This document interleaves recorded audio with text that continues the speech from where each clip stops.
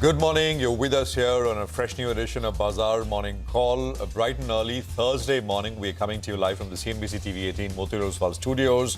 I'm Prashant. With me, my colleagues Surabhi and Nigel. Guys, hi, good morning.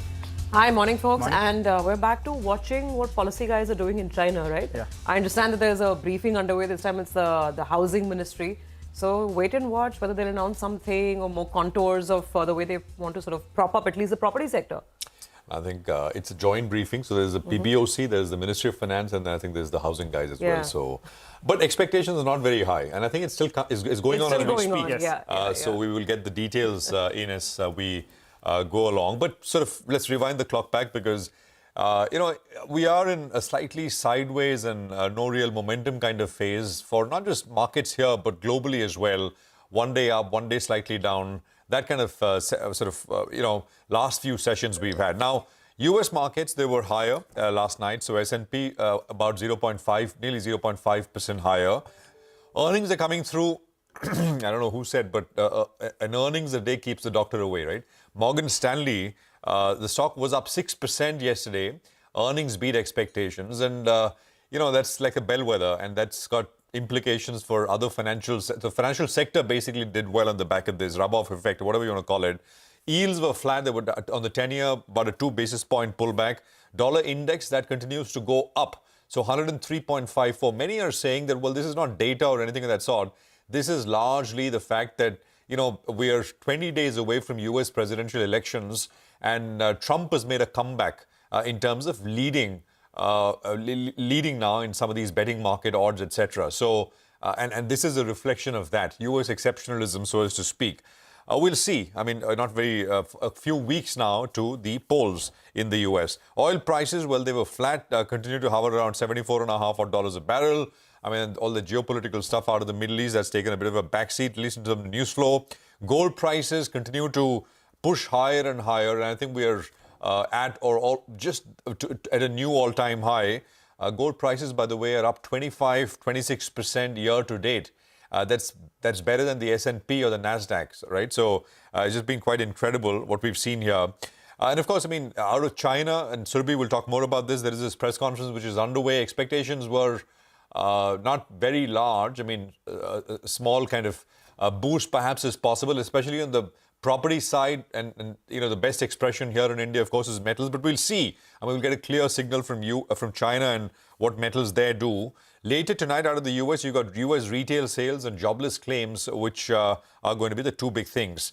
Now, broadly, just to circle back the levels here, the Nifty yesterday tested, but more importantly, defended. I should say, bulls defended the Nifty crucial support zone of between 24,900 to 24,920. Actually, we got to 24,900 and then we got a 150-point bounce, which all got sold into, and we ended almost 100 points lower. But a test was there, and then there was defended as well. The broad range, I mean, you can make the case that maybe, the market is just kind of trying to form a base before it really gives a move. But for now, we seem to be stuck in this range, 24,900 on the downside, as we saw yesterday, and 25,230 on the upside. So this is the broad range, and only a break out of this range, one way or the other, perhaps gives us momentum, which starts to come back. Bank Nifty is facing some resistance at the 40-day exponential moving average and breaking above the daily swing high, which is 52,031. Very close by, can lead to at least some short-term bullish momentum, but you need to take that out. This was the high that we saw yesterday. On the way up, targets are, of course, I mean, I've put this up earlier as well. So 50 and the 61.8% retracement. But more importantly, on the downside, 51,700 is a support, which is also about 100 points away. And then, of course, 51,005, which can provide short-term support for the Nifty Bank as well. So, I mean, it's in a no momentum phase, really, as far as indices are concerned, but no such problems for broader markets, individual stocks, etc. I mean, yesterday, for example, advanced decline on overall NSE was 1:1. But if you just took a look at, and you threw in the volume factor as well, it was clearly advantage bulls, advantage what was up, not what was down, although numerically you had 1:1 advanced decline. So broader markets still, I mean, a fair bit of action, fair bit of activity, although maybe the action has moved slightly lower down to sort of lesser tracked and lesser owned names, and we'll highlight that. But as far as the index is concerned, we seem to be in a bit of a lethargic kind of a phase, and that's on your screen, the implied open, absolutely flat. Surabhi. Okay, absolutely. So, the reason why we're probably getting very flat cues right now is that Asian markets haven't made up their mind in terms of which way they want to go, despite that positive handover from Wall Street. So, you've got the Nikkei falling. The Hong Kong Hang Seng is a bit excited as that, press briefing is underway. There's some buying in mainland China's equities as well. Taiwan's doing okay. On this China briefing, of course, the announcements are still trickling in. So we need to see what are the new measures, because till now, whatever's been done for the property sector, it's been incremental, calibrated steps. For instance, local governments can issue special bonds to buy land. There are incentives now for clearing off even existing real estate inventory on the affordable housing side. So even China is trying to push forward affordable housing with more subsidies, etc. So let's see if there's anything really big beyond these incremental, more measured steps. We've got some data out of Japan, and it's not looking good. Export-import data out of Japan has been a surprise this morning, because exports have suddenly declined 1.7% in the month of September, versus a very steady, nice pace of about 5.5% growth in the previous month. Not only that, this is the first time that we've seen a decline in Japanese exports this year, this calendar year. The import numbers are also on the weaker side. Imports haven't risen as much as what the market was anticipating. The growth is only 2%. So let's see, maybe it's a one-off, but that's Japanese data and it's not looking too good. Good to keep that on the radar as well. Today, by the way, there's the TSMC results. And that obviously markets, not just in Asia, everywhere around the world will watch very carefully to look at how healthy semiconductor demand is. So that's one major earning that we're looking out for in terms of Asian market action. Now let's come home, and as usual, I always start by looking at the fund flows. And the picture is, well, again, a little questionable, because yesterday we were rejoicing the fact that the FPI selling number had come down to just about 1,500 crores. Guess what? It's inched back up today. Rather yesterday, the numbers yesterday indicated a net sell of about 3,400 crores, and the DII buying is on your screen. It clearly didn't entirely offset the FPI selling, which explains the kind of weakness that we had towards the end of trade, that last 1 hour, half an hour selling that we had. Okay, lots of results on the radar. We'll tell you more about it. But in a nutshell, Bajaj Auto has delivered. The numbers are in line. If the market wants to quibble, because the stock is where it is after this mammoth rally, the market today is going to quibble about the gross margin front, because, the EBITDA margin is still running at 20% plus, 4 straight quarters. Gross margins have dipped. They're not at 30%, which is where they were at the start of the year, Q1. So let's see. It's going to be a nice tussle between the bulls and the bears over there. The stock was already under pressure yesterday. It's a big tech day once again. Yesterday, L&T Tech was a disappointment, and Rima will tell us more about this, because while the constant currency growth looks good at 3.5%, that margin miss is massive. It's over 100 basis points margin miss, and the margins have dropped sequentially. So L&T is up for debate and discussion. L&T Tech is up for debate and discussion as well. Lots of results today. So keep yourself well hydrated, rested, padded up, whatever you want to call it. The names are on your screen: Infosys, Wipro, Axis Bank, LTI Mindtree. You have names like Seat, Havells, Nestle, Polycab, lots of these large mid-cap names as well, and throw in a couple of PSU banks as well, like Central Bank of India and IOB. So it's a heavy, heavy day. I just want to round off by telling our viewers about Hyundai. Second day, IPO still not fully subscribed. It will get done. Everybody knows it will get done. But it's been a very, very measured and soft sort of a response. At the end of yesterday, we were not even halfway past the subscription numbers. Let's see. It should pick up today. And watch for RIL. Now, the bonus buzz is going to be back, because the date is there. The record date is on the 28th of October. So will that get the RIL bulls excited and charged up? Because you need to have the shares in the bag before that record date if you want to be eligible for the bonus. Maybe that's one stock that can help the bulls navigate through the day. Nigel. Well, that's right. In the last 6 sessions, we have moved effectively in a 1% band. Yeah. We have moved around the 24,900 mark to around 25,250. So last 6 sessions, we have seen a bit of a range. Now, today it's very, very important, because we've got a lot of earnings to come in. And also, we'll be reacting to Bajaj Auto's numbers. So close to around 12% of the Nifty will be reacting or awaiting their numbers. And in there, Infosys and Axis Bank, they are the 2 big ones in there. Reliance Industries, that's been the underperformer for the last 6 months or so. Well, in the next 10 days or so, this could be, a stock that could hold one end up because of the corporate action that has been announced with regard to the bonus record date. And you'll say, well, the markets have been very quiet. We haven't moved much. This week as well, more or less quietish for the Nifty. But you have a fair bit of action in the broader markets. The mid-cap as well as the small-cap indices, they have outperformed what the Nifty has done. And it seems a bit of a global trend that's taking place. Because I was looking overnight, the positive handover from US markets was taken. But the Russell 2000 hit its highest levels we've seen in nearly around 3 years. So an outperformance is what we are seeing from the broader markets here in India, as well as in the US markets. The rally seems to be broadening, which is not such a bad thing. Moving to the positioning then, the FIs and the clients, they are on opposite ends of the spectrum. The FIs, well, they have turned things around. From October 3rd, they had 1.6 lakh contracts net long. Now that's turned into net short position. Shorts in the system, always a blessing. Clients, well, they were net short. Now they're net long, close to around 2 lakh contracts on the long side. So both of them at the opposite ends of the spectrum. Let's get to the options data, because today is the weekly expiry for the Nifty. 25,000 call, 24,800 put, both of them fairly active. So you plug in the recent levels that we've seen as well as the options data, and you get a bit of a range, the near-term range that we're talking about. On the upside, the 25,100, 25,150 level, that appears the level that where the bears want to come in there and defend out there. So this is a crucial resistance mark. Support comes in at around the 24,800 odd mark. This is just the near-term range that I'm talking about for the day itself. The Nifty Bank, well, yesterday it was showing signs that it wants to outperform, but then it played out its weekly expiry and it ended lower. But support comes in at around this 51,500 odd mark, and you have resistance, near-term resistance at around 52,100. This is going to be important. If it can get past this mark and go towards the 20 DMA, which is at the 52,500, that's going to be an important trigger to track. From the F&O basket, well, another important point is the number of stocks going into F&O ban.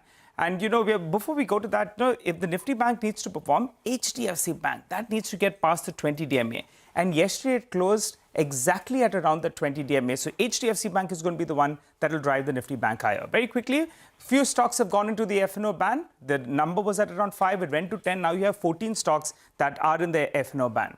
But I'm tracking two stocks today. One is SRF. There's a big downgrade that's come in from UBS. They're saying that there could be prolonged growth difficulties and some negative surprises going ahead. So they've cut the target price, they've cut the EPS estimates as well. The other one I'm looking at is from the metals pack, that is Nalco. Alcoa's numbers were quite good overnight, and we'll be making this point that the alumina market appears quite strong. The direct beneficiary is going to be Nalco, so that's a stock I'll track. And finally, what's on the Nifty Bulls wish list? They'll want Infosys to deliver a fairly good set of numbers. They'll want the Nifty Bank move to around the 20 DMA. And Reliance Industries, the underperformer, that's going to hold one end up in the next few trading sessions. Well, absolutely. Nigel, Infi last quarter, if you remember, I think post the results went up 7-8%. Yeah. Right? And this time, Remo was telling us that expectations are 3% constant currency growth. And bump up to their guidance, full year guidance as well, by a little bit. So, I mean... And that's why the stock is 52-week high. Already exactly rallied so much. Let's see. I mean, with IT companies, the margins are so. I mean, if 3 is not... If constant currency is not 3, but say close to 4, well, that can get the stock excited, or other variables as well. We will see. Infi did well post the last quarter. It was a standout IT reaction last quarter. James Knightley is with us. He's Chief International Economist at ING. He's joining us now to take some questions. James, good to have you with us here. Good morning. Thanks very much for your time. There's this press conference in China underway. Ministry of Finance, PBOC, and the housing chaps. So expectation, well advertised in terms of that this is happening. But expectations are not very high. But generally, do you think it'll keep interest alive in China and what may happen? Because, everyone has gotten a kind of a sneak peek, a preview into what can happen with that mad rally, violent rally that we saw in China a couple of weeks ago. So what's your sense? Will keep investors interested? Yeah, I think it will. The Chinese economy has certainly been struggling this year. It's been a real disappointment. And you can contrast the US with China quite easily because, of course, property market wealth, equity market wealth has soared in the United States since the pandemic, whereas, of course, in China, property wealth and equity market wealth has plunged, to put it bluntly. So that contrasting fortune for investors, and particularly the household sector as well, I think it really explains why China has been such a disappointing growth story this year, really. So anything that can try and trigger a revival in sentiment towards China, trigger hopes of a rebound in growth has got to be viewed positively. So far it's been focused on the monetary policy fronts, a bit of tweaking around the edges perhaps today, but I think markets are really hoping to see a broader fiscal package that can really start to get the Chinese economy motoring once again. James, hi. Good to have you on. So what will it take to keep the market interest as high because the market rallied some 30%. Now it's given off, I think, some 7-8% of that move already. What will the policy makers have to say to keep even this trading interest on? Policy front, a few minor tweaks here and there is not going to really move the needle. It's not going to suddenly trigger big spending by Chinese consumers once again. We need to see a broader package. I mean, there's been various talk about cash handouts to be given to various groups, those sorts of things. That might be more of an impact. But we've got to remember, China's actually got quite a lot of scope to offer more fiscal support. Government debt to GDP ratios are still pretty low in China relative to most developed markets. So there is some scope. There is just a little bit of reluctance right now, I guess, about efficiency, about bureaucracy as well that causes some problems. But in general, I think there is some scope for China to offer a bit more to get the economy motoring. But at the moment, there just seems a little bit of reluctance to deliver that. Hi, James. Morning. Good to see you in. Nigel on this side. James, when we spoke a couple of times ago, you had hinted that 100 basis points is what you're factoring in, and you were factoring in a 50 basis points in September. Well, we got that from the Fed. But it appears now data is better than what most were expecting. Jobs data is looking pretty okay. Inflation's cooling down as well. But what's the outlook from a year on? Do you expect another 50 basis points cut before the end of this calendar year? We certainly do expect 225 basis point cuts from here. The way I'd characterize the Fed's policy right now, it's one of a risk management perspective. The Federal Reserve in the United States is different to most of the central banks. Most central banks just have one target, get inflation down to 2%. In the US's case, they've got to do that, but they've also got to maximize employment as well. And if the Fed is confident that we're on the right track to 2%, it can start to pivot and put a little bit more emphasis on that second target. And in that regard, I think from the perspective that they don't want to cause a recession, they want to achieve a soft landing, they feel that they can start to move policy from what we might term restrictive, acting as a brake on overall economic activity, to one where they can lift their foot off the brake a little bit, just allow policy to get to a more neutral level, to give the economy a bit more breathing space to keep growing, avoid a recession, but also still get inflation on track. So I think there's still scope that they can do that. And I think another 25 in November, another 25 basis point cut in December would not be incompatible with that story at all. And indeed, we still look for the Fed funds, the Federal Reserve, to cut rates down to about 3.5 by the summer of next year. Okay. All right, James, very quickly before we let you go, what about the US presidential election? Who's going to be good for global equities? And if you could comment on India as well. Yeah, I mean, who's going to be better, James? Who's going to be better? Well, it's a tricky one, isn't it? I mean, the proof is in the pudding. It's fine getting all these proposals, but what actually gets delivered? And in the very near term, we've got to remember this new president's not going to take over until next year. So we're still going to have a good month and a half or so where it's down to Fed policy, it's down to the domestic economy that's really driving equity market sentiment. But in general, I would say that a lower tax environment that Trump is proposing relative to a higher tax, particularly a higher corporation tax environment that Kamala Harris is proposing would be potentially positive for the US equity market and the US growth story. But then again, of course, Donald Trump is proposing tariffs, and that could actually be quite detrimental to the US consumer. It's going to put up prices, could be quite inflationary as well, could necessitate interest rates to be somewhat higher than under Kamala Harris. So you get something with one candidate and something different with a slightly other candidate. So there's no guarantees on this. I think both, there's reasons for positivity, but I think there's also reasons for negativity for both growth and equity markets for both candidates as well. I think, Nigel, I saw one estimate that if Trump won, he'd add $7.5 trillion in US deficit over the next 10 years. If Harris wins, that's $3.5 trillion to US fiscal deficit over the next 10 years. In terms $7 trillion and $3 trillion. 7.5 and 3.5. Over 10 years, over the next decade. Yeah, so Trump is clearly expansionary. So which means he's clearly the better, theoretically, the better one for stock markets, right? Bond markets, he's negative. Kamala Harris, of course, is also going to spend, but lesser than Trump. But start with the tax cuts, right? I mean, she is saying that, the tax hikes. that corporate America needs to pay more taxes. So I guess that's the big one. The way I look at it is Trump, businessman before politician. So it'll always be good, right? In terms of spending, in terms of expansion. This is one thing, though. He's mentioned, I think recently, also 2 weeks back as well, with his talk. I think he mentioned India somewhere. He said, because his basic contention is day one, I'm going to do matching tariffs. Basically, if you are charging, X% on some imports from the US, I'm going to do that to your exports into the US as well. So, I mean, good certainly for US stock markets, but emerging markets, I mean, I think it'll have to be more nuanced in that sense. James, great to have you with us here. Thank you very much. If you can hear us, appreciate it. As always, we take a quick commercial break here. We've got lots of stock-specific action that we want to track in our top 10 segments. So, Emphasis, CRISIL, Colte Patil, GMR Airports, BKG Foods, RVNL, Railtel Corp, and Nalco are some of the stocks which are on our radar. Bajaj, L&T Technology Services are stocks which are on our radar on the back of some negative news flow. But we'll take that break and we'll kind of leave you with a quick teaser of what's lined up here. At 8:30, you'll hear from Deepan Mehta of Elixir Equities.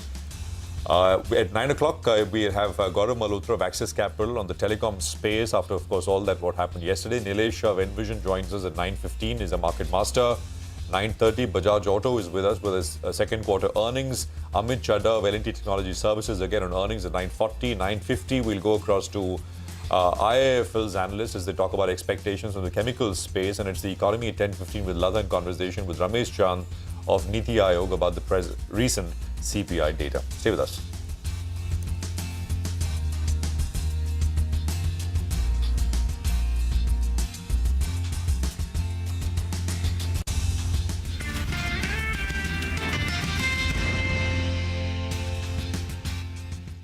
बहुत ही समृद्ध state है, बहुत ही उसकी विरासत है और वहां पर हम फिर से अपील करेंगे कि सब वोटर्स अधिक से अधिक मात्रा में वोट दें. Schedule would be like this. Jharkhand would be in 2 phases.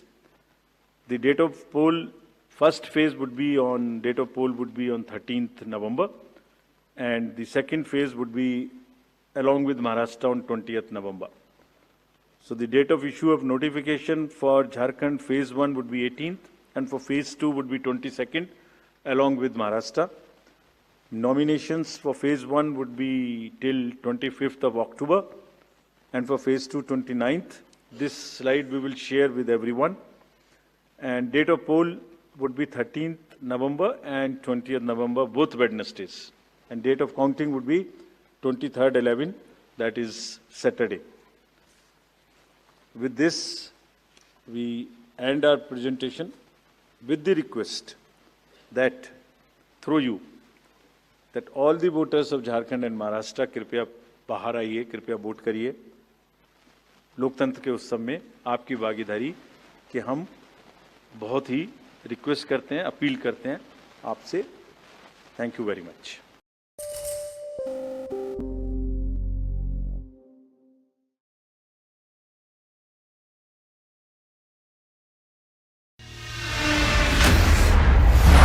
CNBC-TV18, an unending pursuit for excellence. A pioneer, a leader, a visionary, building a lasting legacy of credibility, consistency, and trust. Giving unparalleled access to global thought leaders and powering conversations that are shaping the new world order. Setting the highest standards through exemplary leadership. It is this unrivaled reputation for the most comprehensive coverage, actionable intelligence, and in-depth reporting that makes CNBC-TV18 India's #1 business news brand.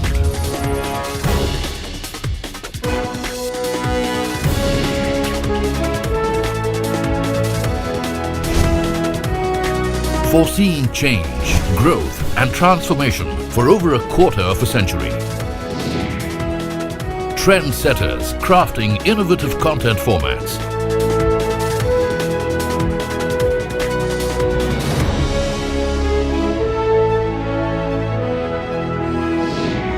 And award-winning business journalism. On air. Online. On social media. As we embark upon 25 years of excellence, we invite you to be a part of our future.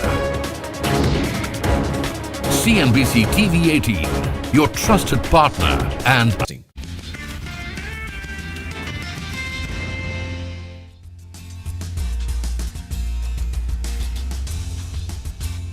Well, we just told you before going into the break that there are lots of interesting stocks to watch out for today. Earnings season is really kicking in, and we've got our team standing by to take you through the top 10 stocks that must be on your radar early this morning. Guys, great to have all of you on. Sudarshan, you kick it off. Obviously, we all want to know Bajaj Auto. The stock was showing some pressure, towards the end of trade yesterday. What's the earnings fine print saying? So Bajaj Auto has reported earnings for Q2 FY25 and those earnings were largely in line. But what has surprised market is management's commentary about the festive demand. But first talking about the numbers, both year on year and sequentially earnings have improved or seen a healthy growth. Revenue was up 22%, EBITDA has increased 24%, margin has expanded 40 bps to 20.2% and this margin remains over 20% for fourth straight quarter. Now coming to the commentary. In the conference call, company has talked about festive demand. It says first half of the festive season has seen growth that was slightly below expectation and that growth was in the range of 1 to 2% versus company's expectations of 5 to 6%. Brokerage though have been factoring in growth for two-wheelers for festive season in the range of 8 to 10%. So it's much below expectations of brokerages. And brokerages have mixed views on the stock post Q2 earnings. Citi maintains sell call with a target of rupees 7,800 per share. CLSA has an underperform call and target is rupees 9,493. Jefferies and MS though remain positive. Jefferies has a buy call with target of rupees 13,400 and MS has an overhead call and target is rupees 11,389 per share. Okay, all right, Sudarshan, thanks a lot for that. Well, and remember at 9:30 a.m., the management of Bajaj Auto will be joining in to detail their past quarter's numbers and the way ahead as well. But let's hop across to Rima. She's here to tell us about LTTS, which the numbers are quite disappointing. But Rima, also tell us about Emphasis. Yesterday, there were some shots that got created on that stock, maybe in for a bit of a bounce. Tell us more about both of them. So let me start with LTTS, where the revenues are largely in line. Margins are slightly lower, that's a miss there, but the company holds on to its FY25 guidance. So on the top line, the company's delivered a dollar revenue growth of 4%. Basically, this quarter, we've seen the revenues bounce back. In the prior quarter, there was a revenue drop of about 3%, and this quarter, we've seen that recouping. Margins, though, the street is anticipating a margin expansion, but margins continue to come under pressure. The company says they're investing. Margins this quarter are down 50 basis points. And look at the way the margins have corrected over the last 3 quarters. From 17.2%, we're now down to 15.1%, and the wage hike impact is still to kick in. That said, the management is still upbeat about the full year. So they're holding on to their 8 to 10% revenue guidance and their margin guidance of 16%. But, to meet that revenue guidance, the company needs to do 4.5 to 7% in Q3 and Q4. So is that a bit aggressive? That remains to be seen. Now, Emphasis is where the numbers are looking good. The company's top line growth has come in at 2.4% quarter on quarter, ahead of street expectations. Margins have expanded by 40 basis points. Profits are up 4.5%. Growth is led by the telecom, media vertical, TMT as we call it. That grew 5.5%. But the BFS vertical too, on expected lines, has bounced back. So the BFS growth has come in at 3.2%. And the company is also talking about how the BFS pipeline has expanded. But you know what, guys, this might just be a sideshow. Today, we've got numbers from Infi, Wipro, LTI, Mindtree. So 3 large cap Nifty IT stocks will be reporting numbers, but it will be post-market hours. So we'll track them very closely to get a clearer picture of the industry outlook. Rima, we got the hint. That's Rima telling us not so subtly that to leave her alone today. Don't come talk to me. Don't mess with Rima today. All right. Thanks very much, Rima, for that. Well, we have the L&T Tech Services Management joining us. Amit Chadda of L&T Technology Services at 9:40. So it's coming up to decode their second quarter numbers. But let's move on. CRISIL is the next one we want to talk about. Vamakshi is here with details. Vamakshi, morning. Well, good morning, Prashant. It's a good set coming in from CRISIL. Revenue seeing an uptick of almost 10%. The margins too have improved by 150 basis points to 27.6%. The net profit is also seeing a sharp surge of 13% on a YOY basis. This good performance is largely being driven by their rating services segment. Revenue out here saw an uptick of almost 30% YOY. The operating margins too are seeing a substantial improvement of nearly 466 basis points to 48.2%. On the other hand, their other segment, which is research, analytics and solutions, the growth was quite muted out here, with revenue growing by only 4%, and the operating margin actually declined for this segment, coming in down by almost 200 basis points to 18.3%. But overall, the revenue for the company has come in much higher than what the street was expecting. Net profit too coming in above estimates, going with the green for this counter. Got it. All right, let's hop across to Sonal. Sonal, tell us about Colte Patil. Well, good operational update from the company. It's a YOY and a quarter-on-quarter uptick that the company has seen. Volumes are up 5% YOY at 1.03 million square feet. If we talk about the sales value, that's up 22% on a YOY basis, 8% sequentially. Collections are up 16% on a YOY basis, but there's a decline on a quarter-on-quarter basis by around 10%. For the first half, the company has seen a volume growth of around 4% to come at 2 million square feet. Sales value is up 11% at around 1,500 crore rupees, and the company says that they are on track to achieve that sales guidance of 3,500 crore rupees in this year that they had given earlier, going with green on Colte Patil today. Okay, all right, got that. Let's also get in Vivek. He is tracking GMR airports. Vivek, morning. I think we've got the numbers in, right? Passenger traffic. How do they look? Well, good morning. That's right. So GMR Airports, has gone ahead and given the operational update for the month of September. On a year-on-year basis, the numbers quite strong. Passenger traffic at 1.02 crore pax handled. This is up 9% on a year-on-year basis. But on a month-on-month basis, there appears to be some, softness both in terms of passenger handle as well as the aircraft handle. So on a month-on-month basis, passenger traffic is down 4%. Domestic passenger traffic up 7.5% year-on-year. International passenger traffic stronger but off a low base at 12.2% year-on-year basis. Aircraft movements is up again 8% on a year-on-year basis, and like we mentioned, down almost 4% on a month-on-month basis. Expect some green, but it will be moderated by the fact that month-on-month there is a little bit of softness seen. Okay, all right. Thanks a lot for that, Vivek. Well, I'm looking at Nalco from the metals pack, and that's because of a couple of reasons. One is we've got some comments coming in from the Chinese housing minister, so that should flash for you on the screen. And the other factor is that Alcoa came out with its set of numbers, and post-market hours, that was up closer around 6%. That correlation between Alcoa and the Indian stocks actually, it had diminished in the last few quarters. But this time around, I think it's important. I'm telling you why. Because the numbers that came in from Alcoa was the best we've seen in multiple years. The EPS estimates was much better than what they spoke about. And the most important part was the beat was led by lower cost as well as stronger alumina prices. They are talking about alumina market staying in deficit for the next 6 to around 9 months. And that's why Q4 will be even better.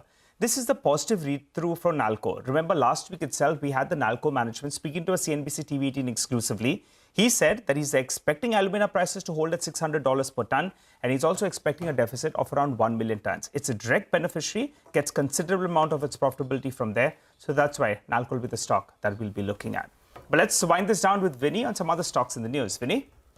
Good morning. Yes, so keeping an eye out on 4 stocks. First is Bikaji Foods. Now, they've acquired 53% stake in the Hazelnut Factory, which is a QSR company. They manufacture sweet products as well, so bakery, sweet products. And Bikaji has spoken about increasing their focus and emerging focus on QSR. This is the second acquisition we've seen in the last couple of months coming in from the QSR side for Bikaji. Valuation is at around 5.5 times that of FY24 sales. 250 crores is the overall valuation. So keeping an eye out on Bikaji, we're expecting a bit of a green year. Couple of railway stocks. So RVNL, they've emerged as an L1 bidder for the Maharashtra Metro Rail Corporation. The value of this project is around 270 crores. So a positive move is what we're expecting here.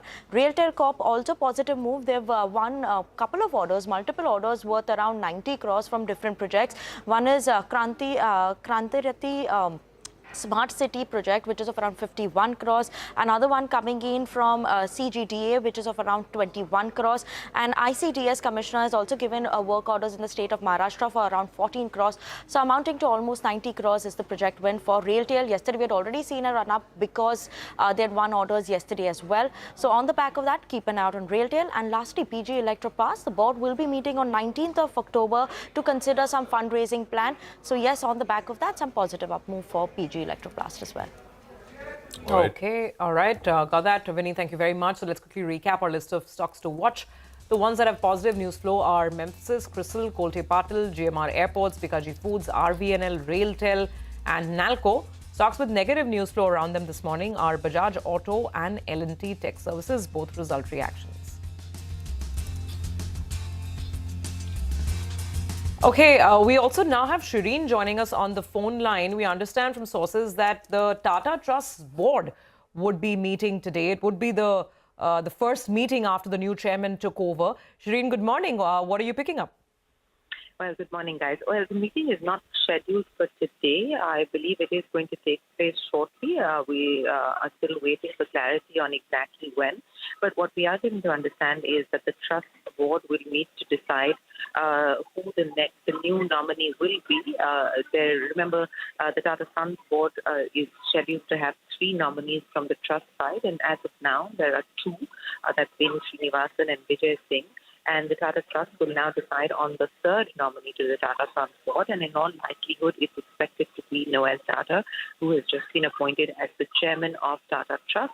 So Noel Tata is likely to be inducted into the board of Tata Sons. Remember, N. Chandrasekaran is already the chairman of Tata Sons, and the Articles of Association were amended to ensure that the Tata Trust and Tata Sons chairman could not be the same person.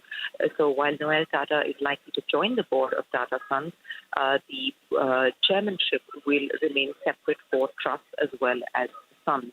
So this is the latest development. On the other aspect of whether Noel Tata is likely to relinquish his positions on Tata boards on the companies where he is in either chairmanship or vice chairmanship, we are given to understand that no decision has been taken as of now, and it's perhaps not the most urgent priority. So we're unlikely to see any developments on that front anytime soon, but of course these are all developing events. But at this point in time, that's less of a priority. And the first task at hand will be to appoint Noel Tata as the nominee of the Tata Trust on the Tata Sons board. That is what we're given to understand, but a final decision is awaited and a comment from the trust is awaited as well. All right, and we'll update you when we get those as well. Shireen, thank you very much. That's an important story we're tracking. We'll get you updates as we go along. Well, we'll take a quick commercial break here. We're going to come back. Deepan Mehta of Elixir Equities is going to be with us for some fundamental stock conversation. Some of the earnings which came through, some of the earnings which are expected, like Infosys, all of that with Deepan on the other side.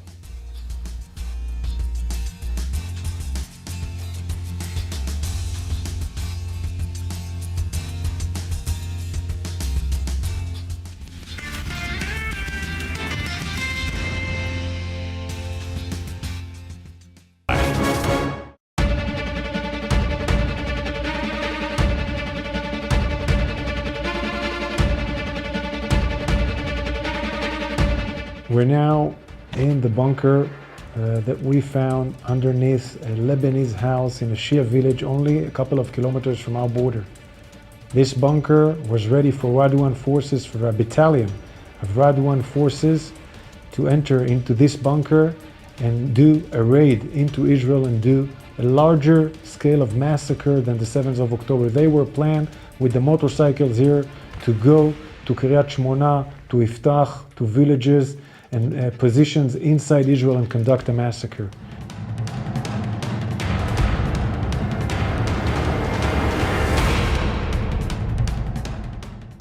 And all our enemies should know, whether they are close or far away in Iran, they should know that we are determined. We are determined to supply security and safety to our citizens. We need to impose a 1701, a fully imposed 1701 this area, so Hezbollah can never be next to our border with such infrastructures that can do a Conquer Galilee plan like he planned. Hassan Nasrallah, this ruthless terrorist that we eliminated, that is responsible for the deaths of many people, not just Israelis, Germans, Americans, French and others. The world is a better place without Hezbollah. The world is a better place without Nasrallah.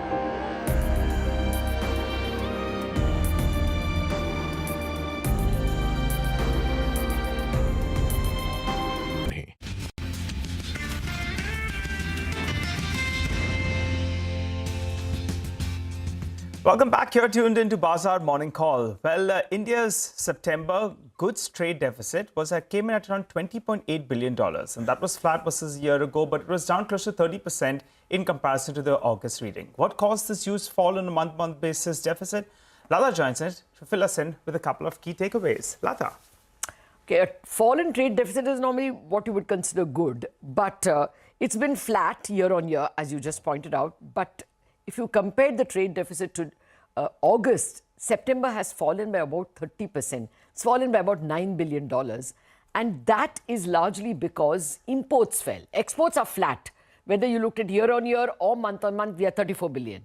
But imports are down sizably from about 64 billion to 55 billion, which would be good because a large part of that 9 billion fall in imports from August to September is accounted for by gold. $5.7 billion lower gold imports would be good because in August everybody was stuffing in gold for the festive season. But the balance 3.3 billion is spread across many industries, machinery, metals, iron ore, chemicals, all of which indicates, even transport equipment, all of which seems to indicate that Indian industry is absorbing lower investment imports, lower industrial imports. That is a sign of softness. Softness in the industry. Secondly, exports, as I told you, didn't grow at all. It's flat. That's another sign of slowness. Now, to this, you add all the other data that we got. IIP was minus 0.1 in August. Core sector was minus 1.8 in August. September, the PMI was an 8-month low. And September GST data grew by only 6%. You know, when nominal GDP is growing at 11%, a 6% GST growth clearly shows that there is lower consumption. All told, it clearly now is unimpeachable evidence that Q2 has been a slow quarter. We are polling economists, and I'll give you the results of that poll, but the initial results clearly indicate that most economists are lowering their growth forecasts. RBI's forecast is at 7, already lowered from 7.2. In August, they told us 7.2. In the October monetary policy, they had already reduced it to 7. But my poll is halfway through. It looks like nobody is at 7 on the street. Got it. All right, Lata. Thanks a lot for that. Well, let's get to some stock-specific fundamental analysis going. We have Deepan Mehta, Director at Elixir Equities, who joins us on the show.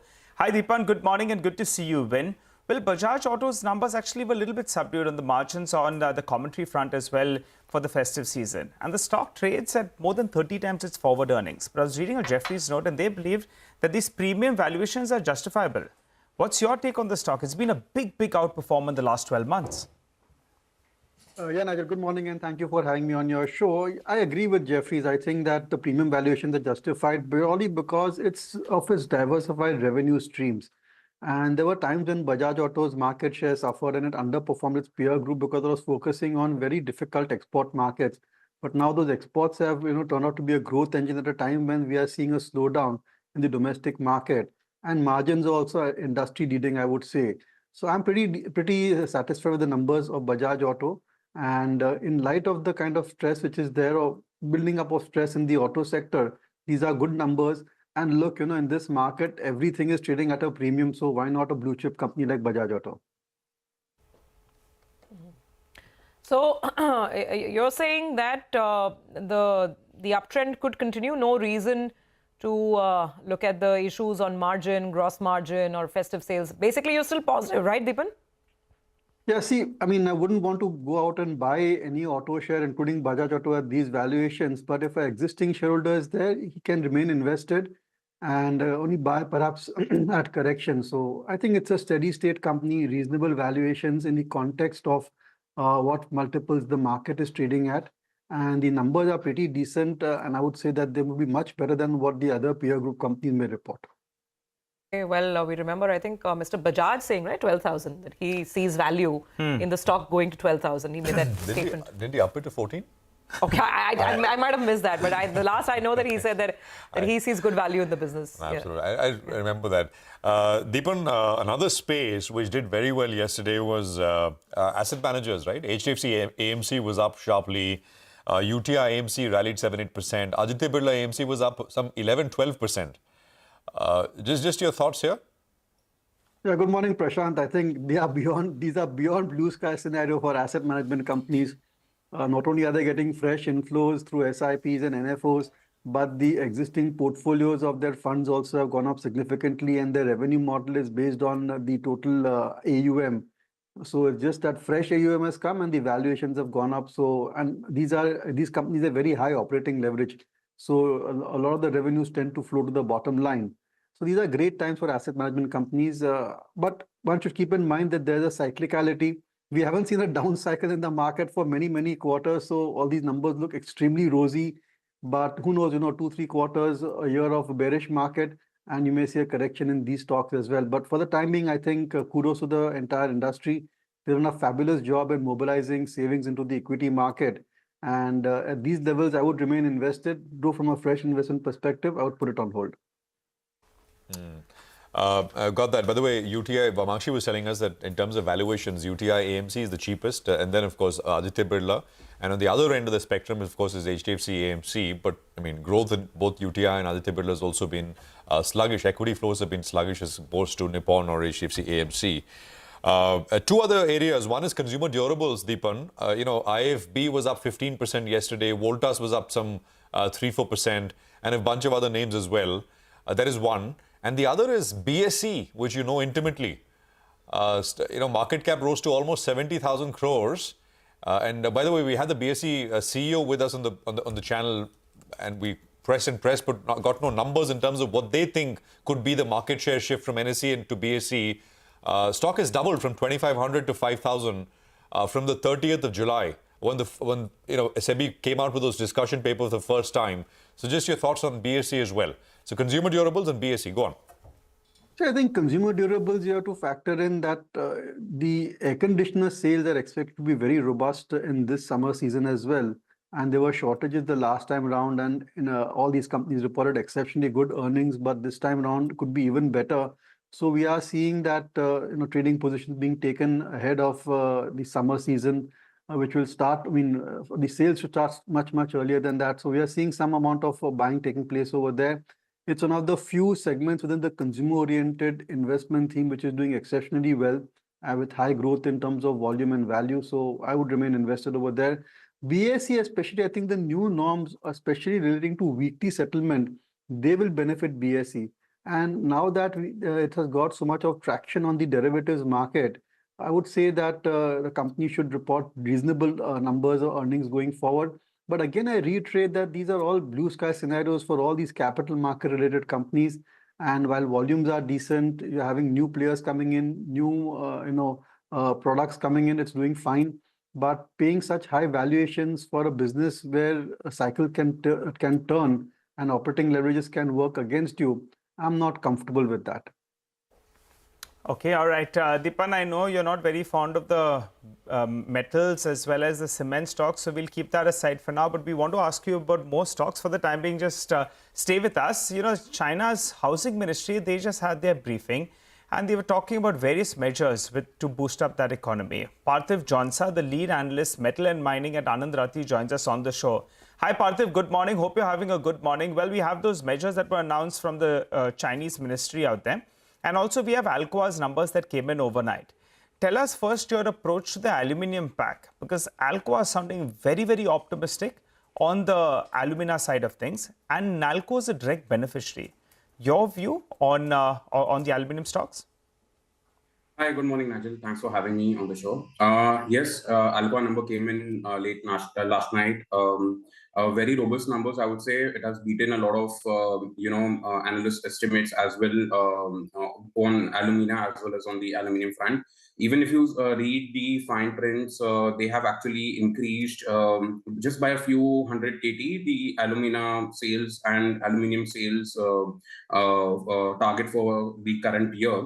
Though it's very small as far as the quantum is concerned, but it actually says a lot about the sentiment, positive sentiment, what is currently going on in the aluminum space, right? You rightly pointed out, Nalco would be one of the largest beneficiary because Nalco has the largest alumina sales, which they can do it within the three listed companies in India.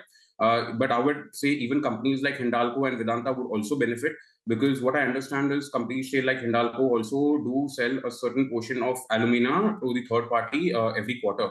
So with this alumina prices hovering around 24-25% to the aluminum LME, will actually give a lot of positive benefits in near term to all the three listed entities. Right. Parthiv, for Vedanta, it'll be a little tricky, I think so, because still they buy some part of the alumina from external sources, but in the next 12 or 18 months, almost everything will be captively. So we'll see how that works. I think Nalco is the direct beneficiary out there. So we've got that about aluminum. But let's focus on the ferrous stocks then. This quarter's numbers are going to be a bit of a washout, but that's on expected lines. Pricing was weak, monsoon season. How do you approach the ferrous pack? And also, if you want to comment on ArcelorMittal, they went ahead and they increased their prices in Europe, which should be a bit of a booster shot for Tata Steel. Your approach to ferrous, what do you like? Yes, so I'll first go and deep dive into the listed space. What has happened during the second quarter, the average reduction in the ASP is in the range of 3,500 to 5,000 rupees per ton. However, what has happened because of the lower coking coal cost and the lower iron ore, the reduction in EBITDA would not be as bad as the reduction in the ASP. They would somewhere provide certain cushion to all the four listed players and this domestic front, I would say. What has happened is not just Europe where Arcelor has increased the price, but even if you see the vendor level prices, even in India has gone up over last 2 weeks. It has gone up by about 2,500 rupees in India. The sentimental positive change which has happened in India is a lot of these vendors and dealers, usually they gave out a cash discount, right? Which has now gone to almost to nil. Initially, they used to give out a 2.5% to 4% kind of a cash discount for the material to push, but that has gone down to almost zero, right? I would say. In Europe, what has happened? The prices have increased. AMN has increased the price by about $30-35 dollars. The same benefit has come in even for the other steel manufacturers in the region. So that has been a very positive trigger, and this will actually roll into the quarter three, basically the quarter three numbers for all the ferrous manufacturers in India. Okay, all right. And the pecking order, what do you like best? I would say my order is still the same. The top would be the both GSW and GSPN in ferrous space, followed by Tata and Steel Authority. Good speaking to you, Parthiv. Thanks a lot for stopping by and giving us that quick take on the metals pack. We look forward to chatting up with you as the results do start trickling in. I'll tell you what, we'll slip into a short break, but we'll focus on the technical side of things on the other side. Midesh and Sudarshan are waiting for us.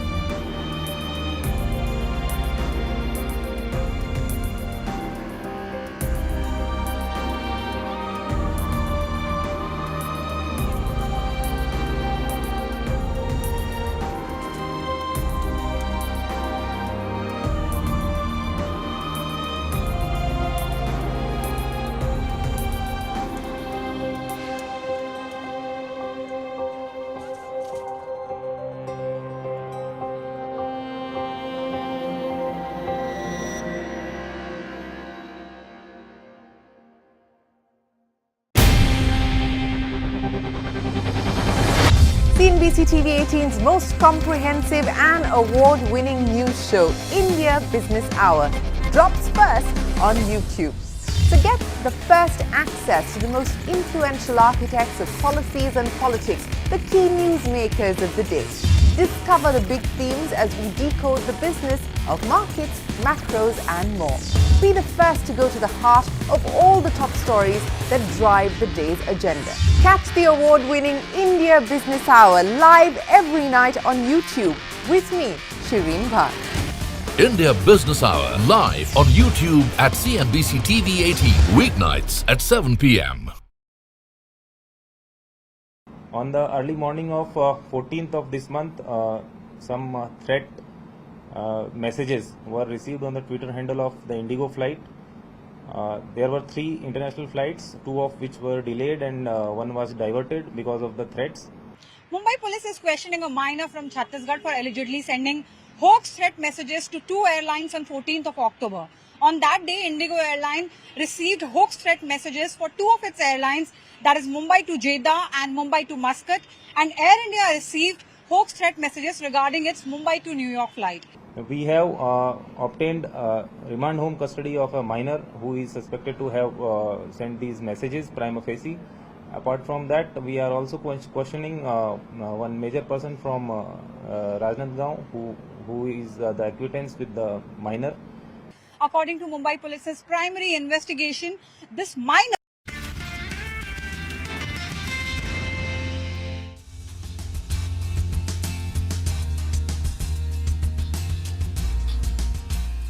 Okay, welcome back.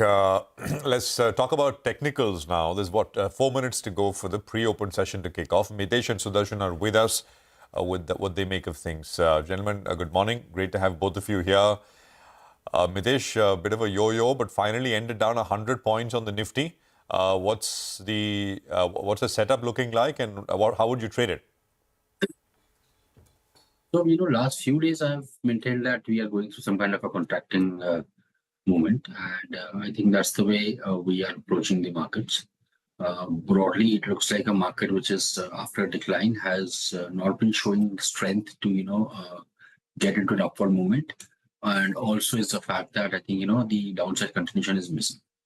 So in that sense, I think my idea is that avoid trading the index per se and look at other areas, look at stock specific kind of a trade where you might want to take positions. Okay, Sudarshan, hi, morning to you as well. What's the sense now, given the range in which we've been trading? Good morning. See, the markets can do anything, but we are in a trading range for the last 9 days, 24,900 and 25,200. Now, given the fact that 24,900 was breached twice and the Nifty recovered, and the fact that this trading range has developed after a sustained bull move, I'm assuming that the markets will break on the upside. Our stop losses are now cleared 24,800. With that as a stop loss, you can use an option as a stop loss or this level. I would be a buyer. Now, where you buy is irrelevant because it's not possible to pinpoint a buying point. You can buy on a dip, you can buy at an open, but hold on to Nifty positions either on a gain or when you are stopped out. Okay, all right. I got that, the index call from both you all gentlemen. Mitesh, what about you? Give us some top picks that you have for today. Yeah. Nigel, I have a mix of buys and sells. HAL, I think, is now showing signs of proper recovery and could see further upsides. Buy here with a stop below 45.95 for targets of 4,800. Voltas is also a buy call with a stop at 18.50 for targets of around 19.45. And on the sell side, we saw first signs of profit booking on Coforge, so could see more pullback. So keep a stop at 72.85 and look for a short trade for targets of 7,000. And Hero Motors is a sell with a stop at 54.50 for targets of 5300. Okay, all right. Sudarshan, what about you? Could you fill us in with a couple of more picks? Yes. I'll start with Voltas, which Mitesh had also mentioned. So obviously, we are looking at the same charts.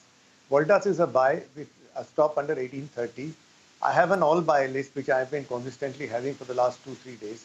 In a trading range, as I explained, we are on the side of the bulls. We prefer to be on that side. India Cement is a buy with a stop under 360. HDFC Bank, that big boy, is a buying opportunity. And that is probably the reason why the banks have already broken out on the upside.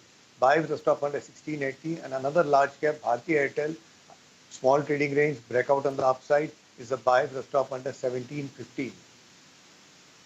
All right, Sudarshan, so one common name, Voltas, and consumer durables, as we were discussing earlier, Voltas, Hive, been many others were doing very well. So maybe they've got a bid which perhaps will sustain. Sudarshan and Mitesh, thank you very much. We speak again at 9:10. But we'll come back after a quick break to address pre-open, but also we'll have Gaurav Malhotra of Axis Capital. We'll talk about telecom sector and what are the stocks to focus on here. Stay with us.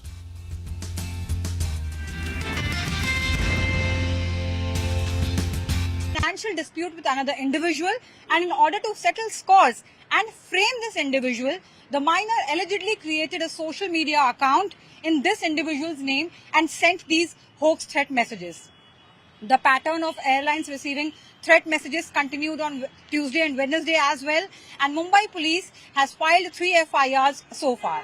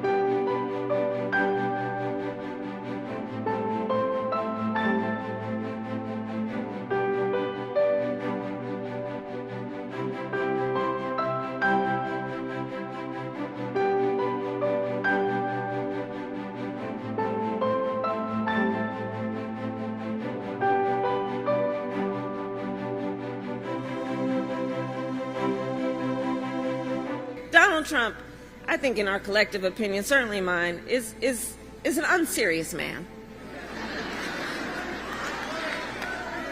But the consequences of him ever being president again are brutally serious.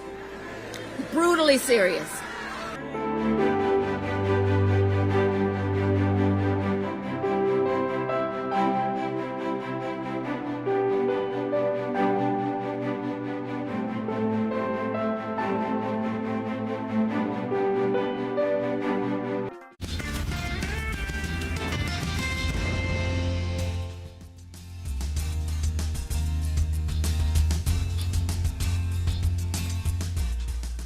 All right, we just have about 12 minutes to go before trade starts in. The pre-open rates have been coming through, and as of now, the indication is we could be starting on a bit of a soft side. I mean, for a measure, I'm just checking what Bajaj Auto is doing, down 1% right now in the pre-open session. Let's see how this eventually plays out. That's the Nifty looking at a slight dip, 60 to 70 point dip.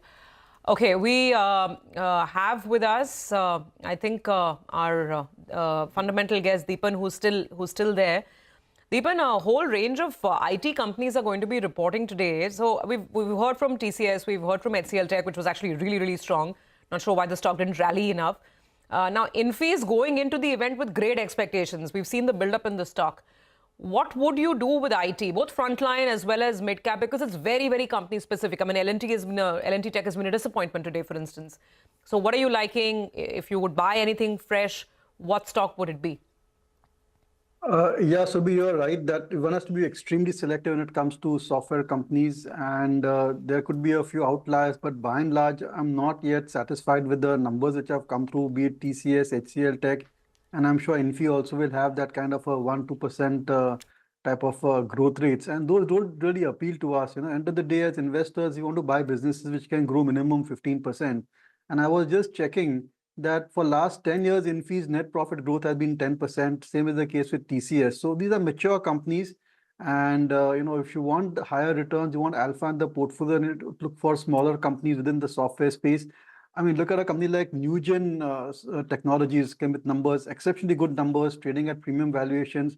But these are the kind of businesses that one needs to focus on and find them at reasonable valuations.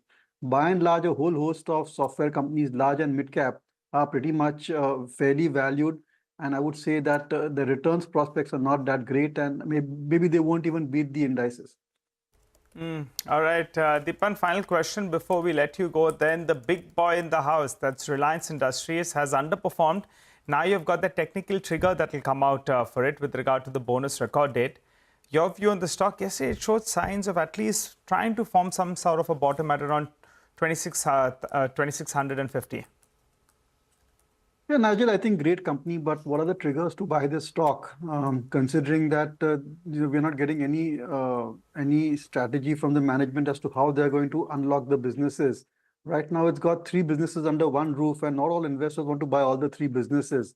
So eventual listing of Jio and retail is the key factor here, whether it's going to be a pure IPO where Reliance becomes a holding company or it's a split will determine a 10-15% type of a move in the stock price. So till that particular event doesn't take place, I think it's best to kind of remain underweight Reliance at this point of time because this earnings volatility will impact sentiment in the stock. And I thought even Reliance retail numbers were a bit subdued. Okay, well, yeah, that's true. I mean, the results were a mixed bag, but let's see what this bonus announcement does. Now that the record date is official, let's see if that gets investors and traders excited today. Deepan, stay on. We'll have more questions in just a bit. We're putting the spotlight on the telecom space as well right now because we remember the big headline over the last 36 to 48 hours, of course, has been coming in from the India Mobile Congress, where the minister, Mr. Scindia, ruled out an auction route, stating that spectrum, and this we're talking about, of course, satellite communication, SATCOM spectrum, that this resource is going to be allocated administratively. There will be no auction route. But he did add, we all remember, that it's not a free lunch. It's not just as if the SATCOM spectrum is going to be handed out. It will come at a price. That cost is going to be determined by the regulator, TRAI. Also at that event, we had Mr. Kumar Mangalam Birla sounding very confident about Vodafone Idea's turnaround, saying that the company is now in the next phase of its capex cycle, with the FPO showing that investors have reposed their faith in the India telecom story. We have Gaurav Malhotra, Executive Director at Axis Capital, on joining in. Gaurav, good to have you on this morning. So, you know, we've just been trying to get some context around this huge debate and snarl, and we had then Elon Musk join in via X as well. Because it's very clear, while the likes of Starlink are batting for just straight out allocation, the incumbents, the telecom operators here in India who are running these terrestrial networks, who've put up the hard cash to set up those networks, they are saying, and we heard Sunil Bharti Mittal, right, at that same event, they are very vociferously arguing for auctioning. What do you make of this whole debate, and how relevant is it right now?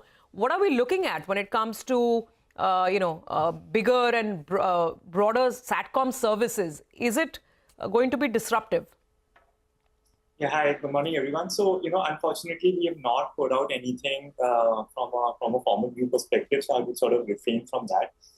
What we had put out initially when the satellite communications SATCOM was first spoken about, say, beginning of the year, is that this is likely to be a niche service which will be targeting the fiber or the network dark areas, right?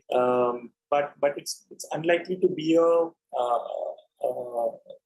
like a full-on commercial service because there's already fiber across multiple areas. You have FWA being launched by the likes of Jio, by Bharti, etc. So net-net, this will be where those sort of signals are or fiber is not being reached. Yeah, but I guess there is real fear among the large Indian operators, right, for one of them to be making a very clear and direct statement at a large industry event in the presence of the minister himself.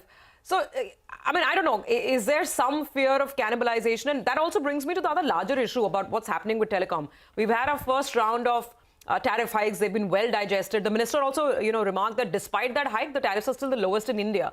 So in the near term, what are you expecting? Are you expecting Jio and Airtel to push forward another round of tariff increases?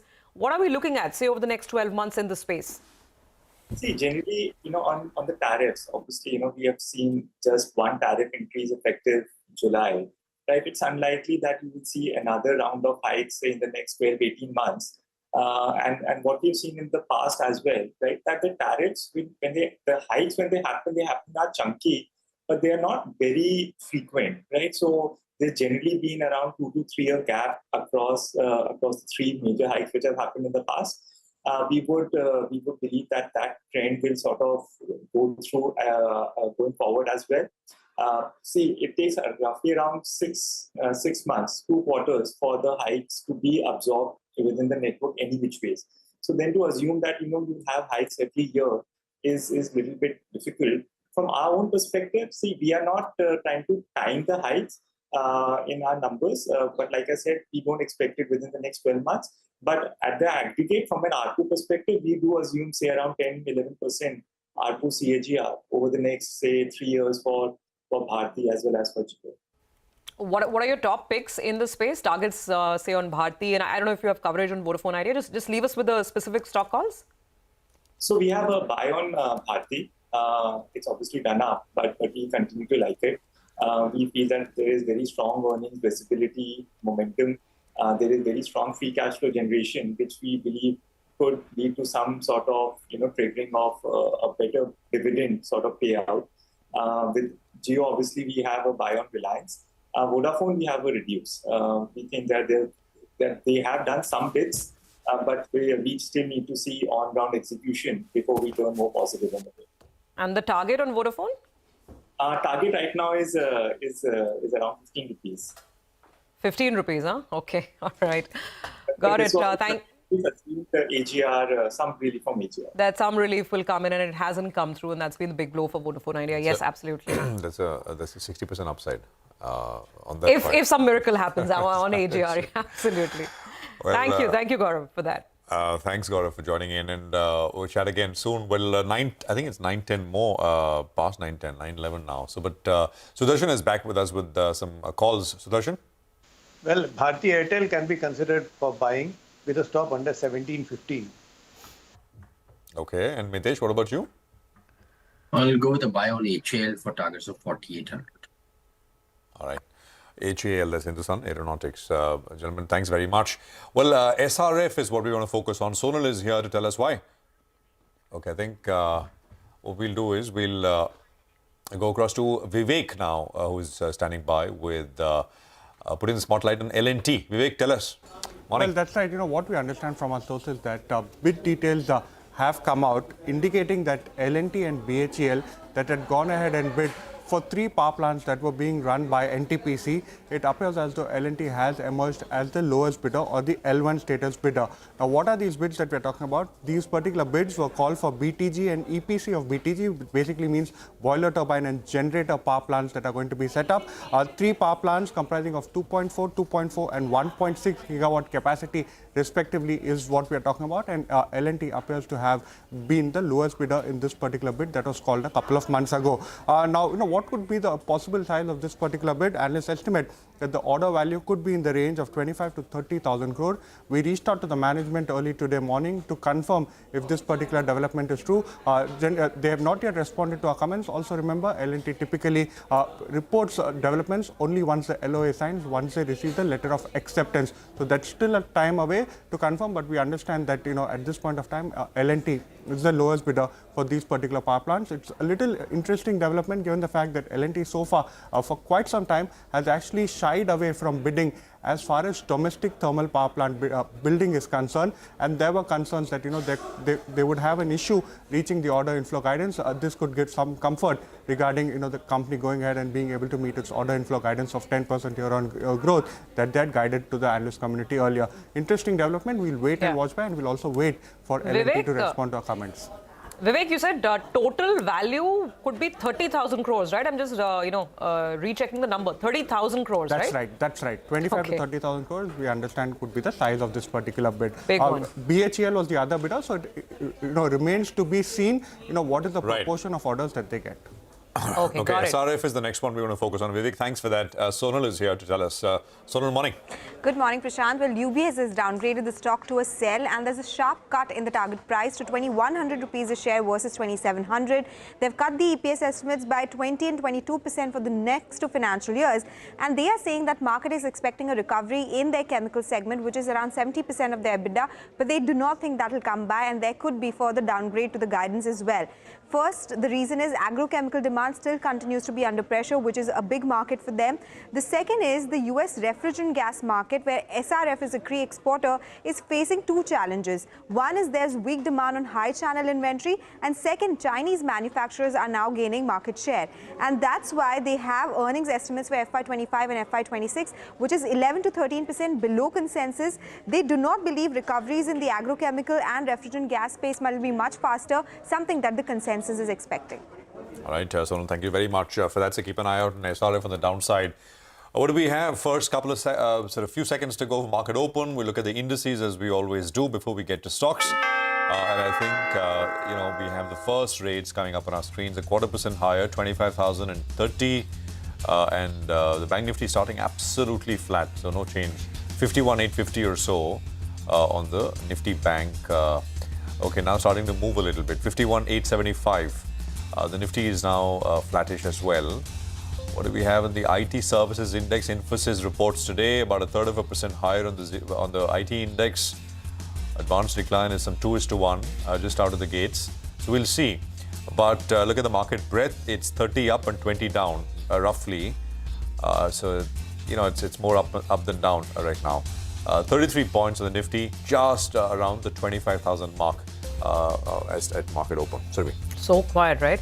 Let's take a look at some of the key movers and shakers. Starting first with L&T, the stock that Vivek just put on our radar. That's a big one. He's talking about orders from NTPC for these boiler generators, a traditional segment that L&T stayed away from. The value could be 25 to 30,000 crores. So L&T is up about 1%. Infosys is approaching those numbers like a statesman, 1% higher. Hindalco, up and about as well. But the stock of the morning has to be Bajaj Auto. Look at the reaction come through. 7% down. The market has chosen to look at A, the fact that gross margin has slipped, and B, the alerts coming in from the festive season, as Sudarshan was telling us, that the first 2 weeks are not looking that hot for Bajaj Auto. And it's anyway coming off a very, very strong rally. Big cut coming through. Bajaj Auto has taken Hero Moto down with it. 4% lower. There's Eicher down 1.5%. M&M, Maruti, that's the big story of the morning. Auto is skidding and sliding in a big way. Let's see if this stabilizes. The other weak hands include an HDFC Bank, Britannia, Kotak Mahindra Bank, Lever. Some of the consumer and banking names are also on the weaker side. On the upside, like I mentioned, L&T is the one stock. The others include Hindalco, Sun Pharma, and Reliance. Remember, we were talking about this. Nigel also mentioned it. I also highlighted how the bonus issue could keep things excited for Reliance, and that's exactly what's going on. 1% up. So it's interesting, Nigel. I mean, between Reliance, ICICI Bank, and Infosys, it's a nice counterbalance, because otherwise there's a massive slide on the entire auto pack. Well, that's right. Because the two-wheeler makers are all under pressure post Bajaj Auto's numbers. You have Hero MotoCorp is down 4%, Eicher Motors as well as down close to around 2%, and TVS Motors as well as down close to around 3%. So Bajaj Auto's commentary has made all these three two-wheeler majors a little bit nervous. Well, the one that's doing well is L&T. Vivek had told us about that source-based information. I'm looking at a sales note as well that came in early this morning that concurs with that with regard to Larsen being L1 in a couple of bids out there. The total size could be 25,000 to around 30,000 odd. Emphasis, that's the one that's flying away. As I mentioned earlier, there were some shots that got crept into the system yesterday towards the end of close. And the numbers ain't that bad. In fact, the commentary was quite good. So that's why that stock is up close to around 4%. The other one we pointed up earlier today was Nalco. So irrespective of what's happening in the metal pack, Nalco is doing much better. Alcoa's numbers were very, very strong. And the commentary they made was particularly on the alumina business. And the alumina global markets are in deficit and holding at around $600 per ton. That's good news from Nalco because it's a direct beneficiary on that front. So that explains why that's one of the top gainers on in today's session. SRF, UBS downgrade is plaguing that one. 2.5% lower. So a flattish start, Prashant. Absolutely. And, it's on the index, it's not very much, right? It's just about 10-12 points down. But, where have we seen a 8% cut in Bajaj Auto, right? I mean, that I think is straight off the bat, the big one. And it's, by the way, it's coming down on volumes. It's the number one volume traded loser on the NSE. And the number two is Hero MotoCorp with that 4% cut. And the number three is M&M with a 2% cut by volume, sorted by volume. So this is quite something. Now, I'll just, TVS, by the way, is also not to be left behind. TVS is down 4% and it's within the top 5 volume ranks on the downside. So, yeah, I mean, the entire auto space coming in for some serious selling. Now, KEI lost about 5-6% yesterday after numbers where the management is down another 4% today, this morning, 41.95 on KEI. Trent was down 4%. Trent, by the way, on the Nifty was a top loser. Trent is down another 1.5% this morning. Eicher, okay, another auto name. So Eicher is down about 2% as well, 45.82. Polycab is down about 1%. So this is some of what is starting lower with the volumes. On the upside, I mean, Emphasis we did highlight, but look at CRISIL go. CRISIL is up 8%, 7%, and it's the number 2 volume-led gainer coming through straight off. So 51.30 or so on CRISIL and large volumes to back that up. SW Solar has been coming off the lows. I mean, the recent low was 550, already left off at about 610 yesterday. Like yesterday, it's starting 2.5% higher, but we'll see. Yesterday, of course, ended limit up 5%.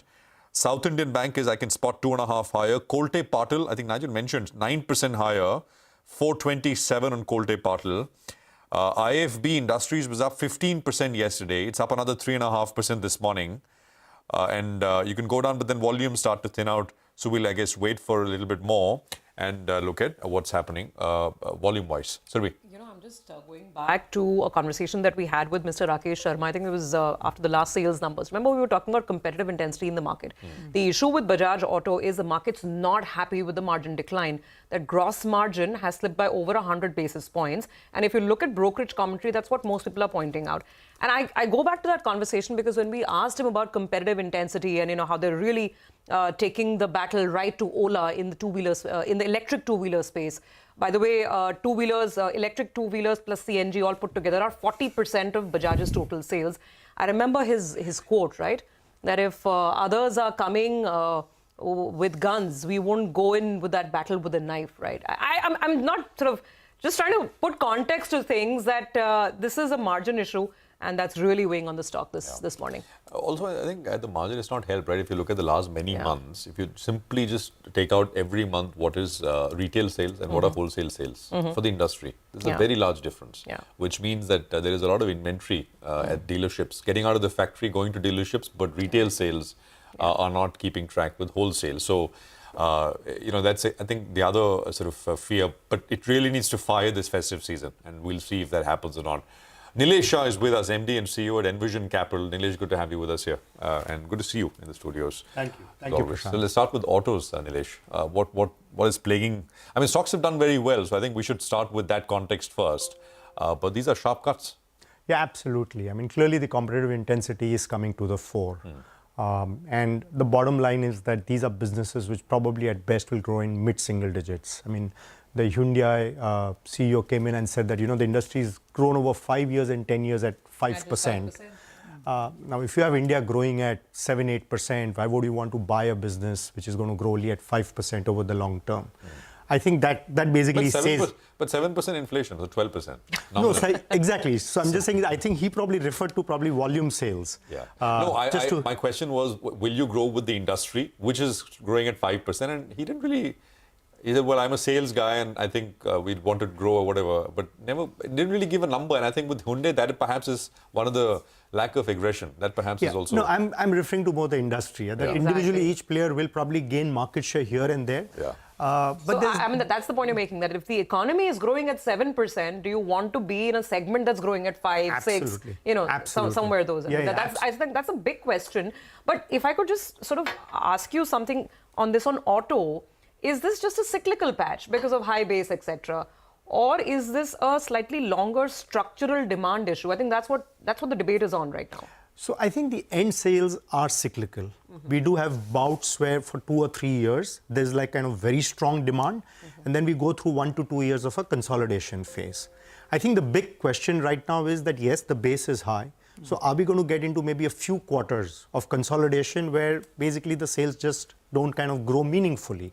And that gap between wholesale and essentially the retail sales, that's going to take some time to kind of get bridged. And I think that's the challenge which the entire industry and the OEM pack is going to face. So I think one has to be very cautious, careful, watchful. Hi, Nilesh. Good to have you in the studio. Nilesh, tell us, what about the IT numbers? You know, TCS, the numbers were a little bit somber, but the street looked through that. You know, there are other numbers that the street is waiting for. Today is going to be a big day because you have Infosys that comes out as well. And as we speak, Mphasis is up close to 5%. What is your reading of the results that we have got from the tech pack so far, and how do you approach these stocks? What do you like? So I clearly believe, Nigel, that in the IT services pack, there's going to be huge divergence between the large caps or the big boys and the smaller companies. I mean, like TCS, Infosys, I think they'd probably grow at best low single digit, mid single digit. You're not going to see growth beyond that. And then you kind of move over to essentially the tier 2 companies, tier 3 companies, specialized players, niche companies. We had a software products company which came out with its results two days ago. They grew revenues 20% and their earnings grew 50%. That's the divergence. And when you have that kind of a divergence, it just essentially is going to remain challenging for the large cap names. No matter what you talk about AI coming in and all of that, but that's going to take many, many quarters or years probably to play out and add meaningfully to them. So I clearly think at this stage, I think the large caps are a big avoid. You essentially should not be there, especially if you're looking out for those absolute returns. You're not hugging the benchmark. And you probably are better off being in the tier 2, tier 3 names. Any names you want to share with us from the mid-cap names? So we've been owning LTTS, Newgen Software. These are kind of names, Oracle Financial Services. These are the kind of names that we own. So obviously, of course, that's the disclosure. And so I think these are some of the opportunities one should kind of keep looking at. And I think Newgen was the one that came out with a good set of numbers with regard to the growth that you spoke about. I want to ask you about two large cap names, and they've been not batting together, so to call it. One is HDFC Bank and the other one is Reliance Industries. Now, if the index needs to move up, we need both of them to bat together and stitch a good partnership, which hasn't been happening of late.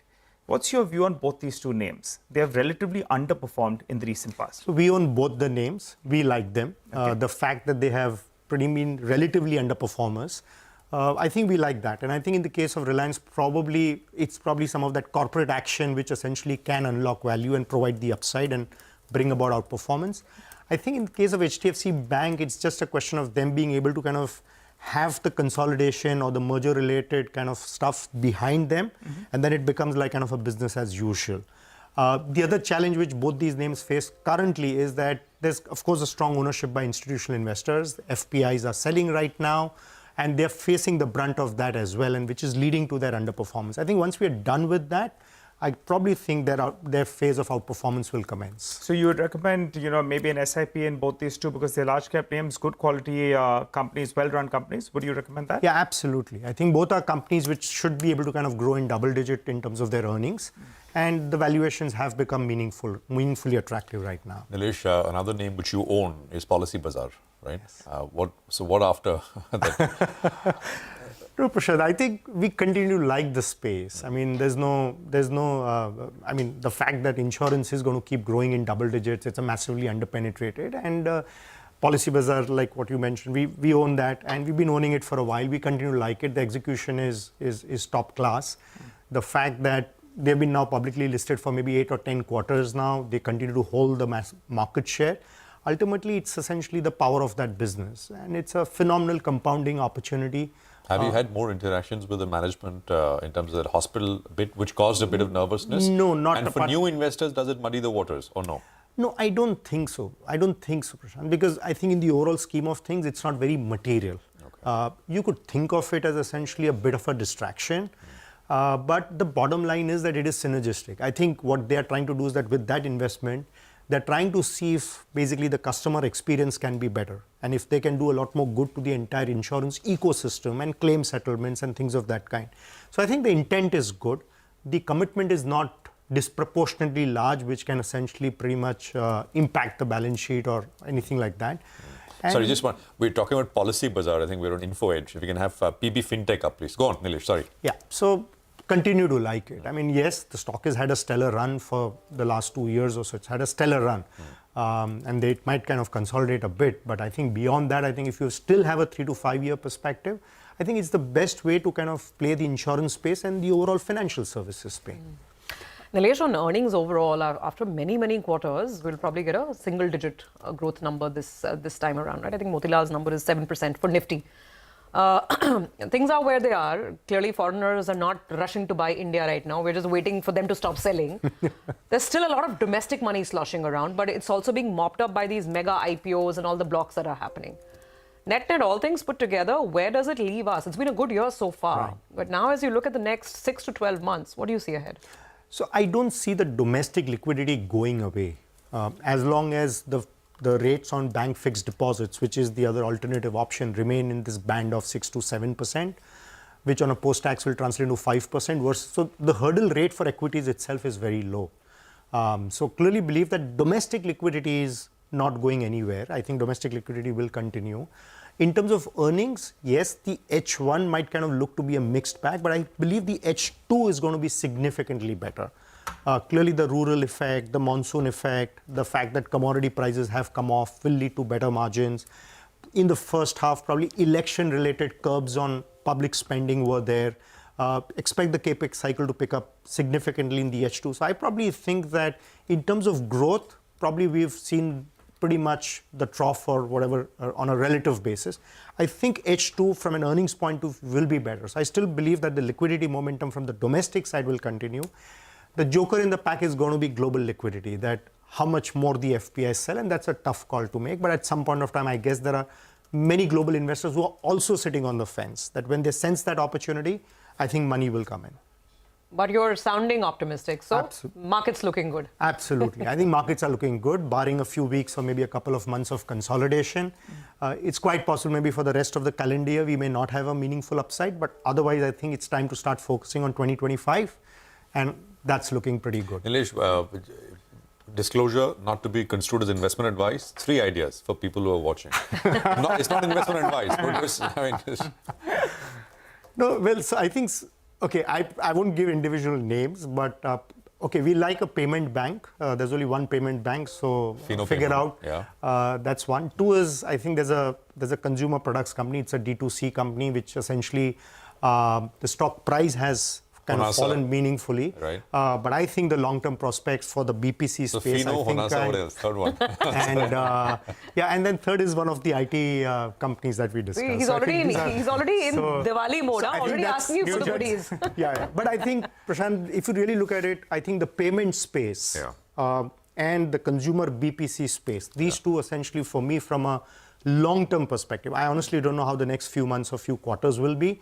But from a 3 to 5 year perspective, I think these, to us, look to be very outstanding opportunities. Well, we appreciate you joining in, Nilesh, and giving us your take on the markets as well as on all the individual stocks and sectors that we discussed. Wishing you a good day ahead. Looking forward to chatting up with you. Thanks. Thank you. Bye. Well, let's focus on the stock of the morning, though. Bajaj Auto, well, they delivered margins yet again above 20% for the 4th straight quarter. But to understand what went on in the past quarter, well, we have Mr. Rakesh Sharma, the Executive Director of Bajaj Auto, who joins us. Hi, Mr. Sharma. Thanks a lot for joining in. Well, the street has given its verdict with regard to the numbers. But how would you analyze and what's your take on the past quarter's numbers?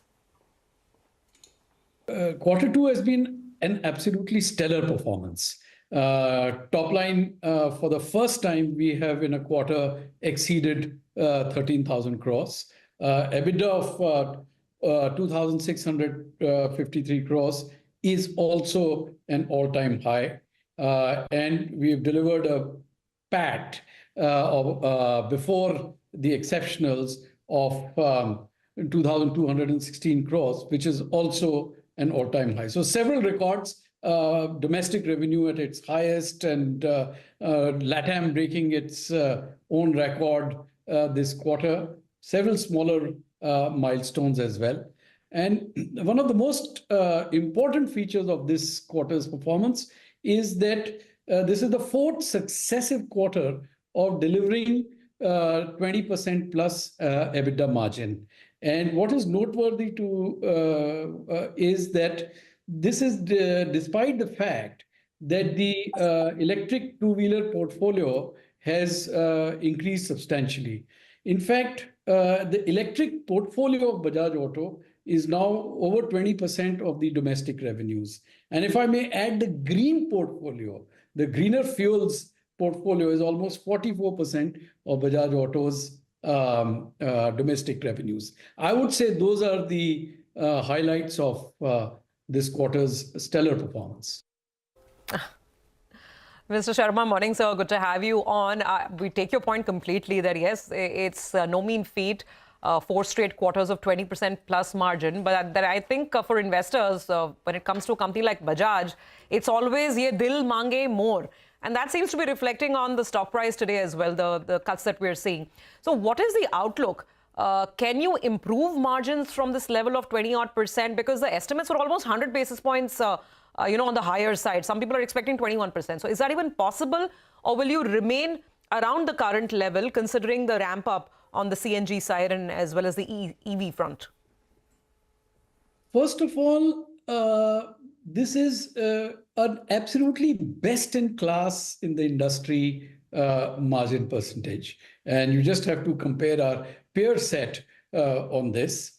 Number 2, like I just said, the 20% plus margin has to be viewed in the context of the substantially growing electric two-wheeler portfolio, which we are very, very happy about, but which is margin percentage dilutive because it is obviously much, much below the average margin. And the ability of the company to continuously expand the electric portfolio and still deliver a net margin of 20%, I think displays very robust and dynamic operations control and management. Got that. Now, sir, if you can specifically give margins for the EV portfolio at Bajaj and put that into context. Well, we don't dive into segment-specific margins, but I can tell you they're obviously not at an average level. They're margin dilutive for the company in the case of two-wheelers. But having said that, I can also say to you that the electric portfolio, which combines both two-wheelers and three-wheelers, for Bajaj Auto is now more than break even, it's margin positive. Well, talking about exports, so while you mentioned that export revenue has seen double-digit growth in the past quarter, but you also highlight that Nigeria still remains a concern. By when do you see sales turning the corner out there? Well, Nigeria situation is recovering very smartly, but it is fragile because its macroeconomic conditions are such. The currency, as you know, has devalued by almost over 50% in the last 9 to 12 months. And that is the thing which is causing a lot of fragility. But having said that, I must tell you that in April, we retailed 5,000 motorcycles in Nigeria. And we used to retail 50,000 in a normal year. By quarter one, these retails had increased to 15,000. And in September, we've retailed 25,000. So, of course, they're still below what was Nigeria's peak. But if you look at the last 6 to 9 months, there has been a steady rise. We think this rise should continue. But because the underlying macroeconomic conditions are uncertain, we are only cautiously optimistic about Nigeria. Okay, now let's get to something which the market really wants to understand, Mr. Sharma. Festive demand, right? How has demand been, if you can quantify it with numbers, how has demand growth been so far in the festive season? What we understand from dealers is that it started on a strong note, especially for two-wheelers, but how strong is the question? Go on, sir. Well, if you look at the last few months, the demand for two-wheelers had finally got out of the negative zone into a positive zone, leading us to believe that, the festive should be, let's say, 6 to 8%. But just in the pre-festive, we had started to see some weakness. And I would say that the first half of the festive has been slightly below expectations. There is growth, but very marginal growth in the industry. The 100cc bottom half segment is, as per Vahan registrations, negative. And the 125cc plus segment is positive. But put together, the industry is at 1 to 2% growth in the first 15, 16 days of the festive. But having said that, the pattern nowadays, we've been seeing in the last couple of years is that even the last couple of weeks can sometimes be surprising. And therefore, we have to wait for the festive to get over. And festive really gets over by first week of November after Chhath Puja and all that. And it is only then that we will know. But just from a number point of view, in the first half of the festive, I would say it's slightly below expectation. Okay, got that, sir. And I think that also explains the kind of reaction we're seeing on the stock today. It is a bit of a knee jerk, but that number, like you pointed out, just 1 to 2% in the first 15 days. That is something the market's not liked, and therefore we're getting a very sharp reaction. Given the run-up in the stock price, the market adjusted a lot of things, of course, beyond just business dynamics. Thank you, sir, very much for joining in. It's been really good listening into you. That's a very helpful perspective. Thanks for joining in, and we look forward to future conversations as well. Okay, that's a stock down about 8.5%. Now let's turn the spotlight on L&T Tech Services. We have Amit Chadha, MD and CEO of L&T Tech, joining in to talk about the quarter gone by. Now, for the company, while growth bounced back in a pretty meaningful way in the second quarter, the question really is on the 8 to 10% revenue guidance. You need to do at least, I think, 4.5 to as much as 7% growth for the remaining quarters to achieve your guidance. So are you still confident? What is the visibility? And are you confident that you can achieve those numbers? First of all, I am excited about 2 or 3 aspects as we stand today. One, we've gone ahead and announced our ambition to create $3 billion segments.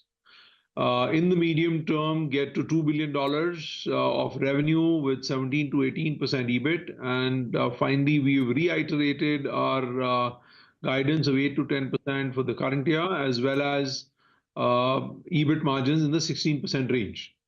Now, if we look at, if you remember last quarter when we talked, there was a lot of worries that will you be able to come back in Q2 onwards, etc. And we had told you that we do see a pipeline that's about 2x of what we had last year. We do see closures. So we've delivered near 4% quarter on quarter. Yes, the EBIT was slightly down. However, the PAT was up. And to be noted that we had said that we will be investing ahead of time in sales and technology in the first half of the year. And the second half of the year is when you start seeing the improvement in that. And therefore, the trajectory improves from there on. And therefore, we are comfortable in where we are in terms of deal closures, start of work that we've had, etc. In fact, sustainability grew at about 6.5% quarter on quarter. Mobility grew 5% quarter on quarter, and tech grew 1%. Next quarter, I can confirm to you that tech will grow much faster. Sustainability will continue to drive growth, while mobility may be a little muted. So we are comfortable at this stage with our guidance that we have given, and we continue to work on this as we move along. Hi, Amit. Well, I want to probe you a little bit more on the margins. So is this EBIT margin guidance of 16% exit margins? That is it Q4? Or will it be the average for the full year? Also, there is a wage hike, right? Effective 1st of November. What kind of impact will that have on your margins? Sure. So number one, I'm reiterating 8 to 10% growth in revenue for the full financial year of FY25. I'm also saying 16% EBIT levels. So it may be 16, it may be 16 odd X as we end the full financial year, which obviously means that as we go forward into Q3 and Q4, the trajectory will improve and go up as we see it. So the exit EBIT range will be higher than where we started. In terms of wage hikes, we have announced wage hikes effective 1st of November for our staff worldwide. And we have taken into account the impact of this.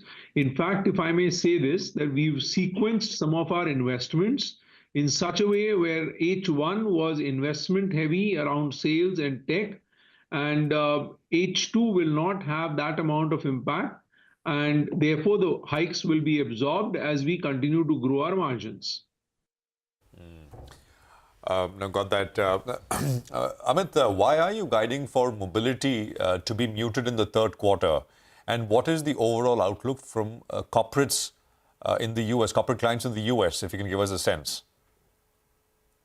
So I'll answer corporates first. So with the rate reduction happening, we are starting to see momentum for people like us in the sustainability segment for sure.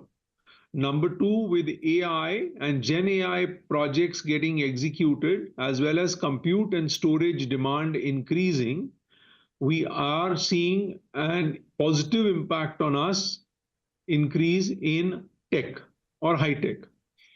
MedTech for us has finally returned to growth trajectory and continues to do well with Quora as well as digital health platforms. Now, when we look at mobility, the reason we have grown 2 successive quarters is that we've invested in building relationship with OEMs across US, Europe, and in Japan that is helping us in terms of growth around software-defined vehicles, including the LTTS iDrive that we have recently launched.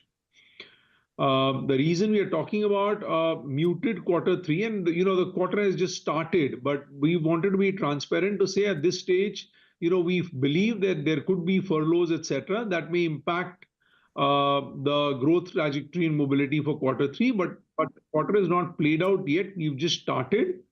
More to be said, a lot to be done, and the quarter, let's see how it plays out. Sir, let's talk a little more on those demand trends. I know the headline is that you will deliver 8 to 10% revenue growth this year, but when it comes to discretionary spends, specifically in the US, what is the sense you're getting? Because in the conference call, you indicated that some projects are getting delayed and maybe that's an election impact. Can you elaborate on this? Sure. So I'll provide you with some qualitative, commentary, if I may. See, if you look at the elections, without getting into the politics of it, there could be a change in strategy and direction around hybridization, electric vehicles, ICE engines across US and Europe, based on how the policymakers decide to take things forward. That will have an impact on spends and design cycles in the future. They may not impact Q3, they may not impact Q4, but overall, if there is a shift, it will have an impact on the kind of work that you're doing and the investments that you will need to make. So that's number one. Number two is we don't know where the tariffs will go and what will be excluded, what will be included, and therefore there is a supply chain change that will happen. And I'm not saying disruption, I'm saying change that could happen. That will again impact fortunes of companies and therefore the downstream work that we execute. So given all that, we've seen a little bit of questions being played out, but some of these deals we are talking about are significant in terms of our size, and as they happen, we will announce them. And we'll engage and we'll let you know about it. But we are fairly comfortable at this stage where we are. In fact, there's a significant technology partnership that we had hoped to announce that could come out next week. So all that playing out together, we're fairly comfortable in where we are at this stage. Got that, Amit. But some of the deals which got delayed are significant in size for your company. Will it not hurt your growth outlook? No, because these were supposed, the two I'm talking about were supposed to anyway start in January, so it's not impacting us right now. And that's why I'm saying that, it's okay for it to take a little more time to decide because you've got that leeway. Amit, you started by reaffirming medium-term outlook of $2 billion of revenue with margins of between 17 and 18%. Will you be able to put a timeline in terms of what constitutes medium-term? We are not putting a timeline to it right now. Internally, we do have a timeline. And as we progress forward, we will provide you a timeline. Just that, give us a little bit of time. Okay, fair enough. What about early indications of FY26? I don't know if it's too soon to ask that, but in general, are you getting the sense that once the politics is out of the way, the election's done in the US, and will FY26 be a better year than the current one?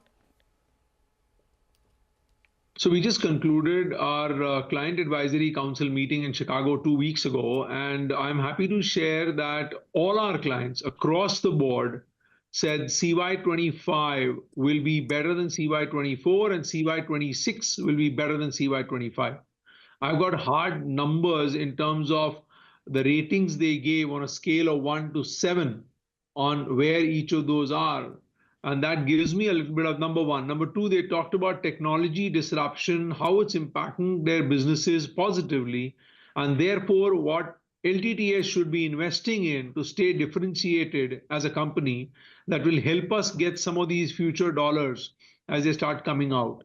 And again, these were within the scope of our activity. One thing I didn't talk to you about is that we've rebranded the company around purposeful, agile innovation. And the whole idea around that is to be able to be dynamic as the client situations change and be able to respond very quickly and be able to innovate faster and help our clients better, providing inclusive growth for all stakeholders.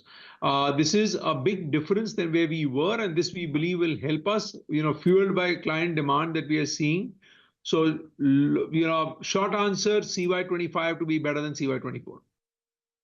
All right, let's talk about inorganic growth. Are you looking at any acquisition in the next 12 months? Yes, there are. We actively continue to pursue M&A pipeline. In fact, there's a dedicated team, not just of bankers, but technologists working on this at this stage. Let's see what we can close at the right valuations and right fit and come back to you. We will look for something in the hyperscalers in the automotive sector, and we will continue to keep you engaged in that. All right, we will leave it on that note. Thank you very much for joining in and giving us some perspective on the business today. That was L&T Technologies. We'll take a quick break right now. Up next, our special segment, Quarter Say Quarter, coming up. We get you the expectations from the chemicals segment in the second quarter.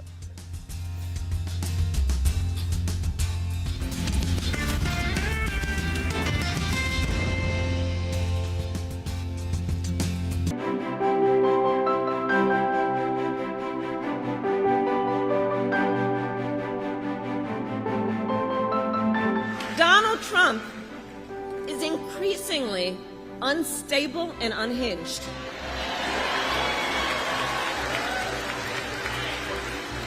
And he is out for unchecked power. That's what he's looking for.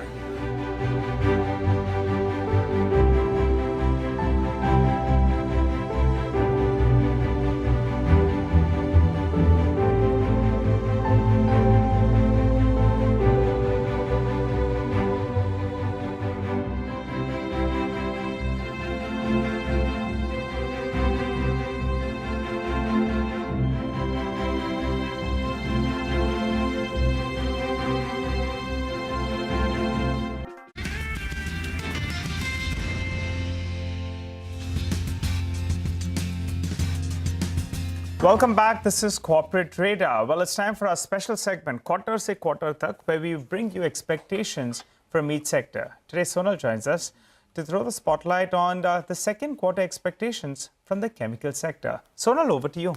Thank you so much for that. Well, it's going to be another subdued quarter for the specialty chemicals players as the demand scenario has not yet improved. In fact, especially in the agrochemical end user industry, that's where we continue to see big pressure. But do remember, YOY base is low for most companies, so that number will look slightly higher.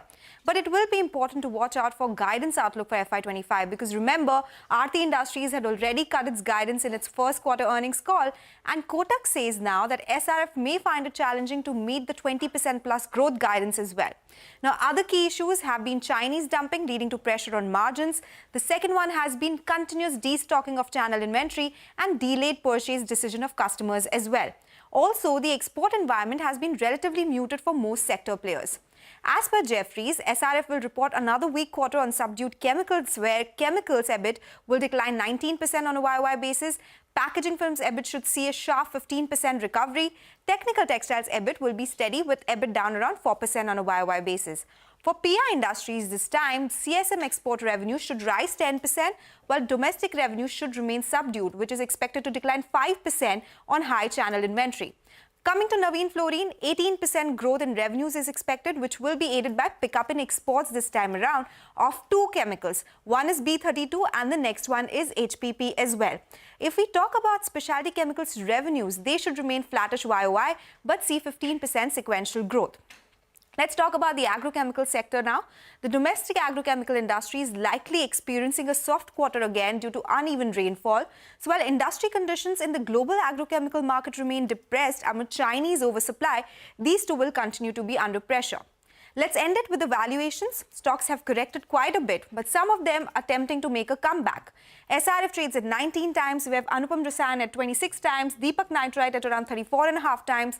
Gujarat Fluorochemicals is expensive. The stock has been doing well. Valuations have been around 45.5 times. Aarti Industries at 27 times. And Navin Fluorine is trading at 35.5 times. Okay, all right. Thanks a lot for that, Sonal. Well, let's get in Ranjit, the Vice President of Research, Agri-Chemicals and Midcaps at IFL, who joins us on the show. Hi, Ranjit. Good morning and good to see you as always. What are your key expectations from the past quarter and the way ahead for the chemical space? Yeah, thank you, Nigel. Good morning. As Sonal kind of clearly said, we are expecting a divergent trends for the chemicals. So we put that into 4 different buckets. The companies that have a higher exposure to the global agrochemical space will definitely see the pain continuing. The domestic agchem space is what we are seeing a bit of a momentum fizzling out. The plentiful rainfall that we have seen this year has led to a bit of a skipping of sprays by the farmers, and that is what the consumption has been a bit subdued. On the discretionary sides, there have been divergent trends as Aarti Industries withdraw the guidance, but we do see the other chemical companies like Atul should continue to deliver a good numbers on a YOY basis. Coming to the bulk PVC pricing has kind of a corrected quarter on quarter, so that will have its own bearing on the companies, while phenol spreads have been largely stable. So that should kind of lead to a stable earnings by Deepak Nitrite. So overall, it's going to be a mixed trends. We are not yet seeing any meaningful improvement on the recovery part. So we have been maintaining the cautious view on the chemical space. So that states, but it's going to be a more of a bottom approach for at least for next 6 to 12 months before we are likely to see a bit of a structural turnaround. All right, so it could be stock specific then. If you have to call out a couple of positive surprises that we could brace ourselves for, which ones would they be? Which are the stocks in focus that could surprise positively? For the 2Q, we do expect a bit of an outperformance coming in from companies like Atul and Deepak Fertilizers, where we see the base being favorable and the end dynamics have kind of an improved for these 2 companies. All right, Ranjit, Atul and Deepak Fertilizers. All right, we keep an eye on that. Oh, Sudarshan Chemicals, big deal is what they announced, I think just on Friday. Right. What is your view on the deal and your view on the stock post this deal? If you talk about the deal, clearly it is optically quite strong. It kind of catapults the company to almost a second largest pigment player. But what we have seen in the past is that the global M&A takes its own sweet time to kind of a turnaround. We do believe that those assets, at least specific in Germany, are under stress. And to that extent, making a turnaround would be to that extent challenging. We have heard from the global companies like BASF and the European companies that competitiveness of the Europe as a region has been kind of a waning out. So it would be interesting to see how Sudarshan would be able to kind of turn around those assets. So it's going to be a tough road ahead for them. If they are able to pull that off, then yes, there would be a value in the stock. But we do believe that it will take a bit more time for them to turn around that. Okay, all right. So you have given us your earnings surprises that we're looking at. Just hold on to that thought, Ranjit. We have some news that's coming in there from industry sources. They say that city gas companies could raise prices after the 20% cut in APM gas allocation. So they are talking about another price increase if in case that allocation goes down for them, then they'll have to buy from the spot market. And because of that, they're saying that there could be a probability that they go ahead and increase prices by around 20%. I think we should get some of those flashes up for you on the screen. So the street was fearing that there could be a cut in allocation. Now industry sources indicate that the CGD players, they are saying we are going to go ahead and increase prices itself by close to around 20%. So that's the source-based information that's coming in there. MGL, IGL and Gujarat Gas, I think the last few sessions, they've been a little bit nervous because of the cut. But now as we speak, I think IGL as well has almost moved into the green. So big up move is what we're seeing from the low point of the day. Sapna's the one that's bringing us this information. She'll join in and run us through that, and maybe Sonal will join us for a quick analysis as well. Nigel, just 2 points. One is the fact that, so price increases to offset the higher prices. Allocation. So maybe the fear was that maybe demand will take a hit. So if prices go up by, I think, in rupee terms, about 4-5 rupee price increase, right, is what was being expected. So maybe some demand hits or, demand for CNG goes down. So that's why stocks were a little nervous. But second, and I think more important, is that if you look at estimates, global estimates, LNG, there is expected to be a gas glut globally into 2025 onwards. So if you look at forecasts for what LNG prices are going to be, I mean, they are way lower. So, will it be as low as $6.5, $7, which is where APM prices are? We don't know. But, it's a very cyclical market dependent on incremental supply.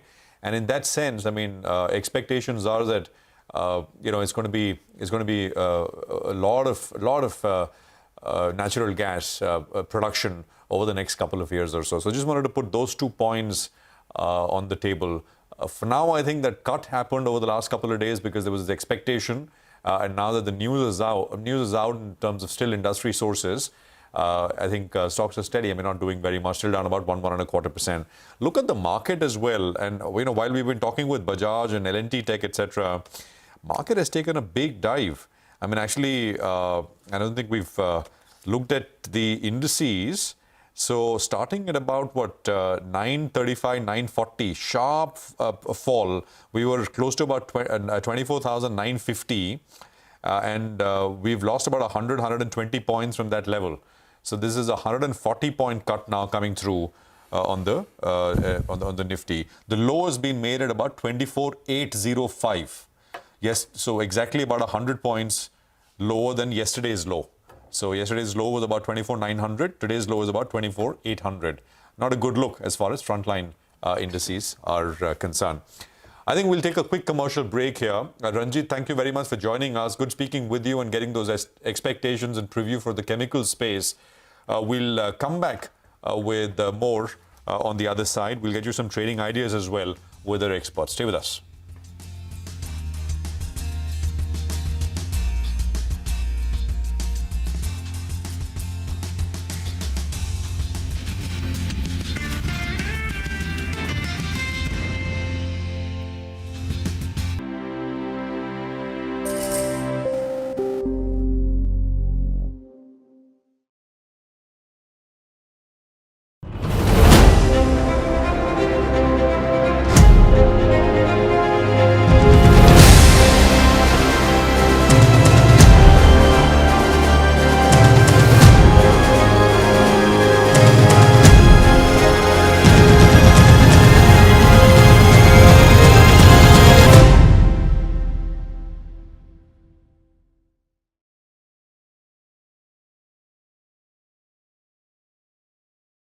Well, we already run the Center of Excellence for Animation, Visual Effects and Gamings in the state of Karnataka, which is churning out a lot of startups with original IPs.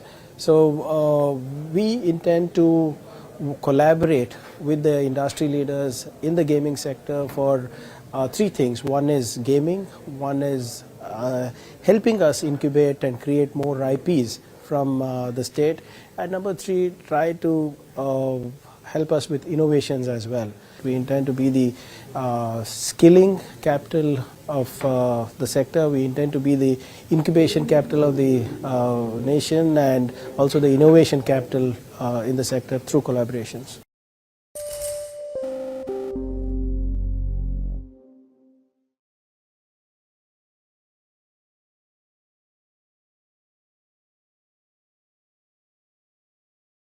A label because we have done few changes in cash delivery, and we have started charging on non-cash collateral which customer provide. We charge interest on that. I don't agree that volume would be so drastically lower, because based on kind of an analysis that we have done, total impact on our net income would be in the range of 13 to 14%. But when we come to drop in F&O volume, my estimate would be drop would not be more than around 20 to 22% maximum.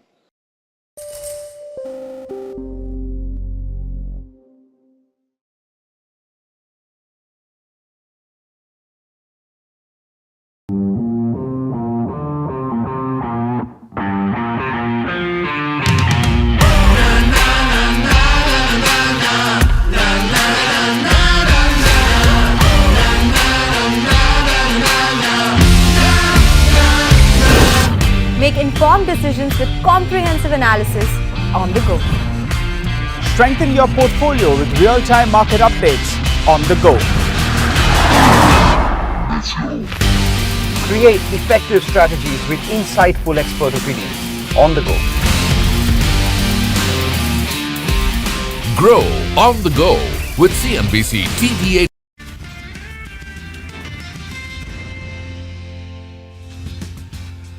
Okay, welcome back. Look at the market, 140 lower. Mitesh is with us. He's been cautious for the last many days. Mitesh, I mean, what does one do now? I was saying that today's low is exactly about 100 points below yesterday's low.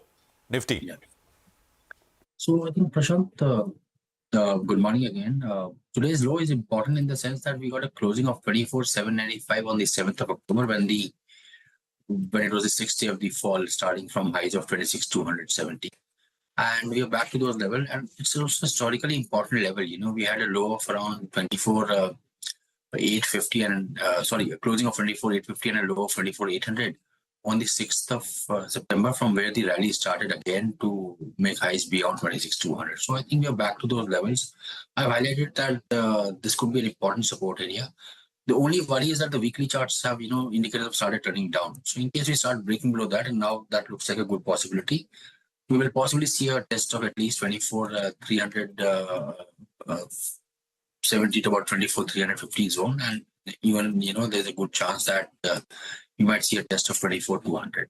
So the outlook is slightly on the negative side. But given the fact that this was a historically important pivot level, I'll take one buy and one sell call here and still avoid the index, though we have some put option positions in the index. But that apart, I think on the stock side, I have one buy and one sell.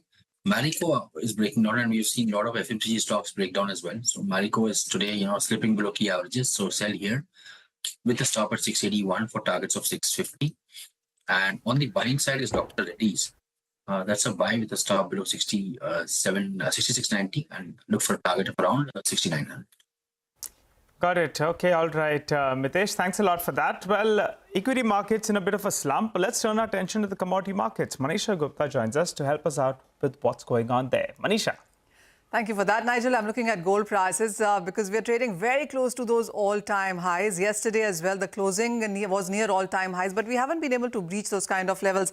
Having said that, the decline in treasury yields to almost one-week lows has been supportive for the gold prices. We also have seen prices hit an all-time high of 26.85. And, an hour ago, we were trading at 26.84. The prices should come on your screens because we're not too far away from breaking those kind of levels there. The support comes in from the fact that you are looking at safe haven buying in case of gold, and with the 29% of gains that the gold prices have put in for 2024, this is the biggest annual gain in last 14 years that gold prices are giving to you. Well, the support comes in from various factors really. One is the fiscal instability that the global markets are looking at. Second is about the safe haven appeal. Third, it's about the geopolitical tensions that we are looking at. And then it also is about de-dollarization because various global central banks have been buying quite heavily into gold.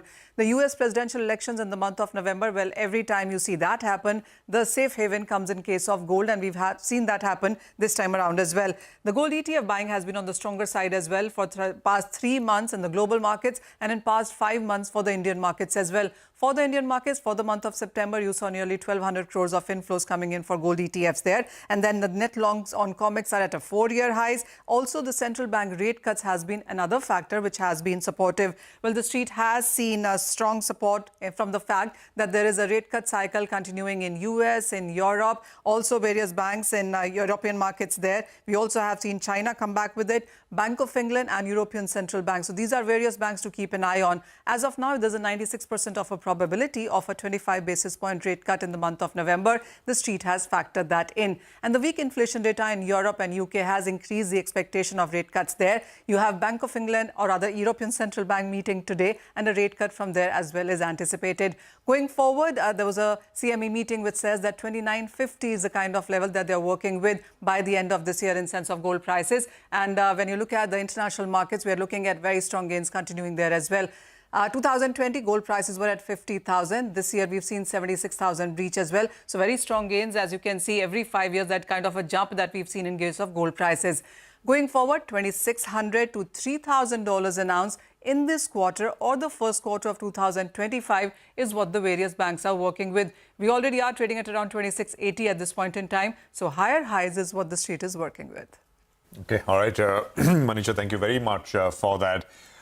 So commodities in focus with Manisha as always. Colte Patil, the stock is strong in an otherwise weak market. Sonal is here with the quarterly update. Sonal. It's a strong update that the company is given, and that is what the street seems to like. It's a YOY growth both on volumes and sales, where volumes are up 5% on a YOY basis. Sequentially as well, the numbers are looking good. Sales value is up 22% YOY, 8% sequentially to come in at 770 crore rupees. Collections are up 16% YOY and are down 10% sequentially to come in at 550 crore rupees. Even the first half of the year looks good. Volumes are up 4%. Their sales volumes value has gone up by 11%. And the company says that while they have done sales of around 1,500 crore rupees in first half, they're confident of their pre-sales target of 3,500 crore of FY25. That means most of the launches and sales will come by in the second half. So looking good for Colte Patil. All right, Sonal, thank you very much for that. Well, time for a quick break here. On the other side, our special segment, it's the economy. Lata will get chatting with Ramesh Chand of Niti Aayog to discuss the recent CPI data which came. Stay tuned.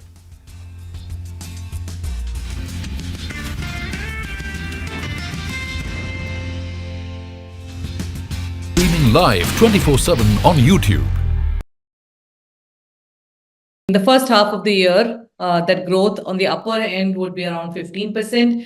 We are revising it to say growth for the full year FY25 should be in the range of 18 to 20%. The reason why this gives me the confidence level is the first half of the year on a WRP basis, we grew very well at about like you said, 28%. APE basis, we grew by 31%. Whichever way you look at it, very good levels of growth. Beat both the industry, overall industry and the private sector very, very comfortably. Market share expansion of 60 basis points. We achieved a watermark of 11% in terms of overall market share of the sector.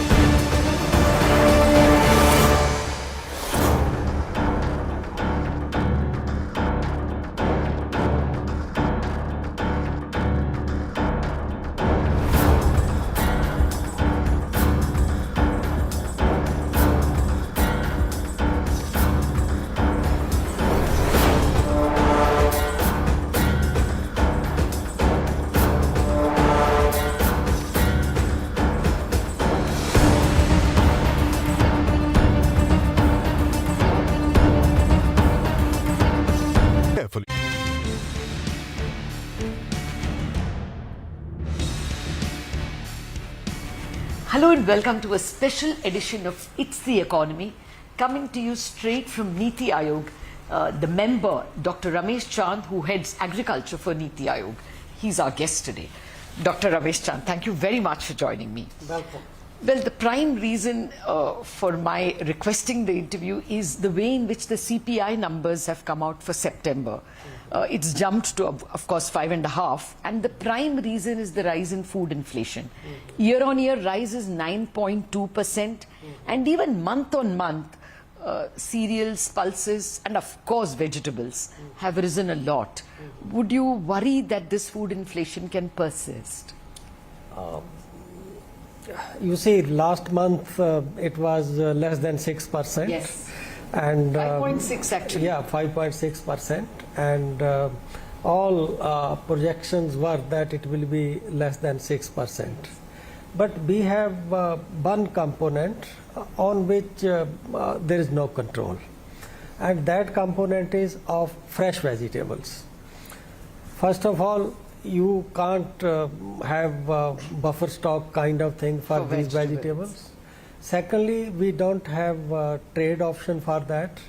And thirdly, the taste and preferences of Indian consumers are so strong for fresh fruit and vegetable that they are not willing to use processed product as a substitute for, say, which is done world over, tomato puree kind of things. Yeah. So these are the reason, and they are highly vulnerable to weather-related things. I suggested to RBI, because they consult me every 2 months before MPC meeting, that right now vegetable index is entirely based on this top tomato, onion and potatoes.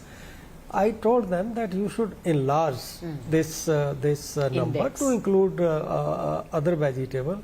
Maybe season wise we need to do that. But it happened in case of vegetable.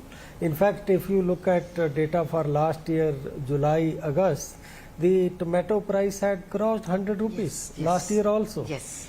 But this year it happened in the late September and early October. It is going out of control. That's true. And it is not that on the ground you don't see response. If you look at area under these vegetables, it is rising.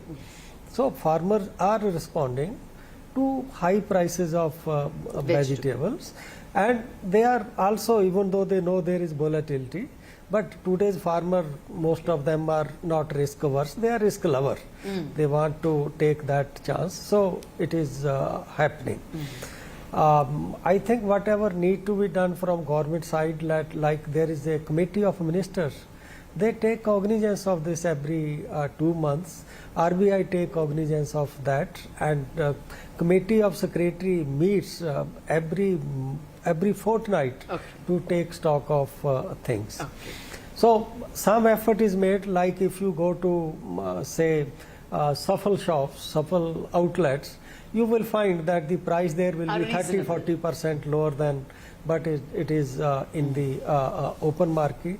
So I would say that the only solution in this kind of thing is active intervention, so that that one component, that whenever there is a genuine shortage, it is exploited by middlemen. It's not that they then don't exploit it. Of course. So then they try to exploit the situation.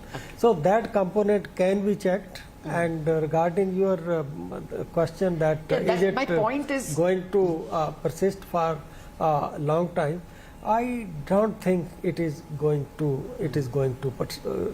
persist. Okay. Yeah, I know. Even the Reserve Bank in the monetary policy said we have to see through this hump.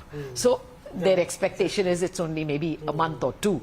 But the worry is, yes, the vegetable prices have risen 3.5% month on month and 35% year on year. But cereals and pulses also have risen about 0.7 month on month or 1% month on month. Now, one thought that because the rains were bountiful, in fact, they were higher than the long period average, cereals and pulses would have come under control. They have accentuated. You think that in case of cereals, much of what you will watch happening in the market is the translation of what we do to MSP. If we are increasing MSP by 6%, 5%, and some little factor adding from markets, make it to 8% and 9%. So, and you know that MSP announcement is made in advance. You do not know whether production will turn out to be better or not.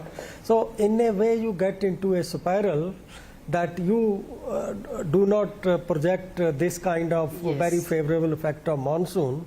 I have never seen in the history of CACP that you have even a reduced price by very small amount from a high level previous years. So if because of shortage, price MSP is given raise in 1 year, that become a base for further rise in next years. And now we have a new formula, A2 plus FL into 50%. I'm not criticizing it, but that formula has led to detachment between what would be open market price and what is MSP in most cases, not in all cases. So you just find that earlier this authority of commission to take cognizance of what is happening in the country, to demand and supply, what is happening in global market, taking into consideration those kind of things, and based on which they used to give higher or lower margin, that is not now in the hand of CACP. It has now become more or less mechanical kind of exercise.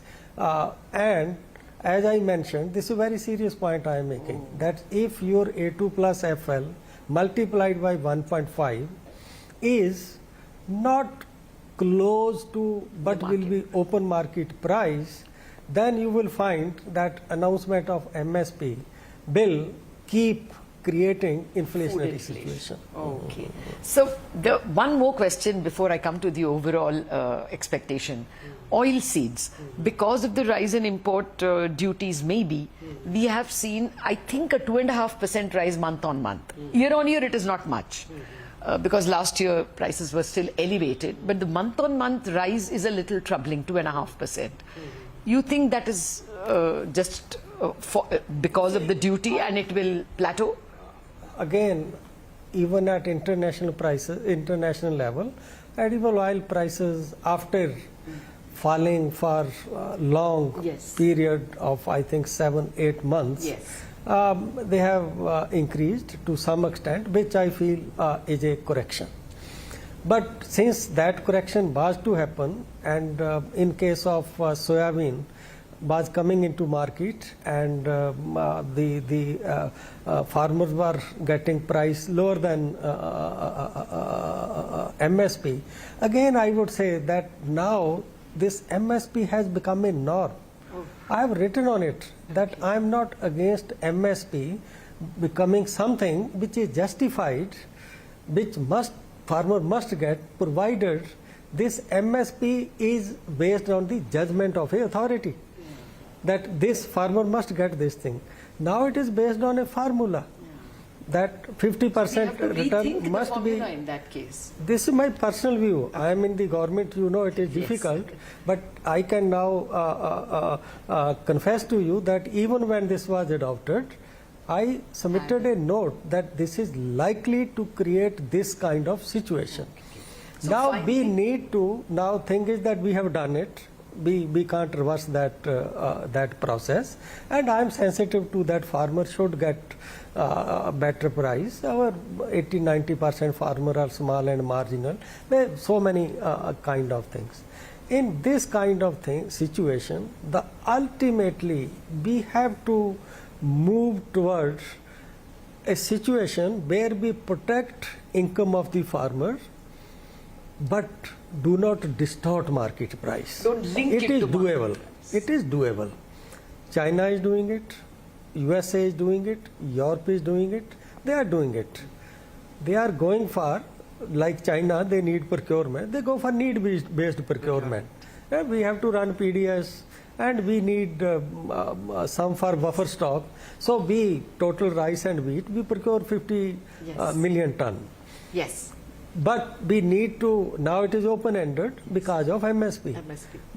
We should move ultimately toward the system of Bhavantar Bhugtan or deficiency price payment to avoid distortion in market price. The reason and the consequence of this distortion are going to become heavier and heavier in future. Now we are facing inflation only. The second consequence will be when your home prices are so high, your export will be affected. And India is moving toward a situation where surplus are expected to rise. So that will become the second victim of this kind of thing. So I think there is now a need to balance between interest of producer and consumer. We need to raise income of the farmers. I support that. But we have to come out with new instrument for doing it. You have to disconnect farmer income from it. That market distortion should be avoided. That turned out to be costly for other sectors of economy. Okay. Just a final question, sir. Do you think this will ebb the food? I mean, it's a more near-term question, not the larger policy that you are raising. Do you think that by, say, December or next quarter, food inflation will come down? Yeah, I feel that what we have witnessed this month is an abnormality. It will definitely, this is my assessment, that it will definitely come down. Okay. Well, then perhaps the pain of the high inflation is short-lived, at least in terms of the headline inflation. But it should also lead to realization that government, even they just look at my note at that time. Yes. They wanted to support farmers. So they said, okay, we will just accept this for sake of farmer. We want to promote this sector. So that thing has happened. After we adopted this kind of thing, you see the increase in income of farmers. My paper has come, agrarian distress. You are not having that kind of situation. But now we need to work on the instrument through which we ensure rise in income of the farmers. This is a very convincing point. It's a topic for another larger discussion. Where, I mean, there should be a national debate on this. Thank you very much, sir, for joining us on It's the Economy. Thank you. I enjoyed your questions.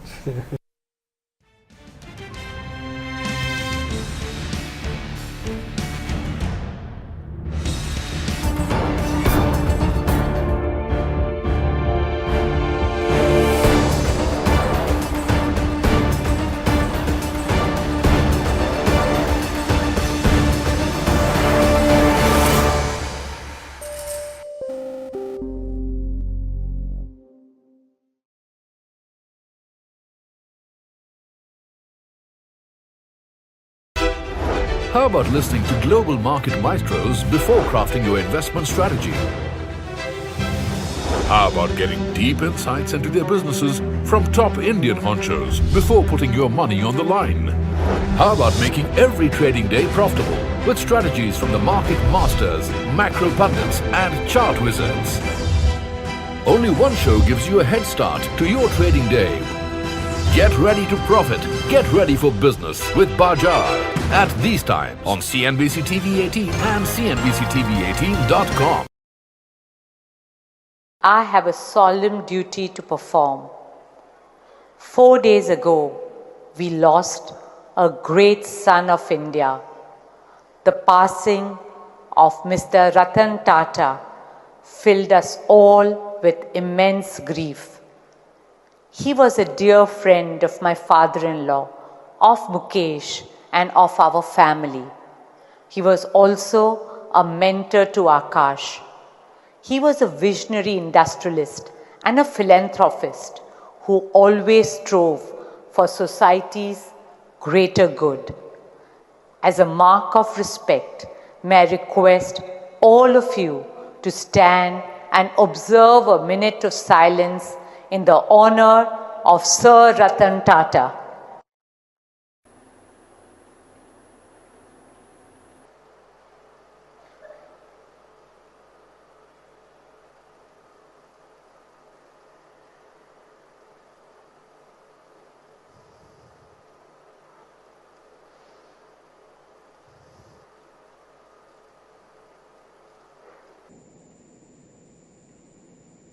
Om Shanti Shanti Shanti.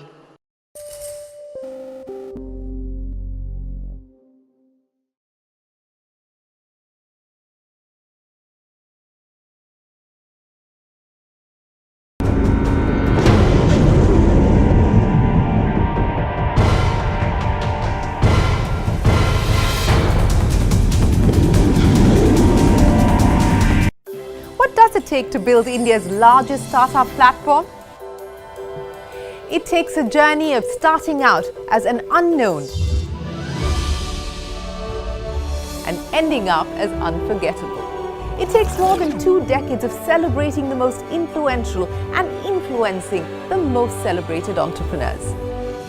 From chronicling the stories of India's startup universe to becoming a success story in itself, as India's longest running show on startups and entrepreneurship, celebrating 20.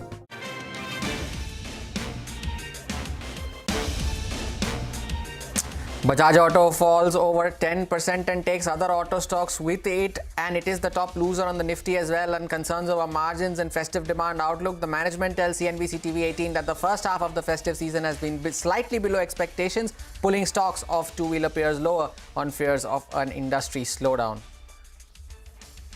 Nalco is higher in trade, outperforming today's trading session following China's housing ministry comments that they will monetize urbanization projects. The stock also rises on tailwinds coming in from aluminium major Alcoa, who posted very strong numbers, and also the commentary on the alumina market was very strong. Rail Vikas Nigam had once surged over 5% but is off the highs of the day after the company emerged as the lowest bidder for a project worth 270 crore rupees from the Maharashtra Metro Rail Corporation. CRISIL rallies close to 2% as it reports margin expansion and 13% profit growth in Q3 as the rating service vertical outperforms. An emphasis is outperforming in a rather weak market because second quarter numbers were better than expectations. The company also maintains its above industry average growth forecast and a margin guidance of 14.5% to 16%.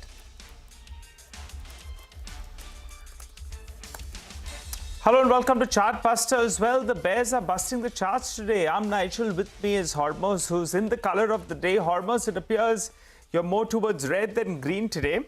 The markets are down. The problem is all the indices are seeing selling pressure.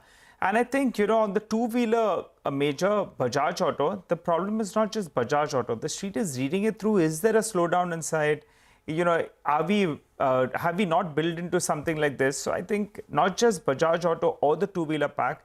The fear is there a slowdown in the economy which has been ignored? That's not the taking everybody along with you is the kind of definition you'd want to see on a stock like Bajaj Auto and the entire auto sector. But yes, the color of the market today is red. It's the weekly expiry for the Nifty. And at the start of the week, we were looking to test higher levels of the range. Now we are testing lower levels of this range. Now nearing 24,800, had briefly slipped below that level as well intraday. Now 24,830 is where the Nifty lies. So the lower levels, the September 9 low of 24,750 and of course the very recent October 7 low of 24,690 come into play. The Nifty Bank too in the red, 1% down now, nearing levels of 51,200, but it is realty and auto that are leading the losses. Okay, all right. Well, let's get a quick technical check then on the market. Sachidanand Utekar joins us. Hi, Sachi. Good morning. Good to see you, Ben. Sachi, what would you do?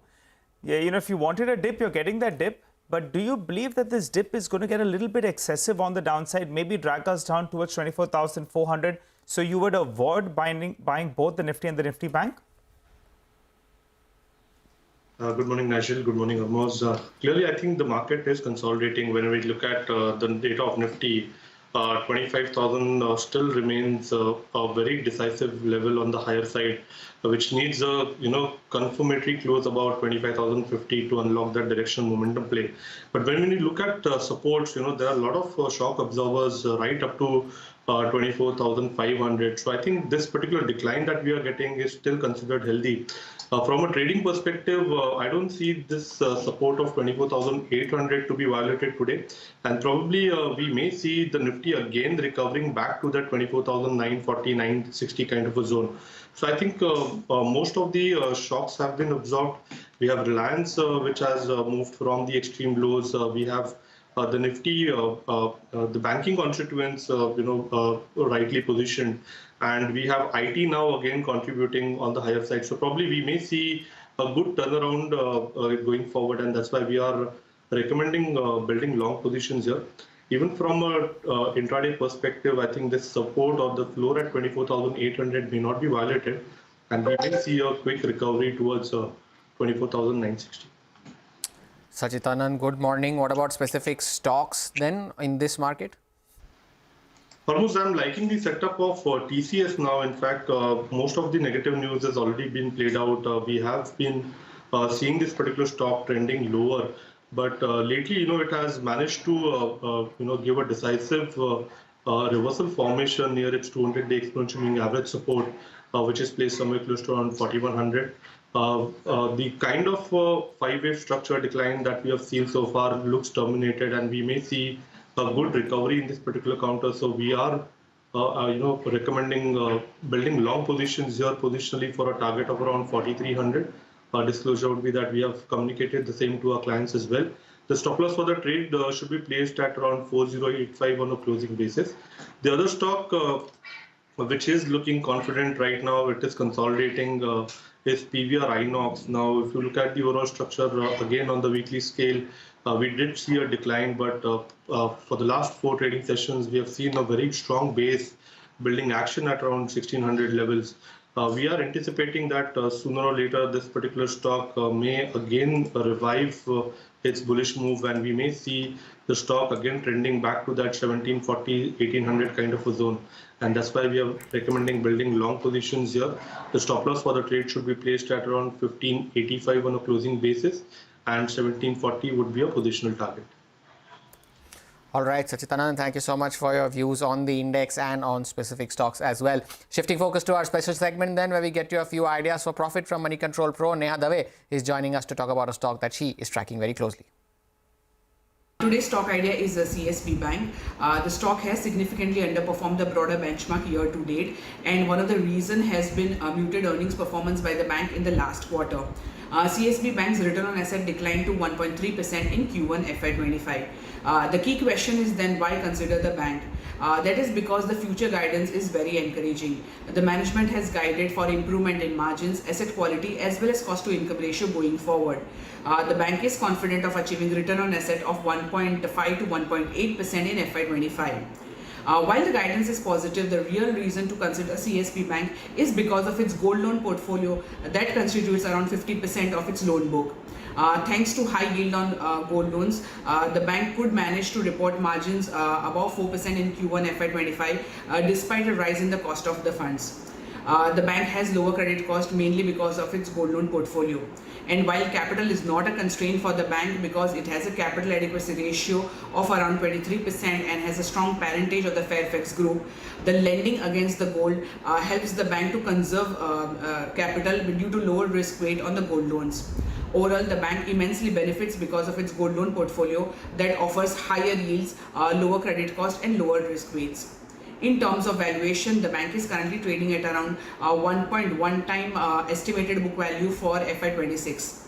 The valuation is attractive considering the guidance of improvement in the return ratios and growth potential on a small balance sheet. While the execution risk remains, valuation re-rating along with the earnings growth can drive the stock upside. Time for a short break here on Chartbusters. Up next, Kumar Thorani, who is the Managing Director of Tips Music, will join us to discuss the company's second quarter results and the road ahead. Stay tuned, back on the other side.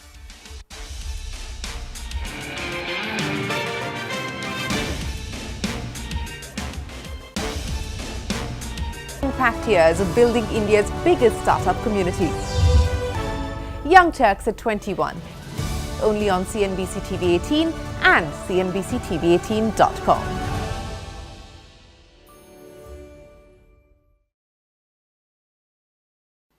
Now I come to the schedule for Maharashtra. This will be in single phase. The notifications, date of notifications are in front of you.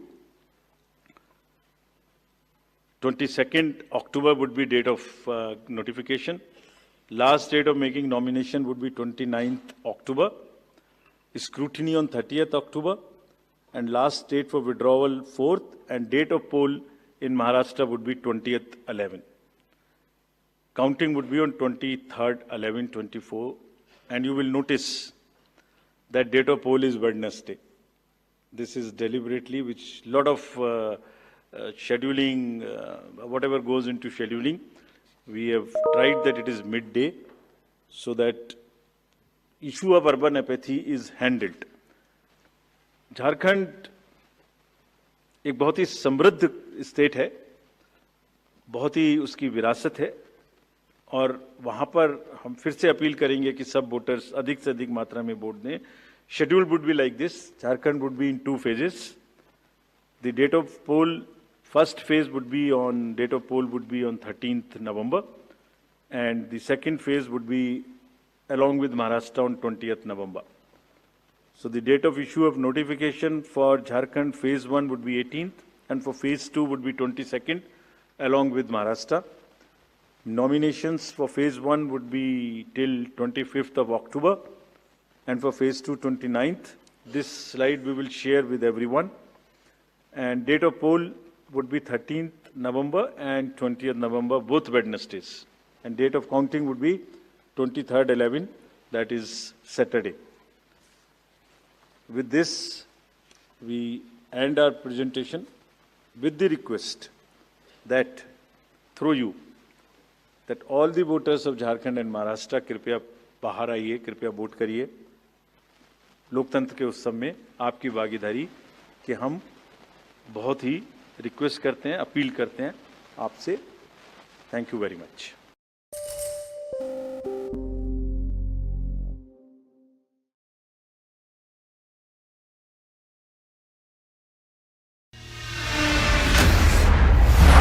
CNBC-TV18, an unending pursuit for excellence.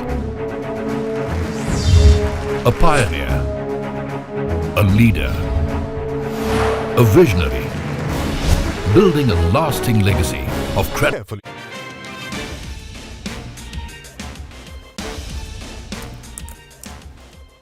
Welcome back. Well, let's focus on earnings then. We have entertainment company Tips Music. The company saw a growth of close to around 30%. Profits as well were up close to 20%, even though content cost has spiked up. To tell us more about the quarter gone by, we're now joined by the MD of the company, Mr. Kumar Thurani. Hi, Mr. Thurani. Good morning. Always good to see you win.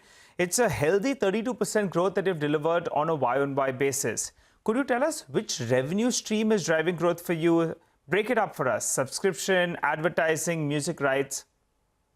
At present, I think it's advertising is more than subscription, but subscription is increasing, and there is two main players. Is there YouTube and Spotify. Plus, I feel ki my library, my content of from when we started, from 1988 till to 2020, whatever we have, we think as this is our repertoire music, catalog music, so that's really doing very well. So that's the main advantage we have, and that's responding, and that is really giving us huge revenues. Mr. Thurani, good morning. Thank you so much for joining in. You know, in your previous interactions that you've spoken to us as well, you've emphasized on the fact that you're going to focus on quality over quantity in FY25. Now, there is this fear that this might result in a bit of a slowdown in your long-term growth rates for the year. Now, you've grown 32% this quarter. Do you expect that to sustain in the second half of the year as well? Yeah, actually, please, I also told you, please treat us as a yearly company, because we don't have a new releases in our control. We have to, it's linked with the film release. See, in first quarter or beginning of this year, fourth quarter of last year, we have two back-to-back hits, Crew and Ishq Vishk. So musically, they've done very, very well. So we don't know, we can't control our releases. So non-film we can control. And if you see, recently we are releasing many good non-film music, but we have to relate on the film. So treat us as a yearly player. And whatever I feel 30% we should grow by top line or bottom line, we are achieving this year as well. Okay, all right, Mr. Thurani, you know, it's good to see good amount of top line growth. The problem is the cash flows from operations. You know, that's decreased considerably. Could you explain that to us? I can see the receivables have gone up. How do you see this aligning things? No, I don't think so. I think cash flow will be good because we are actually giving a lot of dividends every quarter. First quarter we have given around 47 crores as buyback. And in that same quarter, we have also given 25 crores as a dividend. This quarter also, we are giving as a dividend. I think in totality, around 97 crores we have already given. So maybe that has, maybe you've seen that. You have not seen that. What about margins, Mr. Taurani? What would you expect to end the year with? There has been a bit of a optically this decline on a year-on-year basis, but what do you expect to end the year with in terms of margins? Our target is around 310 we should achieve as a top line revenue, and bottom line we are targeting for 165. But what I see now, I think we can even touch 170. Okay, all right. Well, and the street likes what you're saying as well. As we speak, the stock is at the high point of the day. So big move is what we're seeing on that front. Well, also, if you could tell us, you had mentioned your market share had improved for you. Could you tell us where is it now and where is it headed? It's same the way, I think around 8-9%, whatever we have suggested in the monthly or quarterly presentations we do. It's same. Okay. But there is also, yeah. But I think in 1 or 2 years, our focus on just new releases, it will increase further. We are focusing on that. All right, Mr. Taurani, I wanted to ask you an industry-wide question. Now, there's reports that about consolidation going on in, the industry. The buzz about Saregama, Reliance, all of them eyeing Dharma Productions. What's your take on it? You own Tips Films as well. So could you tell us what is your view on this sort of inorganic or consolidation that could happen in the industry? It's good for industry. We will have more players will come, join hands together, give quality products. So it's good for the industry, I feel. And do you have any such inorganic acquisition plans, Mr. Taurani?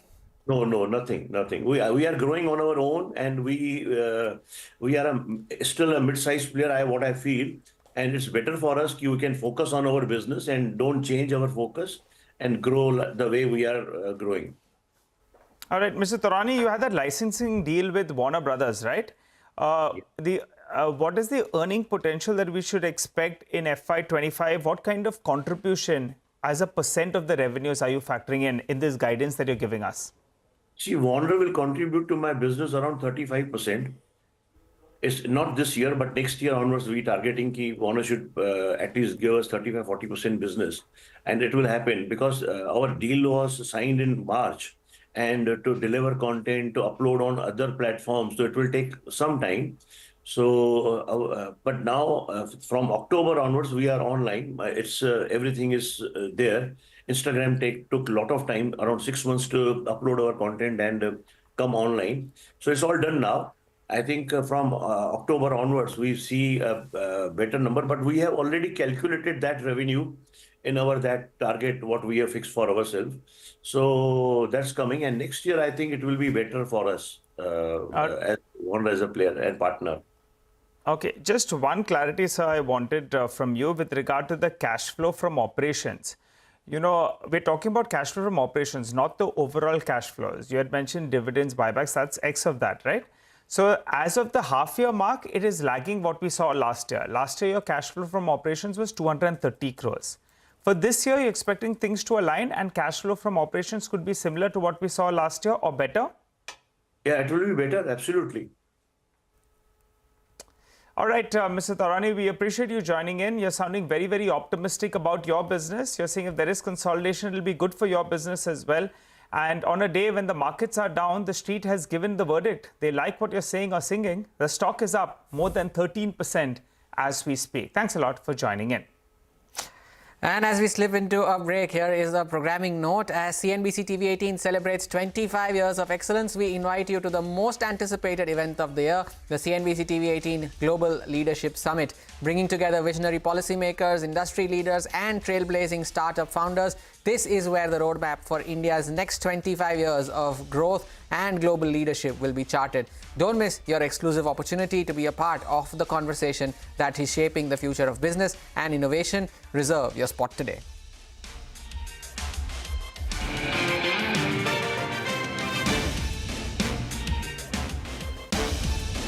Consistency and trust. Giving unparalleled access to global thought leaders and powering conversations that are shaping the new world order. Setting the highest standards through exemplary leadership. It is this unrivaled reputation for the most comprehensive coverage, actionable intelligence, and in-depth reporting that makes CNBC-TV18 India's #1 business news brand.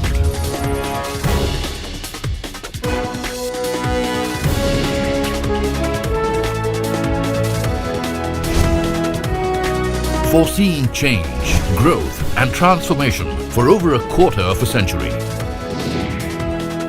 Trendsetters crafting innovative content formats.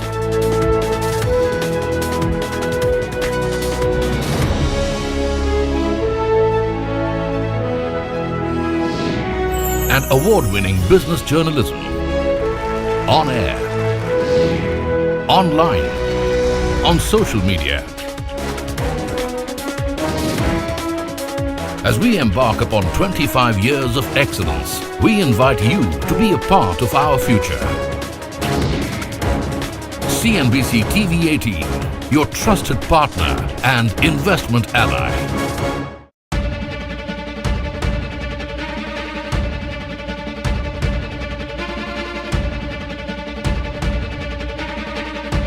We're now in the bunker that we found underneath a Lebanese house in a Shia village only a couple of kilometers from our border. This bunker was ready for Radwan forces, for a battalion of Radwan forces to enter into this bunker and do a raid into Israel and do a larger scale of massacre than the 7th of October. They were planned with the motorcycles here to go to Kiryat Shmona, to Iftach, to villages and positions inside Israel and conduct a massacre.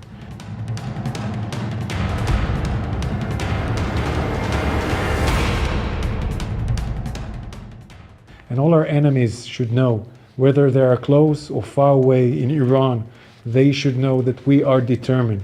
We are determined to supply security and safety to our citizens. We need to impose a 1701, a fully imposed 1701, this area, so Hezbollah can never be next to our border with such infrastructures that can do a Conquer Galilee plan like he planned. Hassan Nasrallah, this ruthless terrorist that we eliminated, that is responsible for the deaths of many people, not just Israelis, Germans, Americans, French, and others. The world is a better place without Hezbollah. The world is a better place without Nasrallah.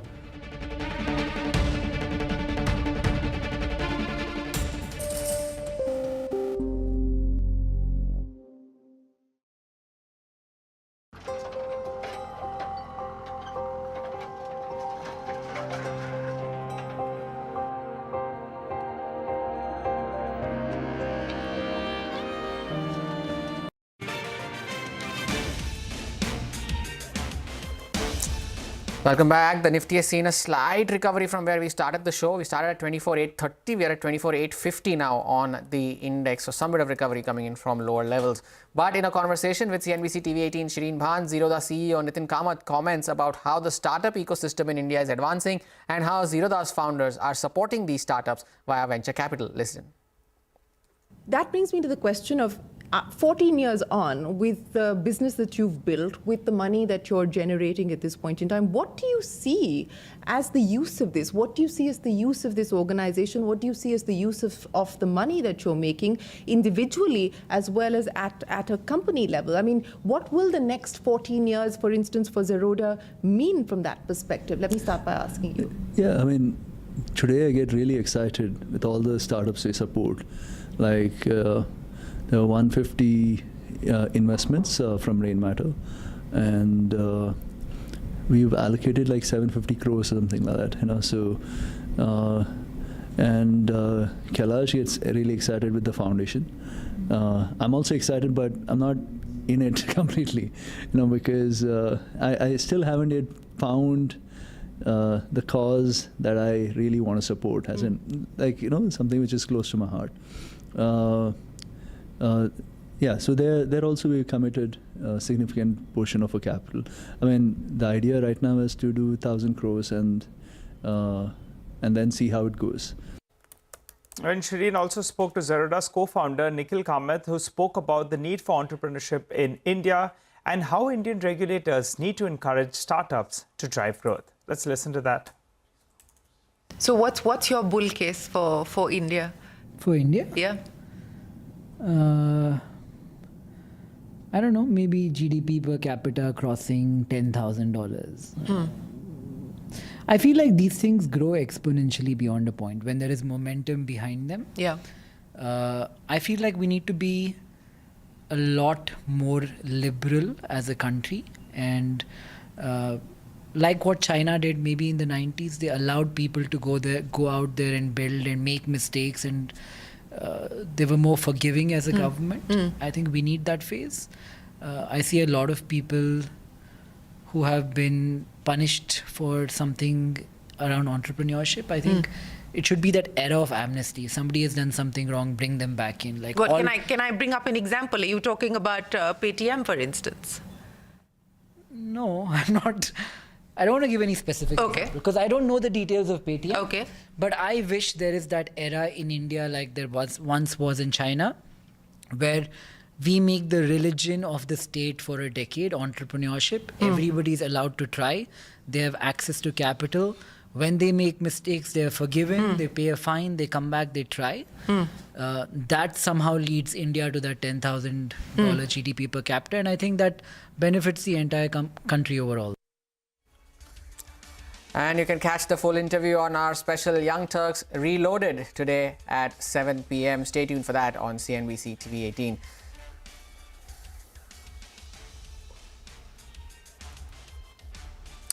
Well, on that note, we'll wrap up on Chartbusters. You stay with us, though. Trading Hour comes up next.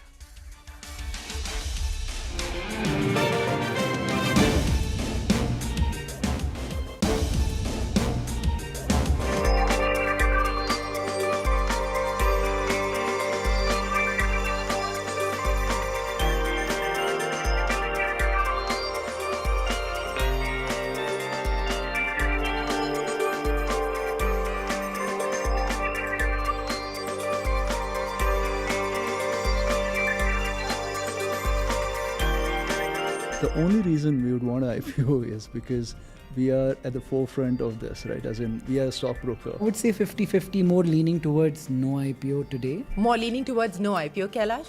I would lean heavily towards no IPO.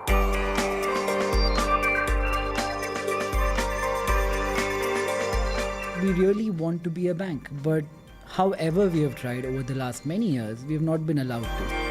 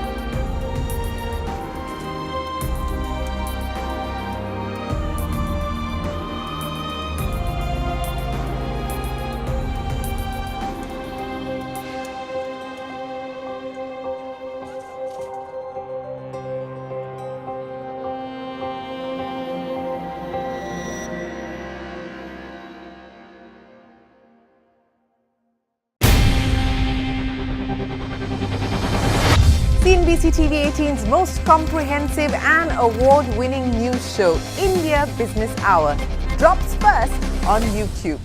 So get the first access to the most influential architects of policies and politics, the key newsmakers of the day. Discover the big themes as we decode the business of markets, macros and more. Be the first to go to the heart of all the top stories that drive the day's agenda. Catch the award-winning India Business Hour live every night on YouTube with me, Shireen Bhat. India Business Hour live on YouTube at CNBC-TV18 weeknights at 7 p.m. Seeing a label because we have done few changes in cash delivery, and we have started charging on non-cash collateral which customer provide. We charge interest on that. I don't agree that volume would.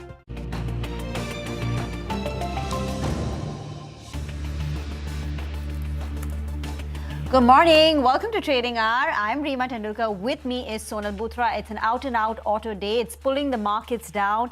The benchmark indices are nearly down 1%. The Nifty Auto Index is down 3%. For this week, it's a 5% fall, and the cuts are brutal. Look at a Bajaj Auto, that's down close to about 10%. But you know, it's not just auto, right? Yeah. Like at the index level, maybe you can say, well, the top 5 losers are auto. But look at the way the mid-cap index has come under pressure. The mid-cap index is down 1.25%. The advanced decline ratio is under pressure. Banks, which were showing signs of outperformance, have now, are under pressure. Yeah. So that's also weak. And you know, the indications for what was going to happen in the auto index maybe were there because we've been talking about auto index every day this week. Yeah. That, you know, that is the top loser today. And Bajaj Auto's numbers and most importantly, commentary is something which has spooked the street in terms of what the two-wheeler stocks are doing today. So as Reema mentioned, the top 5 losers are from the auto space.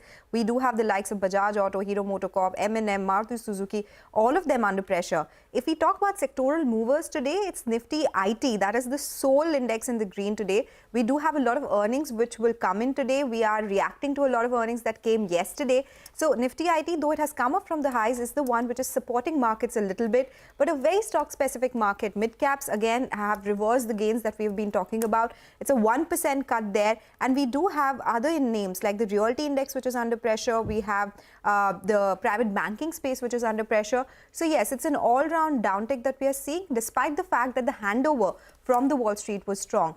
But the big story, of course, is Bajaj Auto. It's fallen sharply today. In fact, it's now an almost 10% cut that we're seeing on Bajaj Auto. Yes, there you go, almost 11%. This is on cautious management commentary post Q2 results.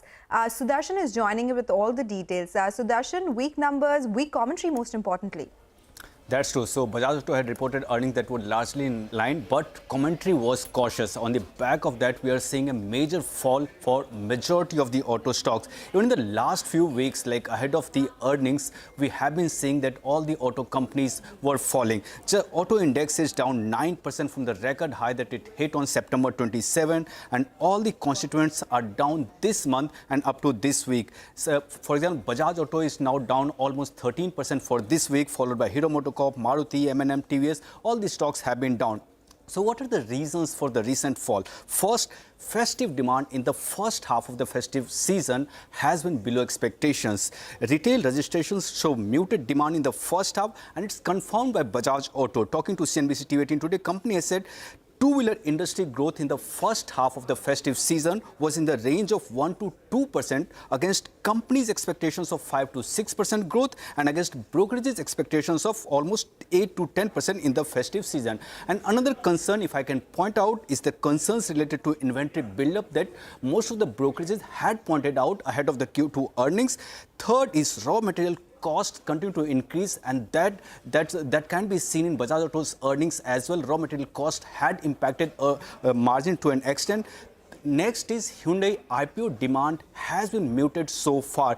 Till yesterday, total subscription was just 0.43 times, that is 43%. And last is there is no valuation comfort. In the last 1 to 2 years that all these auto companies, the kind of rise that these companies have seen, there is no major valuation comfort. For example, Bajaj Auto's FY26 P is 28 times against 5-year average of 20 times, M&M 26 times against 5-year average of 17 times, Hero Moto 20 times against 5-year average of 18 times, and similarly for Maruti and TVS Motor. So these are some of the major reasons that because of that auto companies have been falling in the recent last few weeks. Thank you very much for that. You know, in the UBS note, where they're talking about, like even Bajaj Auto said, right, they're losing market share in the sub, 100, 150cc category, where the demand has been weak. So the UBS note says that competitors are ordering record discounts of 7 to 11% ex-showroom prices in that low, end category. So that's also, that's the kind of, discounts you have to give to entice customers, and yet demand is on the weaker side. And it's an 11% cut on a Nifty stock. Yeah. But it's also a stock which I think prior to the up move had gone up close to about 70%. So there is that big outperformance for Bajaj Auto. But earlier today, we did chat with Rakesh Sharma, Executive Director, Bajaj Auto, post their Q2 performance. Listen in to some of the key excerpts. This is the fourth successive quarter of delivering 20% plus EBITDA margin. And what is noteworthy is that this is despite the fact that the electric two-wheeler portfolio has increased substantially. In fact, the electric portfolio of Bajaj Auto is now over 20% of the domestic revenues. And if I may add the green portfolio, the greener fuels portfolio is almost 44% of Bajaj Auto's domestic revenues. The 20% plus margin has to be viewed in the context of the substantially growing electric two-wheeler portfolio, which we are very, very happy about. I would say that the first half of the festive has been slightly below expectations. There is growth, but very marginal growth in the industry. The 100cc bottom half segment is, as per Vahan registrations, negative, and the 125cc plus segment is positive. But put together, the industry is at 1 to 2% growth in the first 15-16 days of the festive. All right, that's the commentary coming in from Bajaj Auto. The other stock in focus is Nalco. The shares are surging in trade today. Nigel is here to explain what's happening here. Nigel? Well, that's right. Nalco is outperforming in today's trading session, not just the market, but even its own metal index. A few factors have played out. One is Chinese have announced various measures this morning. There's a split verdict whether or not it was enough, so we'll keep that aside. But the bigger trigger was that Alcoa came out with its set of numbers overnight, and in aftermarket hours, the stock was up close to around 6%. A few important factors that played out here. One is the quarterly numbers were the best that we've seen in the last few years. The EPS estimates that Alcoa delivered, well, it was much better than what the street was working with out there. And the reasons they have stated for the big beat is that alumina prices were better, and they have also gone on to state that costs were lower. Now, the read-through with regard to alumina prices is very, very positive for Nalco because it's a direct beneficiary. They are selling alumina in the open market. Remember, we had the management who joined here on CNBC-TV18 itself earlier this month, and Mr. Patra said that they're expecting alumina production to ramp up from next year onwards. To give you a number, they said this year they'll do 2.1 million tons, next year 2.6, and following that will be more than 3 million tons. That's on the volume aspect. But on the pricing aspect, he was very, very positive. He said that he expects alumina prices to hold at around $600 per ton, which is much higher than what Street is estimating. And also now Alcoa is saying that the global market is going to be in a deficit. Putting this together, the direct play on higher alumina prices is Nalco, and that's why that's seeing a good amount of buying in today's session. Back to you. Thank you very much for that. Why are you watching city gas distribution companies? Well, you know, these stocks have been down 5%, all of them in this week itself. Okay. And there have been a lot of chatter around cut in APM gas allocation. And now sources are suggesting that, yes, this has come by and it's a big cut that has come by as well. So what this means is that domestic gas which is produced is given to city gas distribution companies, which they process and convert into CNG. Usually they would get the priority and most of the APM gas. But this time around, it has been cut to near 50% versus 72% of the gas that they were getting earlier. This would mean that they will have to purchase imported gas at higher price. And that's the reason this pressure on city gas distribution companies that we've been seeing. So some of the alerts is this was applicable from 16th October, and GAIL had sent out communication to city gas distribution companies. It did not come from the ministry directly, but the private players, they went ahead and spoke to the government yesterday, is what the sources are suggesting, to increase the allocation, but it is because it has been cut down sharply. Now, this would be one of the biggest cuts that we have seen in a long time for APM gas allocation. And now, remember, APM allocation at the start of the year, it was around 85%. And if it comes down to 50%, this will be one of the biggest cuts in allocation that we would have seen. What would the impact be? Now, it would impact the margins by around 1.8 to 2.3 rupees per SCM for all the 3 city gas distribution companies. And this would mean that they will need to go ahead and increase prices by 5 to 6 rupees per kg on CNG in whichever geography they are. However, I spoke to some analysts and they are of the view that because of the upcoming assembly elections, their ability to increase prices for CNG would be limited. And if they are not able to do that, they will have to take a hit on margins. And the fear of margin pressure is something that the street is worried about, because right now imported LNG prices around $11 per MMBTU, while domestic gas is around $6.50. So there's this big delta which these companies need to deal with, and that's why this cut that we are seeing on the stock prices. Okay, so at least as of now, it's not going to hurt consumers in terms of a higher increase in, an increase in CNG prices, perhaps on account of election. But once that's out of the way, it also means higher prices for us. So inflation also on the uptick. But Coal-Tar Patil, that's also on the move. Big move, actually. Yeah, in a weak market, Coal-Tar Patil is doing really well. And this is because of a good Q2 update. It's an improvement both on a sequential and on a YOY basis. So volumes, they are up 5% on a YOY basis, up 7% sequentially, more than 1 million square feet. Sales value is up 22% as well. It has gone up by 8% on a sequential basis, and collections are up 16% on a YOY basis, though they have come off on a sequential basis by 10% at 550 crore rupees. First half has been decent because they've been able to increase their volumes by 4%. The sales value has gone up by 11% to come in at around that 1500 crore mark. Now remember, the company had earlier indicated that they will be able to do 3500 crore rupees of sales in FY25. Looks like majority of it will come in the second half because they've just done 1500 crores in the first half. So second half would need around 2000 crore rupees. They're confident, they have launches lined up, and the confidence is something that the street seems to like. So 10% higher on Coal-Tar Patil today.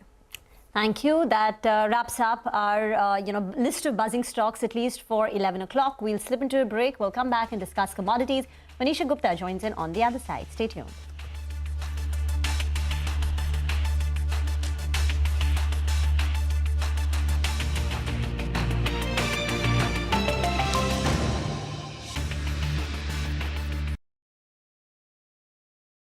On the early morning of 14th of this month, some threat messages were received on the Twitter handle of the Indigo flight.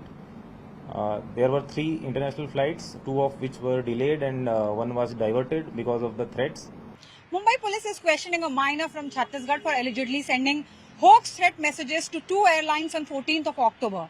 On that day, Indigo Airline received hoax threat messages for 2 of its airlines, that is Mumbai to Jeddah and Mumbai to Muscat, and Air India received hoax threat messages regarding its Mumbai to New York flight. We have obtained remand home custody of a miner who is suspected to have sent these messages prima facie. Apart from that, we are also questioning one major person from Rajnandgaon who is the acquaintance with the miner. According to Mumbai Police's primary investigation, this miner had a financial dispute with another individual, and in order to settle scores and frame this individual, the miner allegedly created a social media account in this individual's name and sent these hoax threat messages. The pattern of airlines receiving threat messages continued on Tuesday and Wednesday as well, and Mumbai Police has filed 3 FIRs so far.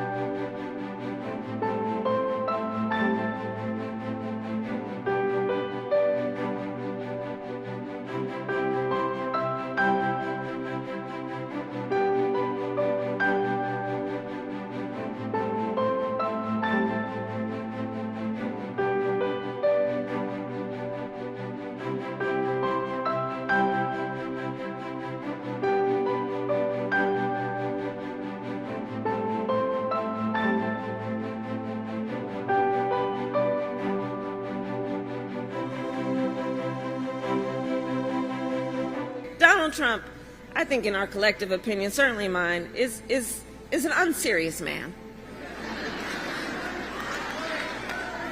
But the...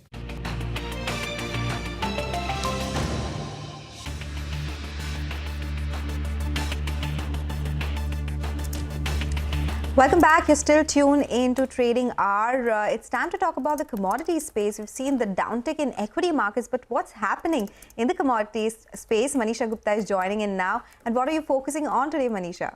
Thank you for that, Sonal. I'm looking at metals as a sector. We started the day on a positive note, but that's not how we are going about it right now. One is the strength in dollar index, which is trading at an 11-week highs yet again, which seems to be putting pressure across sector right now. And second is the China property cues, which continue to be quite underwhelming. It was supposed to be a very strong briefing with various departments, ministries and regulators coming in today, but that hasn't really given much to the markets to gain up from here. What we did hear from the China housing minister was that they will take monetization measures for urbanization projects. There also was a promise to add 1 million village urbanization projects therein, also to expand whitelist of projects, bank lending to almost 4 trillion yuan as well. So these were 4 or 5 things that we heard from the briefing. But then again, there were lack of any new features. These are something that the street has been already discounting and talking about. Second, there was scant details on implementation of all of these projects. Third was that there was any absence of any bumper measurements, something that the industry has been hoping for last many months now. So that is what led to an immediate profit taking across metals. So whether it was about copper, steel, aluminum, zinc, all these metals are trading into the negative right now. We started almost 0.5 to 1% on the higher side early Asia, expecting something strong to come in. But what the street will watch out for now is the European Central Bank monetary policy meeting today. There is an expectation of another rate cut coming in from that. And then tomorrow you have the Chinese third quarter GDP numbers coming in as well. So between these two events and data is where the markets will be taking cues from. Thank you very much for that. We'll get into a break. We'll come back, discuss market technicals. Nagraj Shetty of HDFC Securities joins in with his top trading bets.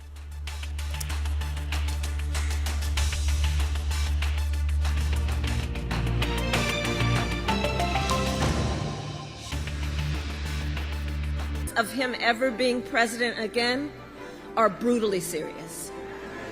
Brutally serious.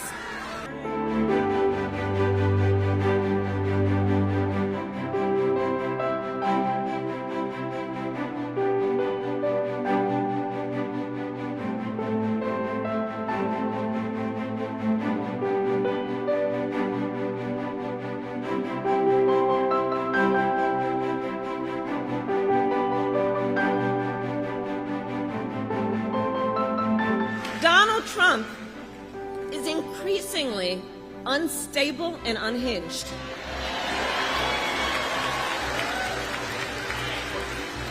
And he is out for unchecked power. That's what he's looking for.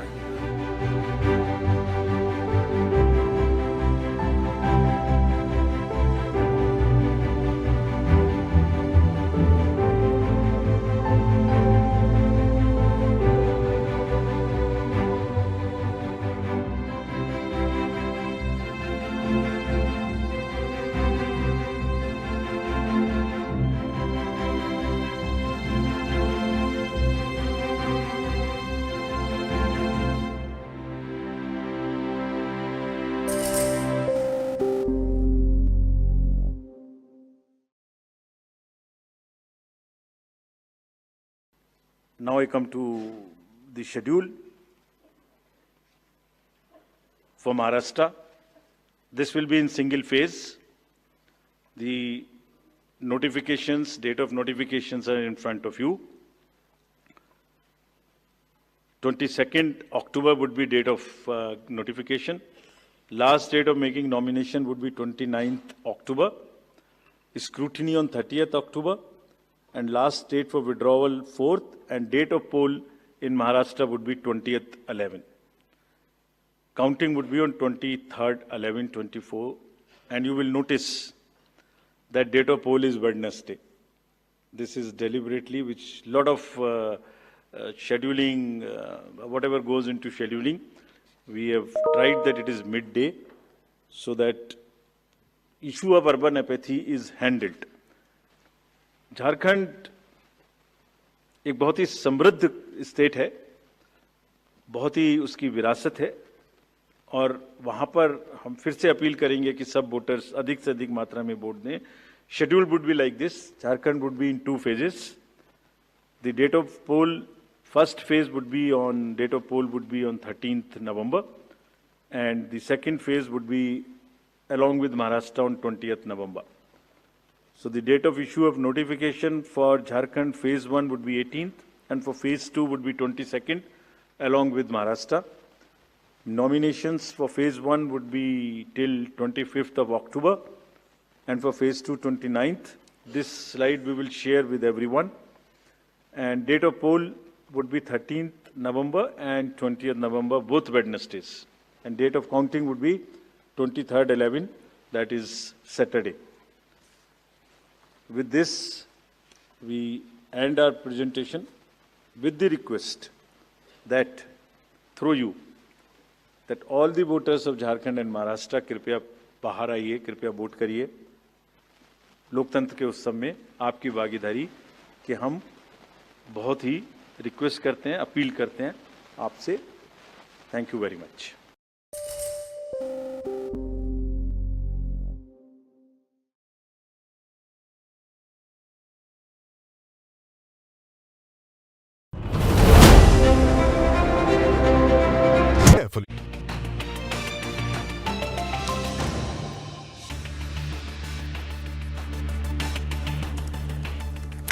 Welcome back. So today is a big IT day in terms of earnings. You've got 3 nifty large cap IT companies reporting numbers.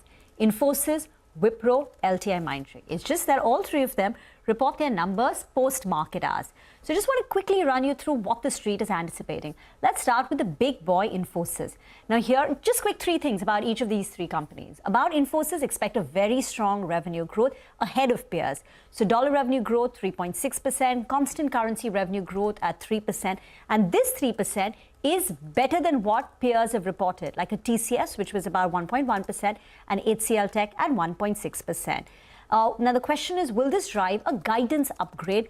And analysts believe yes. So Kotak, Citi, Morgan Stanley, they're all expecting the company will raise the current revenue guidance from 3 to 4% and they will up it. Now since June though, Infi has outperformed its peers, having rallied close to about 40%. So the street is expecting good numbers, and that's what's already been priced in. Now when it comes to Wipro, for starters, expect a flat revenue growth. Revenue growth for the company has been negative for the last 6 consecutive quarters. This time, according to the CNBC-TV18 poll, expect a 0.1% revenue growth, so very flat. The key will be next quarter's guidance, which is seen at -0.5 to 1.5%. And also remember, this time Wipro will be considering a bonus, its first bonus issue since 2019 and the first one under the new CEO. For LTI Mindtree, again, the street is optimistic because 35% of its revenues come in from the BFSI sector. And we know the BFSI sector is doing well. It's showing signs of recovery and growth and momentum. So expect about a 2.7% revenue growth this quarter. And even in the prior quarter, led by BFSI, growth was quite strong. Margin expansion is likely to continue for the second consecutive quarter. 15.5% is the CNBC-TV18 poll. But, LTI and Mindtree struggled last year. Till then, they were always in the top quartile, they used to call it, in terms of revenues, in terms of, profitability, etc., growth, in terms of growth metrics. And last quarter, they struggled because of BFSI. So now, now the BFSI is again picking up. How do they get back to, with the top quartile, industry-leading kind of growth? That's something the street will watch. Okay, these are important numbers and a busy day for you yet again. We've been saying it for the last couple of days. Thank you for that, Rima. But with that, let's move on now. Nagraj Shetty from HDFC Securities is joining for a quick technical check on the markets. Nagraj, good morning. Thank you so much for joining in. If you can tell us what are the next levels to watch out for on the Nifty and your individual trading bets as well. Hi, good morning. Nifty has been in a range-bound action over the last 5-7 sessions. We have seen market made an attempt to move up from lower levels at the 25,500, sorry, 25,200, 25,100 has been a strong resistance. Market was not able to show a sustainable upside bounce, and today it has given up. I think there is a support, immediate support is around 24,700 level, which looks like is going to be break below that 24,700. I'm not expecting a bigger decline below 24,700 at the lower levels. levels, 24,500 is going to be a good support for the market as per the smaller as well as larger time frame charts. So from the lower levels, there is a higher possibility of upside bounce in the Nifty from somewhere around 24,500 odd levels. So I have a mix bets in terms of stock picks, and one is from a long and one is from a short. But let's discuss on a long side. Chennai Petro has been in a range bound action quite a while, and in the last two sessions, it made an attempt of upside breakout of the range, looking positive, outperforming during the volatile broader market and benchmark Nifty. And currently trading around 958, 959. One can look to buy around these levels. 1020 is going to be the target, and 920 is going to be the stop loss for this call. And second one is BHEL. BHEL has been in a continuous underperformance. We have seen some lower bottom formations for the stock price.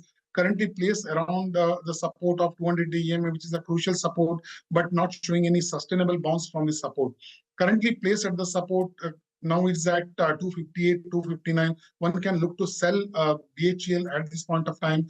The target would be around 248, 246, and 264 is going to be the stop loss for the short. Okay, all right. Thank you so much for joining in. That is a technical check on the markets. With that, we'll do one thing. We'll slip into a short break. Up next, we'll discuss the fundamentals of the market and the way forward with Santosh Singh of Motilal Oswal Asset Management. Stay tuned.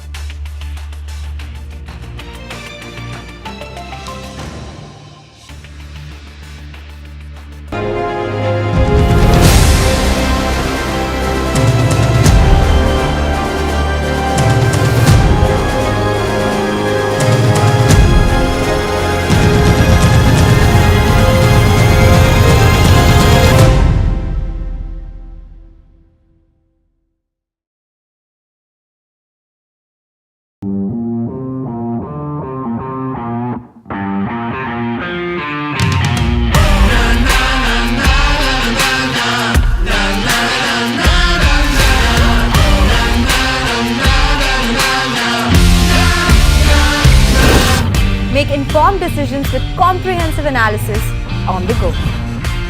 Strengthen your portfolio with real-time market updates on the go. Create effective strategies with insightful expert opinions on the go. Grow on the go with CNBC-TV18, now streaming live 24/7 on YouTube. How about listening to global market maestros before crafting your investment strategy? How about getting deep insights into their businesses from top Indian honchos before putting your money on the line? How about making every trading day profitable with strategies from the market masters, macro pundits and chart wizards? Only one show gives you a head start to your trading day. Get ready to profit. Get ready for business with Bajaj at these times on CNBC-TV18 and CNBC-TV18.com. CNBC-TV18, an unending pursuit for excellence. A pioneer, a leader, a visionary, building a lasting legacy of credibility, consistency, and trust.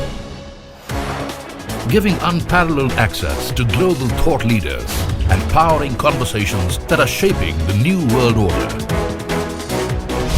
Setting the highest standards through exemplary leadership. It is this unrivaled reputation for the most comprehensive coverage, actionable intelligence, and in-depth reporting that makes CNBC-TV18 India's #1 business news brand.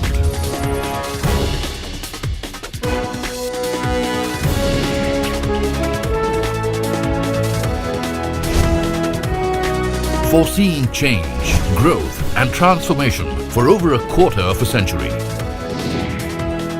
trendsetters crafting innovative content formats.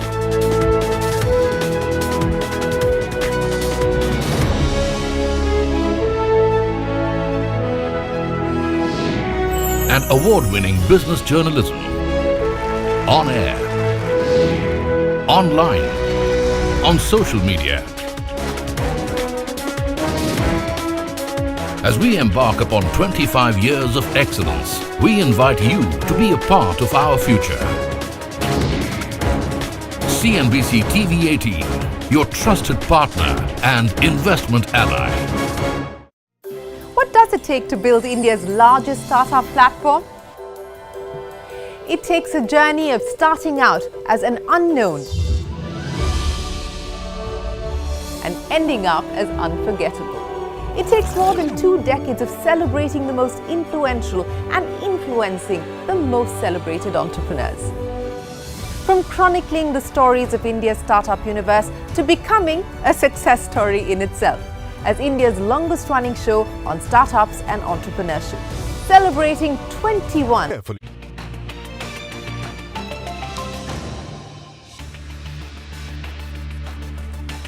Welcome back. You're still tuned into Trading Hour on CNBC TV18. Well, let's talk about an exclusive conversation now. In a conversation with CNBC TV18's Shireen Bhan, Zerodha's Chief Technical Officer Kailash Nath shares his opinion on the hype around artificial intelligence. Listen into that interesting conversation. Let's talk about the future in the context of what everybody is talking about, AI. So let's get down to it. And I'll start with you because I know that you believe, and I think I tend to agree with you, that some of it has been misguided assumptions about what it could potentially do or how soon or, whatever.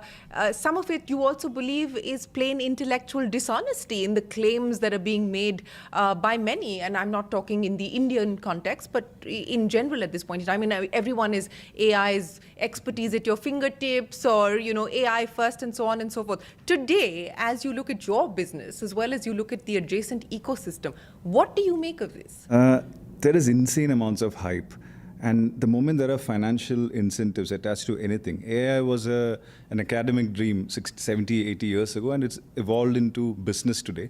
And there is insane, absolutely insane amounts of hype, not just India, globally. But beneath the hype lies legit breakthroughs that have happened in the last 2-3 years. These large language models that all of us use in some form or the other daily now, these breakthroughs have come in the last 2-3 years. And these breakthroughs are legit. Doesn't mean that everything that is said out there is legit. So between the hype, froth and frenzy, legitimate use cases. And at Zerodha, we've started to use some of these things to solve internal problems. Something that a lot of tedium that 100 people were dealing with. We have one small little open source AI system running on one server. You're the big open source guy, right? The big believer. Only open source, yeah.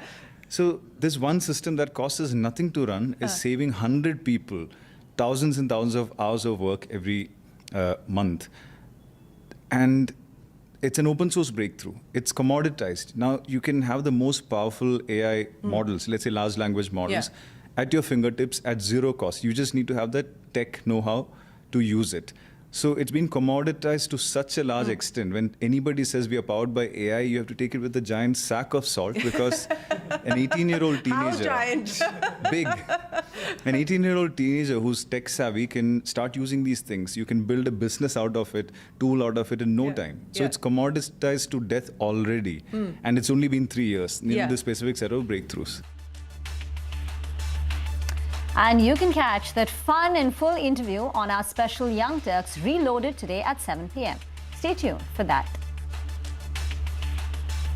By the way, Hyundai's IPO update is coming through. As of 11:25, which is about less than 10 minutes ago, the total subscription stood at 51%. At the day's close yesterday, day 2, it was 45%. So in the morning, it's moved up from 45 to 51%. Retail is 42%. QIB is 80%. NII stands at nearly 30%. But these things tend to pick up, closer towards the end of the trading session. Get into a break. We'll come back with more on the market. Stay tuned.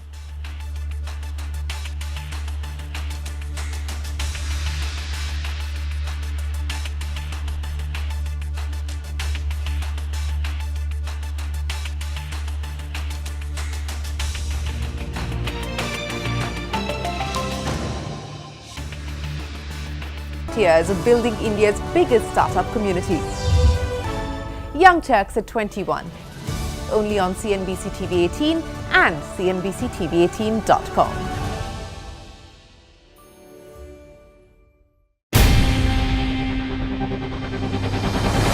CNBC-TV18's most comprehensive and award-winning news show, India Business Hour, drops first on YouTube. So get the first access to the most influential architects of policies and politics, the key newsmakers of the day. Discover the big themes as we decode the business of markets, macros and more. Be the first to go to the heart of all the top stories that drive the day's agenda. Catch the award-winning India Business Hour live every night on YouTube with me, Shireen Bhatt. India Business Hour live on YouTube at CNBC TV 18 weeknights at 7 p.m. On the early morning of 14th of this month, some threat messages were received on the Twitter handle of the Indigo flight. There were 3 international flights, 2 of which were delayed and 1 was diverted because of the threats. Mumbai police is questioning a miner from Chhattisgarh for allegedly sending hoax threat messages to 2 airlines on 14th of October. On that day, Indigo Airline received hoax threat messages for 2 of its airlines, that is Mumbai to Jeddah and Mumbai to Muscat, and Air India received hoax threat messages regarding its Mumbai to New York flight. We have obtained remand home custody of a minor who is suspected to have sent these messages prima facie. Apart from that, we are also questioning one major person from Rajnandgaon who is the acquaintance with the minor. According to Mumbai Police's primary investigation, this miner had a financial dispute with another individual, and in order to settle scores and frame this individual, the miner allegedly created a social media account in this individual's name and sent these hoax threat messages. The pattern of airlines receiving threat messages continued on Tuesday and Wednesday as well, and Mumbai Police has filed 3 FIRs so far.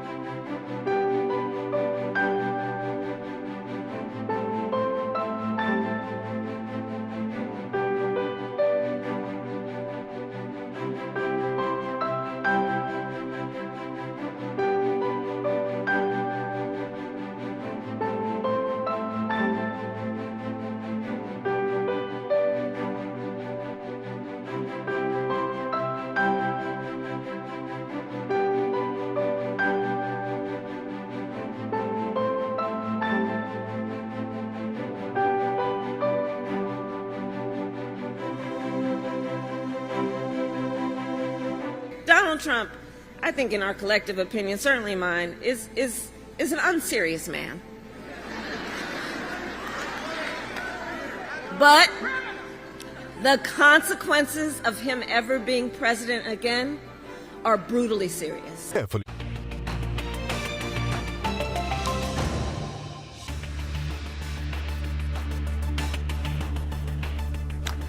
Welcome back. Let's talk markets. Santosh Singh from Motilal Oswal Asset Management is now with us on the show. Santosh, thank you very much for joining in. This is Rima here. I was just taking a look at your large cap fund or even your focused fund. While you do have some auto ancillaries, these large auto companies are missing, whether it's two-wheelers, passenger vehicle makers, or even tractor makers. So is it that you've always been negative on autos? Has that view changed? And your thoughts on Bajaj Auto and what's been reported? So one of the reasons, it's not that we are perpetually bearish on autos. We like autos a lot. There was a time when we used to have quite a bit of autos. But the reason why we don't have it in our portfolio is, the biggest reason is that we are seeing a big slowdown happening in the auto PV, and two-wheeler segment as well, we are seeing sort of demand not being there. And the valuations per se are not cheap. So if the demand scenario is weak and the valuations are not cheap, then there are chances that you might not make good money out there. So that's why we don't have much of auto as of now. How long do you think this weakness is likely to last? And since when have you been bearish? Because Bajaj Auto, for instance, did really well as a stock price till very recently. Yeah. So that was, I would say that we missed that, but we had auto comps which did equally well. So we are happy with that. Some of the auto comps which we had did equally well. But at the same time, see, most of the other players, if you're looking, so this view is for last 1 year. Before that, we used to have a lot of other stocks as well. Right, so it's for last 1 year we have that view that on the OEM side, if you really want to be, and even if you are bullish on autos, we should be rather be on the OEM side, the autocom side rather than the sort of OEM side, because if there is an uptrend that is visible even in the autocom.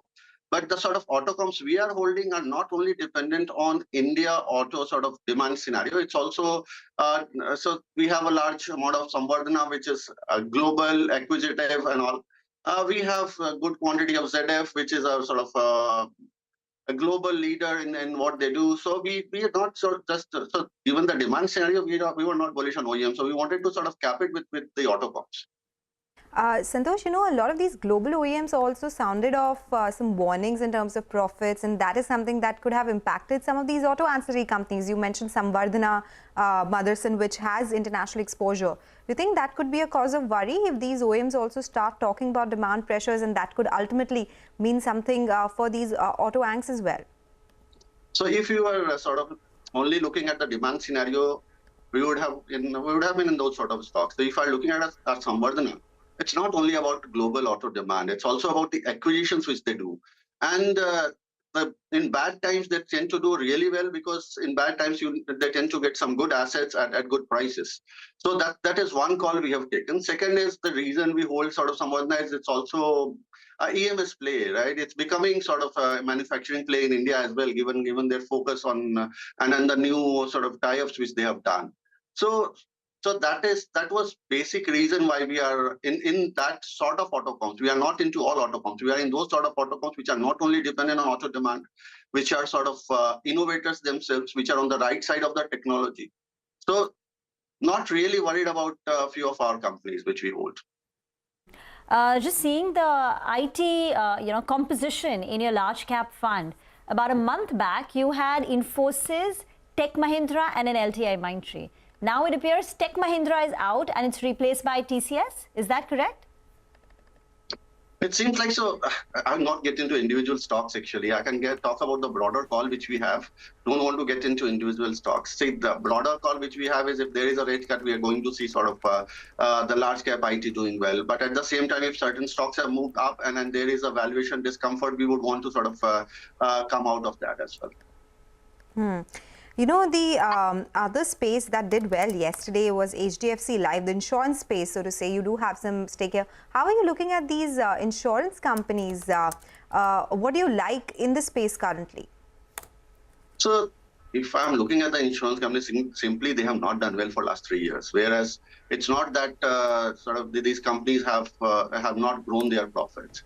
If you look at the profit CAGR, it is somewhere between 17 to 18%. But if you look at the stock price CAGR, it's either negative or zero. So if in that scenario, financials is the only space you can say that which is trading at lower than its long-term average multiples in a market which seems to be either at or higher than the long-term average multiples. So we like that space, and specifically the biggest area we like, which is not working as of now, is the sort of health insurance space, which I really like. Given the sort of growth we are looking at, 20-22% growth rate in profitability, and the stock's not doing anything. Now a lot of stocks have gone down to sort of so something like a Star which you're showing as on a trailing basis, it is down to around 35-37 times earnings, and that also on cash earnings. On IFRS, it is down to around less than 30 times earnings. So really a space where a 20% sort of growth in profitability and 30 times or less than 30 times earnings seems quite comfortable for us. I remember our last conversation where you were talking about Religare, and you said one of the reasons why you like Religare is because it owns Care Health Insurance, which is doing very well and seeing some good, growth rates. But thank you very much, Santosh, for joining in. It's a busy day in terms of, lots of earnings and news to track. So we're going to leave the conversation here for now.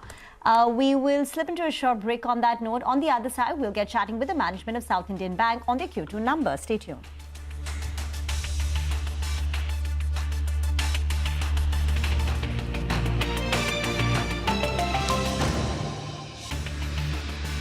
Brutally serious.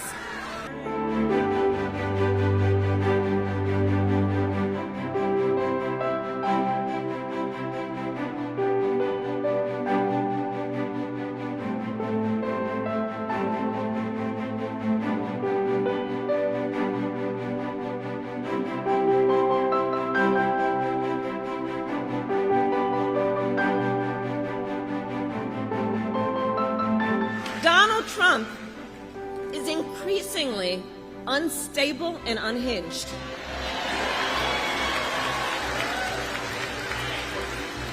And he is out for unchecked power. That's what he's looking for.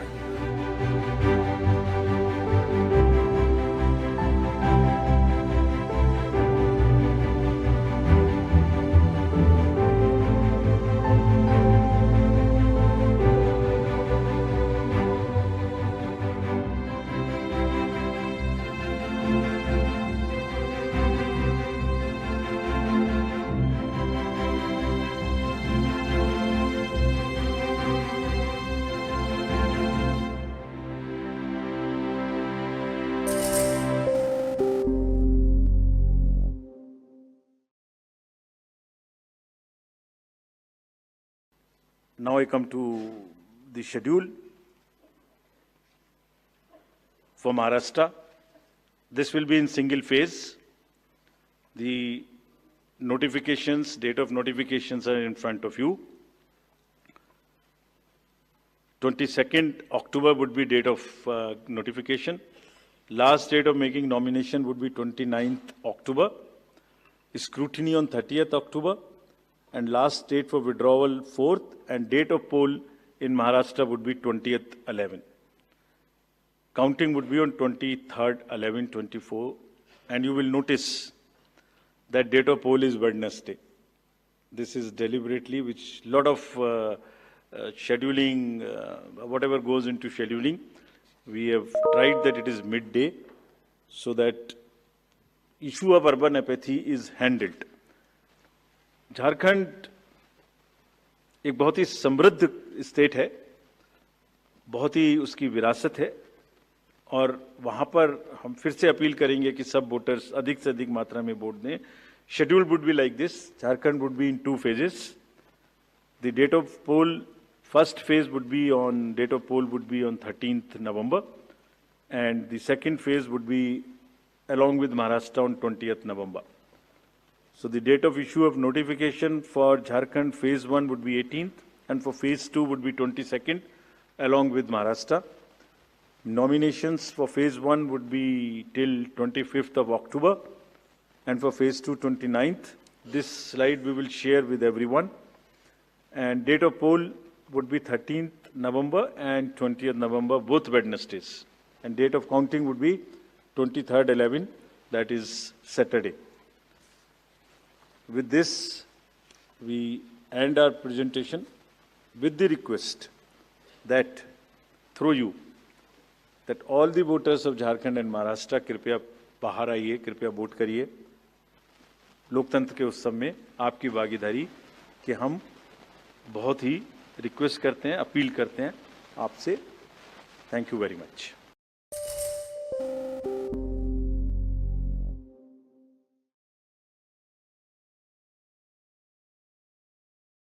Carefully.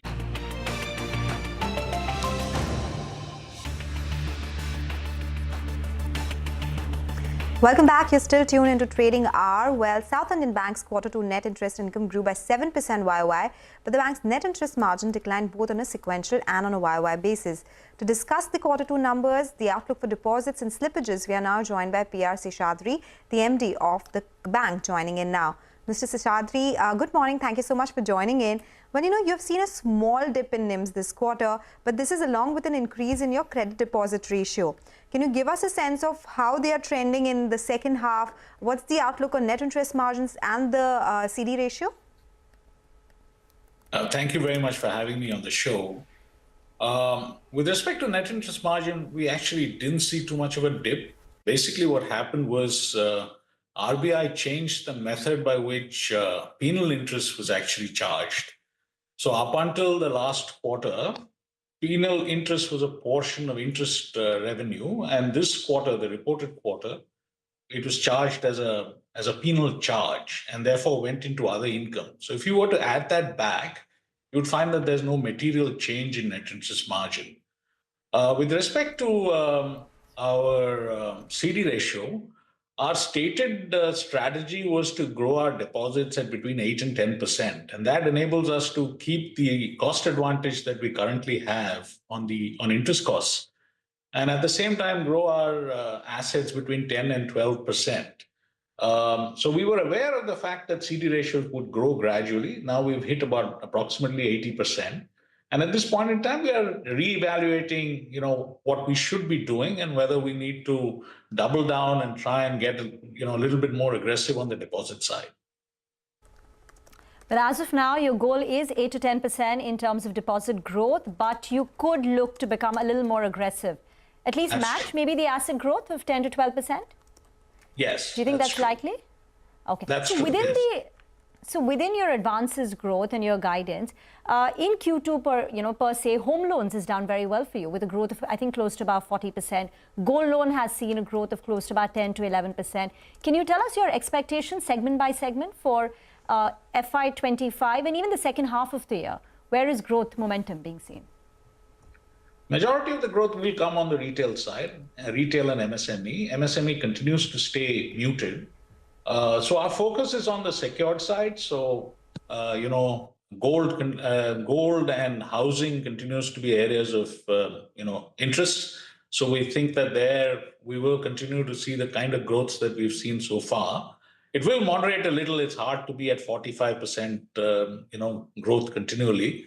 But having said that, the structure of the balance sheet will alter. Currently, approximately 40% of the balance sheet is corporate. That we think, in the medium term will come down to about a third. So, and the slack would get taken up by retail and MSME. You spoke about how your focus is, of course, the secured part of the portfolio, and your credit costs, they have remained mostly steady. But there has, of course, been a lot of focus by the RBI on secured lending. I just want to understand how much portion of your portfolio comes in from unsecured lending. Will there be any increase in credit costs in any of the segments going forward?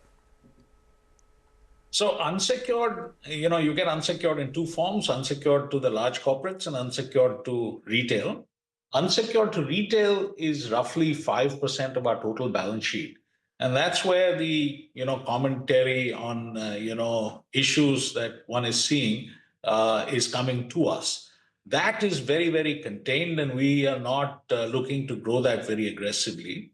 On the unsecured to corporate, given the fact that corporates have changed the balance sheet and improved the structure of their balance sheets, we see no particular risk at this point in time. We do have reasonable exposure unsecured to corporates, and we are monitoring that very closely. Just getting back to that question on CD ratio. So I think currently it's about 78%. By the end of FY25, where do you think that, that number could be? Could we get closer to 75%? We probably will stay in the same range, 77, 78. If you get too close to 75, then there are significant costs associated with it. So we want to remain very liquid. Our LCR ratios are very comfortable. We are well north of 100%, which is what the RBI wants. But having said that, at the same time, we want to, have CD ratios which are closer to 78, 79, 80%, and not get too close to 75 because of the costs associated therewith. And one final question, if you could give some color on the asset quality, how slippages are likely to trend, your NPAs in the second half of the year, any trends that you would like to highlight? So for the quarter, we came in at about 36 basis points. That is just for the quarter, non-annualized. We think we should remain at these kind of levels. We may, there will be a 5, maybe 10 basis point up or down, but this is the level that we see going forward in the near term. If there is a very significant shift in the environment, that may change, but that we are not seeing at this point in time. So we think that this is roughly the levels that we will be going forward. All right. Okay. Thank you so much, Mr. Seshadri, for joining in today with the outlook going forward and what happened with Q2 as well. Hope to be speaking to you very soon again. That's the word coming in from South Indian Bank. For now, we'll take your leave on this edition of Trading Hour, but stay tuned. Halftime report is up next.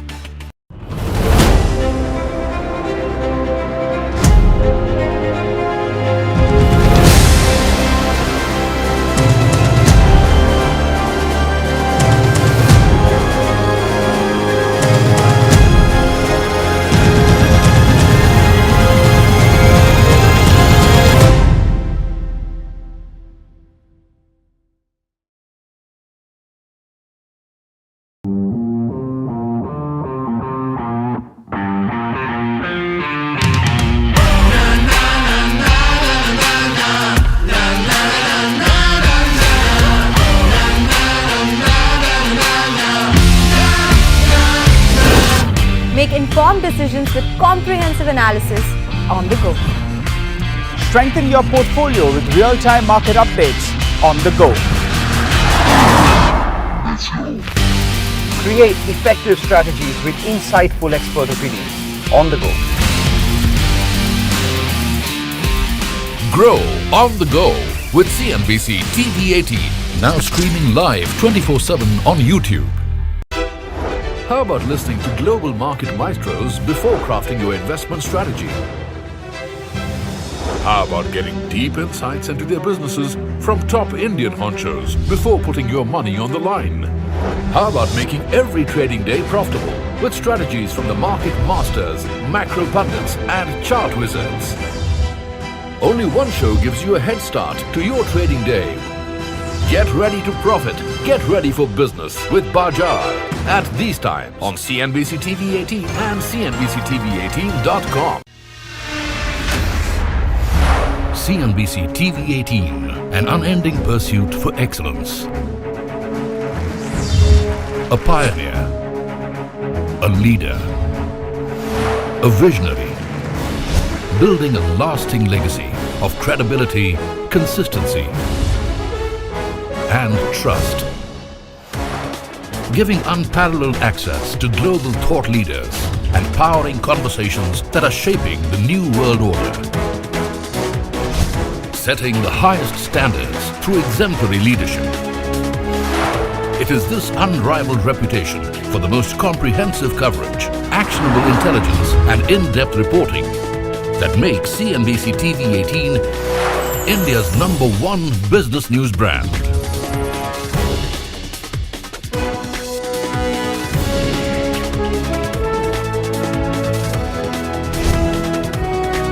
Foreseeing change, growth, and transformation for over a quarter of a century.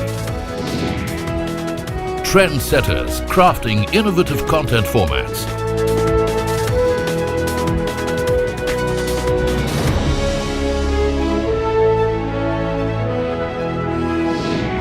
And award-winning business journalism. On air, online, on social media. As we embark upon 25 years of excellence, we invite you to be a part of our future. CNBC-TV18, your trusted partner and investment ally. What does it take to build India's largest startup platform? It takes a journey of starting out as an unknown and ending up as unforgettable. It takes more than 2 decades of celebrating the most influential and influencing.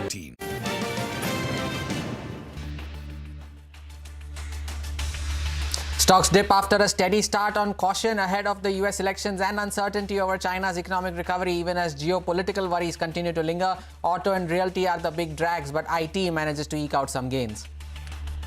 Bajaj Auto Executive Director Rakesh Sharma tells CNBC-TV18 the festive season has seen a soft start and he hopes for a pickup by the end. The comment spooks two-wheeler stocks on the inline earnings but softer margins. Sharma points to the growing share of margin-dilutive EV segment that has boosted the auto major's green energy portfolio to 44% of sales.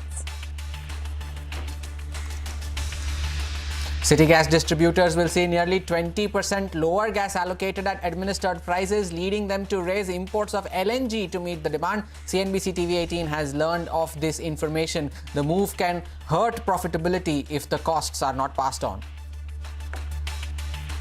Noel Tata may join the Tata Sons board as a third nominee of the Tata Trust. CNBC-TV18 has learned a meeting of the board of Tata Sons is likely soon to take up the matter.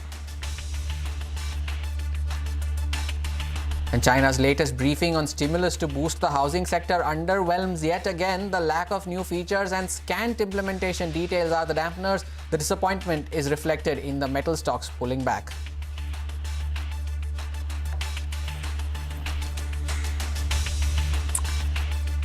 Hello and welcome to Halftime Report. I'm Ekta Batra and with me today is Hormuz Fatakia. Well, it's turning out to be a session which is definitely weak and under pressure for the markets. So we have the Nifty, which is down around 193 odd points, the mid-cap index, which is down around 1.3%, and we have the advanced decline ratio, which is trending on the declining side.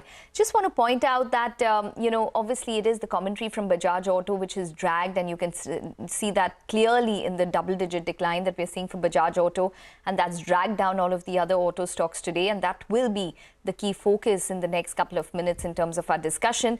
But besides that, we do have a lot of results to watch out for, so commentary will be important from the rest of the companies as well. For example, Infosys, Axis Bank, to understand what kind of retail loan growth they have will be something that the street will probably watch out for, and any kind of asset quality issues that they might face. LTI, Mindtree, Wipro, Nestle, again, a lot of stocks to give us a sense in terms of what is happening on the ground when it comes to demand. Hindustan Zinc, ICICI General Insurance, Mastech, Geo Financial Services, Z Entertainment, all of these companies coming out with results tomorrow as well as we end the week. So a lot to watch out for, Hormuz. A lot to watch out for indeed, and also need to watch out for the weekly expiry for the Nifty this afternoon, and the index is under pressure, where at one point we were talking about the higher end of the range, the start of the week, which was around 25,250, but now we are talking of the lower end of the range. Now 24,750 is very much in sight. At the lowest point of the day now is the index 200 points lower. The Nifty Bank was one index that could have led the index higher, but that has not happened as well. That index too is turning out to be a big drag. 51,250 is where the index is, 500 points lower. And as Ekta was mentioning, a lot of earnings to watch out for. We're watching out for Nestle, that could come out with results anytime now. And of course, the pressure that continues on the auto companies. The broader markets too are seeing some bit of pressure. But speaking of autos, Bajaj Auto is witnessing a big fall in today's trading session. It's the biggest fall since March of 2020, and that is on the back of cautious management commentary that came in post its Q2 results. And this has also driven its other peer companies lower as well. Sudarshan is joining in with the details with what has led to this big fall. Sudarshan. That's correct. So along with Bajaj Auto, all the auto stocks are currently lower and sharply under pressure in today's day, and this comes after Bajaj Auto has reported earnings. Those earnings were largely in line with estimate, but what has surprised market is Bajaj Auto's commentary about festive demand. But before I talk about that, let's check about the stock performance. Even in the last few weeks, like before Q2 earnings started, we saw a major fall in all these stocks. Auto index is down almost 10% from the record high that it hit on September 27. All the constituents are down this month and even this week as well. Bajaj Auto is down almost 13 to 14%. Hero Moto is down almost 6 to 7%, followed by Maruti, M&M. All these stocks are down. So what are the reasons for recent fall? First, festive demand is below expectations. Retail registrations show muted demand in the first half of the festive season, and it's confirmed by Bajaj Auto. In the chat with CNBC-TV18 today morning, company has said two-wheeler industry growth in the first half of the festive season was in the range of 1 to 2%. and that is against companies' expectations of industry's growth in the range of 5 to 6%, and brokerages were expecting a growth in the range of 8 to 10%. And some of the other reasons that if I can point out, first, concerns are related to inventory buildup. Brokerages have been pointing out concerns related to inventory ahead of Q2 earnings. Second, we have been seeing an increase in raw material cost for the last few months. Third, demand for Hyundai IPO has been muted as of now. Just till half an hour ago, total subscription was 51%. And last, there is no valuation comfort in most of the auto stocks. If you look at for Bajaj Auto, FY26 PE is at 28 times against 5-year average of 20 times. For M&M, it's 26 against 17 times. Similarly, for Hero Moto, 20 times against 18 times. So these are the major reasons that we are seeing a major fall in all these stocks today. Okay, absolutely. Well, disappointing there. And let's just wait by, because we do understand that the Nestle numbers could be out anytime soon. So let's see what they come up with. Remember that the stock is around 12% off its 52-week highs at this point in time. But obviously, valuations are extremely punchy for Nestle. Revenue is expected to grow probably around 5 to 6%. The profitability is expected to grow just about below 10% this quarter on a year-on-year basis. So these are the expectations that we have, and margins should probably be stable at around 24%. The volume growth is expected to come in at around 1 to 2%. It'll be interesting almost to find out, what Nestle is also saying about demand after we heard Bajaj Auto, what they are saying about demand on the ground as well. So that's the net profit which is flashing on your screen. 899 odd crores is where they've come in at. So that's a growth which is above what the street was anticipating. So our poll was around 877 odd crores. So it's better than expectations. That's the preliminary figure which has come out for Nestle in terms of the bottom line. But nonetheless, this time round, there was a fear that there could be a higher amount of cocoa and coffee prices, which could probably impact numbers. We have the revenue, which is below expectations. So that has actually missed. So 5,104 crores versus expectations of around 5,357 odd crores. In fact, it's a decline. No, it's just about a flattish performance on a year-on-year basis. Barely any growth that they've recorded on a year-on-year basis for the revenue. The profit, however, is better than expectations. So I'm assuming that the margin should be stable. I was reading about the management commentary as well, right, in the release, and they are mentioning that the demand environment was extremely challenging. Consumer demand was muted, and 5 out of their top 12 brands have grown in double digits this quarter. But some of the brands have witnessed pressure due to soft consumer demand, and as a result of which there is the pressure that you can see their revenue below estimates, slightly below estimates, but the net profit in line with expectations. Kaustubh Pawaskar from Sharekhan by BNP Paribas is joining in now to talk about these numbers. Kaustubh, profit in at almost 900 crores. The revenues coming in at just over 5,100. Margins are below our expectations, 22.9% compared to a 24.2% poll. How do the numbers look like on first sight? Yeah, so revenue numbers are below estimate. Obviously, we and Street were anticipating around mid-single digit kind of a revenue growth. But for the domestic business and for the overall revenues came at around 5,074 crores. I think it is flat almost on YOY basis. And profit are slightly better than expectation. Again, on margin front, at the EBITDA level, we and Street were anticipating around 23 to 23.5% kind of a margins came, EBITDA margins came lower than expectation. So operating performance is below expectation, but on PAT front, the numbers are largely in line. Okay, all right. We do have Prakash Diwan joining in. As you can see, the stock is now at the low point of the day. It's down around 1.3%. Margins have come in at 22.9%. So it's a top-down disappointment which Nestle has reported at this point. Prakash, hi. Welcome to the show. Well, before we talk about the numbers, I just want to talk about the fact that there is this the commentary from companies are indicating a muted consumer demand at this point in time. It could be high value items such as two-wheelers as well, in contrast to what Nestle sells. But Nestle has indicated as well, despite a challenging external environment with muted consumer demand and high commodity prices. So they've alluded to muted consumer demand, and we heard that from Bajaj Auto in terms of festive demand being below their expectations in the first half. What are your takeaways from this? Are we facing, a prolonged slowdown here? So, it's a bit too early to call out whether there is absence of demand revival because what's happened is this time we've had a fairly long and very long stretch on the monsoon phase. And post that, I think it's still going to be a while before the harvest proceeds get into the hands of consumers and the spending starts. So I think by the time we are through with the festive season, end of November, that's when you'll probably start getting. I know it's too short a period to make any kind of an assessment even from here to that period, but that's where it will happen. My sense will be very different except for different segments. What Nestle probably experiences is going to be very different from what a Hero or a Bajaj would experience. Given price points, given the propensity to spend on some of these things. So it's going to be a mixed bag, but I don't see any revival as yet. There's nothing which indicates that demand is robust or is likely to be very robust. Prakash, good afternoon. Thank you for joining. And I wanted to speak about the e-commerce bit.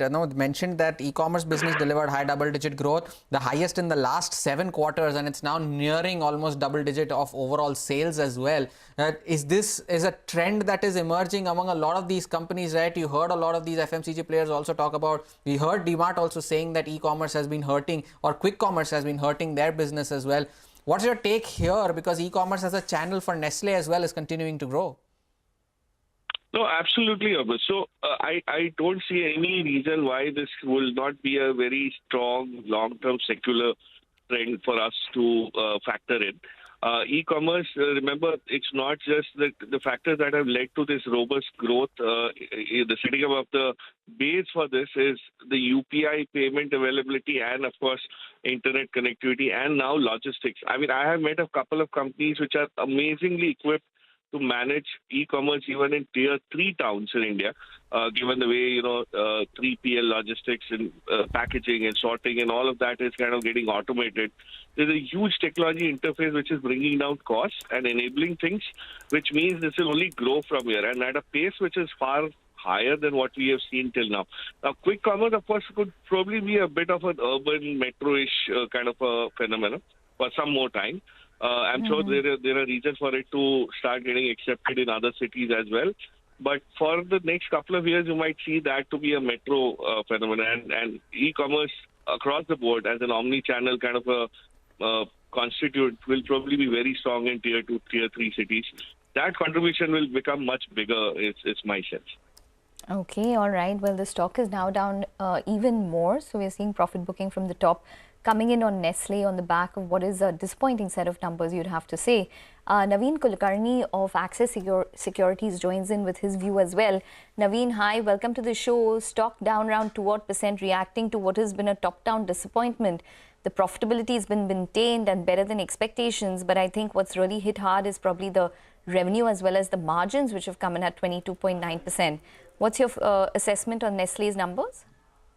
Yeah, so the margins are definitely lower than what we were expecting by close to around 80 odd basis points. So that's definitely a lower number. So I think the revenue being lower has had an impact on margins.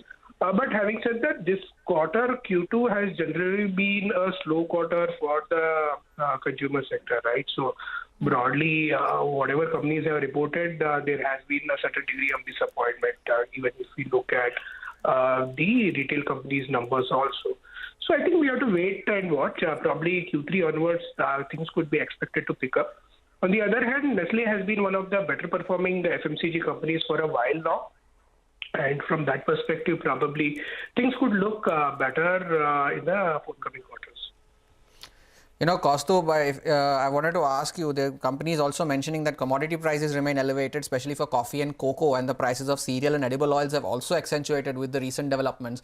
Now, with the kind of margins that Nestle has delivered at 22.9%, do you see that there is a scope of further margin deterioration in the subsequent quarters, say in the current quarter itself, now that we are into the third quarter with these rising input prices? Yeah, so we believe that margins will remain under pressure for Nestle, and but companies, we have seen that companies are a little conservative in terms of price increases. So we don't expect price increases to happen in line with what the commodity inflation is. It will be, in a gradual manner. So in the near term, if the commodity prices continues to rise, I think margins will remain pressure. And that is something which we are expecting for most of the companies under our coverage. Okay, Naveen, what's your sense in terms of the volume picture this time for Nestle? The estimates were 1 to 2%. Yeah, so we were expecting the volume number to be in the range of around 2%. Primarily, the growth was expected on account of price. So I think even the volume numbers don't look very, very encouraging at this point in time. I don't have a ready estimate to put out right now, but yeah, even the volume numbers could be a little sluggish, right? So, but I when think you say sluggish. Yeah, it could be flattish is what I feel. So need to put down exactly the numbers to figure out how much the volume growth would have been. All right, Naveen, Prakash, Kaustubh, thank you so much for joining in and sharing with us your views on the numbers coming in from Nestle. Disappointment on the margin front and revenues to miss on expectations. EBITDA 2 down 5% on a year-on-year basis. The stock down from the highs of the day, 2% lower. Currently trading at 60 times FY26 earnings and on a 5-year average is 80 times. So it's still trading below its 5-year average if you would want to take a positive view of that. But at the lowest point of the day is Nestle after its earnings. Time for a short break. More on the markets and specific stocks on the other side. Stay tuned. We'll be right back.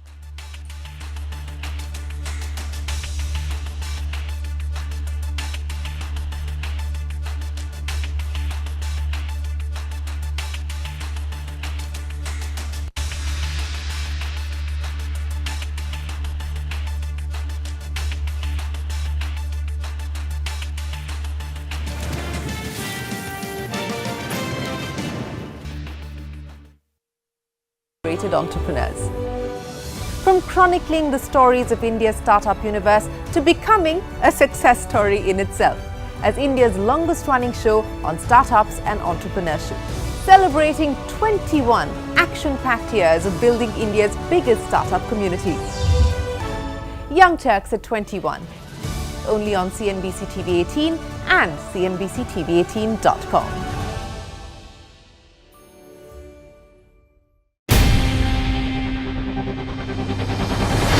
CNBC-TV18's most comprehensive and award-winning news show, India Business Hour, drops first on YouTube. So get the first access to the most influential architects of policies and politics, the key newsmakers of the day. Discover the big themes as we decode the business of markets, macros and more. Be the first to go to the heart of all the top stories that drive the day's agenda. Catch the award-winning India Business Hour live every night on YouTube with me, Shireen Bhatt. India Business Hour live on YouTube at CNBC-TV18 weeknights at 7 p.m.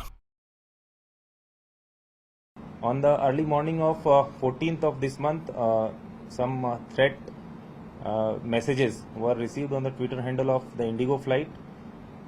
There were 3 international flights, 2 of which were delayed and 1 was diverted because of the threats. Mumbai police is questioning a miner from Chhattisgarh for allegedly sending hoax threat messages to 2 airlines on 14th of October. On that day, Indigo Airline received hoax threat messages for 2 of its airlines, that is Mumbai to Jeddah and Mumbai to Muscat, and Air India received hoax threat messages regarding its Mumbai to New York flight. We have obtained remand home custody of a minor who is suspected to have sent these messages prima facie. Apart from that, we are also questioning one major person from Rajnandgaon who is the acquaintance with the minor. According to Mumbai Police's primary investigation, this miner had a financial dispute with another individual, and in order to settle scores and frame this individual, the miner allegedly created a social media account in this individual's name and sent these hoax threat messages. The pattern of airlines receiving threat messages continued on Tuesday and Wednesday as well, and Mumbai Police has filed 3 FIRs so far.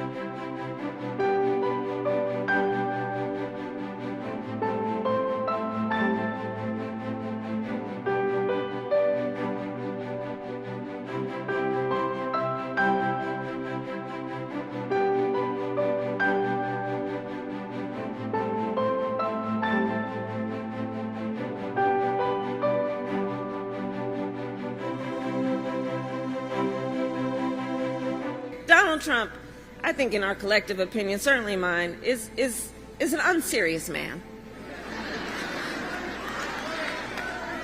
But the consequence. Back with us here on Halftime Report, and the focus remains the auto sector and the underperformance that the stocks are witnessing today after the commentary that came in from Bajaj Auto. And to discuss the way forward, we are being joined by Sai Giridhar, the Vice President of FADA, who is joining in the Federation of Automobile Dealers Association. Mr. Giridhar, good afternoon. Thank you so much for joining in. You know, we just spoke to Bajaj Auto this morning. It's one of the leading two-wheeler manufacturers in the country, and they are saying that festive demand has been very muted so far, at least lower than what they were anticipating. What's the situation that you are witnessing on ground? Is there an actual slowdown seen in automobile demand for whatever little festive period that we have had so far, be it from the start of Navratri until date? What's the picture that you are picking up? So as far as we are concerned, the data which we have taken out is for the first 10 days of Navratri, from first Navratra till Dashmi, and we see a double-digit growth, in fact. And if you're talking about specific two-wheeler segment, in fact, there is a 12% growth if you compare it with the same period last year. So last year, the first Navratra was from 15th October till 24th October, if you see the data. So there's a growth of approximately 12% as far as two-wheeler is concerned. Overall, there's a growth of, the growth is in double digit, and only specific segment, if you talk about, is the tractor segment, wherein we are seeing some challenges, some negative growth, but rest, everything is in green. Okay. So only the tractors you're seeing some amount of challenges, but otherwise for the two-wheeler segment in particular, you've already recorded around a 12% growth in terms of the festive season. That's what you're saying, Mr. Giridhar. Then, you know, this is completely contrary to what Bajaj Auto indicated to us when they spoke to us in the morning. So what do you think might be the issue there? See, this festivity is all about discounts. It's all about availability of stocks, because the customers are there. We've seen a 3x or 4x increase as far as the walk-ins are concerned, the telephonic inquiries are concerned. So there are a lot of customers. Because we had anticipated a pent-up demand, seeing the last few months, the way they've gone by, the heavy rains, and before that, the extreme temperatures. So the pent-up demand was there, and we're seeing the results. So the customers are there as far as the in the market are concerned. The only thing is the conversion, and the conversion is happening. This festive is only and only on the schemes which are available with the dealers. So, Mr. Giridhar, would you attribute this growth that you have seen in the first few days of the festive season to pent-up demand, or would you actually call it proper festive buying that people generally do, or you'd say a combination of both of them? I'll prefer to say it combination of both. I can't predict everything, but as far as the overall festivity is concerned, earlier we had predicted a 20% growth. So last year, if you see, in this 42 days of festivity, approximately 38 lakh vehicles were sold in India. This year around, we're targeting approximately 45 lakh vehicles. And there is a reason to it. Last year, the availability was not there. The customer was not able to choose the right mix of variants which he was wanting. There was a shortage as far as the availability of vehicles were concerned. This year, there's ample availability. Everything is available off the shelf. That's the reason that we are anticipating approximately 20% growth, and first 10 days of Navratri is contributing 20% to overall business, if you talk about. So we are in line to achieve this 20% growth. Okay. What is the proportion of EV sales within this 20% growth that you're anticipating? So EV is, we'll have to take out the data. We don't have the exact numbers as far as the EV is concerned, but if you talk about two-wheeler segment, EV is approximately 5.5%. Passenger vehicle, it is approximately 2.5%. But we see a turnaround as far as passenger segment is concerned with the new variants which have been launched, and we see that 2.5% to increase to approximately 3.5% to 4%. All right, Mr. Giridhar, thank you so much for sparing time and taking us through what is the actual scenario on ground currently for the first initial phase of this festive season. Interesting, right, Ekta? One of the largest two-wheeler companies saying that demand is not there. The Federation is saying that there's 12% growth. Absolutely. Well, you know, it'll be interesting to see what kind of schemes there are and discounts, and whether they pick up as we go through the festive season as well. But contrary information or commentary coming in from both of those. We'll take a short break. But up next, Nigel will be joining in. He'll tell us what he's tracking on the F&O space.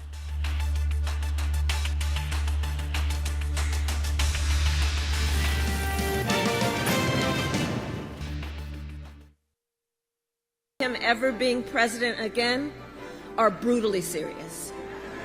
Brutally serious.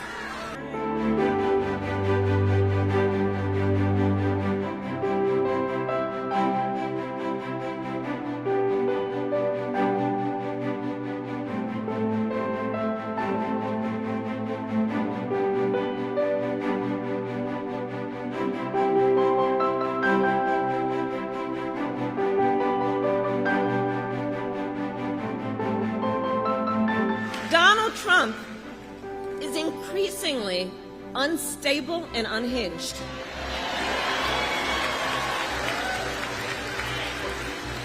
And he is out for unchecked power. That's what he's looking for.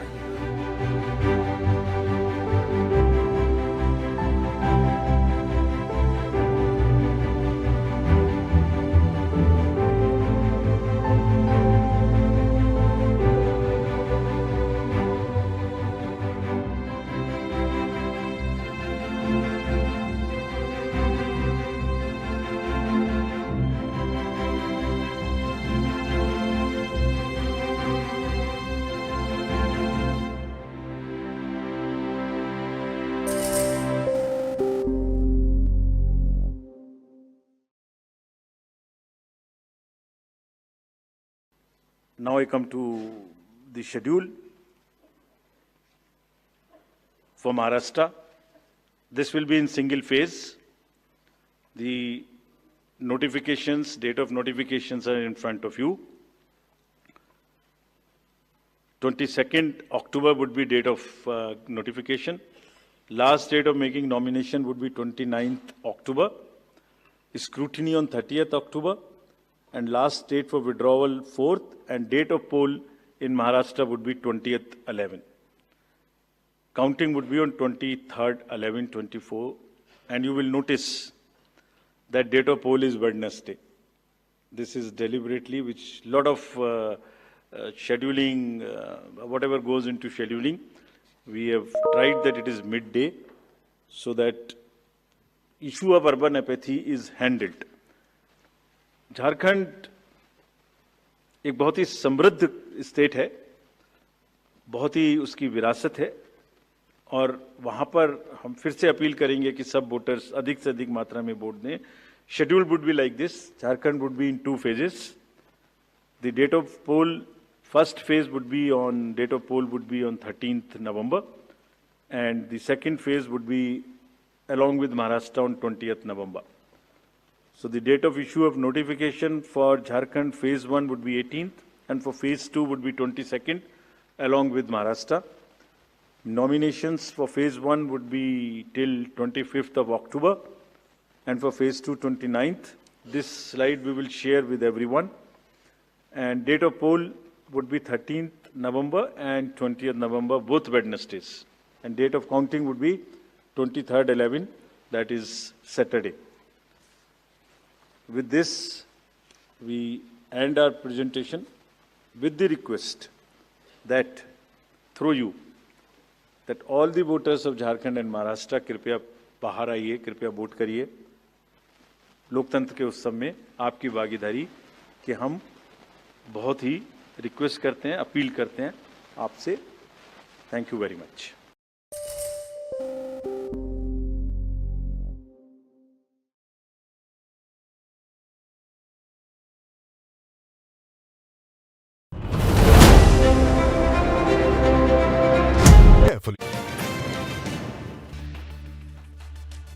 Welcome back. Now in a conversation with CNBC-TV18 Shireen Bhan, Zerodha CEO Nitin Kamath comments about how the startup ecosystem in India is advancing and how Zerodha's founders are supporting these startups via venture capital. Listen in.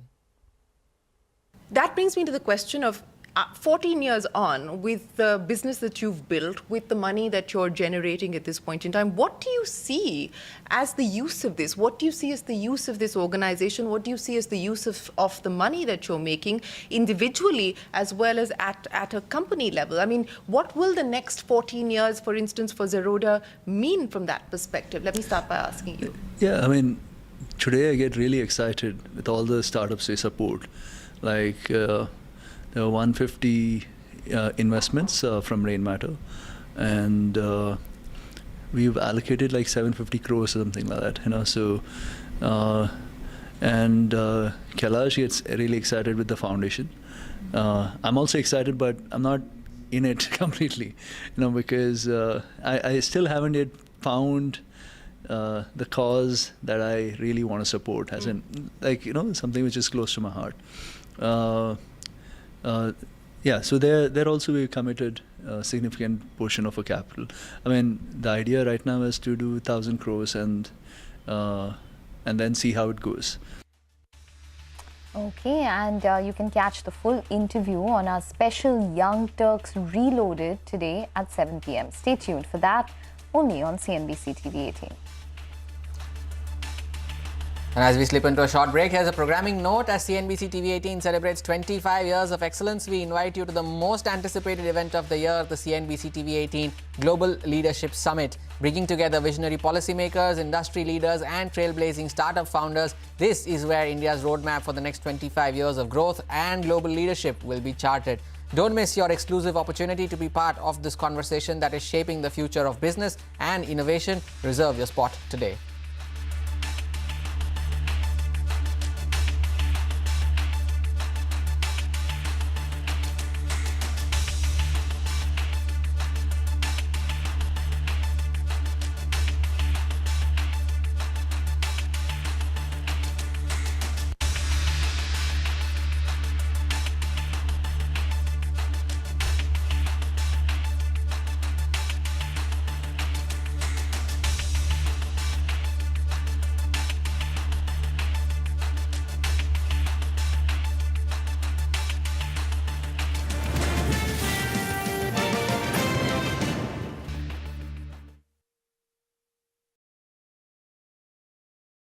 On the early morning of 14th of this month, some threat messages were received on the Twitter handle of the Indigo flight.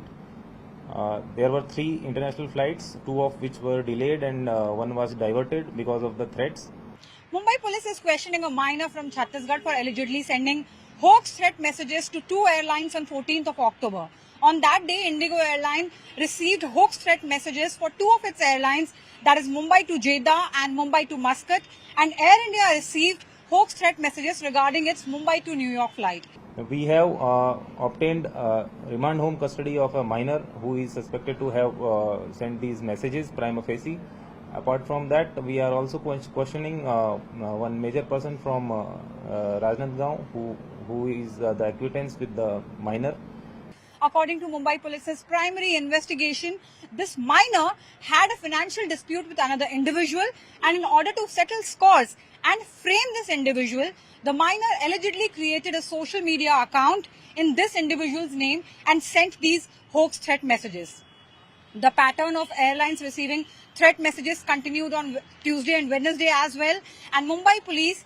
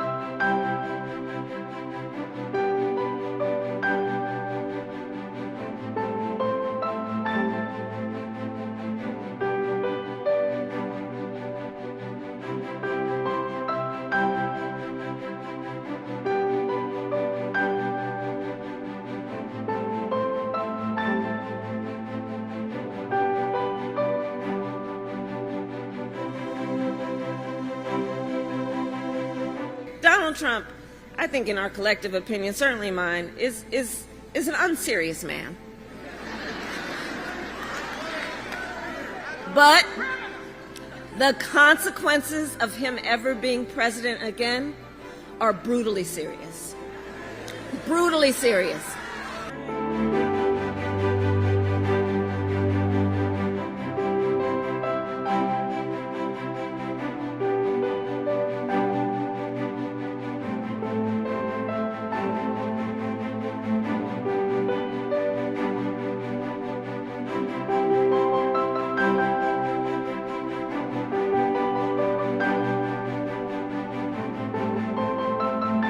Donald Trump is increasingly unstable and unhinged.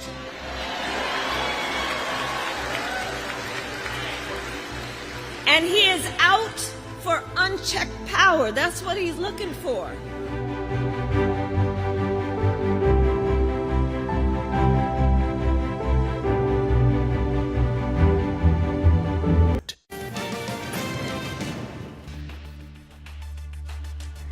Welcome back. Well, for the markets under pressure, so the Nifty is now down around 184 odd points. Just want to point out that the Hyundai IPO details have been updated. So totally based on the consolidated bids, it currently stands at around 0.86 times.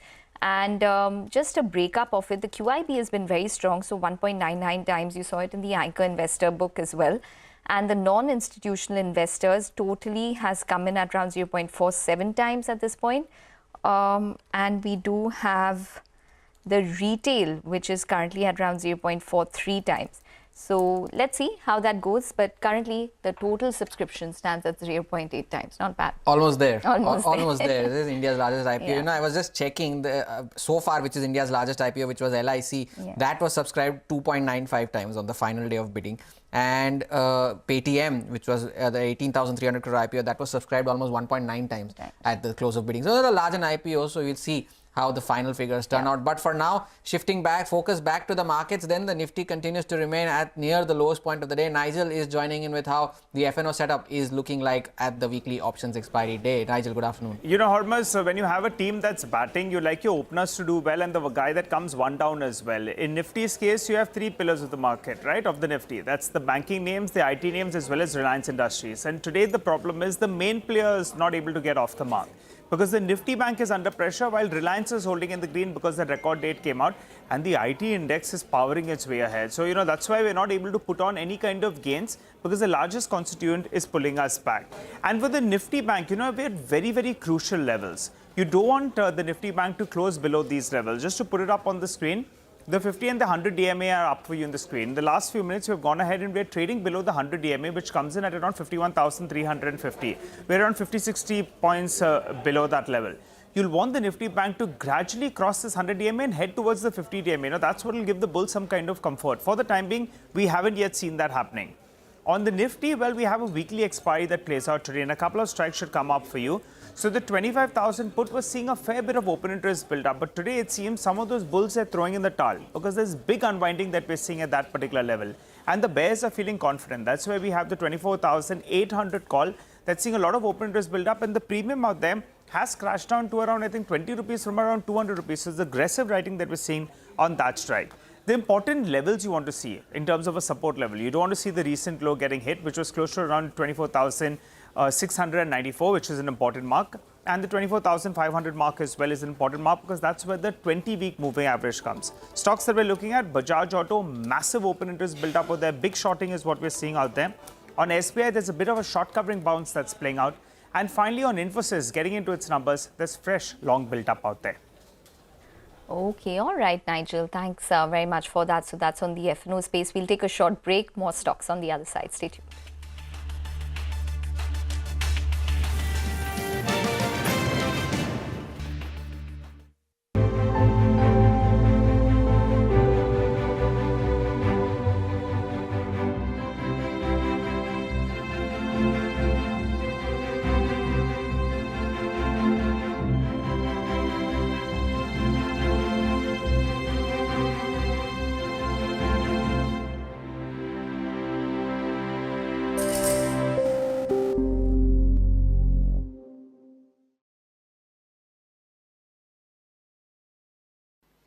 Now I come to the schedule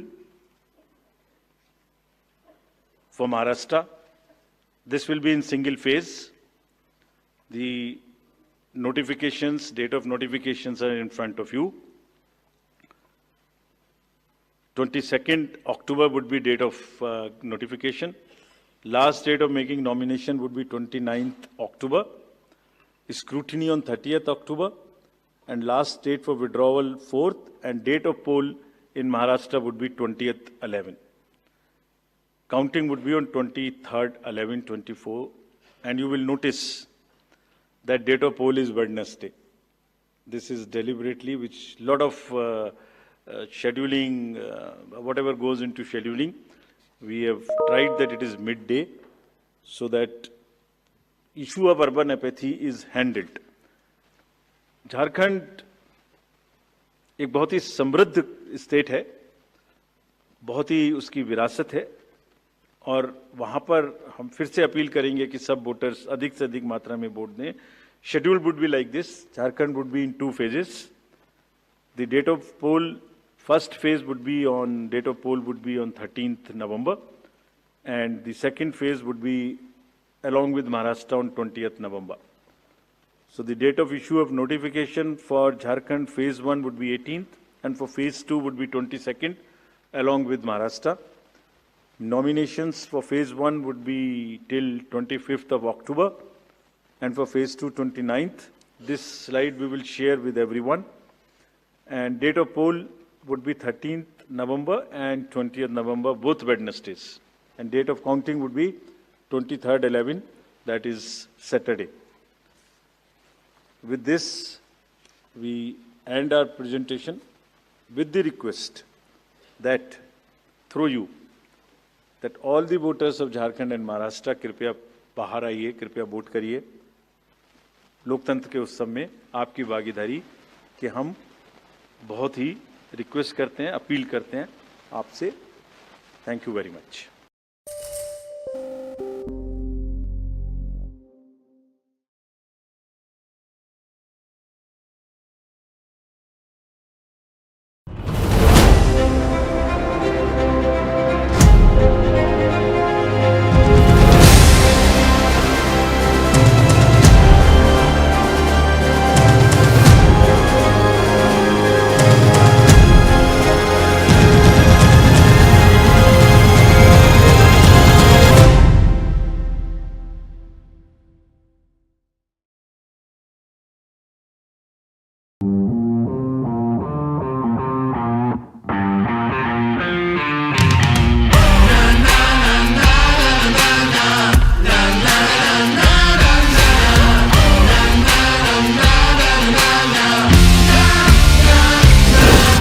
Make informed decisions with comprehensive analysis on the go.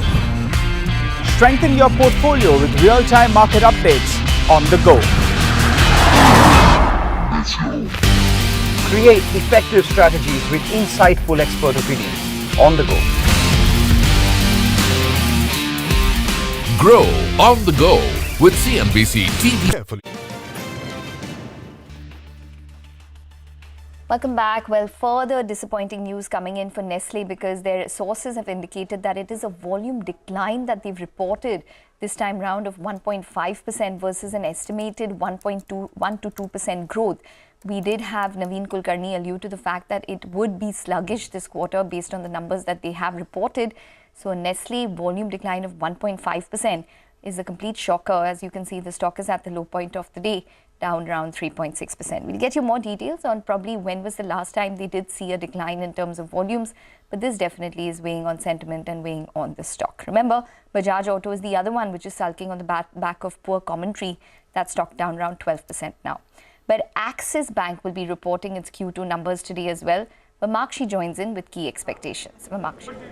Well, yes, Ekta, Axis Bank will be reporting their numbers today. Net interest income is expected to come in at 13,620 crores. This is an uptick of almost 10.6% that we're seeing on a YOY basis. The net profit is expected to come in at 6,300 crores. Out here, we're expecting a growth of 7.4% on a YOY basis.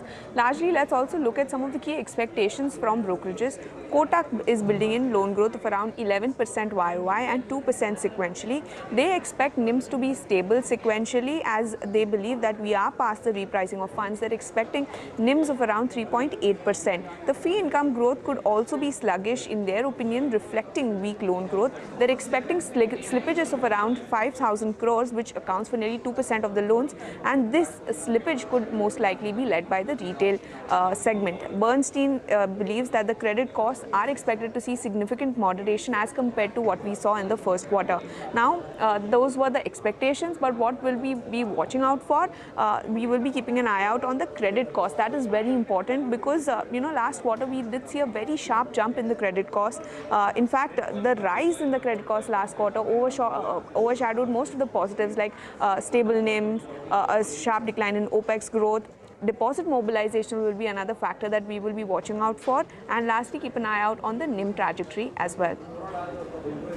Axis Bank, one of the 4 Nifty constituents reporting results today. Of course, Nestle has already come out with numbers, so 3 more to go. We'll keep an eye out on all of these. The stock at the lowest point of the day now, 2.5% lower. Time for a short break. Up next, Manisha Gupta will be in conversation with Ragnar Wood, the global CEO of BHP. On the other side, stay tuned.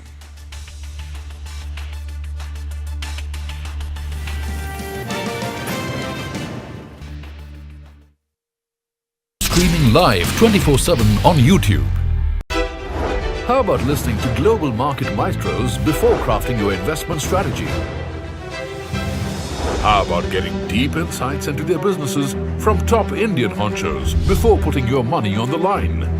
How about making every trading day profitable with strategies from the market masters, macro pundits and chart wizards? Only one show gives you a head start to your trading day.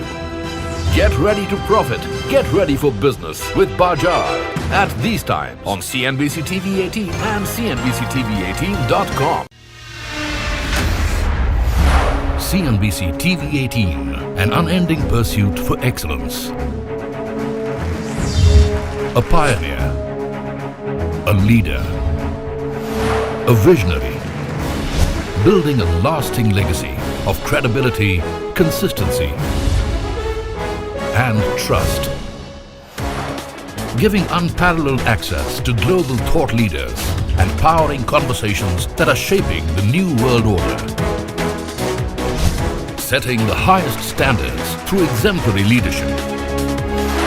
It is this unrivaled reputation for the most comprehensive coverage, actionable intelligence, and in-depth reporting that makes CNBC-TV18 India's #1 business news brand.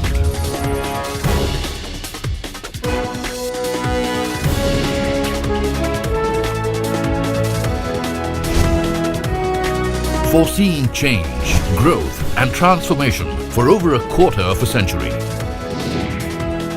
Trendsetters crafting innovative content formats.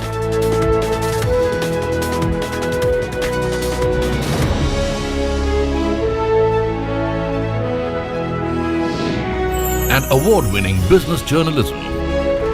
On air, online, on social media.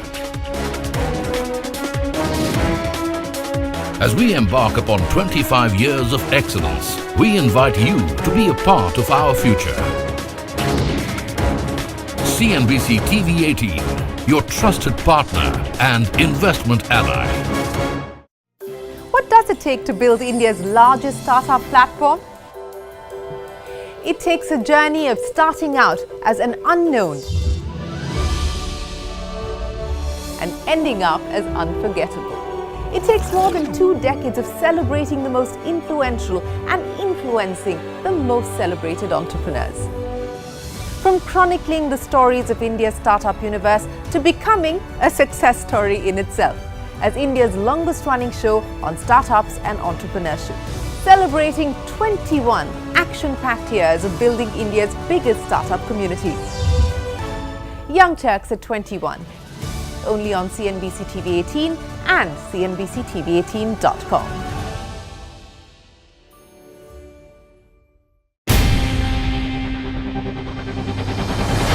CNBC-TV18's most comprehensive and award-winning news show, India Business Hour, drops first on YouTube.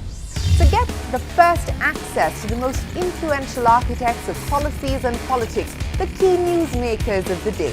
Discover the big themes as we decode the business of markets, macros and more. Be the first to go to the heart of all the top stories that drive the day's agenda. Catch the award-winning India Business Hour live every night on YouTube with me, Shireen Bhatt. India Business Hour live on YouTube at CNBC TV18 weeknights at 7 p.m. On the early morning of Welcome back. Well, week for the markets, but let's talk about commodities now. Manisha Gupta caught up with Ragnar Ud, who is the global CCO, BHP, and spoke with him on how the company, as a leading mining player in the world, is looking at sustainability, cost effectiveness, and decarbonization, and new sectors that the company is looking at in terms of future investments. For BHP, our own story in terms of decarbonization, we've already achieved 30% reduction in our Scope 1 and Scope 2 emissions relative to 2020. Something that we're very proud of, but nonetheless, we know we have a long way to go forward. And so part of that, and the biggest part for us in terms of Scope 1, remains around diesel and reducing diesel usage from our vehicles in the longer term. I'll move on and talk about iron ore, another very important one in your portfolio. What's your sense here on supply, prices, demand, etc.? So in terms of supply, we see ample supply in the market at the moment. Demand is moderating, and what we're seeing in China is for the 6th year in a row, we see them sitting at about 1 billion tons a year of steel, but a very different type of billion tons of steel as compared to 3-4 years ago. We believe that India will also continue to grow from about the 150 million tons of steel being produced at the moment to close to 300 million tons over the next several decades. So an exciting spot to be in. That said, we do know that, again, iron ore will be slightly different because India tends to be self-sufficient when it comes to iron ore. But we do take price cues from the international market, so that's a market to keep an eye on. Indeed. When you talk about the Indian, associations here, you've recently signed an MOU with SAIL India. You have association also with Tata Steel. How are these markets treating you? What is the kind of further partnerships that you are doing here? So great reception within India, and I can share with you not only in terms of SAIL and Tata, but more recently we signed an agreement with JSW as well. So now we're associated basically with the 3 largest steel producers in India with a pathway towards decarbonization. And we recognize there is no one single solution on that at this point. So we're partnering on CCUS, CCS, different ways of actually producing steel, whether that's electric arc furnaces, electric smelter furnaces, or even electrolysis. But this will play out over the future, and it's important for us to actually pursue alternate pathways there towards that outcome. I will move on to another commodity which BHP does a lot in, and that is metallurgical coal. As a market, how is that building up now? And when you look at decarbonization and when you look at coal on the other side, how are you balancing it both? Metallurgical coal is an interesting commodity, and the world seems to be a bit fixated on coal and the impact of coal, as opposed to the emissions that are actually generated from it, which I would advocate are actually the area that needs probably the bigger focus. We believe the coal that we produce is the highest qualities of coals. And so against that overlay, we believe that blast furnace technology will continue to play an important part in terms of steel production, and therefore the development of certain countries, including India, over the next 20 to 30 years. And therefore having the highest quality products you can use in that steelmaking process is essential. And so we will continue to partner with a number of Indian steel companies to actually help bring that product to market. For the longest time, I was following BHP also for nickel. In the last couple of years, that story seems to have really gone down, especially with what happened with prices in 2022. Where do you stand on nickel right now? Oh, nickel is a tantalizing commodity because it actually has scale. And we actually see the demand being very strong in terms of nickel in the foreseeable future because we think it is linked to battery technologies and how that will unfold. But what has changed here has really been about supply, and Indonesian supply in particular, where we will see Indonesian supply increase basically from 5% several decades ago to over 60% of the world market this year. And so what that has meant is that we've seen prices depress quite significantly, going from about $25,000 a ton down to about $15,000 to $17,000 a ton. And so what that means is we put our business on temporary suspension at this point. We'll revisit that in the next couple of years because we think that there's potential there, but that really depends on both demand triggers and supply signals as well. All right, so how long are you going to review those businesses? Some of the reports suggest 2026-27 perhaps. 2027 is the year we'll actually get back into it. All right, I will move on now to potash, and that really is the upcoming one for you. With the kind of spend that you're making in Canada with this one, where are the plans right now? What is going to be the total spend? How are you looking at the profitability onto this one? We are so excited about getting into potash, and there's a strong linkage to India on this one as well. And the reason why we've actually decided to get into potash is this is a world market of about 70 million tons a year. So it's got the scale that we look for as an organization. And what we've seen over the last 50 years is a demand signal that's growing on average about 2 to 3% per year based on growth in population. And it's against that overlay that, having now secured a very large tenure in the Saskatchewan Potash Basin, we're so thrilled to be bringing on our first phase project, Jansen Stage 1 and Jansen Stage 2, between late 26 and 2029 as we start to ramp up to about 8 million tons a year capacity. Now, we think this is something the world needs, and particularly in India, how we think about fertilizers and food production, this is something we're looking forward to partnering with Indian companies on. All right, that's a wrap on this edition of Halftime Report from Ekta, me and the team that put this show together. Thank you so much for watching. Business Lunch takes the action forward.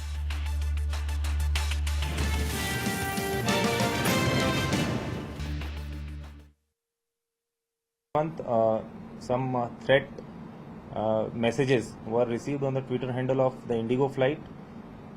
There were 3 international flights, 2 of which were delayed and 1 was diverted because of the threats. Mumbai police is questioning a miner from Chhattisgarh for allegedly sending hoax threat messages to 2 airlines on 14th of October. On that day, Indigo Airline received hoax threat messages for 2 of its airlines, that is Mumbai to Jeddah and Mumbai to Muscat, and Air India received hoax threat messages regarding its Mumbai to New York flight. We have obtained remand home custody of a miner who is suspected to have sent these messages prima facie. Apart from that, we are also questioning one major person from Rajnathgaon who is the acquaintance with the miner. According to Mumbai Police's primary investigation, this miner had a financial dispute with another individual, and in order to settle scores and frame this individual, the miner allegedly created a social media account in this individual's name and sent these hoax threat messages.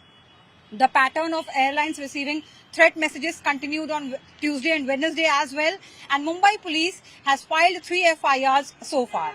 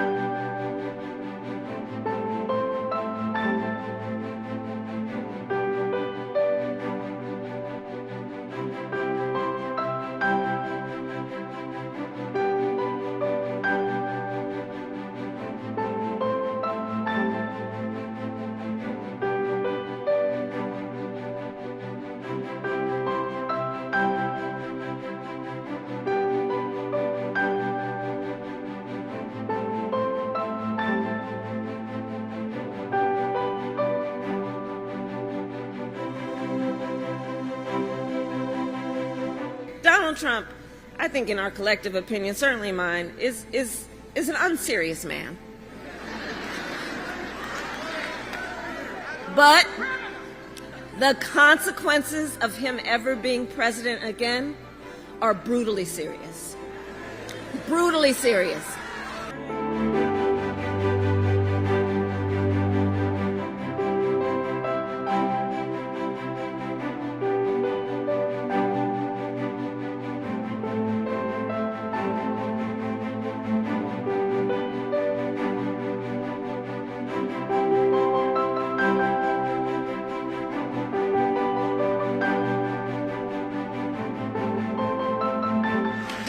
Trump is increasingly unstable and unhinged.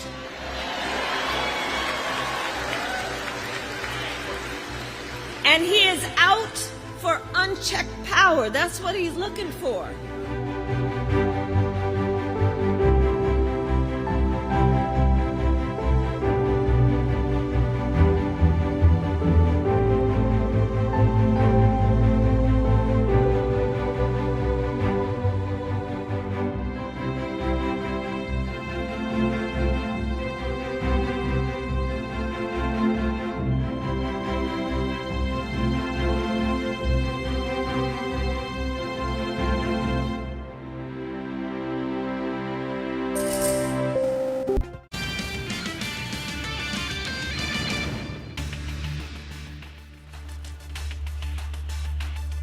Stocks dipped after a steady start on a caution ahead of US elections and uncertainty over China's economic recovery, even as geopolitical worries linger. Auto and realty are the big drags, but IT ekes out some gains.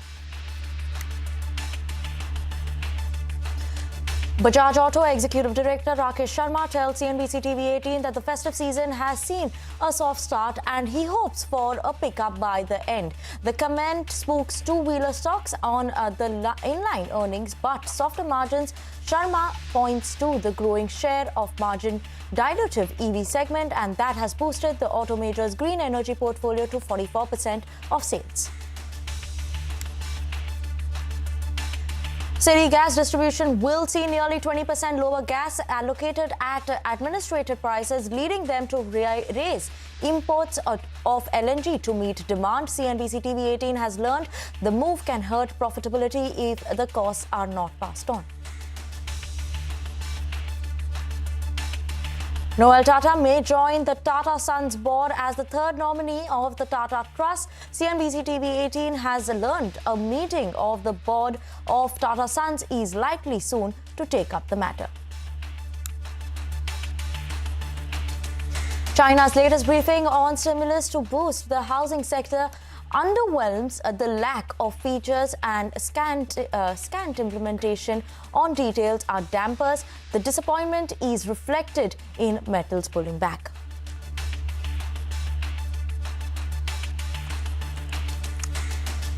Hello, good afternoon. You're watching Business Lunch on CNBC-TV18 and I'm Vinny Motiwala. A quick look at what the market is doing. Not a pretty picture coming in again for the markets. We're seeing pressure on the Nifty as well as the Sensex, almost near the day's lowest point. Like you can see, down 0.7%, 24,788 levels. Around that is what the Nifty is trading at. Sensex just managing to hold on to that 81,000 mark, down 0.5% in trade. Let's also look at what's dragging in terms of the Nifty today. We have a lot of banking names that are coming. So whether you look at it something like an ICICI Bank, HDFC Bank, Axis Bank, these are among the top drags that are there for the Nifty 50. And other than that, we also have Bajaj Auto and M&M in the auto side, which are among the top losers for the Nifty 50. So clear pressure that's coming because of the banking and the auto names. And that is why Nifty Bank and Nifty Auto both are under pressure as well. Let's look at that. Nifty Bank down 1%, Nifty Auto down 3%. You know, Bajaj Auto numbers were there, they were in line, but the commentary is something that didn't excite the street, and that is why the pressure on Nifty Auto and down 3% in trade. Only green that we're seeing on the screen from the sector-wise today is coming in from the Nifty IT names. So yes, Nifty IT managing to hold on to gains of 1.3%. Let's look at Infosys, Mphasis and TechM among the top gainers that are coming in for the Nifty IT. Mid and small cap not doing anything. Underperformance that is coming in from the Nifty Mid as well as the Nifty Small Cap today, down more than 1% of the Nifty Mid Cap and 0.8% of decline for small cap stocks. Railway stocks buzzing in trade, so Titagarh, RVNL and Jupiter Wagons among the stocks that are buzzing, while chemical stocks like SRF, HSCL in pressure, as well as Deepak Nitrite and Navin Fluorine. But let's move on and talk about and put that focus on Bajaj Auto, right? There's pressure clearly on Bajaj Auto. The stock is down and out. The commentary is something that has spooked the street. What more are the details on this? Let's go across to Sudarshan, who's joining in with that. So it's not only Bajaj Auto, all the auto stocks are sharply lower in today's trade, and this has come after Bajaj Auto has reported earnings for Q2 FY25. Earnings were largely in line, but what has surprised market is commentary of weak festive demand. But before I go to that, just let's talk about the stock performance. In last few weeks, all the stocks have been seeing a fall that is ahead of Q2 earnings. Auto index has been down almost 11% and from record high that it hit on September 27, and all the constituents are down this month and even this week as well. For example, Bajaj Auto is now down almost 14%, Hero is down almost 7%, similarly with Maruti, M&M, TVS and Eicher. But the question is, what are the reasons of the recent fall? First, festive demand has been below expectations. Retail registrations have shown muted demand in the first half of the festive season, and this was confirmed by Bajaj Auto. Talking to CNBC-TV18 today, company has said in the first half, two-wheeler industry has seen a growth in the range of 1 to 2%, and this is against company's expectations for the entire festive season is of 5 to 6%, and brokerages have factored in a growth in the range of 8 to 10%. Second is concerns related to inventory buildup. Brokerages ahead of Q2 earnings had raised this concern that was related to inventory buildup, and raw material cost also. We have been seeing that raw material costs have been increasing for the last few months. And second last is Hyundai IPO. Just now the news that the Hyundai IPO is fully subscribed, but in the last 2 days the demand was muted. And last is there is no comfort on the valuation front. If you see against the 5-year average, Bajaj Auto's FY26 P is at 28x against 5-year average of 20 times. For M&M, 26 times against 17 times, and similarly for Hero Motor, 20 times against 18 times. Thanks so much for that, Darshan, a roundup, on why auto stocks are in focus today as well, especially Bajaj Auto. In fact, earlier today, we even managed to speak to Rakesh Sharma, Executive Director of Bajaj Auto, post their Q2 performance. Listen into some of the key highlights that he mentioned and the conversation that we had with him. This is the 4th successive quarter of delivering 20% plus EBITDA margin. And what is noteworthy is that this is despite the fact that the electric two-wheeler portfolio has increased substantially. In fact, the electric portfolio of Bajaj Auto is now over 20% of the domestic revenues. And if I may add the green portfolio, the greener fuels portfolio is almost 44% of Bajaj Auto's domestic revenues. The 20% plus margin has to be viewed in the context of the substantially growing electric two-wheeler portfolio, which we are very, very happy about. I would say that the first half of the festive has been slightly below expectations. There is growth, but very marginal growth in the industry. The 100cc bottom half segment is, as per Vahan registrations, negative, and the 125cc plus segment is positive. But put together, the industry is at 1 to 2% growth in the first 15-16 days of the festive. Okay, let's move on to some news from the Tata Group. Sources say that Tata Trust Board will be meeting soon with an eye on appointing the third representative to the board of Tata Sons. Shireen is joining in with us to give us details on that. Shireen? Well, I am given to understand that that meeting is underway in Mumbai, and the decision will be to appoint the third nominee from the Tata Trust to the board of Tata Sons. Remember, at this point in time, there are two nominees that represent the Tata Trust on Tata Sons, Venu Srinivasan being one, Vijay Singh being the other. Now, at this board meeting of the Tata Trust, the decision will be taken on whether Noel Tata will be appointed as the representative of the trust on the Tata Sons board. It looks like it is likely to be a decision that will be carried through. Remember, Noel Tata has just been appointed as the chairman of the Tata Trust. Now, just for background and for the information of our viewers, the Tata has amended the Articles of Association post the Cyrus Mistry battle, where you cannot have the same individual as chairman of the Trust as well as Tata Sons. And so Noel Tata will come on board of Tata Sons And of course, N. Chandrasekaran will continue to be the chairman of Tata Sons, while Noel Tata will be the chairman of Tata Trust. So that is the expectation. We are, of course, awaiting clarity on the decision. No comments so far from Tata Trust. Comments are awaited. Okay, waiting for some comments there, but we'll keep you all updated with that. Thanks so much for that, Shireen. Let's move on. And Niti Aayog member Ramesh Chand comments on the mechanical setting of the MSP on the A2 and FL formula is the reason for high food inflation, and adds that future Indian agri-exports may become uncompetitive due to the high pricing. So let's listen into what more he had to say. In case of cereals, much of what you will watch happening in the market is the translation of what we do to MSP. Okay. If we are increasing MSP by 6%, 5%, and some little factor adding from markets, make it to 8% and 9%. Okay. So if because of shortage, price MSP is given raise in 1 year, that become a base for further rise in next years. And now we have a new formula, A2 plus FL into 50%. I'm not criticizing it, but that formula has led to detachment between what would be open market price and what is MSP in most cases.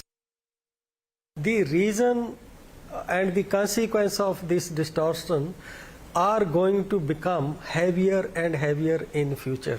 Now we are facing inflation only. The second consequence will be when your home prices are so high, your export will be affected. And India is moving toward a situation where surplus are expected to rise. So that will become the second victim of this kind of things. So I think there is now a need to balance between interest of producer and consumer. That market distortion should be avoided, that are not to be costly for other sectors of economy.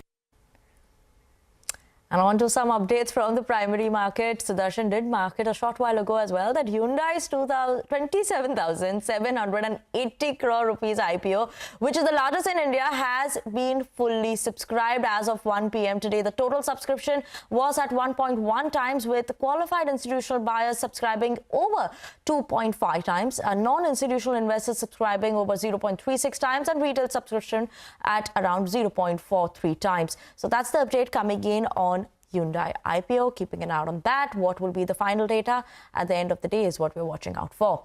But on that note, we're going to slip into a very short break, and after the break, we'll bring you some more news updates on the other side.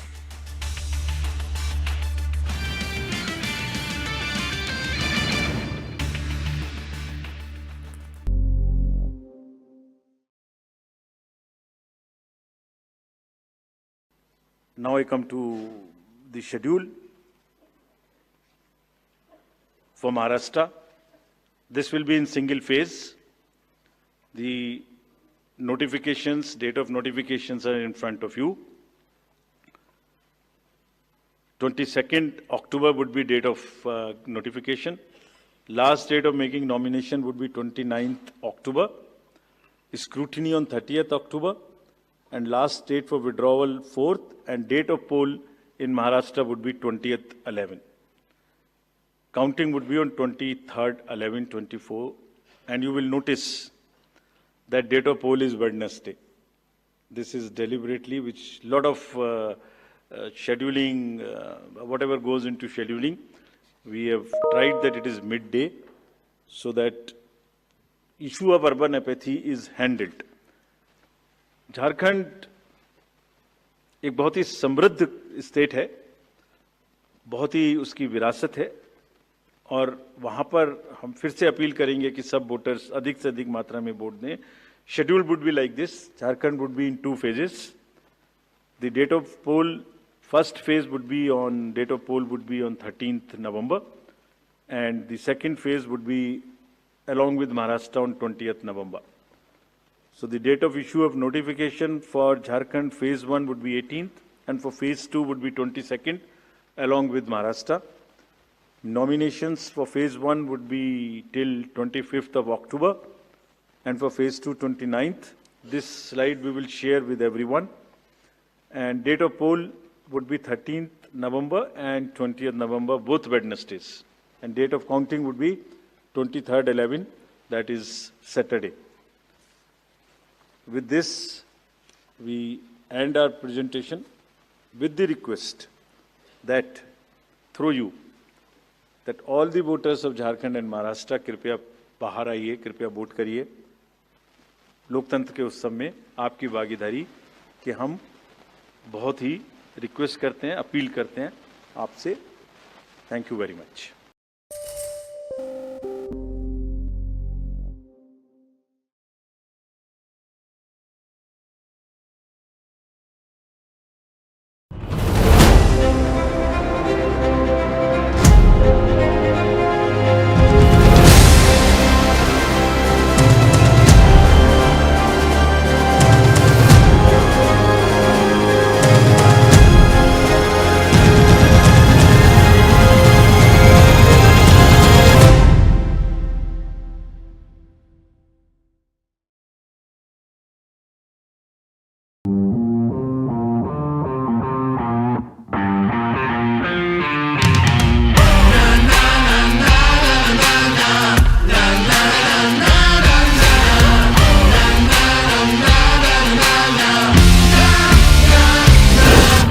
Make informed decisions with comprehensive analysis on the go.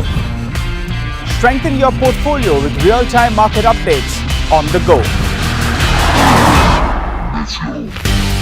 Create effective strategies with insightful expert opinions on the go.